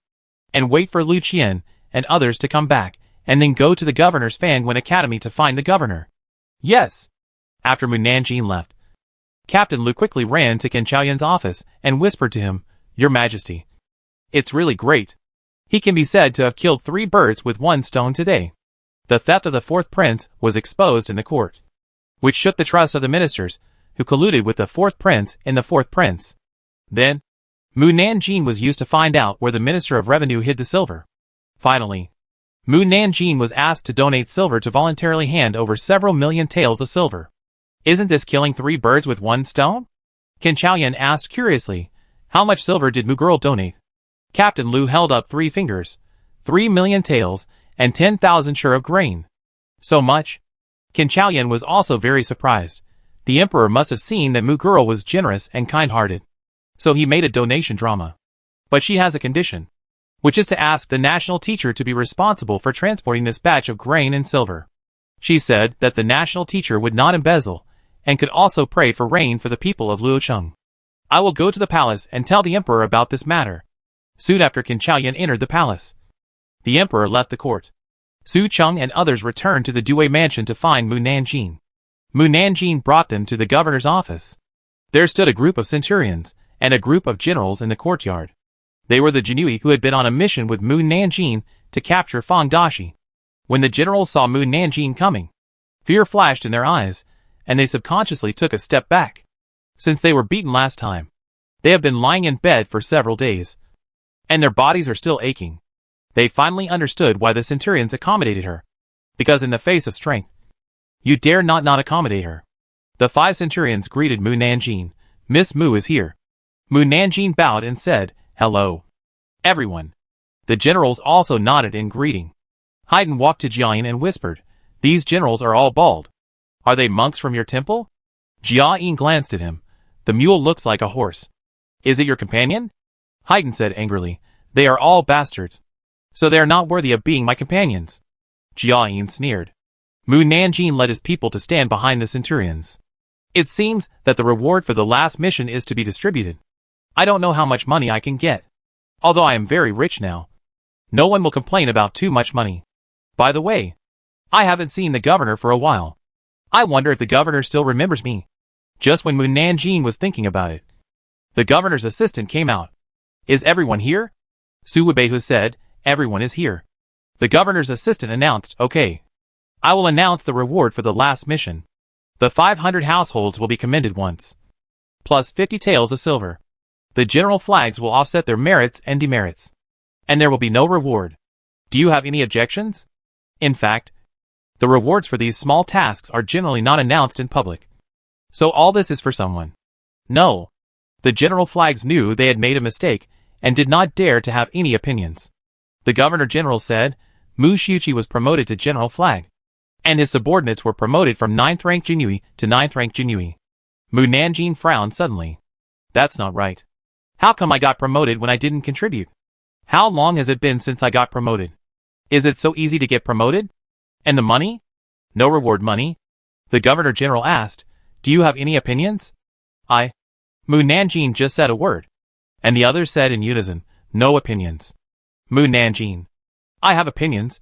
I don't want to be promoted. Mu Nanjing walked out and said, I have opinions. The governor-general nodded. If you have any opinions, tell the governor. The governor is in the room. You can go in and find him. I can actually see the governor. It's great. The governor. Chapter 108, you can't stand the beauty of men. Mu Nanjing walked into the governor's office under the dull eyes of the general flags. This little girl is so bold that she is not afraid of the governor's majesty.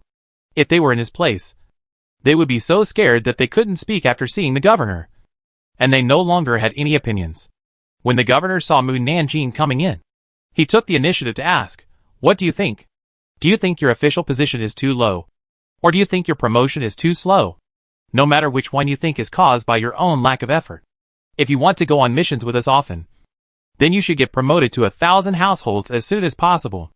Mu Nanjing's eyes flashed with surprise. "If I get promoted to 1,000 households, I can go on missions with you often? Yeah.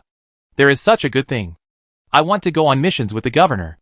I will go on missions with the governor in the future." No. I have just been promoted to the general flag. There is 100 households, and 500 households between me and the deputy 1,000 households. Oh. There is still a gap of 3 levels to the deputy 1,000 households. Why is the gap so far? It's all my fault for not working hard and my negative attitude towards promotion. How can I get promoted now? The centurions and the governor's assistant outside the door. You just met the governor. Why did you change your attitude immediately? Girl, you can't stand the beauty of men. The governor asked, "Do you have any other opinions?" No. Mu Nanjing left the office and saw the centurions and the governor's assistant looking at her speechlessly, wondering, what's wrong? Nothing. The governor's assistant gestured for them to disperse. After Mu Nanjing and the others left, the governor's assistant walked to the door of the governor's office and smiled. "I didn't expect you to use beauty to seduce a little girl." The governor denied. "When did I take advantage of men's beauty?" The governor's co-official saw that he did not admit it, and left with a snort. On the other side, Mu Nanjing returned to Lu Qian's office. Lu Qian saw that Lu Qian and the others were full of joy, and asked with a smile, "Promoted?" Lu Qian nodded happily. "I was promoted to the 9th rank." He heard from his father that many Jinui took a year to be promoted from the 9th rank to the 9th rank, but he only took about a month to be promoted. Lu Qian smiled. Good. He was still foresight, and knew that it was right to assign his son to Mu Nanjing. Lu Qianhu. Mu Nanjing inserted himself between the father and son. Lu Qianhu smiled and asked, "What's the matter? How can I get promoted quickly?" Lu Qianhu was surprised. "You want to be promoted? This is too strange. Didn't you oppose promotion before? Why do you suddenly want to be promoted?" Mu Nanjing nodded. "Yes." Lu Qianhu asked, "Are you sure you really want to be promoted?" "Sure." Lu Qianhu told her about the situation after the promotion. "You should be promoted to the general flag now." "Right. The next promotion is to the centurion.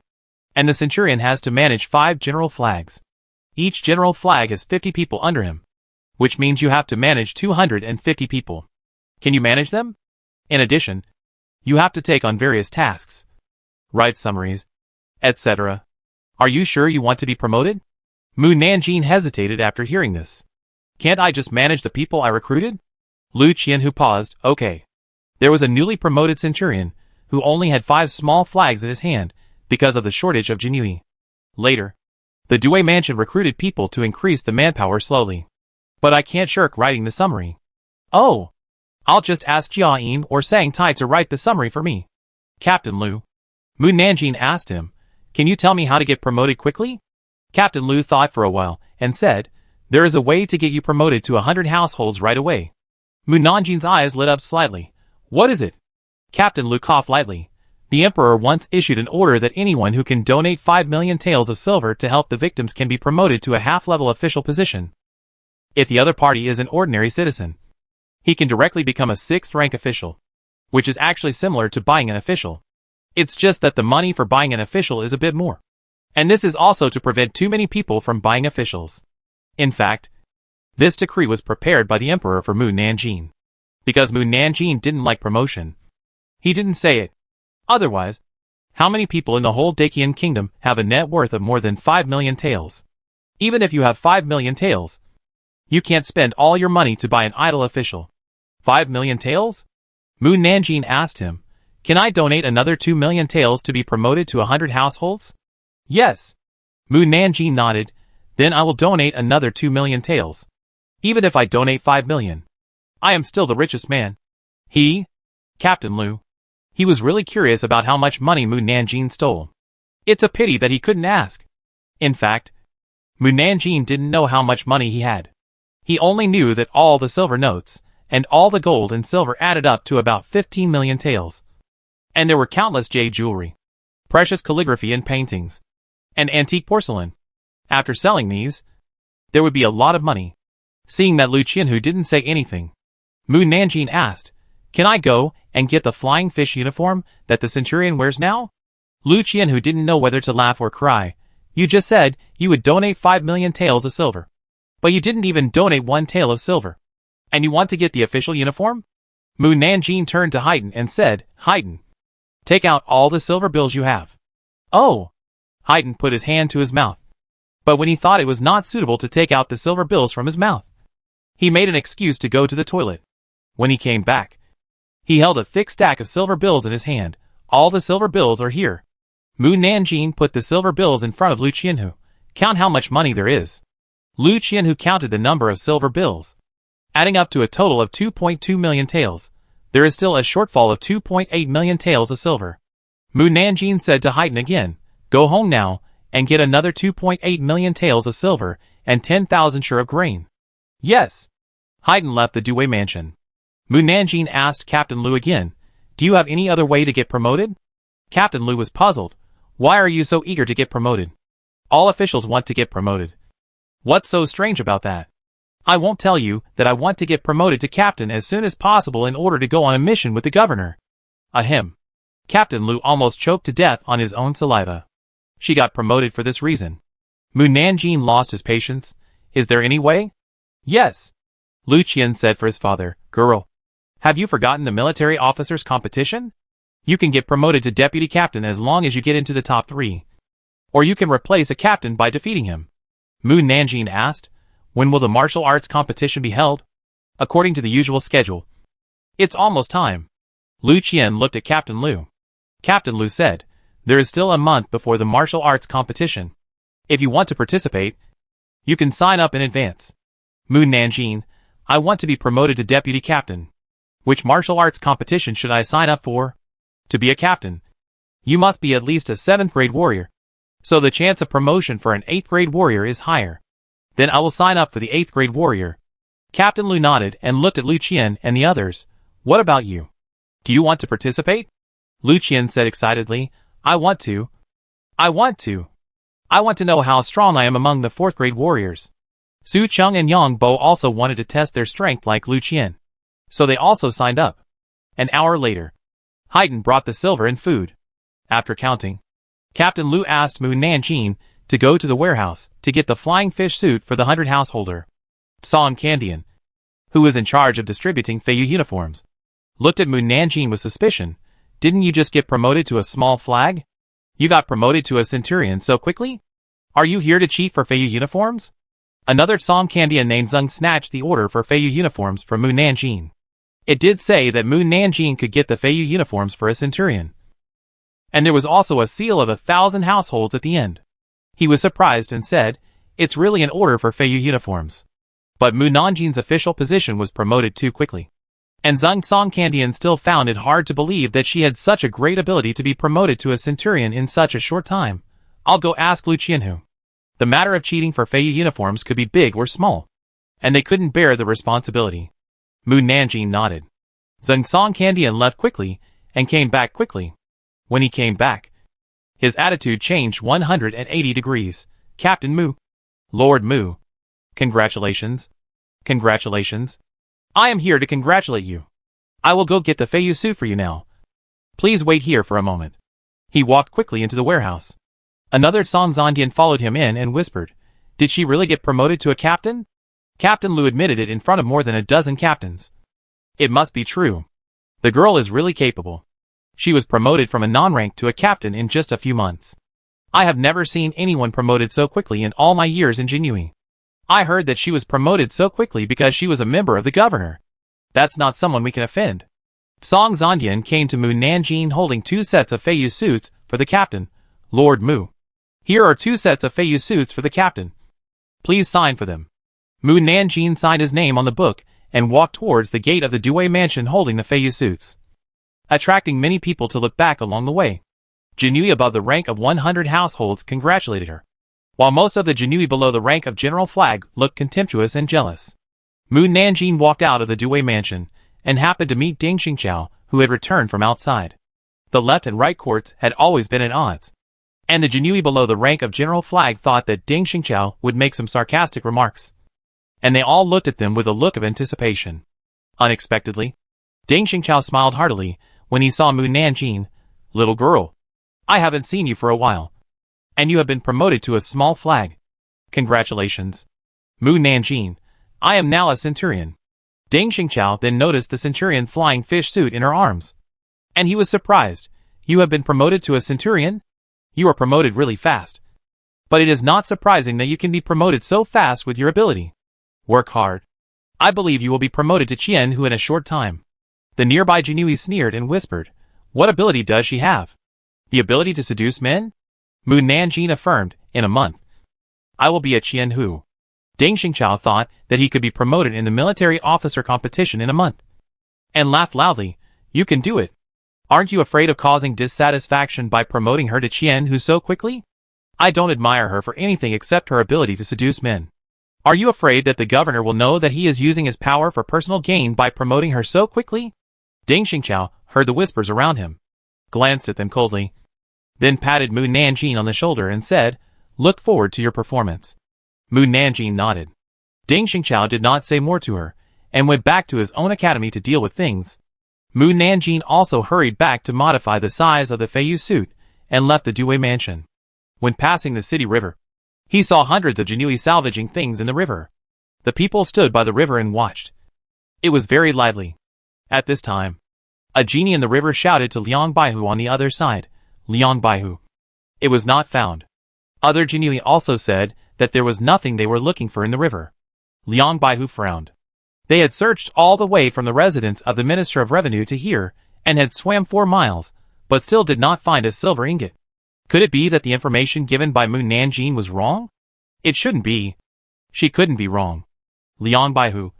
What are they looking for? Could it be the silver stolen by the Minister of Revenue? Liang Baihu heard Mu Nanjing's voice, and was happy. The little girl was nearby, so they had a great hope of finding the silver. Sure enough, he heard Mu Nanjing's voice again. "If you are looking for the stolen silver, you can find it 100 feet ahead." Liang Baihu immediately shouted to the Jinui in the river, "Keep looking forward. If we still can't find it by 3 p.m., we will call it a day." "Yes." The 100 Jinui in the river continued to swim forward. After 3/4 of an hour, one Jinui finally touched a big box in the river. He quickly got out of the river and shouted excitedly, "Liang Baihu, I think I touched a big box." Then, one Jinui after another got out of the river and shouted, "I also touched the box." Liang Baihu said happily, "You worked together to salvage it out." "Yes." The Jinui couldn't do anything in the water, so they could only tie the boxes with ropes and drag them to the shore. When one of the boxes was dragged to the shore, Liang Baihu immediately opened it and took a look. Sure enough, it was filled with silver. He laughed heartily. "Ha ha. We found it. We found it." The other Jinui were also happy. At least this day's work was not in vain. Liang Baihu said happily, "Hurry up and pull up the other boxes." It was really convenient to have Mu Nanjing here. They saved a lot of manpower and material resources. Next, it took 2 hours for everyone to fish out all the boxes, one of which contained a sealed large iron box.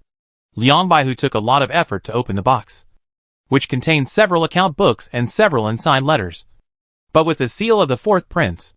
The next night, the left prime minister came to the cell with a large iron box. The minister of the Ministry of Revenue knew he was finished when he saw the iron box. Ha. He sat on the ground crying and laughing. I knew she would find it quickly." The children of the Minister of Revenue hurried forward and asked, "Dad, what happened to you?"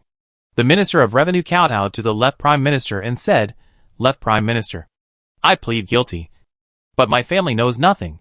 Please help me ask the emperor for mercy for the sake of our long-term colleagues." His family looked at the Minister of Revenue in disbelief. They didn't expect that he really stole the silver from the treasury. The emperor is not a cruel person. If they don't know anything, he will spare their lives. The emperor is merciful. After saying this, the Minister of Revenue stood up and rushed to the wall next to him and hit it with his head. Bang! The Minister of Revenue fell to the ground. "Dad! Master!" his family shouted in a hurry. The left Prime Minister quickly asked someone to find a doctor. The next day, all the civil and military officials learned that the Minister of Revenue had died in the cell. It also made them truly realize one thing. That is, there is a wooden Nanjing 3 feet above your head. You are doing it. And she is watching. Chapter 1091 is worth 2. On the third day after the death of the Minister of Revenue, his family was released after Mu Nanjing confirmed that they were indeed innocent. Although they were not severely punished, they were sent to live in a remote mountain city, and they and their descendants were never allowed to return to the capital for life, let alone take the imperial examination or become officials.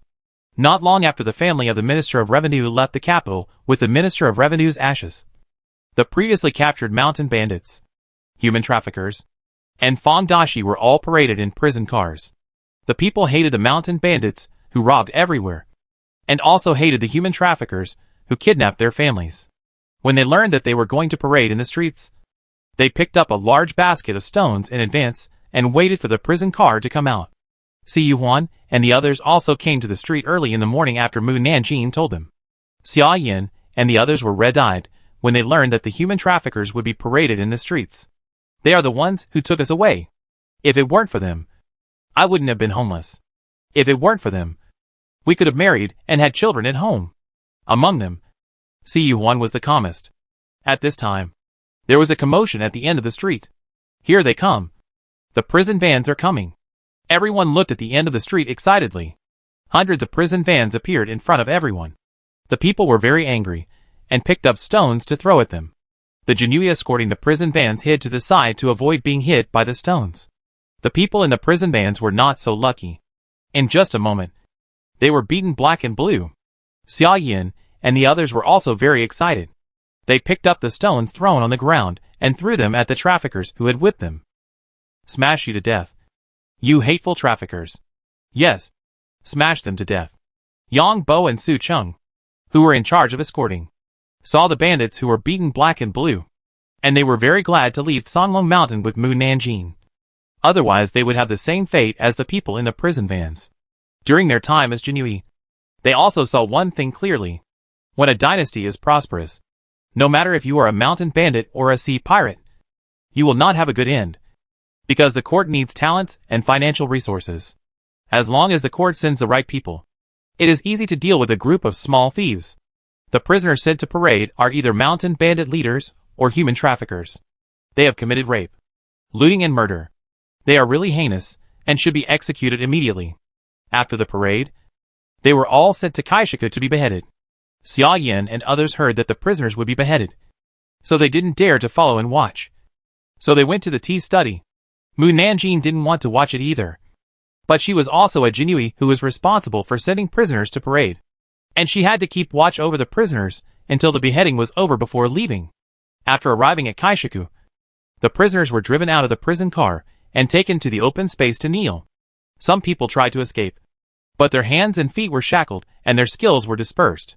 It was impossible to escape in front of so many Jinui. Just as all the prisoners walked out of the prison car, a group of people in purple and black robes suddenly flew out from the back of the house and raised their swords to cut the prisoners' shackles. Someone exclaimed, "It's the people of the demon cult." Everyone run. In the hearts of the people, the demon cult is a murderous villain. When they heard that the demon cult was coming, they were afraid and fled in panic. The Jinui quickly drew their knives and rushed up to fight with the people of the demon cult. And the scene suddenly became a mess. Mu Nanjing. I just want to get off work early today and don't want to cause trouble. At this time, a tall man jumped in front of Mu Nanjing, flashed his sword and smiled evilly. "Miss Mu, we meet again. I wonder if you still remember who I am." Yi Song. Mu Nanjing remembered him. A man who had held her hostage. Yi Song said, "I fulfilled my promise and brought our leader here." Mu Nanjing looked up slightly and looked forward.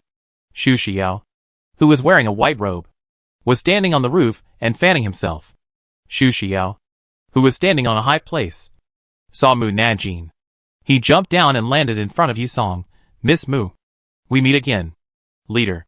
Mu Nanjing looked at his face after he had changed his appearance again. This face is too old-fashioned. Not as good-looking as the last time. Really? Xu Xia touched his face. This is the fake skin made by my men. I don't think it looks good either. I asked him to modify it, but he didn't want to. Alas, my men don't listen to me. And I'm also very upset. But then again, you can actually recognize who I am. Yi Song couldn't help interrupting them. Leader, now is not the time to discuss the disguise. Good or bad time. You are right. Xu Xia raised the fan in his hand and pointed it at Mu Nanjin's throat. Miss Mu, I didn't expect you to be a Jinui and a centurion. You really surprised me. Mu Nanjin said lightly. I am also surprised that we met so soon. But unfortunately, I have something to do and can't go with you. Next time, I will visit your demon sect again. I came here to catch you while the governor is not in the capital. If I wait until next time, I won't be able to take you away. In addition to catching Mu Nanjin, Xu Xia also came here to disrupt the beheading because he was bored. He is not here, and you can't take me away. Xu Xia raised his eyebrows. Then try to see if I can take you away. After he finished speaking, a stone hit his fan and bounced his fan away. Then, Haydn jumped in front of Mu Nanjin, raised his sword and stabbed Xu Xia without saying a word. Xu Xia realized that the other party was not an ordinary 9th rank Jinui. His face was stern, and he quickly retreated. Mu Nanjin said, Capture alive? Yes. Haydn's sword was very powerful, but it would not hit the vital points, and it could control the opponent's moves. Xu Xia found that the opponent was even more difficult than the governor. So he turned around and ran away. Who knew that the opponent was very fast? And the moment he turned around, the opponent came in front of him and blocked his way. And he didn't know what kind of weird moves the opponent used. And his body couldn't move when he met the opponent's line of sight. Leader. Yi Song never thought that the leader would be captured by the Jinui. Mu Nanjin said to Yi Song, Thank you for bringing your leader here. Yi Song. Haydn put his sword on Xu Xia's neck. Tell your people to retreat. The people of the demon cult saw that their leader was captured, and said anxiously, Leader? Retreat. Xu Xia gave the order. Haydn said coldly, If you don't want your leader to die in my hands, all of you should leave the capital. The demons of the demon cult looked at each other. Xu Xia shouted coldly, Didn't you hear what he said? All of you leave the capital. The demons hesitated, turned around and jumped onto the roof and left. The scene returned to normal, and the Jinui quickly caught the escaped prisoners. Haydn used his spiritual sense to detect the demon sect's people running out of the capital. He put down his sword and asked Mu Nanjin, How do we deal with him? Kill him or lock him up? Neither. When Mu Nanjin was talking about capturing Xu Xia alive, he thought of a better place for him. I just happened to be short of people, so let him fill in. Haydn also felt that Mu Nanjin's hands were indeed a little short, and nodded, I will keep an eye on him. The executioner hiding in the corner saw that the demons had left, and hurriedly came out holding his hat and shouted, It's 3/4 of noon. Beheading for public display. Behead quickly. Behead. Behead. Don't let any more accidents happen. 10 executioners walked behind the prisoner and spit a mouthful of wine on the knife. At this time, Lu Qian walked in front of Mu Nanjin and blocked Mu Nanjin's sight with his body. Such a bloody scene. It's better not to watch it. Girl. Yang Bo and Su Chum also stood in front of her. The young man is more considerate than his father. The nearby centurions. They are sure that this was taught by Lu Qianhu. Mu Nanjin's sight was blocked, and he could not see the execution. About a quarter of an hour later, the execution was over. Mu Nanjin was taken back to the Due mansion by Lu Qian and others without even seeing a drop of blood, and then met Lu Qianhu together. Captain Lu asked, Is the execution over? It's over. Mu Nanjin pushed Xu Xia in front of him. He wants to join the Jinui. Xu Xia laughed, Miss Mu. Are you sure you want me to join the Jinui? Aren't you afraid that I will stab you in the back? Haydn sneered, I'm watching. You can't stab you. Xu Xia. Where did this guy come from? Such a powerful person. He had never seen it before. It was too strange. Captain Lu frowned. Who is he? Mu Nanjin, the leader of the demon cult. Xu Xia. Bang. The other captains in the office fell to the ground. Captain Lu almost died on the spot. You want a member of the demon cult to be a Jinui? If it was just a member of the demon cult, it would be fine. But the other party is a leader of the demon cult who often fights against the Jinui. Who would dare to accept him? Mu Nanjin nodded. He is good at martial arts. One can beat two. The 1,000 households. More than one can beat two. Right? One can beat 100 without any problem. The most important thing is to take him out to show off. You know that if I control the leader of the demon cult, it is equivalent to controlling the entire demon cult. So the people I lead will be more than 250 people. Imagine the scene where everyone knows that the leader of the demon cult has become my subordinate. It is exciting to think about it. Hee. The 1,000 households. It is quite exciting. It may scare people to death. Lu Qianhu covered his chest. I need to ask the governor. Mu Nanjing frowned. The governor and the governor's assistant are on business trips. And I don't know when they will be back. Then wait for me for a quarter of an hour. I'll go ask Lord Kansas. Lu Qianhu hurried out. When Qin Chaoyan heard that Mu Nanjing wanted to force the leader of the demon cult to join the Jinui, he was really shocked. However, the horse demon can be a Jinui. So what's the harm of having one more demon cult leader? Qin Chaoyan patted Lu Qianhu's shoulder and said solemnly, "Don't be afraid.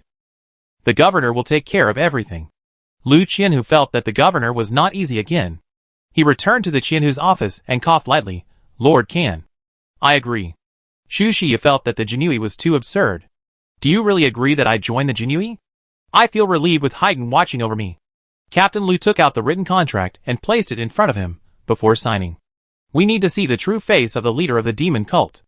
Without saying anything, Haydn tore off the thin skin stuck on Xu Xia's face, and an old and ugly face appeared in front of everyone.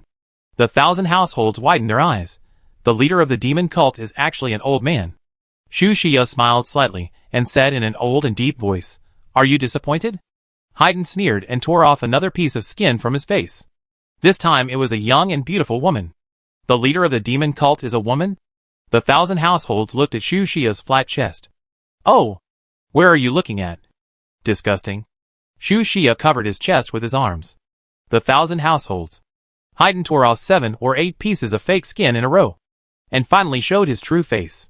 It was a beautiful face that looked like both a man and a woman, because he had been wearing fake skin for a long time. His skin was too white. Haydn snorted. "Looks like a girl." Xu Xia's eyes flashed with anger. "I hate it most when people say I look like a woman." Mu Nanjing rebuked. Haydn should not laugh at other people's appearance. "Oh!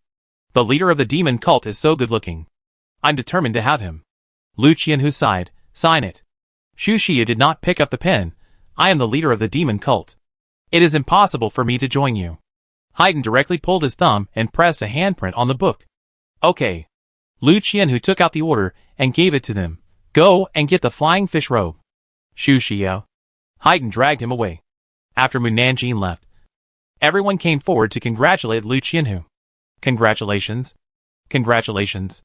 Congratulations to Lu Qianhu for having another general." Lu Qianhu rolled his eyes unhappily. "What is there to congratulate?" Captain Zheng said. "Mu Nanjing's team is like an army. There is absolutely no mission that cannot be completed when they are sent out. And they are Mu Nanjing's subordinates, which is equivalent to your subordinates.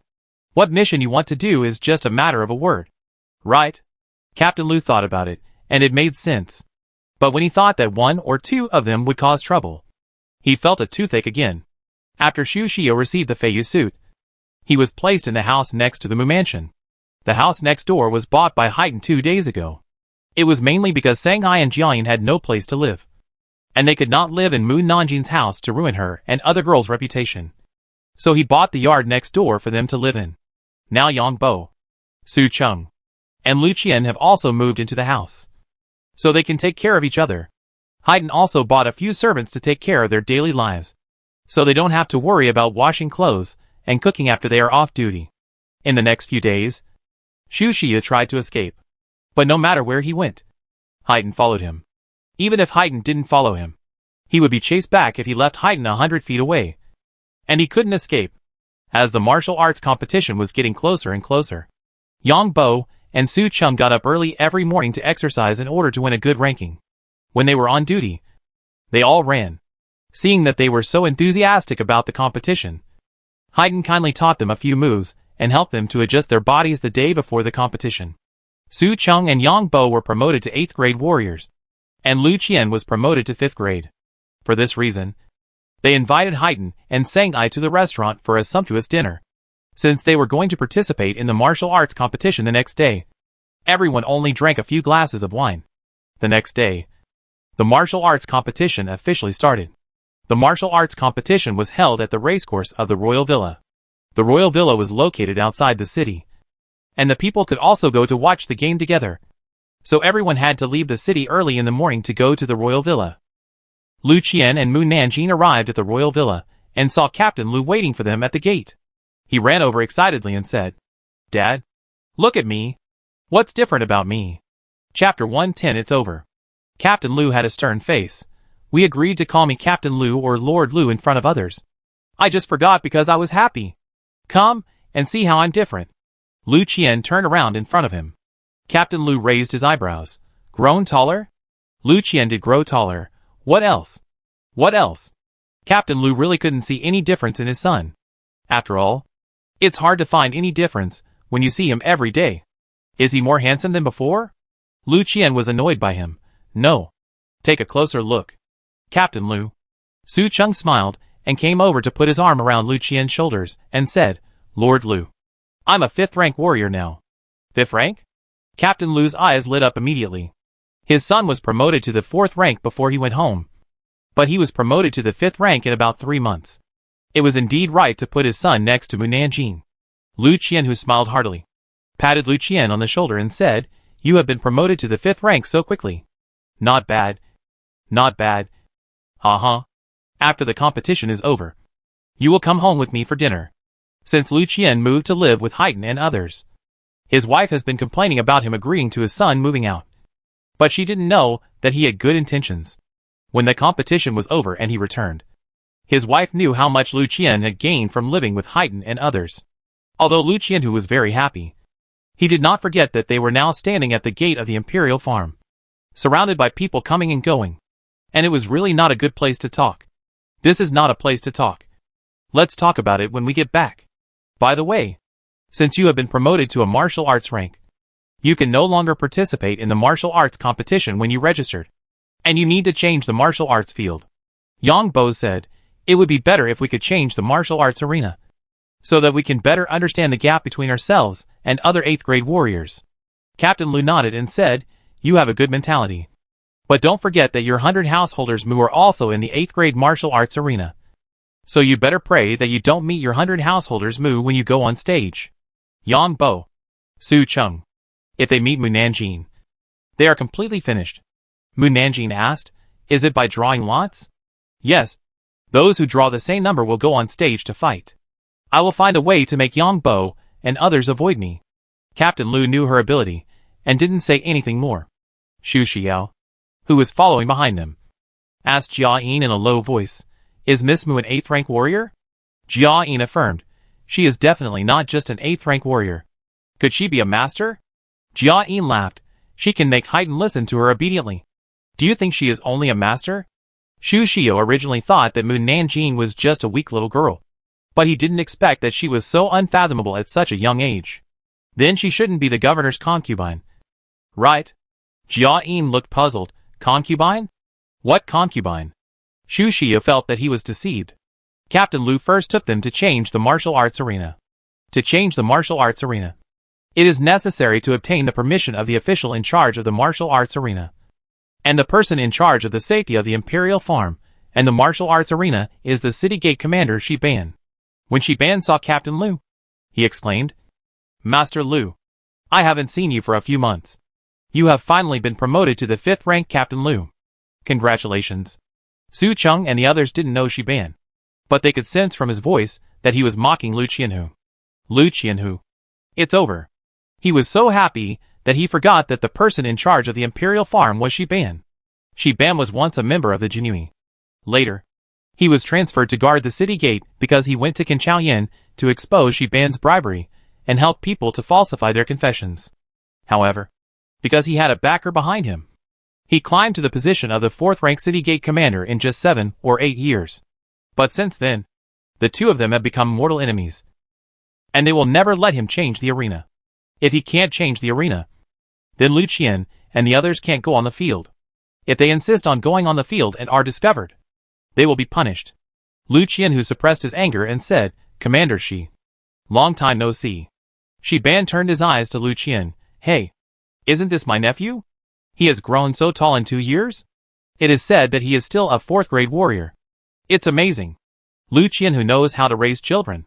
Unlike me, my eldest son was promoted to a 5th grade warrior when he was almost 17 years old. This is a show-off. Lu Qianhu ignored him. Commander Shi. I am here to modify the martial arts arena. Oh! Which martial arts arena do you want to change? My people will help you change it immediately. Shi Ban looked like I will take care of your business. Seemingly generous. But he didn't know that he exuded a petty and sour smell all over his body. Lu Qianhu pointed at Su Cheng and Yang Bo. They want to change from the 7th grade warrior competition arena to the 8th grade martial arts arena. Shi Ban called a guard to take Su Cheng and others to modify the martial arts arena. Captain Lu waited for them to finish the modification. And then said, my son also wants to modify the arena. Shi Ban slightly stopped smiling and said, which arena does my nephew want to modify? Change from the 4th grade competition field to the 5th grade competition field. Shi Ban's smile disappeared. And he sneered, Master Lu. Are you sure your son has been promoted to the 5th grade warrior? Has he taken the test? If he falsely reports the warrior's grade, he will be punished. I advise you to clarify this matter before changing the grade. Captain Lu knew that he would be unhappy after hearing that Lu Qian was also a 5th grade warrior. So he waited until Su Cheng and others changed the competition field before mentioning this matter. Otherwise, Su Cheng and others could not change the competition field. Captain Lu said in a calm voice, I am very sure that my son has been promoted to the 5th grade. And he will never falsely report the warrior's grade. Shi Ban crossed his arms. If I say you are falsely reporting, then you are falsely reporting. If you don't want your son to be caught by me immediately, leave quickly. You? Su Cheng took a step forward angrily, but was stopped by Captain Lu. Shi Ban is really annoying. No wonder he doesn't have a close friend. If it were me, I would not be friends with a petty person. Shi Ban's face changed. Who? Who? Lu Qianhu interrupted him loudly. Shi Ban, if you continue to make trouble, don't blame me for telling you everything. Shi Ban looked indifferent. Go ahead and see if everyone believes you or me. He just relied on his higher rank than Lu Qianhu. And everyone would stand on the side of the higher rank, and he would be fearless. You? Lu Qianhu was furious, and also annoyed that he was useless, and couldn't help his son change the competition venue. Lu Qian pulled Lu Qianhu's sleeve. Dad, you don't have to argue with him. I won't participate in the competition. I will participate next year. How can that be? Not to mention that this is a good opportunity to be promoted from the 9th rank to the 8th rank. He can also gain experience in the competition to improve himself. And he doesn't want his son to wait for a year in vain. But Lu Qian wanted to persuade his father, but saw Mu Nanjing walked in front of Lu Qianhu. Chapter 111. Heart is full of joy. Seeing the little girl in front of him wearing a flying fish suit, Shi Ban couldn't help but think of the rumors in the court. Could this girl be?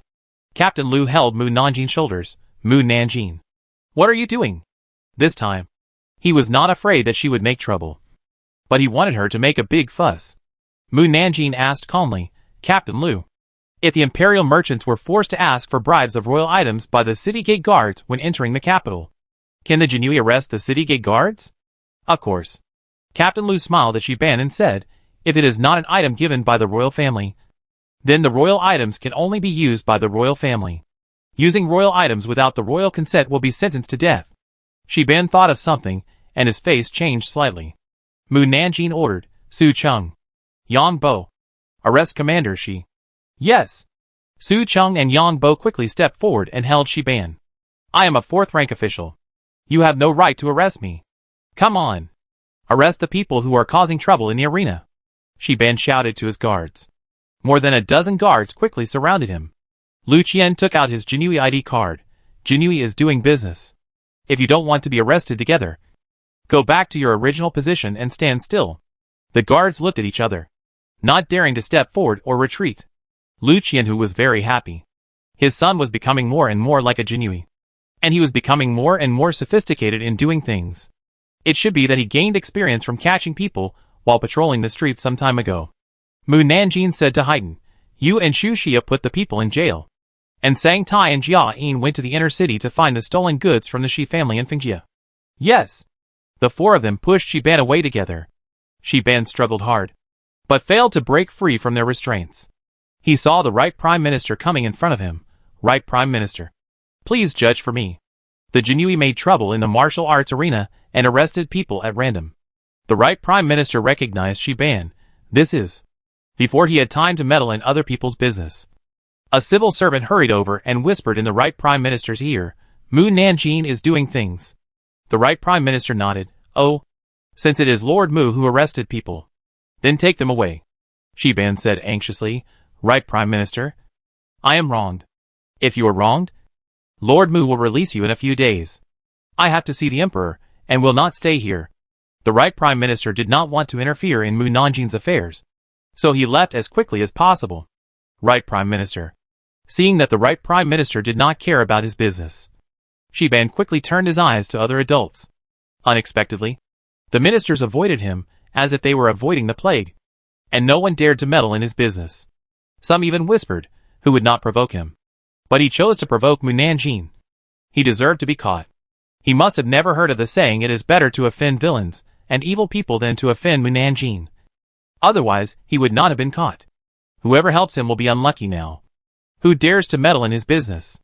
As a warrior, Shiban naturally heard their words. His body softened, and he sat on the ground. It's over. It's over. He is completely finished. Xu Xia also heard what the minister said, and he was very surprised why everyone was afraid of a 6th-rank Jinui, seeing that no one dared to meddle in Shiban's business. Shiban's subordinates did not dare to go against Mu Nanjing and others, so they quickly helped Lu Qian change the competition venue, and then went to find the commander-in-chief of the city gate. When the commander of the city gate learned that his men were captured, he was furious. Who dared to capture me on the spot without giving me face? The guard said, it was a female Jinui named Mu Nanjing? Who? Lord Mu Nanjing is a centurion in the Jinui. Mu. The commander of the city gate was immediately stuck in his throat. Mu. Mu Nanjing? Yes. The anger of the commander of the city gate disappeared instantly, and the commander's momentum was gone. He said a little weakly, then just capture him. You go and ask Wu Qin to replace Shiban. He had an older brother on duty in the palace, who said a lot about Mu Nanjing, and then repeatedly told him not to provoke Mu Nanjing. He was not stupid, and he would provoke someone who should not be provoked. Guard. Just ignore it. When did their commander-in-chief become so cowardly? The Royal Horse Farm is divided into 9 areas, where warriors from the 1st to the 9th grade compete. At the time of Mao, the lottery began in each competition venue. Mu Nanjing was the first person to draw lots in the 8th grade warrior competition venue, and she drew the number E. Then she returned to Yang Bo and asked, which game do you want to compete in? Yang Bo said, I want to watch a few more games to gain experience before going to compete, preferably in the last few games. Su Cheng thought the same, me too. Mu Nanjing, oh. Half a minute later, it was Yang Bo and Su Cheng's turn to draw lots. Yang Bo reached his hand into the lottery tube and immediately felt the lot moving. He was confused, and before he could figure out what was going on, a lot slipped into his palm. Then, his hand was ejected. Yang Bo looked at the lot slip, which had the words 57 written on it. The guard in charge of guarding the lot tube kindly said, Number 57 is the second to last match. The higher the warrior's rank, the fewer people will come to compete. The main reason is that most of the 8th rank warriors are in high positions. If they can be promoted, it's fine. But if they lose the game, it will be embarrassing. Yang Bo was surprised that he really drew the last number. Su Cheng said excitedly, I drew number 58. How about you? 57. Yang Bo couldn't help but think of what Mu Nanjing said before, and the strange things that happened during the draw, which made him think that she was secretly manipulating the draw. Su Cheng exhaled, fortunately, we are not opponents. The draw was over, and the next step was to play the game. The emperor sitting on the viewing platform heard that Mu Nanjing had to participate in the competition in order to go on a mission with the governor. So he looked directly at the 8th rank warriors competition field, and saw Mu Nanjing walking onto the field. He was very excited. This is the first time I've seen Mu Nanjing take action. She should be able to defeat the opponent in a few moves. Gu Ling and others were also looking forward to Mu Nanjing's game, because they often heard Qin Chaoyan report Mu Nanjing's situation when they were with the emperor. Especially the fact that Mu Nanjing was extraordinary was said by Qin Chaoyan to be miraculous. So they were particularly curious. Tian Yuan, who was sitting behind the emperor, said in a calm voice, she doesn't need any moves. Only half a sword is enough to defeat the opponent. If it weren't unreasonable to use pressure on the field, She wouldn't even need half a sword to suppress the opponent so that he couldn't take action. Or even die. Emperor Guling and others. Princess Xueyu, who was standing at the viewing platform nearby, also saw Mu Nanjing. She stood up excitedly and shouted, Mu Nanjing, you must win. But you can't embarrass me. Mu Nanjing. Did you hear that? Tang Jiyue, who was sitting at the viewing platform for civil servants' families, said to Jiang Jinru, Mom, I seem to hear someone calling Mu Nanjing. Mu Nanjing? Jiang Jinru frowned and thought for a while. She is a military officer, so it's normal for her to be here. It's just that Mu Nanjing was promoted too quickly. It's only been a few days since her last promotion, and now she's already a 6th rank official. I really don't know whether it's a blessing or a curse. She seems to be on the competition too. Tang Jiyue stretched her head to look for Mu Nanjing, and then saw Mu Nanjing on the competition field. And she said excitedly, Mom, Mu Nanjing is there. Chapter 112, The Capital for Arrogance. Jiang Jinru looked in the direction of her daughter's hand, and really saw Mu Nanjing wearing a dark blue flying fish suit.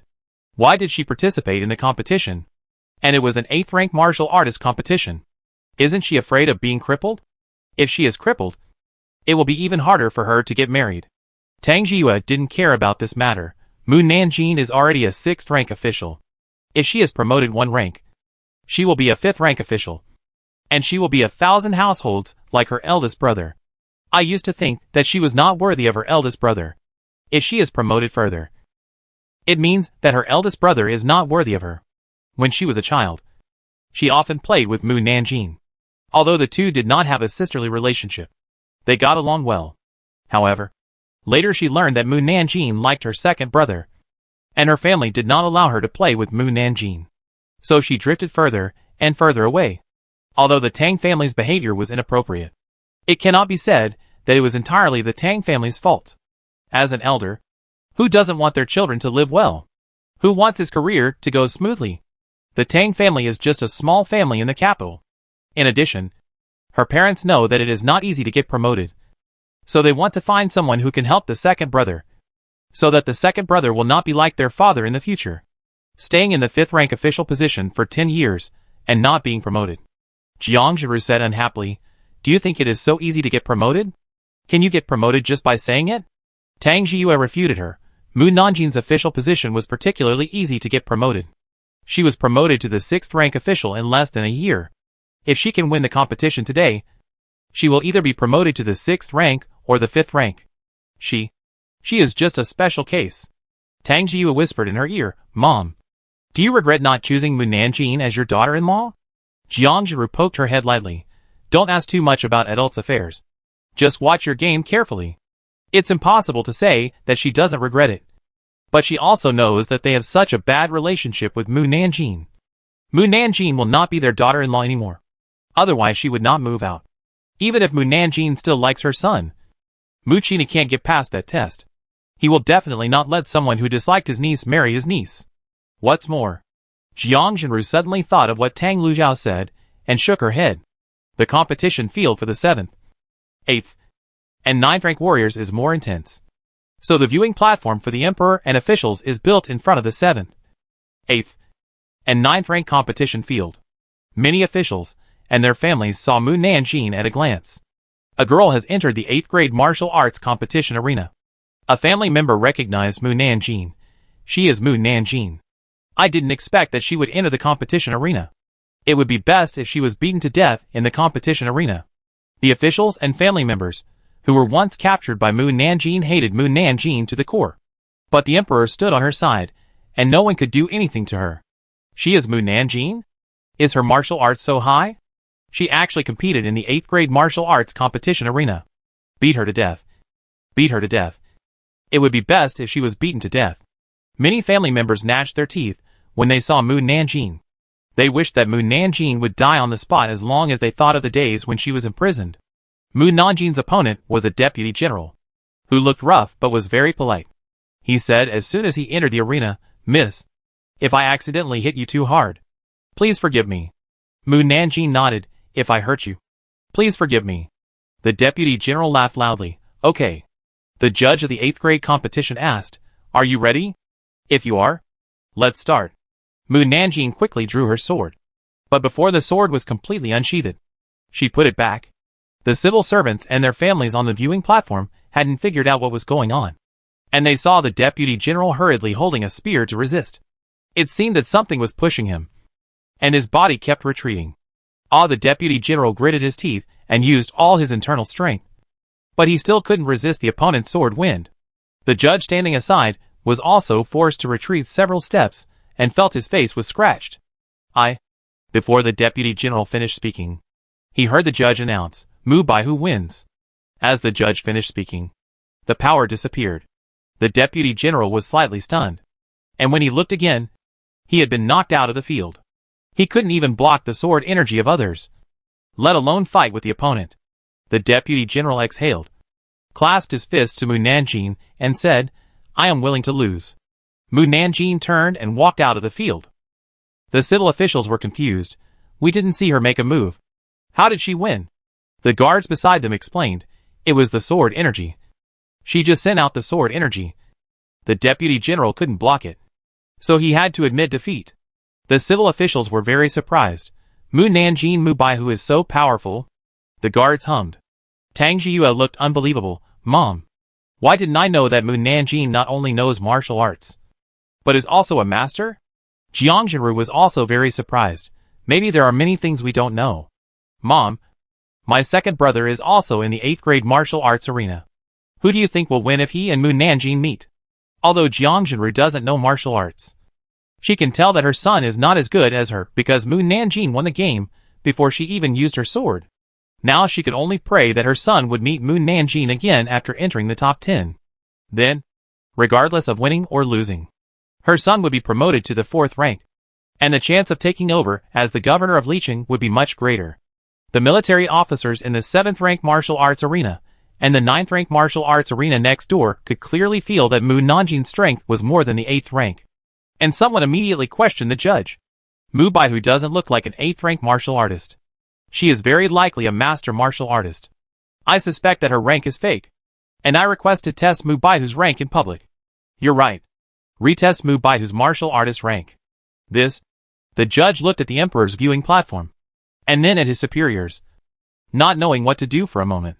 The judge's superiors also encountered such a thing for the first time, and could not think of a good solution for the time being. At this moment, Mu Nanjing's voice came out again. Come on. Come on. Hurry up and retest. You will never think that I can change the warrior grade freely. Even if I retest, I can't do anything to me. Humph. All the officials in the audience. So arrogant. But he has the capital to be arrogant.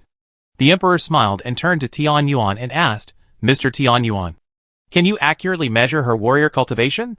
Tian Yuan shook his head slightly, as she said, she can freely control the warrior grade. Even I don't know her true cultivation. Although the last fight was a draw, it can be felt that it was not her true strength. Maybe she was suppressed, and could not fully exert it. The emperor, Mu Nanjing is more powerful than he thought. And after this competition, everyone knows that Mu Nanjing is a warrior. The judge coughed lightly. I think Mu Bai who has no need to falsely report the warrior's grade. What do you think? Military officers. It has come to this point. Do they think it is still important? The family members saw that the officials who originally had a lot of opinions suddenly kept silent. And they couldn't help but feel puzzled. Didn't the officials just ask for a retest of the grade? Why are they silent now? Those who couldn't hear Mu Nanjing's inner voice were sweating. Chapter 113, I didn't ask you to cooperate like this. The second match of the 8th rank warrior competition began. A 9th rank Jinui came to Mu Nanjing and said, Captain Mu, Lord can invite you to the viewing platform to watch the game. Okay. Mu Nanjing just wanted to find a place to sit down and rest. So he followed the 9th rank Jinui to the viewing platform. Ken Chaoyan's seat was deliberately arranged below the platform on the right side of the emperor, so that anyone with internal strength could hear his words clearly. Mu Nanjing came to the viewing platform and saw Tian Yuan sitting behind the emperor. Wow! It's Tian Yuan. It's been a long time since I saw him. He still looks so jealous. Alas, my formation has been set up for several months, and it was destroyed by Jia Yin once. Why didn't he come to assassinate me? Did he give up? But I didn't see him give up the mission. Tian Yuan. He wanted to attack. But Mu Nanjing could see through all his actions. How could he be so stupid as to let her catch him? So he has been observing and waiting for an opportunity to attack. Just like now. Tian Yuan quietly shot a confinement talisman at Mu Nanjing, which could confine the opponent's actions and abilities. Just as it was about to hit the opponent, a defensive barrier popped out of the opponent's body to block the talisman. The moment the talisman hit the barrier, it turned into a ball of fire and disappeared without a trace. Wow! Brother Tian Yuan is so insidious to attack. Fortunately I have foresight. Otherwise my life would be lost here. Tian Yuan had long expected that his surprise attack might not be successful. So he calmly drank a sip of tea and watched the game below. Mu girl, come and sit next to me. Ken Chaoyan pulled out a chair for her and said, just now I saw you defeated an 8th grade warrior with one move. I think you must be the first among the 8th grade warriors. Mu Nanjing sat down and said, it doesn't matter whether you are the first or not, but you must be in the top 3. Ken Chaoyan smiled and said, you are really confident in yourself. Don't cry if you lose. I won't lose. Ken Chaoyan asked again, then do you think Tang Jingrui can enter the top 10? As long as he doesn't meet me, he can enter the top 10. I won't let him meet me. He shouldn't be eliminated because of me. Ken Chaoyan was relieved, and then asked tentatively, then do you think Tang Jingrui is suitable to take over the governor of Liqing? Suitable. Tang Jingrui is an upright person. It is a blessing for the people of Liqing to have him as the governor. The only pity is that the warrior level is still a little short. Even if he is promoted to an 8th grade warrior now, he can't control the situation. Ken Chaoyan also thought so. Tang Jingrui participated in the martial arts competition because he wanted to go to Liqing to serve as the governor. But Liqing is not like the capital. In the capital, no one dares to make trouble because the governor is in charge. But in Liqing, it is easy to get into chaos without the help of higher-level warriors. Therefore, Liqing is more dangerous than the capital. The reason why Lord Wei and Lord Pang were able to sit firmly in the position of governor was because they accepted bribes. They did not stand in the way of certain people and remained peaceful for many years. The Empress Dowager, who was sitting on the other side of the emperor, saw that Ken Chaoyan and Mu Nanjing had almost finished talking, and waved to Mu Nanjing, Mu girl, come here and sit next to me. This greeting not only made all the officials' families envious, but even the princesses were very jealous. The Queen Mother is calling you. Go quickly. Ken Chaoyan patted Mu Nanjing's chair back. Mu Nanjing stood up and walked to the Queen Mother. Greetings, Queen Mother. The Queen Mother smiled and asked her to sit down. And the maid brought a fruit plate and cakes and placed them in front of her. Little girl, you are so skilled at such a young age, and you will surely become a warrior respected by everyone in the future. Mu Nanjing said, the Queen Mother is too kind. The more the Queen Mother looked at Mu Nanjing, the more satisfied she was. Mu girl, you are also at the age of marriage. People of your age have to talk about marriage. Have your family arranged a marriage for you, or do you have a lover? If it were any other girl, she would definitely not ask so directly. But Mu Nanjing's temperament is different from others, and only being more direct can better communicate. Mu Nanjing said, no. The Queen Mother saw that she was not shy at all, and knew that she was right to ask directly. Really? How did I hear that you like Tang Qianhu? If you really like him, I will grant you a marriage. I will make the decision for you, and no one can bully you. Mu Nanjing shook his head. I don't like him. Oh, even the Queen Mother thinks I like Tang Jingrui. Should I take advantage of everyone to announce to everyone, I don't like Tang Jingrui. I really don't like him. Don't say I like him anymore. Emperor, Queen Mother, civil and military officials. You don't need to announce it. They all know it. Even Tang Jingrui, who was waiting for the competition in the 8th grade martial arts competition field, heard it. Tang Jingrui held his forehead. Since you don't like him, you shouldn't have pretended to like him before and caused so many people to misunderstand.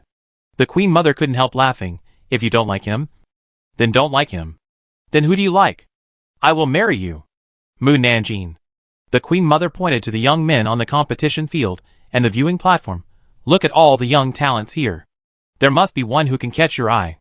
If you like the prince, I will ask the emperor to grant you a marriage. The emperor. He doesn't dare to accept a daughter-in-law who can ride on his head. He is afraid that he will die within 3 days after his daughter-in-law enters the house. The reason is that he is angry to death. Civil and military officials. Mu Nanjing shook his head. They don't meet my requirements. The Queen Mother immediately became interested. What are your requirements? Tell me quickly. The emperor didn't even watch the martial arts competition, and quickly pricked up his ears to eavesdrop. Mu Nanjing said, I have 3 requirements. The Queen Mother asked, What are the 3 requirements? The first requirement is that the appearance must be high. The other party must look as good as the national teacher and Tianyuan, or better than them. The Queen Mother. This requirement alone can repel everyone. What about the second one? His martial arts skills must be high. I don't require him to be better than me, but at least he can fight me to a draw. Otherwise I'm afraid that when I'm angry, I'll take it out on him and kill him. The Queen Mother was ashamed. Do I have to risk my life to marry you? The Emperor turned to Tianyuan and whispered, Mr. Tianyuan, you meet these 2 requirements. Tianyuan. The Queen Mother asked, Can you tell me specifically how high your martial arts skills must be? Higher than the God of War. The Queen Mother was a little speechless, as far as I know. The God of War is the highest realm of a warrior, and there is no higher than the God of War. These requirements are too outrageous. It's better to just say that you don't want to get married. It's not that there are none. You just don't know. Everyone. The Queen Mother coughed lightly. Tell me the third request. Mu Nanjing said, The status must be higher than the Emperor. The Emperor. The Queen Mother. Eunuch Shou behind the Queen Mother couldn't help but say, Master Mu. There is no one in this world with a higher status than the Emperor. Mu Nanjing took a sip of tea and said nothing. Eunuch Shou thought she had nothing to refute, but he didn't know that she was saying shocking words in her heart. The status of immortals is higher than that of the Emperor. Emperor. Queen Mother. Civil and military officials. Immortals. Are there really immortals in this world? They couldn't help but think of the national teacher. If there were no immortals, how could the national teacher's ability to call the wind and rain be explained? The Emperor turned his head to look at Yin Tianyuan, who looked calm, as if he was not surprised that there were immortals in the world. The Queen Mother came back to her senses and smiled with her hands covering her mouth. I see that you don't want to get married yet, but you are embarrassed to refuse my kindness. So I deliberately made such an outrageous request. Well, you are still young. It won't be too late to discuss marriage in 2 or 3 years. If you meet your ideal person during this period, you will be eager to come to me for marriage, and you don't care about whether you ask for it or not. Mu Nanjing nodded, agreeing with what she said later. At this time, Princess Xueyu came over and said, Grandmother, I have an ideal person. Why don't you give me a marriage? The Queen Mother gave her an unpleasant look. I don't have the ability to give you and your ideal person a marriage. You, go to your father and see if he can give you a marriage. Since ancient times, the affairs of the national master are not something that the royal family can interfere with. This matter is strange. Every country must have a national master, who will take the initiative to come to the door in the early days of the founding of the country, and will not be replaced until the country is defeated and the next country is established. The national master is very important to the country, and the rise and fall of the country depends on whether the national master is strong or weak. Once 2 countries officially go to war, the national master must go to the battlefield to fight against the national masters of other countries. If one national master loses the battle, then the country will also lose. This has been an iron rule for thousands of years. Therefore, the royal family dare not interfere in the affairs of the national master. And it has never been heard that any national master of any country has married and had children. Princess Xueyu looked at the smiling emperor, but did not dare to ask for marriage. Mu Nanjing looked at Princess Xueyu, who loved but could not get her, and was silent for a moment, saying, The national master is 200 years old. 200 years old? Princess Xueyu was shocked. Well, for you, the imperial master is an old man who can't get any older. Princess Xueyu didn't believe that the young and handsome imperial master would be an old man. Really? How did you know? Mu Nanjing lied to her and said, It was Tianyuan who told me that he and the imperial master came from the same place. And the imperial master was also the one Tianyuan watched grow up. Tianyuan. Who would believe this? Tianyuan? Princess Xueyu remembered that Tianyuan was the guard beside the emperor, and couldn't help looking at the person behind the emperor. The appearance that was not inferior to the imperial master made her lose her mind, and her doubts in her heart could not help but reduce a little. If you don't believe it, you can ask Tianyuan. After saying this, Mu Nanjing sent a message to Tianyuan, Cooperate with me, and I won't care about your sneak attack on me before. Tianyuan. Princess Xueyu asked Tianyuan, Guardian Tianyuan, Is what Mu Nanjing said true? Tian Yuan looked at Mu Nanjing and nodded. Yes. Princess Xueyu still did not give up. Then why do you still look so young? We used a special method to maintain our appearance. Then, everyone saw that Tian Yuan's appearance had changed. His smooth face gradually wrinkled, and his black hair gradually turned white. And finally, he became a white-haired old man with black spots and wrinkles all over his face. Everyone around was stunned. Tian Yuan asked the princess, "The original appearance of the national teacher is as old as I am now. Do you still like it?" Princess Xueyu took a few steps back in disbelief. With a whine, she covered her face and cried and ran away. Wow. Wow. I want to cry too. I just asked you to cooperate. Not to cooperate like this. Your old appearance now really insults the image in my mind. Give me back my handsome Tian Yuan. Tian Yuan glared at her. Change back quickly. Tian Yuan did not change back, and deliberately used the appearance of an old man to stimulate her. Change back quickly. Change back quickly. Tian Yuan, I like this look. Mu Nanjing took a deep breath, turned her head away, and stopped looking at him. Tian Yuan curled her lips. The Queen Mother looked around and confirmed that Princess Xueyu had really gone far away. Then she whispered to Mu Nanjing, "Is the Imperial Master really that old?"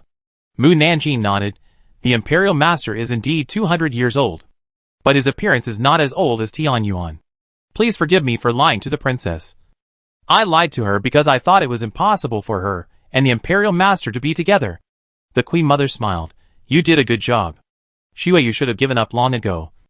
Otherwise she would have waited all her life without getting married. Mu Nanjing didn't want Princess Xueyu to be delayed. Mother! A gentle voice came from the audience. Eunuch Shou smiled slightly. Queen Mother. The eldest princess is here. The Queen Mother smiled widely. It's Feng Yu. Let her come up quickly. Eunuch Shou went to invite the eldest princess. The eldest princess took her daughter, Princess Rongyue, to the viewing platform and saluted to the Queen Mother. My son greets the Queen Mother. Princess Rongyue also saluted. Rongyue greets the royal grandmother. Mu Nanjing stood up and saluted them. Greetings to the eldest princess. Princess Rongyue. Princess Rongyue recognized Mu Nanjing, and anger surged on her beautiful face. Mother. It was she who said that my appearance was not as good as the courtesan. It was too much. She dared to compare me with those prostitutes. The Queen Mother looked at Mu Nanjing, then at Princess Rongyue, and asked, What's going on? Little girl. Maybe it was unintentional. Don't be angry. After the eldest princess comforted Princess Rongyue, she looked at Mu Nanjing wearing the Feiyu suit. Mother. Is this the first female official of our dynasty? The Queen Mother nodded. Yes. I felt that I had a good relationship with Mu Yatu, so I called her up to watch the competition together. The eldest princess asked again. I heard that it was her credit that helped my mother regain her youth. Yes. The eldest princess' eyes lit up. Then I really have to thank Lord Mu for his medicine, so that my mother can be free from all kinds of pain and suffering. The Queen Mother smiled and said, It is indeed thanks to Mu Yatu's medicine. Otherwise my old bones would not be able to support me sitting here to watch the martial arts competition. The eldest princess turned to Rongyue County Master and said, Lord Mu is the benefactor of your royal grandmother. You must get along well with Lord Mu in the future. But, Rongyue County Master trembled at the eldest princess' gentle smile, and changed her words. Mother. I know. I will get along well with Lord Mu. Alas. Mu Nanjing sighed in his heart. The emperor and all the civil and military officials quickly pricked up their ears to eavesdrop. Chapter 114. The eldest princess is really a gentle woman. The civil and military officials nodded in agreement. They had never heard the eldest princess speak loudly since they met her. Even when she was speaking seriously with a stern face, she would speak softly, just like a woman made of water, making people want to hold her in their hands and respect her. It's a pity that it's all pretended. The emperor, the Queen Mother, the civil and military officials.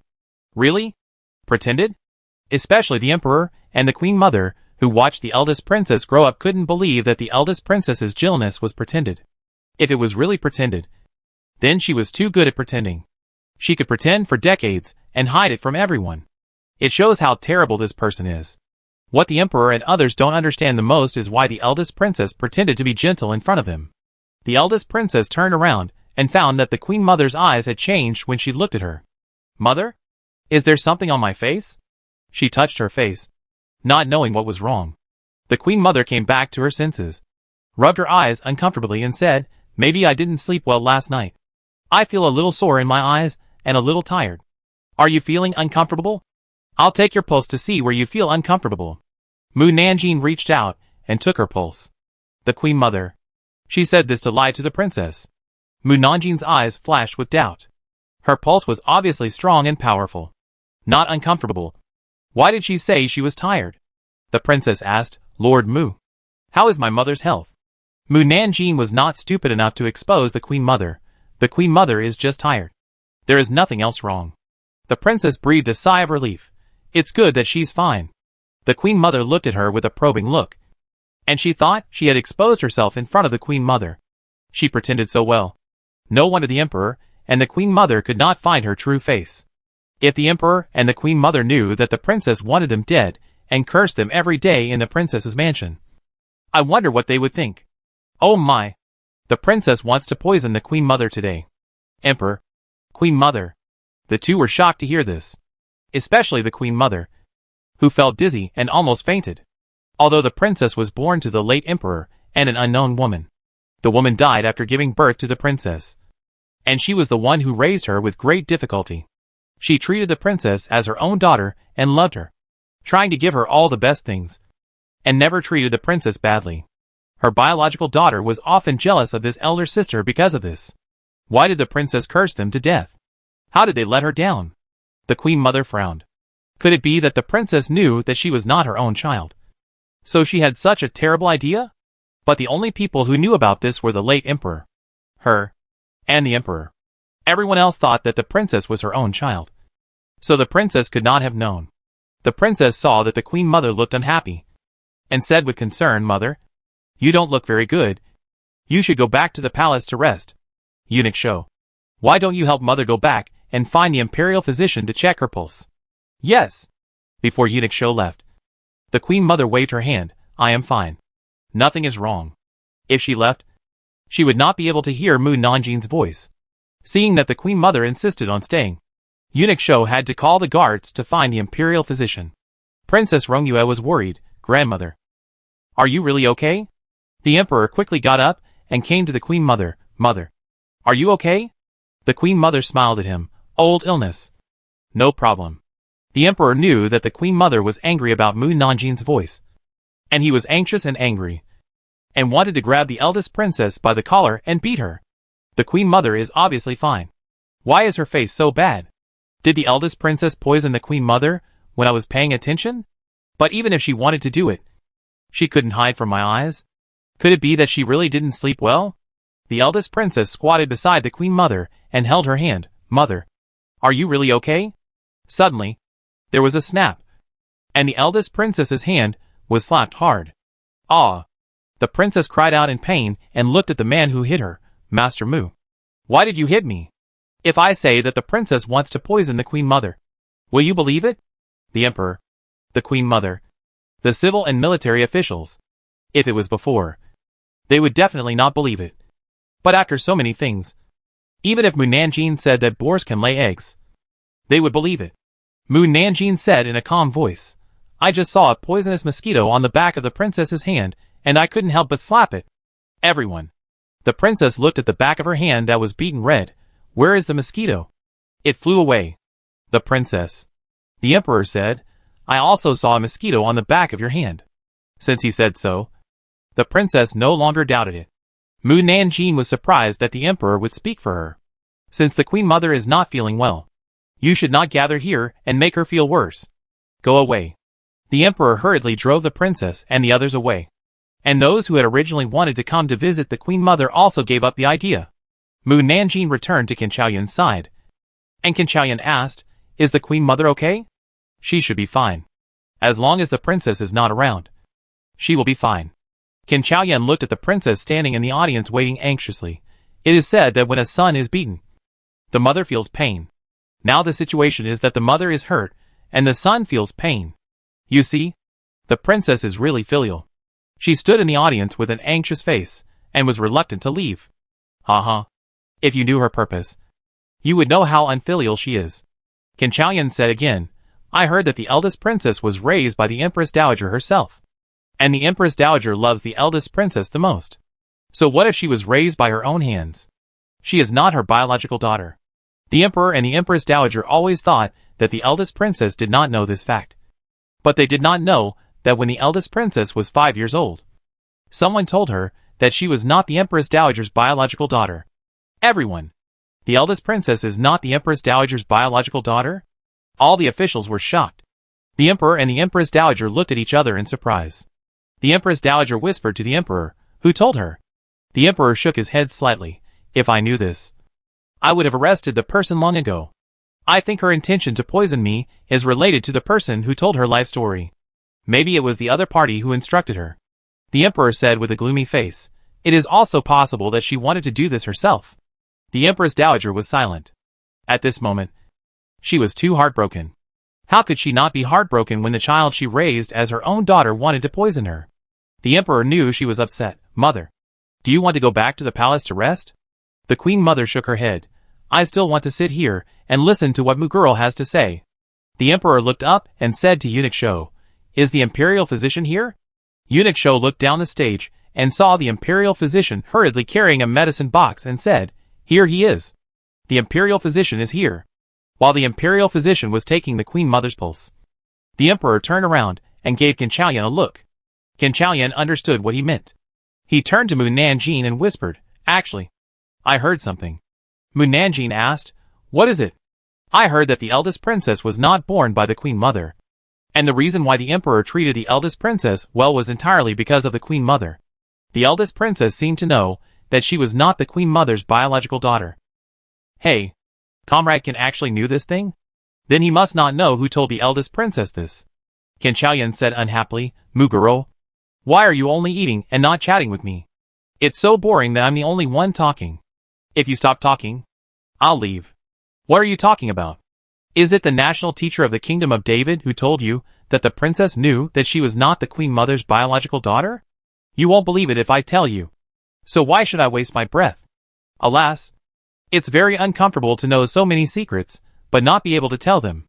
Qin Qian, if you don't tell it, everyone will know. So you don't have to feel uncomfortable. Puff. Mu Nanjing heard laughter and looked over to the sound. He saw that Tianyuan had regained his youthful appearance, and the laughter seemed to be made by him. Mu Nanjing said to Qin Chaoyan, I seem to hear him laugh. Qin Chaoyan looked back at Tianyuan, who was drinking tea with a stern face. You must have heard it wrong. In fact, he heard it too. Mu Nanjing frowned. I did hear him laughing. Anyway, I didn't hear it. You can ask him if he was laughing. Mu Nanjing looked at the cold Tianyuan and felt that it was useless to ask. So he didn't say anything. The emperor and the queen mother's faces were even colder than Tianyuan's. I didn't expect that the national teacher of David Kingdom would intervene in the affairs of the eldest prince. And he told the eldest princess about this when she was 5 years old. I don't know what the national teacher of David Kingdom is planning. Qin Chaoyan also wanted to ask about the national teacher of David Kingdom and the eldest princess. But he was worried that it would arouse Mu Nanjing's suspicion. So he didn't continue the topic of the eldest princess. The emperor sent someone to send the queen mother back to the palace, in order to prevent the eldest princess from contacting the queen mother. The people who sent the queen mother back to the palace were all his confidants. The eldest princess had no chance to contact the queen mother, and finally had to leave and return to the viewing platform to watch the game. Su Cheng and Yang Bo's match was in the afternoon. They had been taught by Haydn that it was not so easy for other level 8 warriors to get an advantage over them. In the end, they both won the match and entered the next day's competition. After Shinshur, the competition ended. The Right Vice Minister of the Ministry of Rights found Qin Chaoyan and said, Lord Can, Lord Mu, all the lords and their families are having a banquet in the imperial manor. They specially sent me to invite the 2 lords to the imperial manor for a gathering. Qin Chaoyan was puzzled. In the past, the Jinui would not be invited to the banquet of civil and military officials, because the Jinui worked for the emperor. These things made the officials very unhappy. So the Jinui rarely participated in the affairs of the officials, and the officials were not very willing to get close to them. The Right Vice Minister of the Ministry of Rights looked at Mu Nanjing. Lord Mu, you won't refuse to show your favor, right? Mu Nanjing looked at Qin Chaoyan and said, If he goes, I will go. She was not familiar with the officials, and didn't want to go there without anyone talking to her. Qin Chaoyan had no choice but to agree. After entering the imperial farm and seeing the officials and their families, he finally understood why the civil and military officials invited them to the banquet. Chapter 115. Are you still human? The banquet for all officials was held in the front yard of the imperial manor. The yard was spacious and full of flowers. However, it was not the scenery in the garden that attracted Qin Xiaoyan, but the young talents and ladies from various families. He knew at a glance that the civil and military officials were looking for partners for their children. Wow! It's a large-scale blind date banquet. Lord Zhou called me here to introduce his son to me. Right? Qin Xian. He didn't think he was going to introduce a partner to Mu Nanjing. The right assistant minister of the Ministry of Rights coughed lightly and said in a low voice, I have chosen the little daughter of the deputy commander of the Imperial Guards for my son. Huh?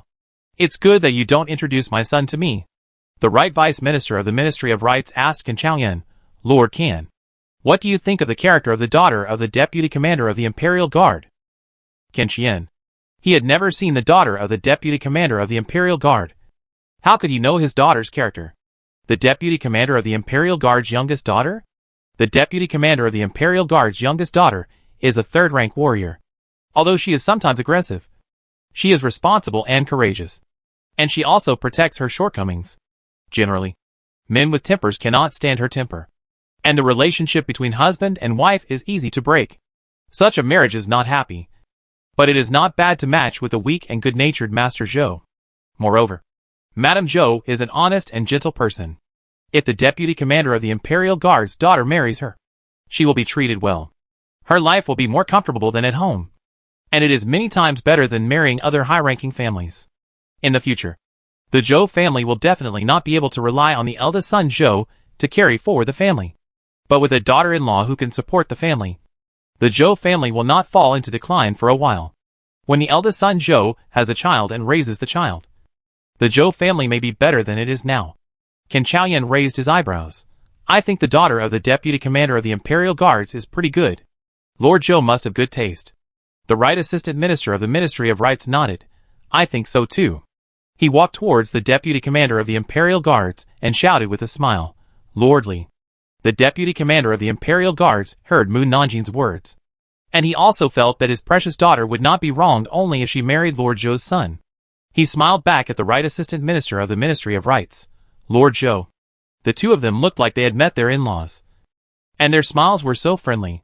The corners of Qin Xiaoyan's mouth twitched. Lord Kansas. The right prime minister came over with a smile on his face. Let's go and have a drink. Qin Xiaoyan hurriedly said, I have to be on duty tonight and can't drink. Is that so? The right prime minister was a little regretful. I also want you to help my daughter find out which young man is suitable for my little daughter. Qin Xian. Things have come to this point. What else is there to be unclear about? These officials just want to use him to ask Mu Nanjing to understand the other person's character from her, and then combine them to see if he is suitable for their children. Qin Xiaoyan coughed lightly. Which child does the right prime minister like? The right prime minister said frankly, the second son of the Minister of Works. The second son of the Minister of Works is too dull. No matter what. He listens to his elders. He never knows how to resist. He will only swallow his grievances. The wife of the Minister of Works is also a powerful character. She is also very partial. She only cares about the eldest and youngest sons, but often ignores the second son. If the family is not divided, no matter which girl marries into the family, she will not have a good life. Unless General Pingnan's eldest daughter is willing to be their daughter-in-law, then Madame Shan of the Ministry of Works will only suffer a loss. When the officials heard Mu Nanjing mention General Pingnan's eldest daughter, they couldn't help but look at each other. Who is General Pingnan's eldest daughter? I haven't seen her. I haven't seen her either. Is she here? I heard that General Pingnan's eldest daughter stayed at Anyang Pass and didn't return to the capital. When General Pingnan heard everyone mention his daughter, he quickly reduced his presence. But some people still noticed him. The bachelor of the Imperial Academy asked, General Pingnan, I remember that your daughter is married. But your eldest daughter hasn't found a husband yet? General Pingnan paused and replied implicitly, my eldest daughter and I have been staying in the frontier for many years. She has never received strict education, so it is a bit difficult to find a good marriage. In fact, this is secondary. The main thing is that his daughter is tall and strong. Taller than any soldier. With a voice that can pierce the eardrum. Another point is that she is a 5th-rank warrior and fierce. Ordinary people dare not provoke her. The Bachelor of the Imperial Academy nodded in understanding. May I ask her age? 19. General Pingnan was also very troubled by his eldest daughter's marriage. After all, she was his own daughter, and he really couldn't bear to marry her down. But it was difficult to find someone of equal status. Many people rejected the marriage on the spot after seeing his daughter's figure. Where is your daughter now? Is she at the Imperial Farm? She is at home, and did not come out with us. General Pingnan still wanted to find a good marriage for his eldest daughter, so he dared not bring her to meet people. Oh! At this time, the Minister of Works squeezed over General Pingnan. Can we have a chat? General Pingnan looked surprised. Hello, Mr. Minister of Works. The Hanlin Academy scholar left tactfully. There is no need to be so polite between us. The Minister of Works smiled and said, I heard that your eldest daughter is still unmarried. I wonder what you think of my second son. Now, as long as the other party is from a good family, General Pingnan is willing to marry his daughter off. I am very satisfied with your son. But my daughter. The other party was the Minister of Works, and he dared not lie to him. But before he finished speaking, the Minister of Works hurriedly said, as long as you agree, nothing else matters. He married a daughter-in-law for his son, and he valued that his son's future daughter-in-law could control his wife. And nothing else mattered, even if she was disabled. General Pingnan still hesitated, but, don't ask yes or no. Just tell me whether you agree or not. Of course I agree. General Pingnan wished he could marry off his eldest daughter tomorrow. The Minister of Works said with a smile, just agree. That's all. General Pingnan asked, do you want to ask your son's opinion? The Minister of Works sighed and said, you just heard what Mu Nanjing said. My second son has no opinion of his own. He will agree to whatever we say, even if I let him make his own decision. He still wants us to do it. Then do you want to ask your wife's opinion? No need. The Minister of Works knew his wife.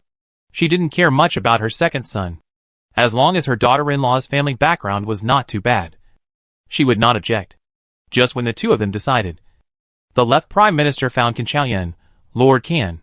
I picked the 7th daughter of the Minister of Justice for my youngest son. Mu Nanjing was very puzzled. Comrade Lao Can is not a matchmaker. Why do they all come to ask for his opinion? Oh, I see. The Jinui are responsible for collecting intelligence on the officials, and they know the families of the officials very well. It is normal for officials to ask him about the children of other officials.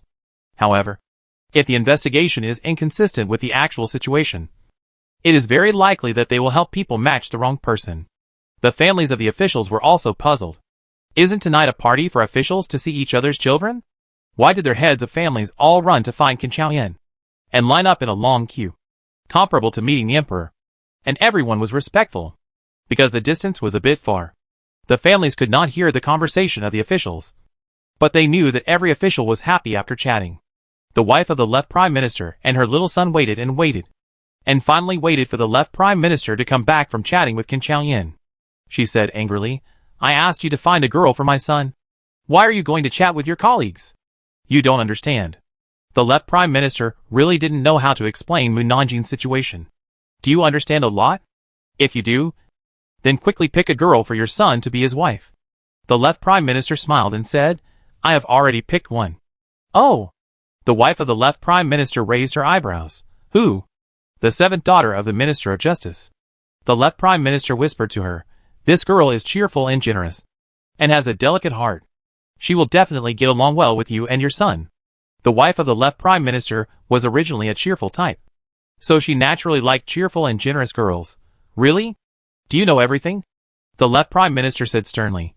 You still don't believe in your husband's ability to do things? The wife of the left Prime Minister knew that her husband was still very reliable. Then let's go to see the Minister of Justice now. I don't know if he agrees with this marriage. I also don't know if our son likes the little girl, and whether the little girl will like our son.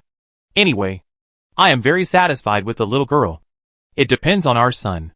The left Prime Minister took his wife and son to find the Minister of Justice. The Minister of Justice had just heard Mu Nanjing's words that his 7th daughter and the left Prime Minister's youngest son were a match made in heaven. So when he saw the left Prime Minister coming with his wife and children, he immediately smiled widely. The left Prime Minister knew that the Minister of Justice was also very satisfied with his son, and the smile on his mouth became even bigger. After the two families exchanged polite words, they secretly looked at their children, only to see that the son of the left prime minister looked at the daughter of the minister of justice with a silly smile on his face. The daughter of the minister of justice smiled back at the other party generously, and thought that the simple and honest young man in front of her was very cute. The elders on both sides knew that this marriage could be settled without being told. The banquet ended at 4:45 p.m. Some people left happily, while others looked unhappy and snorted when they saw Mu Nanjing. Mu Nanjing was sweating. I have been eating all night, and have not offended them. Why are they snorting at me? Ken Chien, you have devalued other people's children to the point that they are worthless. It will be difficult for them to get married in the future. It is strange that others can be happy. He coughed lightly. It is getting late. We will stay in the Imperial Manor tonight to guard and not go back. I have a match tomorrow. And you want me to be on duty. Are you still human? Ken Xiaoyan's mouth twitched. Are you tired? If you are tired, I will arrange a room for you to stay in. Mu Nanjing answered without thinking. Tired. Since I can lie down, why should I choose to stand? Ken Xiaoyan took Mu Nanjing to the courtyard where the Queen Mother lived. The Queen Mother was very welcome to learn that Mu Nanjing was going to live in her courtyard, and arranged her in the side hall next to her. Mu Nanjing couldn't sleep, not only because it was too early for her, but also because she was full. She sat up and turned on the system. I'm not in a good mood today. Find a funny movie to make myself happy. Mu Nanjing chose a movie with a hilarious index of 10 stars. Oh! She couldn't help laughing just after watching the beginning. But she practiced the ruthless way, and it was impossible for her to have any emotions on her face. So she could only be happy in her heart. Ha ha. The protagonist is so unlucky. Ha ha ha. The Queen Mother next door opened her eyes, and asked the maid guarding the bed, why is Mu Baihu so happy? The maid was a little confused, to answer the Queen Mother. I don't know. Do you want me to go and ask? No need. The Queen Mother closed her eyes, and then heard Mu Nanjing laughing again. Ha ha ha. The more she thought about it, the more wrong it was. Mu Nanjing had a stern face all day long, so it was impossible for him to laugh heartily. Moreover, this was her bedroom. Although he always did some unexpected things, he would not break the rules. The Queen Mother asked the maid, did you hear Mu Baihu laughing? The maid said, to answer the Queen Mother. No. The Queen Mother. In other words, the laughter came from Mu Nanjing's heart. Not only the Queen Mother heard this voice, but even the patrolling commanders heard it. At this time, they didn't know how to describe their mood, and the Emperor was even more speechless. He was just beginning to make love with the concubine, and suddenly a loud laugh rang in his ears. Then, his little dragon wilted. The Emperor sat up depressed. The concubine didn't know how to comfort him. Your Majesty must be tired. Not tired. The Emperor was not convenient to tell her about Mu Nanjing. He put on his inner clothes, opened the door of the bedroom, and asked Commander Ming outside the door, it's so late. Why is Mu Nanjing still in the Imperial farm? Commander Ming was ashamed to answer the Emperor. I don't know. The Emperor returned to the room. The concubine leaned on his back and called tenderly, Your Majesty. The Emperor exhaled. I am not in the mood tonight. All the laughter in my ears was Mu Nanjing's laughter, not to mention not being in the mood. The charming atmosphere was gone. Seeing that the Emperor looked unhappy, the concubines dared not provoke him again. The hilarious movie played for an hour before it ended. Finally, everyone didn't have to listen to her laughter anymore. But Mu Nanjing felt that she hadn't had enough. So she found an ancient martial arts movie and prepared to apply the handsome moves in it to the competition. This martial arts movie happened to tell the story of the Jinui. Protect the Emperor. Protect the Emperor quickly. Commander Ming's expression changed drastically, and he hurriedly kicked open the door of the Emperor's bedroom with his men. Your Majesty, are you okay? The concubines on the bed were frightened by them. The Emperor frowned tightly. Commander Ming and his men walked to the bed and looked around. Stupid. The assassin is the concubine next to the Emperor. In a flash, everyone looked at the concubines, and the Emperor quickly stood up and hid behind Commander Ming and his men. The concubines were terrified by their stares. Your Majesty, what's wrong with the Emperor? Why are you staring at me? Did I do something wrong? Chapter 116. Have you shaved your legs? It's her. Hurry up and catch her. Commander Ming stepped forward and grabbed the concubine. The concubine was shocked and scared. Commander Ming, what are you doing? Your Majesty, what did I do wrong? Why do you want to catch me? The Emperor rubbed his aching head, interrogate her carefully. Yes. Commander Ming pushed the concubine to the guards. Take her away. The concubine said anxiously, Your Majesty. Although I don't know what I did wrong. I am innocent. Your Majesty. You must believe me. Your Majesty. The Emperor seemed not to hear. Commander Ming followed the guards out of the bedroom, and then took the concubine to the room in the corner of the imperial farm. Commander Ming said in a deep voice, Tell me. Who sent you? The concubine was afraid and puzzled. What do you mean who sent me? Didn't the Emperor summon me to sleep with him? You are playing dumb. Right. Commander Ming drew the sword from his waist. If you don't tell the truth, I will cut off one of your fingers. The concubine looked at the long sword with a cold light, and was immediately scared to death. She cried and asked, I really don't know what you are talking about. Can you explain it more clearly? Commander Ming looked at the water stains on the ground and frowned. This female assassin is too timid. Not like an assassin at all. At this time, Mu Nanjin's voice sounded again. Alas, for Jinui can't beat a concubine. It's too useless. The whole plot is also very boring. I want to sleep after watching it. Forget it. I won't watch it. Commander Ming. Wasn't the concubine caught by him? What's the matter with the four Jinui being unable to beat a concubine and the plot? Could she be reading a storybook? The more Commander Ming thought about it, the more he thought it was possible. At that moment, his face darkened. The guard saw Commander Ming suddenly stop moving, and called out carefully, Commander Ming? Commander Ming put away his sword and said to the guards weakly, Release concubine Zhang. The guards were stunned for a moment. Yes. Commander Ming bowed to concubine Zhang, whose face was full of tears and snot, and said, Concubine Zhang, I'm sorry for offending you just now. I will send you back to the Emperor now. Wow. Concubine Zhang cried even louder, crying for herself to escape a disaster. Commander Ming felt very guilty. On the other hand, the Emperor probably guessed that they had made a big mistake, and his face was darker than the bottom of a pot. Not only did he listen to laughter all night, but he almost killed a concubine by mistake. Not long after, Commander Ming sent concubine Zhang back. The Emperor breathed a sigh of relief. Fortunately, he didn't make a big mistake. He felt sorry for concubine Zhang, who was crying, and knew she was frightened. He hugged her and comforted her. Regardless of her dirty body, my beloved, you were frightened just now, weren't you? Concubine Zhang cried and asked, Your Majesty, what happened just now? Why did you arrest me? Commander Ming thought you were an assassin and arrested you. I was frightened and didn't stop him in time. Fortunately, it was a misunderstanding, and you were not hurt. Concubine Zhang thought about how she almost had her fingers chopped off just now, and couldn't help crying again. I almost had my fingers chopped off.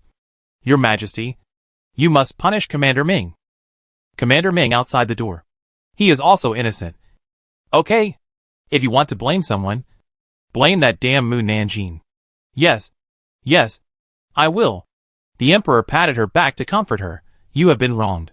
To compensate you, I decided to promote you to concubine, and give you the title of Fu.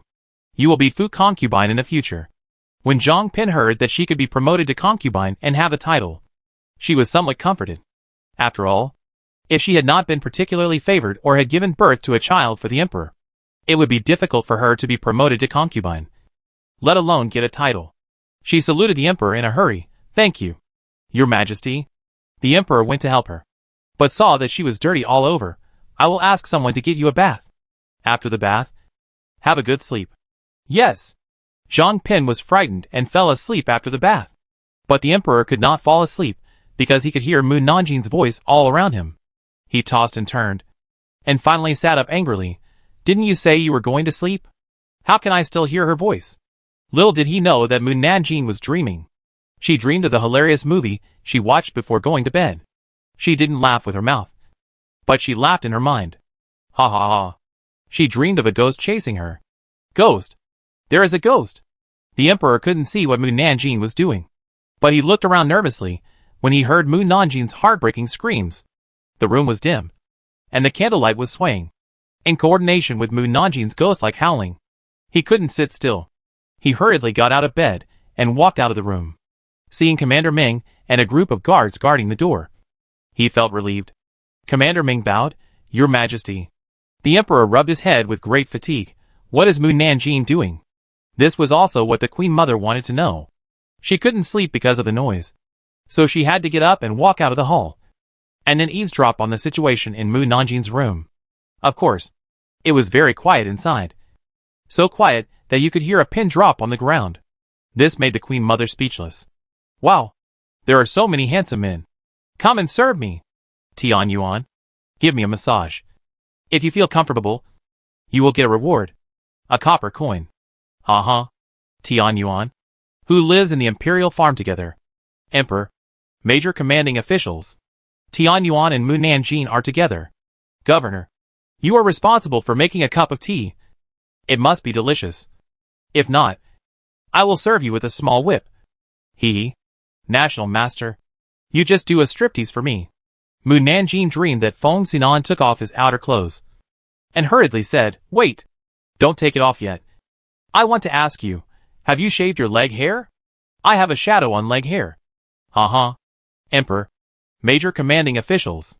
Aren't the Imperial Master and the Governor on a business trip? How come they are in the Imperial Farm? Even if they are in the Imperial Farm, they can't do anything out of line. The Queen Mother tiptoed to the side hall. Of course, the doors and windows were closed, so she couldn't see what was going on inside. The maids following behind were surprised and puzzled by her actions.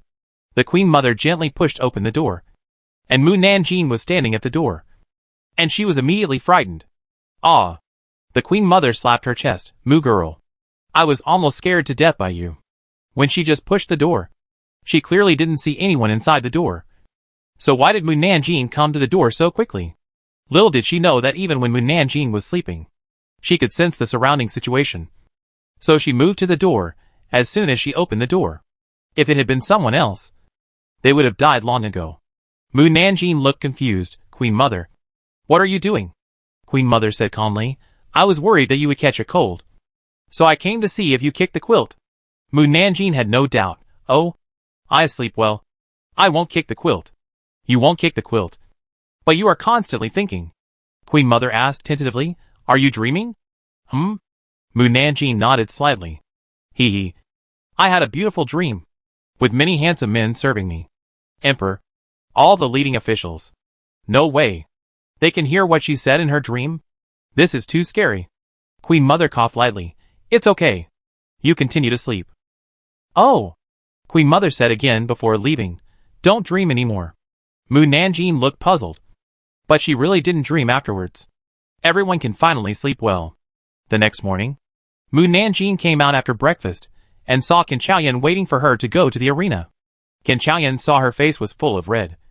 And it was hard to describe. Did you sleep well last night? Yeah. Mu Nanjing looked at the dark circles under his eyes. You didn't sleep well? I was on duty and patrol last night.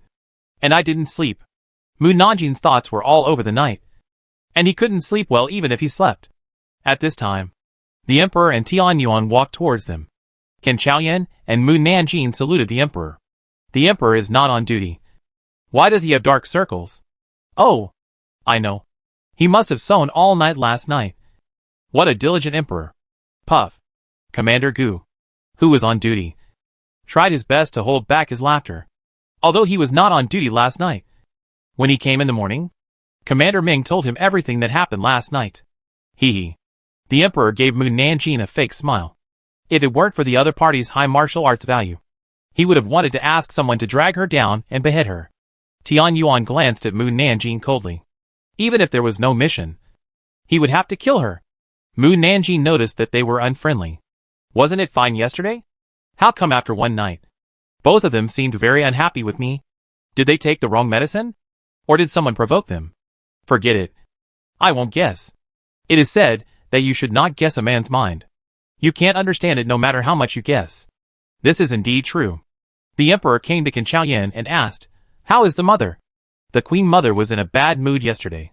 Mu Nanjing made a night of trouble. I don't know if she rested well, Qin Chaoyan said, to reply to the Emperor. I just came and haven't had time to ask about the Queen Mother's condition. The Emperor looked at Mu Nanjing. Do you know the Queen Mother's condition? The Queen Mother is still resting. This is what the maid told Mu Nanjing. Then don't go in and disturb her. The Emperor turned to Commander Gu and said, you stay here to protect the Queen Mother. Remember, no one can disturb her rest. Commander Gu, yes. The Emperor led his men away. Qin Chaoyan and Mu Nanjing followed. After yesterday's elimination match, there were only 58 people left in the 8th grade warrior competition today. The 58 people still needed to draw lots. And Mu Nanjing still drew number 1. Number 1 was the first to go on stage. After the competition, there was nothing for her to do. She could do whatever she wanted the next day. Therefore, she deliberately drew number 1. The warriors in the 8th grade warrior competition all prayed that they would not draw number 1. In the end, the person who drew number 1 was a first-class guard. He wanted to die. And he had no mood to fight. So he just admitted defeat. Mu Nanjing was a little disappointed. The opponent didn't even give her a chance to use the move she learned last night. It was really infuriating. Su Cheng and Yang Bo were also very unlucky. They met 2 military officers who were about to be promoted to 9th rank warriors. And they lost not long after they went on the field. In the next few days, Mu Nanjing drew number 1 and won every game. She successfully won the 1st place. And Tang Jingrui also won the 5th place. The next step was the challenge. Mu Nanjing said to the judge, I want to challenge Zhongyu. Aichi. 30 general flags. The judge was stunned. It was the first time he saw a person challenging multiple people. And they were people of lower rank than her. Are you sure? Mu Nanjing nodded. The judge asked, then did you call the people? The top 10 people had to call people in advance to avoid delaying others from participating in the competition. And the challenged person must not refuse. Otherwise he will be demoted. They are called. Mu Nanjing raised his eyebrows at the outside. They are here. Everyone looked over. And 30 Jinui wearing dark blue flying fish uniforms walked into the 8th grade warrior competition field. Except for Zhongyu. Everyone else's faces were not good. They originally thought that Mu Nanjing only challenged Zhongyu. But they didn't expect that they were also called. In the next few years, they had no hope of promotion. Zhongyu said to Aichi and others, we will try our best. If we still can't beat you, at least we have tried. Aichi and others nodded, drew the sword in their arms and said, Mu Nanjing, we know we can't beat you, but we will still try our best to fight you. Mu Nanjing respected them as men, and finally pulled out the sword that had never been unsheathed. Zhongyu shouted loudly, let's go together. 30 general flags rushed over and surrounded Mu Nanjing. Mu Nanjing seemed to have a pair of eyes behind her, and she could block the sneak attacks from the people behind her. She only defended and did not attack. Zhongyu felt that she was deliberately letting them. After 10 moves, Mu Nanjing said, I have let you 10 moves. It's my turn. She suddenly turned 360 degrees. And then the sword energy rushed to the surroundings, and immediately knocked the 30 general flags out of the field. The judge shouted, Mu Baihu wins. From this moment on, the Jinui below the general flag did not dare to underestimate Mu Nanjing. The women among the people cheered loudly. Mu Baihu is really amazing. Mu Baihu won face for us women. We women should learn from her, and work hard to win status for ourselves. That's right. Mu Nanjing put away her knife, and walked out of the field. Tang Jingrui looked at her, with a complicated expression. If Mu Nanjing had shown her true side at the beginning, he might have had different feelings for her. But now everything is impossible. Su Cheng and Yang Bo came over with a smile. Congratulations. Congratulations to Mu Fu Qianhu. Mu Nanjing said, the Emperor has not announced it yet. Said this. But I was very happy in my heart. Yeah. I am finally a deputy Qianhu. I can go on missions with the governor. Su Cheng said, do we need to announce it? From the beginning of the military commander competition, the top 3 can be promoted to the 1st rank. The Emperor will not regret it in front of so many people. Right? Yang Bo said, after being promoted to 1,000 households, you can go on missions with the governor in the future. I heard that the governor's missions are all big missions. I wonder if we are lucky enough to go on a business trip with the governor. Su Cheng smiled. It depends on whether our girl will take us with her. By the way, it's very tiring to go on a business trip with the governor. It took a month to come back. Mu Nanjing raised his eyebrows. The governor is back? I'm back. The governor is back. But he just came back and received the news that Mu Nanjing was promoted to deputy 1,000 households. When he said that he could go on missions with him after being promoted to 1,000 households, he thought it would take Mu Nanjing at least a year and a half to be promoted to 1,000 households. But he didn't expect that he was promoted in a month. Mistake? Chapter 117. What a good fate. A new day. A new beginning. Mu Nanjing got up and put on the flying fish suit of the deputy captain. The flying fish suit of the deputy captain was dark purple with white flying fish patterns embroidered on it. She looked elegant and cool when she wore it. She walked out of the yard, and Xia Yin and the others congratulated her one after another. Si Yuan looked at the flying fish suit symbolizing the 5th rank, and she was envious, envious, and envious. The strong desire to be an examiner rose again. Finally, she couldn't help but blurt out, "Miss, I want to study. I want to study in the Imperial College. And I also want to be an official. A female official." Xia Yin and the others looked at her in surprise. Si Yuan suddenly regretted what she had said just now, and asked herself if she was too much, asking Mu Nanjing again and again. "Okay." Mu Nanjing readily agreed. "I will take you to sign up when I am free in the next 2 days." Si Yuan was stunned, very surprised that Mu Nanjing actually agreed. Mu Nanjing said to Xia Yin and the others, "Who of you wants to study? I can help you sign up." Except for Si Yuan, Xia Yin and Lin Zishu. No one present had ever learned to write. Xia Yin and Lin Zishu were not as knowledgeable as Si Yuan. Even if they entered the academy to study, they would only increase their knowledge and could not take the examination like Si Yuan. So they might as well do business honestly and make more money to support themselves. This was a personal wish, and Mu Nanjing would not force them. She still had to go on duty, so she went to the Due mansion after breakfast. The Jinui guarding the door saw her and bowed respectfully. "Meetings, Deputy Captain Mu."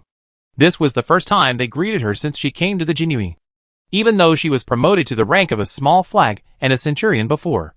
They did not perform the ceremony. After that, all the Jinui who passed by her would greet her to show respect.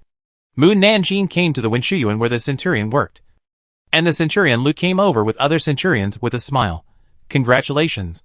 Congratulations to Deputy Centurion Mu on his promotion," Zheng said with a smile. "Deputy Centurion Mu, now you have been promoted to the 5th rank. You must treat us to a good meal." Mu Nanjing nodded. "Okay.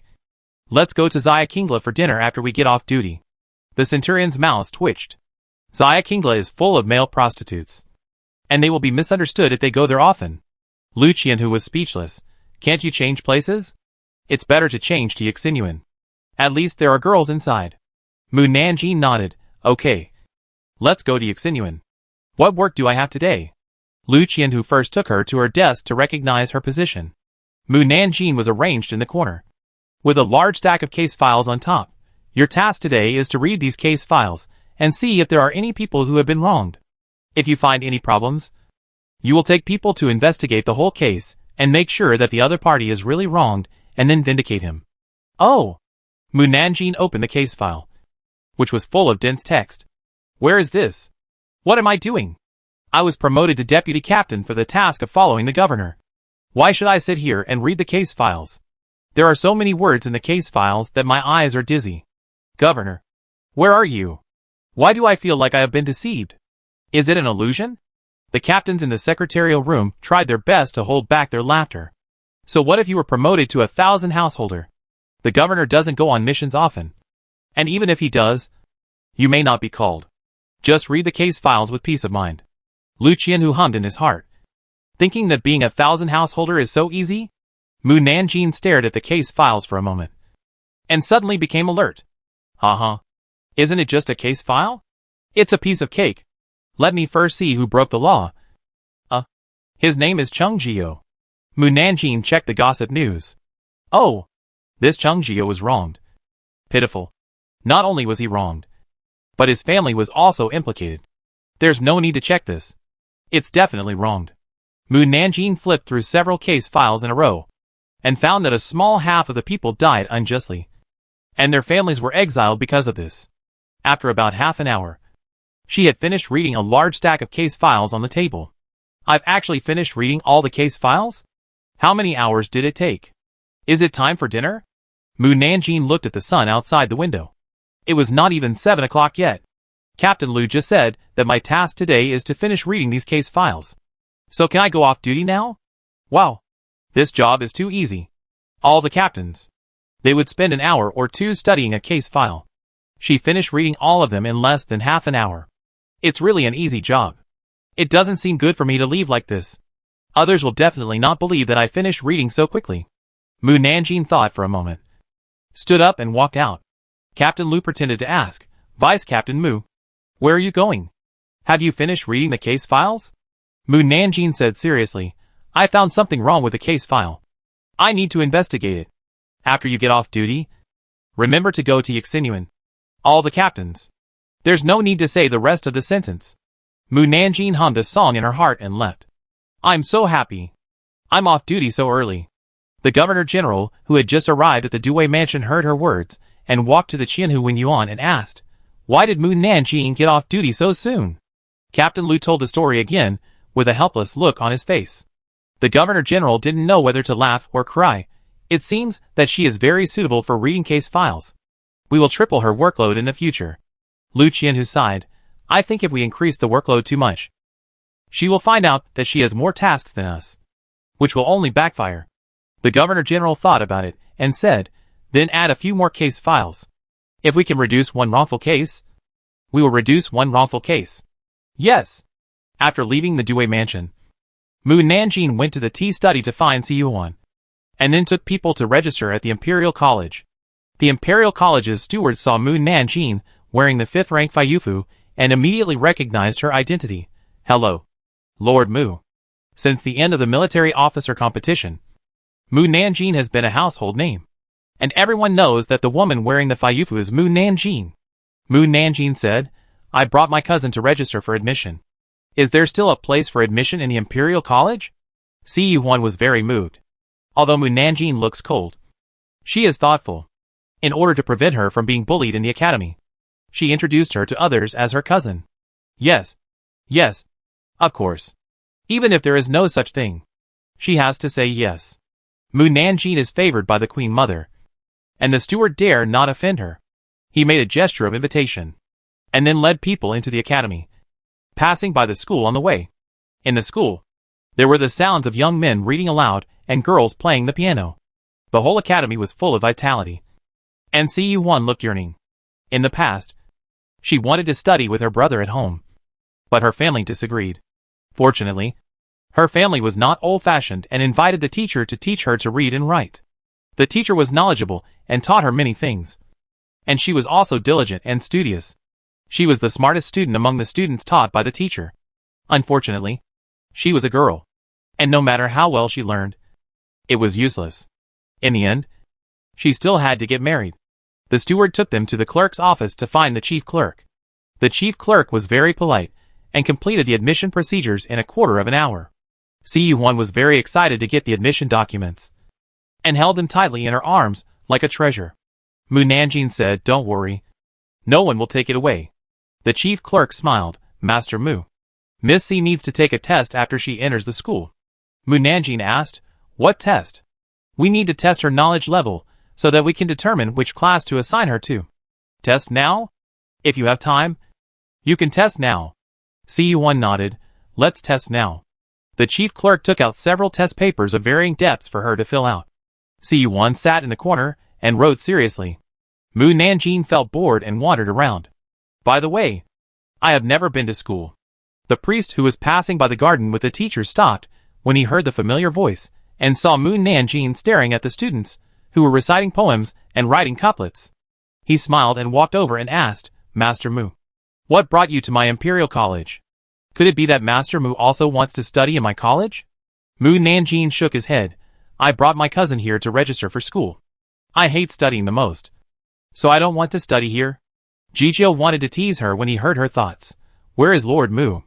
Is Lord Mu interested in studying in my academy? Mu Nanjing said politely, I want to come, but I'm lucky. I don't need to study hard, and I can become a 5th rank official without taking the imperial examination. How lucky I am. Jijio was so angry. Does he really think she cares about studying in his academy? He was also afraid that she would cause a lot of trouble in his academy. Jijio didn't want to talk to her anymore. I have something else to do, so I won't greet you. Oh, hey, why don't you stay with me for a few more words before leaving? Oh, it's so boring. Where is Jijio going with so many people? Anyway, I have nothing to do, so why not follow them and see? Mu Nanjing followed them. Jijio didn't chase her away, and brought the teacher to the newly decorated office. Teachers, this will be your office from now on. If you need anything, just tell the manager, and he will help you get it. The teachers bowed and said, Thank you, Master. Do you have any other questions? One of the teachers came out and asked, Excuse me, Master, does the academy provide accommodation? The master recalled the name of the teacher in front of him. Are you Master Lu Feichen? Yes. The academy needs to open more classes recently, and there is no room for you to live in for the time being. You can only live outside for a while. When the academy builds the house, you can move in. Okay. Lu Feichen? Mu Nanjing, who was really bored, opened Lu Feichen's gossip. I'll go. The priest who was about to leave heard her voice and almost sprained his ankle. What does this little girl want to do? This LV Feichen is actually the state teacher of David. The priest? The state teacher of David? The priest wanted to look back at LV Feichen, but was worried that the other party would be suspicious. So he pretended to be calm and left the office. When the teachers could no longer see him, he hurriedly lifted his robe, stepped on his old legs and rushed into the palace at a flying speed, telling the emperor Mu Nanjing's voice. After listening, the emperor frowned. He had seen the state teacher's ability to call the wind and rain. Even if he sent people to catch LV Feichen, he would never catch him, unless Mu Nanjing and Tianyuan took action. Qianyuan's responsibility was to protect him, and he would not do anything else. As for Mu Nanjing, the emperor had a headache when he thought of her, and always felt that she was not very reliable. He rubbed his head. Let's wait and see what he wants to do in our Dacian kingdom, and then decide how to deal with him after the national teacher comes back. You treat him like an ordinary teacher. Don't show your hand. Yes. Gio returned to the Imperial College. At this time, the chief clerk rushed over. Gio Lord. Gio asked hurriedly, Why are you so anxious? Will the national teacher of Dawei Kingdom not sit still and start to attack their people? Gio Lord. Please take a look at a few test questions first. The chief clerk handed the test questions to him. Gio secretly breathed a sigh of relief. It's just a few test questions. Why are you so anxious? You will know after you finish reading the test questions. Gio picked up the test questions and browsed through them. The first few test questions were relatively simple. He took a quick look and confirmed that the test questions were from the same person and that he could answer all of them. So he turned to the last test paper. The last test paper was for the talented and knowledgeable scholars. Judging from the neat handwriting, it was still from the same person. The other party answered the questions accurately, and there was not even a single typo. Looking at this test paper made people feel very comfortable. The person who could write such a perfect answer must be very talented, and it would not be a problem for him to take the imperial examination. Gigio's eyes lit up. Whose answer sheet is this? The chief clerk didn't keep him in suspense. You will never guess that this answer sheet was written by a girl. Girl? Gigio was stunned. Are you sure? I am very sure. This girl was brought by Master Mu Nanjing Mu. She said that this girl is her cousin. I was supervising at the side, and didn't see her cheating. Gigio asked, Could someone have leaked the questions? The chief clerk shook his head. This is the test paper you gave yesterday. The teachers haven't seen the questions, and I saw that she answered every question correctly. So I decided to let her do an extra test paper on a whim. Gigio saw that the words on the question were indeed his handwriting. Take me to see this girl. The chief clerk took Gigio to his office. Gigio was stunned when he saw Si Yuan. Aren't you the owner of the tea study? Hello, Gigio. Si Yuan bowed to him. The chief priest said bluntly, I want to ask you a few more questions. Chief priest, please ask questions. Mu Nanjing, who had returned from outside, saw Si Yuan still taking the exam. So he waited patiently outside the door and heard them asking and answering questions back and forth. She was drowsy. Suddenly there was a bang.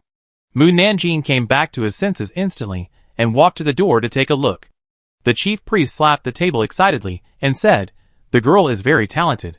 If she studies hard, it will not be a problem to participate in the imperial examination next year. The chief clerk reminded him, Chief priest, nowadays, no woman has participated in the provincial and metropolitan examinations, so it is impossible for her to participate in the imperial examination next year. The chief priest frowned. Wouldn't it be several years to wait? Si Yuan also felt it was unfair. Rules are dead. People are alive. Let the emperor change the imperial examination system next year. If he doesn't change it, I will change it for him. The Chief Priest. Chapter 118 Your Majesty. Si-Yuan's knowledge is not inferior to that of the male talents in the academy. But she is more talented than the girls in the female talent class. If she is placed in the female talent class, she will not be able to learn better knowledge. But if she is placed in the male talent class, her reputation will be damaged. The chief priest was very embarrassed. In the end, Si-Yuan asked to study with the male talents. She said, "If you care about your reputation now, how can you work with men in the court in the future?" When the chief priest heard her words, he knew that she was going for the examiner. So he put aside the difference between men and women and arranged her to the male talent class. The male students in the male talent class were very curious to see that there were girls studying in their class. But when they heard that Si-Yuan's talent was not inferior to theirs, they all showed doubts, disdain and mockery. Si-Yuan didn't care about their attitude at all, and devoted herself to studying. When the small exams and college exams came, she would prove that she was no worse than them. Mu Nanjing was lazy for 2 days before sending people to collect favorable evidence for the wrong people to clear their grievances. It was easy to find physical evidence and witnesses. But the difficulty was that the witnesses were unwilling to come out to testify for the wrong people. Because if they came out to testify, it would mean that they had made false testimony before, and they would be beheaded, and their families would be implicated. In this way, no one dared to go back and testify for the wrong people. This stumped Mu Nanjing. She could control the witnesses to testify for the wrong people. But what about afterwards? Afterwards, they would go back on their words after they sobered up. And even if no one believed them anymore, it was not difficult to guarantee that they would not be sentenced to death. Therefore, the biggest problem still lies with the emperor. If the emperor is willing to issue an order, many problems will be solved. Your Majesty, Your Majesty, Your Majesty, Lu Qianhu and others from Qianhu Wenyuan. From the morning shift till now, they have heard this sentence the most. The owner who said this sat in the corner and stared out the window in a daze. People who didn't know would think she was missing her lover. Your Majesty, Qin Xiaoyan, who was far away in another writing room, stopped his work. Even Deng Xingqiao from the right courtyard heard Mu Nanjing's voice. He asked Chen Liangli and Jiang Buji, who reported to him. Mu Nanjing came to the right courtyard. Chen Liangli and Jiang Buji looked at each other. No. Your Majesty. Deng Xingqiao rubbed his head points. It is probably transmitted from the left courtyard. This voice has spread too far and has affected our work. I don't know how the people in the left courtyard survived after hearing Mu Nanjing's voice every day. Chen Liangli thought for a moment and said, "Under normal circumstances, it would not reach our right court." Jiang Buji replied, "Is this not an ordinary situation?" Chen Liangli, "Today is indeed an extraordinary situation. Not only did the people in the Dewey mansion hear it, but soon, even the Ministry of Personnel heard it. Your Majesty." The official of the Ministry of Personnel, who was busy at work, almost sprained his ankle when he heard this. The hand of the person who was reviewing the document trembled and made an extra stroke on the document. The person who was drinking tea almost choked to death on the tea. Cough cough after the Minister of Personnel choked. The tea sprayed out of his nose. He quickly took out a handkerchief and wiped his face. "The Emperor is coming." The Minister of Personnel quickly rushed out of the room and shouted to the passing junior official, "The Emperor is coming." Quickly asked the people in the secretarial room to come out to greet him. When the official heard this, he hurriedly ran and shouted, "The Emperor is coming. Everyone come out to welcome him. The Emperor is coming. Everyone come out to welcome him." Officials rushed out from all directions. And officials who were using the toilet also hurriedly ran out with their pants pulled up. The Minister of Personnel led all the people in the Ministry of Personnel to the outside of the Ministry of Personnel. The guards who were guarding the door were sweating. What are the adults doing? The Minister of Personnel and other officials saw that the street was empty, and confusion flashed in their eyes. Where is the Emperor? Didn't they say the Emperor is coming? Why is there no one? Someone asked the guard at the door, "Where is the Emperor? Didn't they say the Emperor is coming?" The guard at the door said, "The Emperor is not here." The Minister of Personnel and others. "The Emperor. Here it comes again." The same voice again. Emperor Wenzong frowned and whispered, "This seems to be Mu Nanjing's voice." Everyone. This can't be her inner voice. Right? Where is the Emperor? Where is the Emperor? The officials of the Ministry of Revenue next door hurried over. "Didn't the Emperor come? Why can't I see the Emperor?" The Minister of Personnel said unhappily, "He didn't come." The officials of the Ministry of Revenue were stunned. "He didn't come? Then the officials of the other 4 ministries also ran over in a hurry, but saw the people of the Ministry of Personnel and the Ministry of Revenue standing on the street with dark faces. The Minister of Rights asked, "What's going on? Where is the Emperor?" The Vice Minister of the Ministry of Revenue said, "He didn't come." The Minister of Personnel said with a gloomy face, "I guess Mu Nanjing is going crazy again." Everyone. The Emperor. Everyone had a black line on their foreheads. "I really want to rush to the Dewey Mansion to protest, Your Majesty." Not only did the people of the 6 ministries hear it, but even the people of other bureaus heard Mu Nanjing's voice. The Emperor, who was far away in the palace, also heard it. He stopped the brush in his hand and raised his eyebrows. "Mu Nanjing is here?" Gu Tongling, who was guarding outside the door, replied, "To Your Majesty." "No. No." The Emperor sighed. "Where did it come from?" Tian Yuan, who was guarding nearby, heard the voice. "Mu Nanjing is in the Dewey Mansion." "From so far away?" The Emperor frowned. "She is far away in the Dewey Mansion. So why did she call me?" Gu Tongling said, "As long as she stops shouting assassins, everything can be discussed. They can't stand being frightened. And if it happens too many times, he won't be able to tell whether it's true or false." The Emperor couldn't help laughing, and was angry and amused at Mu Nanjing. Eunuch Yuan didn't know what they were talking about, but seeing that the Emperor was happy, he smiled too. "Emperor." The Emperor stopped smiling and said to Commander Gu, "Commander Gu, go to the Dewey in person and ask Captain Lu and the others to find out what Mu Nanjing wants to do." "Yes." Commander Gu was also very curious why Mu Nanjing kept calling him the Emperor. He used Qigong to run to the gate of the palace, and then rode to the Dewey Mansion to find Qin Chaoyan. Qin Chaoyan resigned himself to running to the Qianhu's office, and saw that the Qianhu were all in a headache. He coughed lightly and said, "Captain Lu, have you completed your mission?" Captain Lu raised his head, and saw that Qin Chaoyan kept making eyes at him. He understood, replied to Lord Can, "It's not finished yet. We will hurry up." "Well, I'll wait for your news in the office." "Hurry up." "Yes." Qin Chaoyan left. Captain Lu stood up and walked to Mu Nanjing. "Mu Nanjing, have you finished reading the case files I showed you 2 days ago?" "I have." Mu Nanjing answered without looking back. Captain Lu asked again, "Then do you see the problem? Are there any wrongful cases here?" "There are several wrongful cases." Mu Nanjing pushed the case files in front of Captain Lu. Captain Lu glanced at it casually. "Since it is determined that there are several wrongful cases, why don't you check the truth?" "I checked and found a lot of favorable physical and witness evidence." Captain Lu looked at her in surprise. "Then why don't you tell us? We can also overturn the case." Mu Nanjing asked him back, "If you have given false testimony, would you be willing to stand up again to testify for the wrong person to clear the grievances?" Captain Lu was stumped. He wanted to say yes, but he was afraid of implicating his family. "You don't want to, right?" "The witnesses don't want to either, because they are afraid of death and their family's death." Lu Qianhu asked tentatively, "Is your daze just now because of this matter?" "Yes." Mu Nanjing did not hide it from him. The key to overturning the case now is the Emperor. As long as he issues a notice to tell everyone that those who have given false testimony will not be held accountable, there will be many more people who come out to testify. Lu Qianhu. No wonder she has been calling the Emperor all morning. I will try to report the problem you mentioned to Lord Qin, and see if he can tell the Emperor about this, in order to prevent Mu Nanjing from thinking that this matter is particularly easy to handle. He deliberately emphasized, "It was agreed in advance that this matter can only be submitted to the Emperor, and it is not certain whether it will succeed. But I think the chances of the Emperor issuing an order are low. So don't hold out too much hope." Mu Nanjing nodded. "I was just thinking about whether to go to the palace to find the Emperor." And Captain Lu brought a pillow. He. Captain Lu left the office and found Qin Chaoyan, seeing Commander Gu sitting leisurely on a chair drinking tea.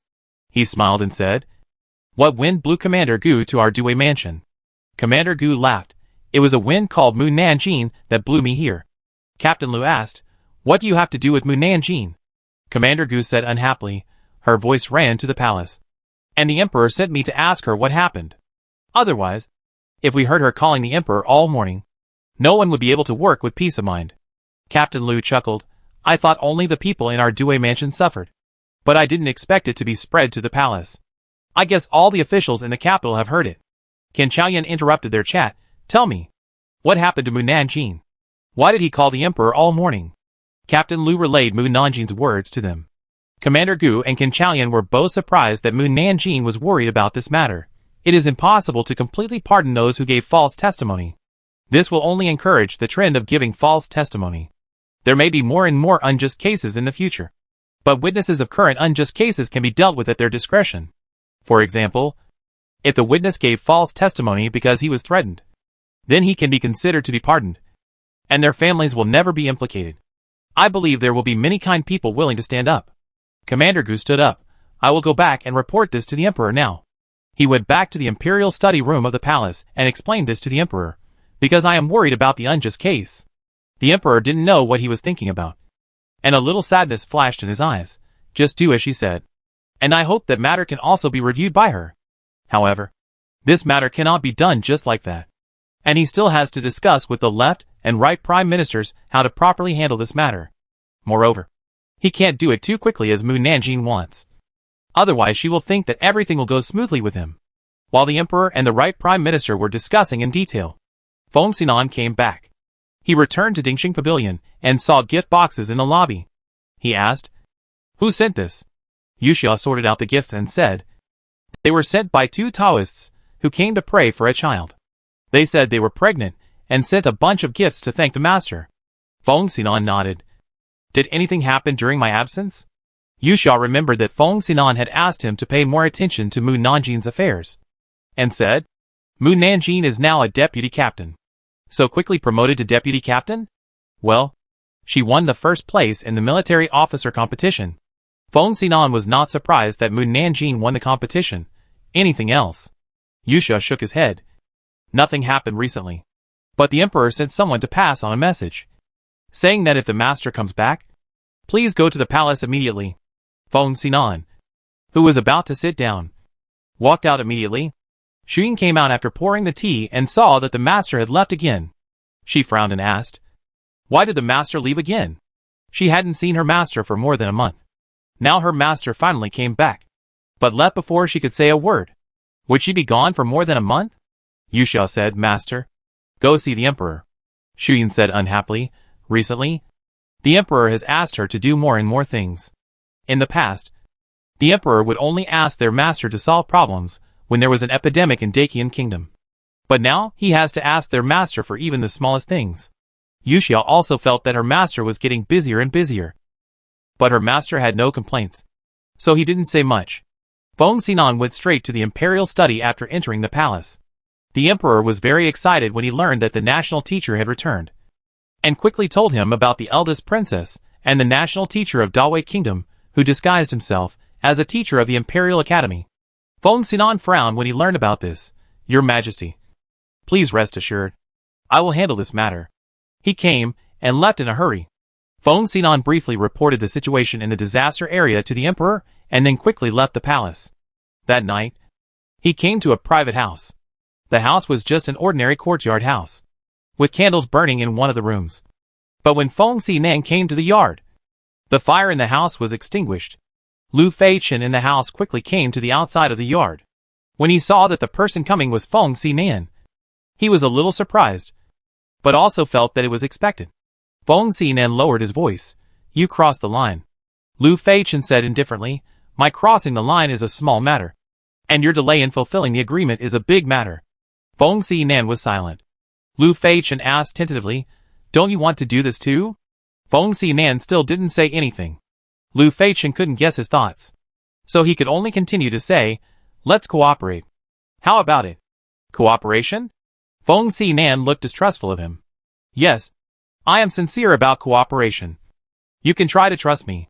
Feng Xinan asked him back, "Do you think we need to cooperate? I don't want to die, and you want to live. Do you think we should cooperate?" Feng Xinan was silent for a moment. "If you want me to believe in your sincerity, you can go to the Due mansion to find Mu Nanjin." LV Feichen. Chapter 119, This is easy. Mu Nanjin has become famous recently, and it is hard for Lu Feichen not to know her. But he didn't understand why Feng Xinan asked him to find Mu Nanjin. However, in order to show his sincerity, he still came to the Due mansion early the next morning to wait for Mu Nanjin. Mu Nanjin is already a deputy 1,000 households, wearing a dark purple flying fish suit, and a little girl. She can be recognized at a glance among a bunch of Jinui. Lu Feichen saw Mu Nanjing with a cold face, and he quickly walked up to her and said, "I, Lu Feichen, greet you, Lord Mu." Mu Nanjing raised his eyebrows. "Oh, isn't this the national teacher of David?" "What? The national teacher of David is here?" Jinui above the level of 100 households were shocked. At that moment, Lu Feichen felt that the atmosphere around him was very wrong. He saw that the Jinui above the level of Baihu looked at him with vigilance, and his hands unconsciously touched the swords at his waist, as if everyone would rush over as soon as he moved. "Master Mu, I am the teacher of the Imperial College." LV Feichen quickly revealed his identity, but the Jinui around him still kept their hands on the hilt of the sword. Mu Nanjing asked, "Are you here to see me?" LV Feichen nodded, "Yes." "Why did he come to me?" "He didn't come to ask me for Baidu?" "But Baidu is just a master, and he needs the national master to come to her to ask for it." "What's the matter?" "This." Lu Feichen hesitated. "Actually, it was the national master who asked me to come to you, and I don't know the specific reason." "National master? Feng Xinan?" "Yes." Mu Nanjing checked the gossip news and found that Feng Xinan had indeed asked Lu Feichen to come to her, saying that he wanted Lu Feichen to prove his sincerity. But he did not say the real reason why Feng Xinan wanted to find her. Lu Feichen said again, "The national master only asked me to come to you, but he did not say why he wanted to find you." The Jinui gradually felt relieved when they heard that it was the national master who asked them to do so, and they slowly put down their hands. Lu Feichen breathed a sigh of relief. "Oh, that's easy." Mu Nanjing raised his chin towards the Due mansion. "From now on, the toilet of the Due mansion will be in your hands." Jinui. Lu Feichen. He, the national master, actually dared to ask him to clean the toilet. How ridiculous. How ridiculous. Seeing that he looked ugly, the Jinui was worried that he would make a move, and quickly put his hand on the hilt of the knife. Lu Feichen did not want to quarrel with the Jinui, and then he kept comforting himself in his heart. For cooperation. For cooperation. He took a few deep breaths. "Okay. I'll go." "Jinui, are you really going to clean the toilet?" Mu Nanjing noticed that everyone looked nervous and said calmly, "Everyone go away. A national teacher can't make a fuss, and he dare not do anything wrong because he needs help from Feng Xinan." Oh. What are the Jinui worried about after hearing her voice? Everyone went away to do their own things. Mu Nanjing took Lu Feichen into the Due mansion. "After you clean the toilet, clean the courtyard of the Due mansion." Lu Feichen frowned. "I still have to go back to the Imperial College to teach. The monthly salary of the Imperial College is only 10 taels of silver, which is not enough for my meal. I will give you 20 taels of silver every month, and you can stay here and work with peace of mind. 20 taels to find a national teacher to work for me. It's really cost-effective." Hee. Jinui. Only you dare to find a national teacher from an enemy country to work for you. Lu Feichen did not come to Dakian Kingdom to teach here, in order to make Feng Xinan believe him. He could only listen to Mu Nanjing's arrangements. Mu Nanjing said again, after cleaning up, "Come to Qianhu's office to find me. I will take you to a place." Lu Feichen was curious. "Where? Don't you have a place to live?" "I will take you to a place where you can eat, live, and have fun."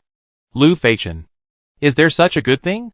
Mu Nanjing disliked the smell of the toilet, so he asked other Jinui to take Lu Feichen to the toilet, and then went to the office himself.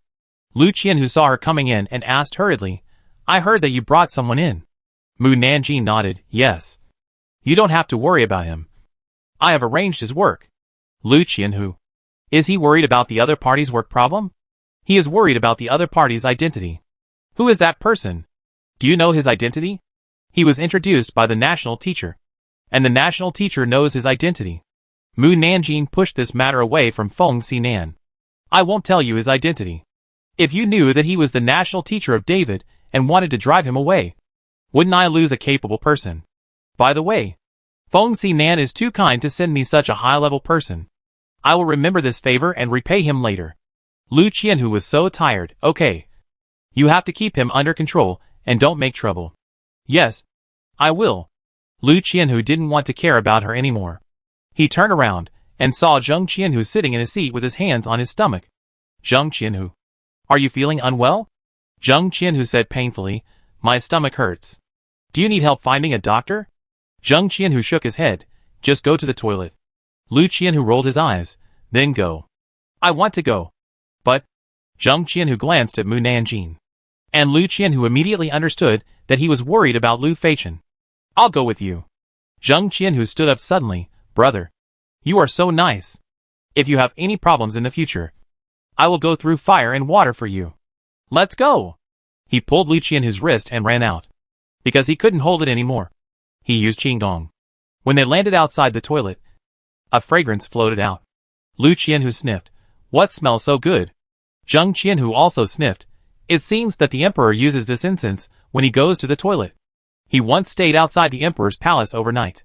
Every time the emperor went to the toilet, the palace maids would use incense to cover up the bad smell. You smelled it wrong. Right? No matter what. Go in and solve your problem. Lu Qianhu pushed him to the toilet. Because there were many genii in the Dewey mansion, the toilets were not independent. But a large house was divided into more than 20 small toilets. After Zheng Qianhu ran into the toilet, he smelled a more fragrant smell. He didn't care about so much, and quickly pushed open the door of one of the small toilets. Then, he was stunned for a moment, and ran out in a hurry. Lu Qianhu. Lu Qianhu. Lu Qianhu raised his eyebrows in surprise. So quickly solved. It's not solved yet. Captain Zheng pointed to the toilet. Did we go to the wrong place? We have been here thousands of times. How could we go to the wrong place? Captain Lu was speechless. Aren't you having a stomachache? How can you still bear it? You will know if you follow me. Captain Zheng pulled Captain Lu into the toilet, and pushed open the small toilet he had pushed open before. Look! Captain Lu was stunned. The smelly and dirty toilet not only became brand new, but also had a fragrance wafting out of it. There was a gauze curtain hanging above their heads, an incense burner for fumigating hands hanging on the wall, and fermented beans for washing hands, and ridiculously expensive toilet paper. If they were not sure that they were in the Dewey mansion, they would have thought they had entered the emperor's flower toilet. Who did this? Then, a gloomy voice came from behind them. Your toilet is as stinky as a pigsty. Captain Lu and Captain Zheng were shocked and turned around quickly to see a young man in a white robe looking at them with a cold face. Who are you? After asking this question, they quickly thought that the other party was most likely the national teacher of David brought in by Mu Nanjing. LV Feichen. LV Feichen said coldly, after you use the toilet, please flush the water, wash your hands, and use the incense burner to fumigate the stench on your body. Captain Lu and Captain Zheng nodded vigorously. LV Feichen snorted coldly and left the toilet. Captain Zheng whispered, he came to the Dewey mansion for less than 3/4 of an hour. He cleaned the toilet so clean? And arranged it so exquisitely? I thought I was not in a toilet but a bathhouse. Captain Lu said, he is very capable. So of course, he cleans it quickly. Captain Zheng remembered that Feng Xinan had the ability to call the wind and rain. So it was not a big deal for Lu Feichen to decorate the toilet in a short time. Captain Lu asked him, does your stomach hurt? Oh, I would have forgotten if you hadn't told me. Captain Jing rushed into the small toilet. Captain Lu. Wait for me here. Captain Lu said unhappily, do I smell your stink here? Uh-huh. Captain Lu turned around and walked out of the toilet to wait for him outside. About 1/4 of an hour later, Captain Zheng came out and put his hand under Captain Lu's nose. Does it smell good? Uh-huh. Captain Lu frowned. Have you washed your hands? Of course I did. I wouldn't dare to come out if I didn't. Captain Zheng smiled. This is the first time I feel that going to the toilet is such an enjoyable thing. I want to sit in it and never come out. Captain Lu raised his eyebrows. Are you not afraid? Captain Zheng coughed lightly. Don't mention this anymore. Let's go back to the office. On the way back to the office, they saw Lu Feichen cleaning the yard. They didn't know if it was their illusion. Lu Feichen cleaned very quickly. In the blink of an eye, a courtyard that could accommodate 500 people was cleaned up. They returned to the office, and Captain Zheng gave Mu Nanjing a thumbs up. You hired a very good handyman. Mu Nanjing. At lunchtime, Lu Feichen found Mu Nanjing coming out of the office. I have finished all the work you asked me to do. So fast? Come with me to eat first. And then? Mu Nanjing pointed to the office. Clean all the offices in the Dewey mansion. Lu Feichen did not object. He went to dinner with her first. When he came back, he immediately started cleaning. He started from the governor's office. Unfortunately, the door was locked, and he couldn't open it no matter how hard he tried. I heard that the governor of Dakian was not an ordinary person. Now it seems that the rumor is true. Lu Feichen was not here to steal. Since he couldn't get in, he cleaned other people's offices. He disappeared in a flash and came to the pacification envoy's room. Ken Chaoyuan, who was reading the documents, suddenly felt that there was someone behind him. He turned his head quickly, but didn't see a single person. He frowned and turned back to work, but he always felt something was wrong. Ken Chaoyuan looked back again and found that the bookcase behind him had become clean. There was no dust on the books on it, and even the bookcase looked much newer. He quickly got up to check. It was really not his illusion. Ken Chaoyuan looked at other places again. They were all cleaned, and even the messy places were tidied up. What's going on? It wasn't until the end of his shift that he realized that Mu Nanjing had asked the National Master of the David Kingdom to help clean up their Dewey mansion. I have to say that this little girl is really awesome. She even dares to use the National Master of another country as a handyman. Mu Nanjing was very satisfied with Lu Feichen's performance, and then took him to the back door of Shaoqing Tower. This is when Lu Feichen entered the backyard. He immediately realized that this was not an ordinary yard. Mu Nanjing did not hide it from him. The backyard of Shaoqing Tower. Lu Feichen knew Shaoqing Tower, and his face darkened. You don't want me to live here, do you? Is there a problem? Mu Nanjing called to Baidu, who was practicing sword in the backyard. Baidu, come here. Baidu quickly put away his sword and walked towards Mu Nanjing when he heard her voice. And then he saw someone standing next to Mu Nanjing. It would have been better if he hadn't looked, but he almost fell to the ground when he saw it. Was he dazzled? He actually saw the national teacher of David Kingdom appear in the backyard of Shaoqing Lu. Lu Feichen was also very surprised to see Baidu. Mu Nanjing introduced Baidu. The young man next to me is Lu Feichen. He currently has no place to live. You can arrange a room for him to stay. By the way, he hasn't eaten yet. Please ask the kitchen to prepare food for him. You must treat him well, and don't let him down. Baidu nodded with a stiff neck. Mu Nanjing turned to Lu Feichen and said, remember to go to the Dewey mansion to work early tomorrow morning. Lu Feichen frowned. Still going? How can you show your sincerity if you don't go? Lu Feichen. Mu Nanjing said to Baidu, I'll leave the person to you. Baidu nodded. And when she left, he quickly bowed to Lu Feichen and said, greetings, Master Guisher. Lu Feichen lowered his voice. The fifth prince clearly said that you had something important to do and didn't go back to David Kingdom with him. How do you explain your presence here? Baidu recounted the situation that day. Lu Feichen raised his voice in disbelief. You are a tortoise now. Baidu was used to being called that, and nodded. Lu Feichen. I didn't expect Mu Nanjing to be so capable. No wonder Feng Xinan asked him to find her. Master Imperial Master. This is a dirty place, and not suitable for you to live in. I will arrange another place for you to stay. Baidu was very curious about why Lu Feichen was in Dakian Kingdom. But the other party's status was higher than his, and it was not for him to ask. So he could only suppress this curiosity. Lu Feichen shook his head. I'd better live here. If he wanted Feng Xinan to believe him, he had to accept Mu Nanjing's test. If he left like this, how could Feng Xinan believe that he was sincere? The next morning, he arrived at the Dewey mansion on time at the hour of Mao. Mu Nanjing, who was already waiting at the Dewey mansion, saw him report in and nodded with satisfaction. Continue to clean the toilet today. Lu Feichen. Chapter 120. Are you kidding me? Since Lu Feichen took charge of the cleaning work of the Dewey mansion, the Jinui have been going to the toilet more often. Everyone praised the new odd servant. In just 2 days, this matter reached the ears of the Emperor and the Imperial Master, and they were both shocked when they heard it. Although it was Feng Xinan who asked Lu Feichen to find Mu Nanjing, he did not expect that the Imperial Master would be willing to listen to Mu Nanjing and clean the dirty and smelly place. On the 7th day that Lu Feichen stayed in the Dewey mansion, Mu Nanjing took out the contract and placed it in front of him. Your 7-day probation period has passed. I am very satisfied with your performance. As long as you sign the contract, you will be the Jinui of the Dewey mansion, and will only obey my orders in the future. Lu Feichen was a little confused. No. Mu Nanjing interrupted him. I don't like to force people the most. If you don't want to, you don't have to sign. You don't have to come to the Dewey mansion from tomorrow. Lu Feichen. Are you sure you really don't like to force people? Are you sure you don't have to sign if you don't want to? What about the strong pressure on him? Lu Feichen dared to say that as long as he said no, the pressure on him would definitely crush him. It has to be said that Dacian Kingdom is really a place of crouching tigers and hidden dragons. Emir Jinui is actually a cultivator, and his cultivation is higher than his.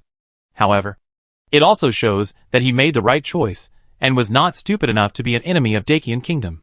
Otherwise, the Dawei Kingdom would only suffer defeat, and he would have no way to survive. I am willing to stay. Under the surprised gazes of the 1,000 households, Lu Feichen struggled to hold the brush and signed his name on the contract. At the moment of putting down the pen, his whole body regained its relaxation. He exhaled a breath and thought, there is a reason why Baidu fell into her hands. Mu Nanjing put away the book contract and took out the sign to him. Go to the warehouse to get the Feiyu suit. Yes. After Lu Feichen got the Feiyu suit from the warehouse, he left the Dawei mansion and ran straight to Dingxing Tower with the Feiyu suit. When he arrived at Dingxing Tower, he jumped directly from the first floor to the terrace on the roof without notifying anyone. Just like Jia Yin did when he found Si Nanfeng. Si Nanfeng, who was practicing, heard the sound and slowly opened his eyes. Lu Feichen put the Feiyu suit on the table. I have met Mu Nanjing and followed her arrangements. Can you believe my sincerity now?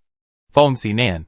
He asked Lu Feichen to meet Mu Nanjing because he wanted to hear from Mu Nanjing whether Lu Feichen was really sincere.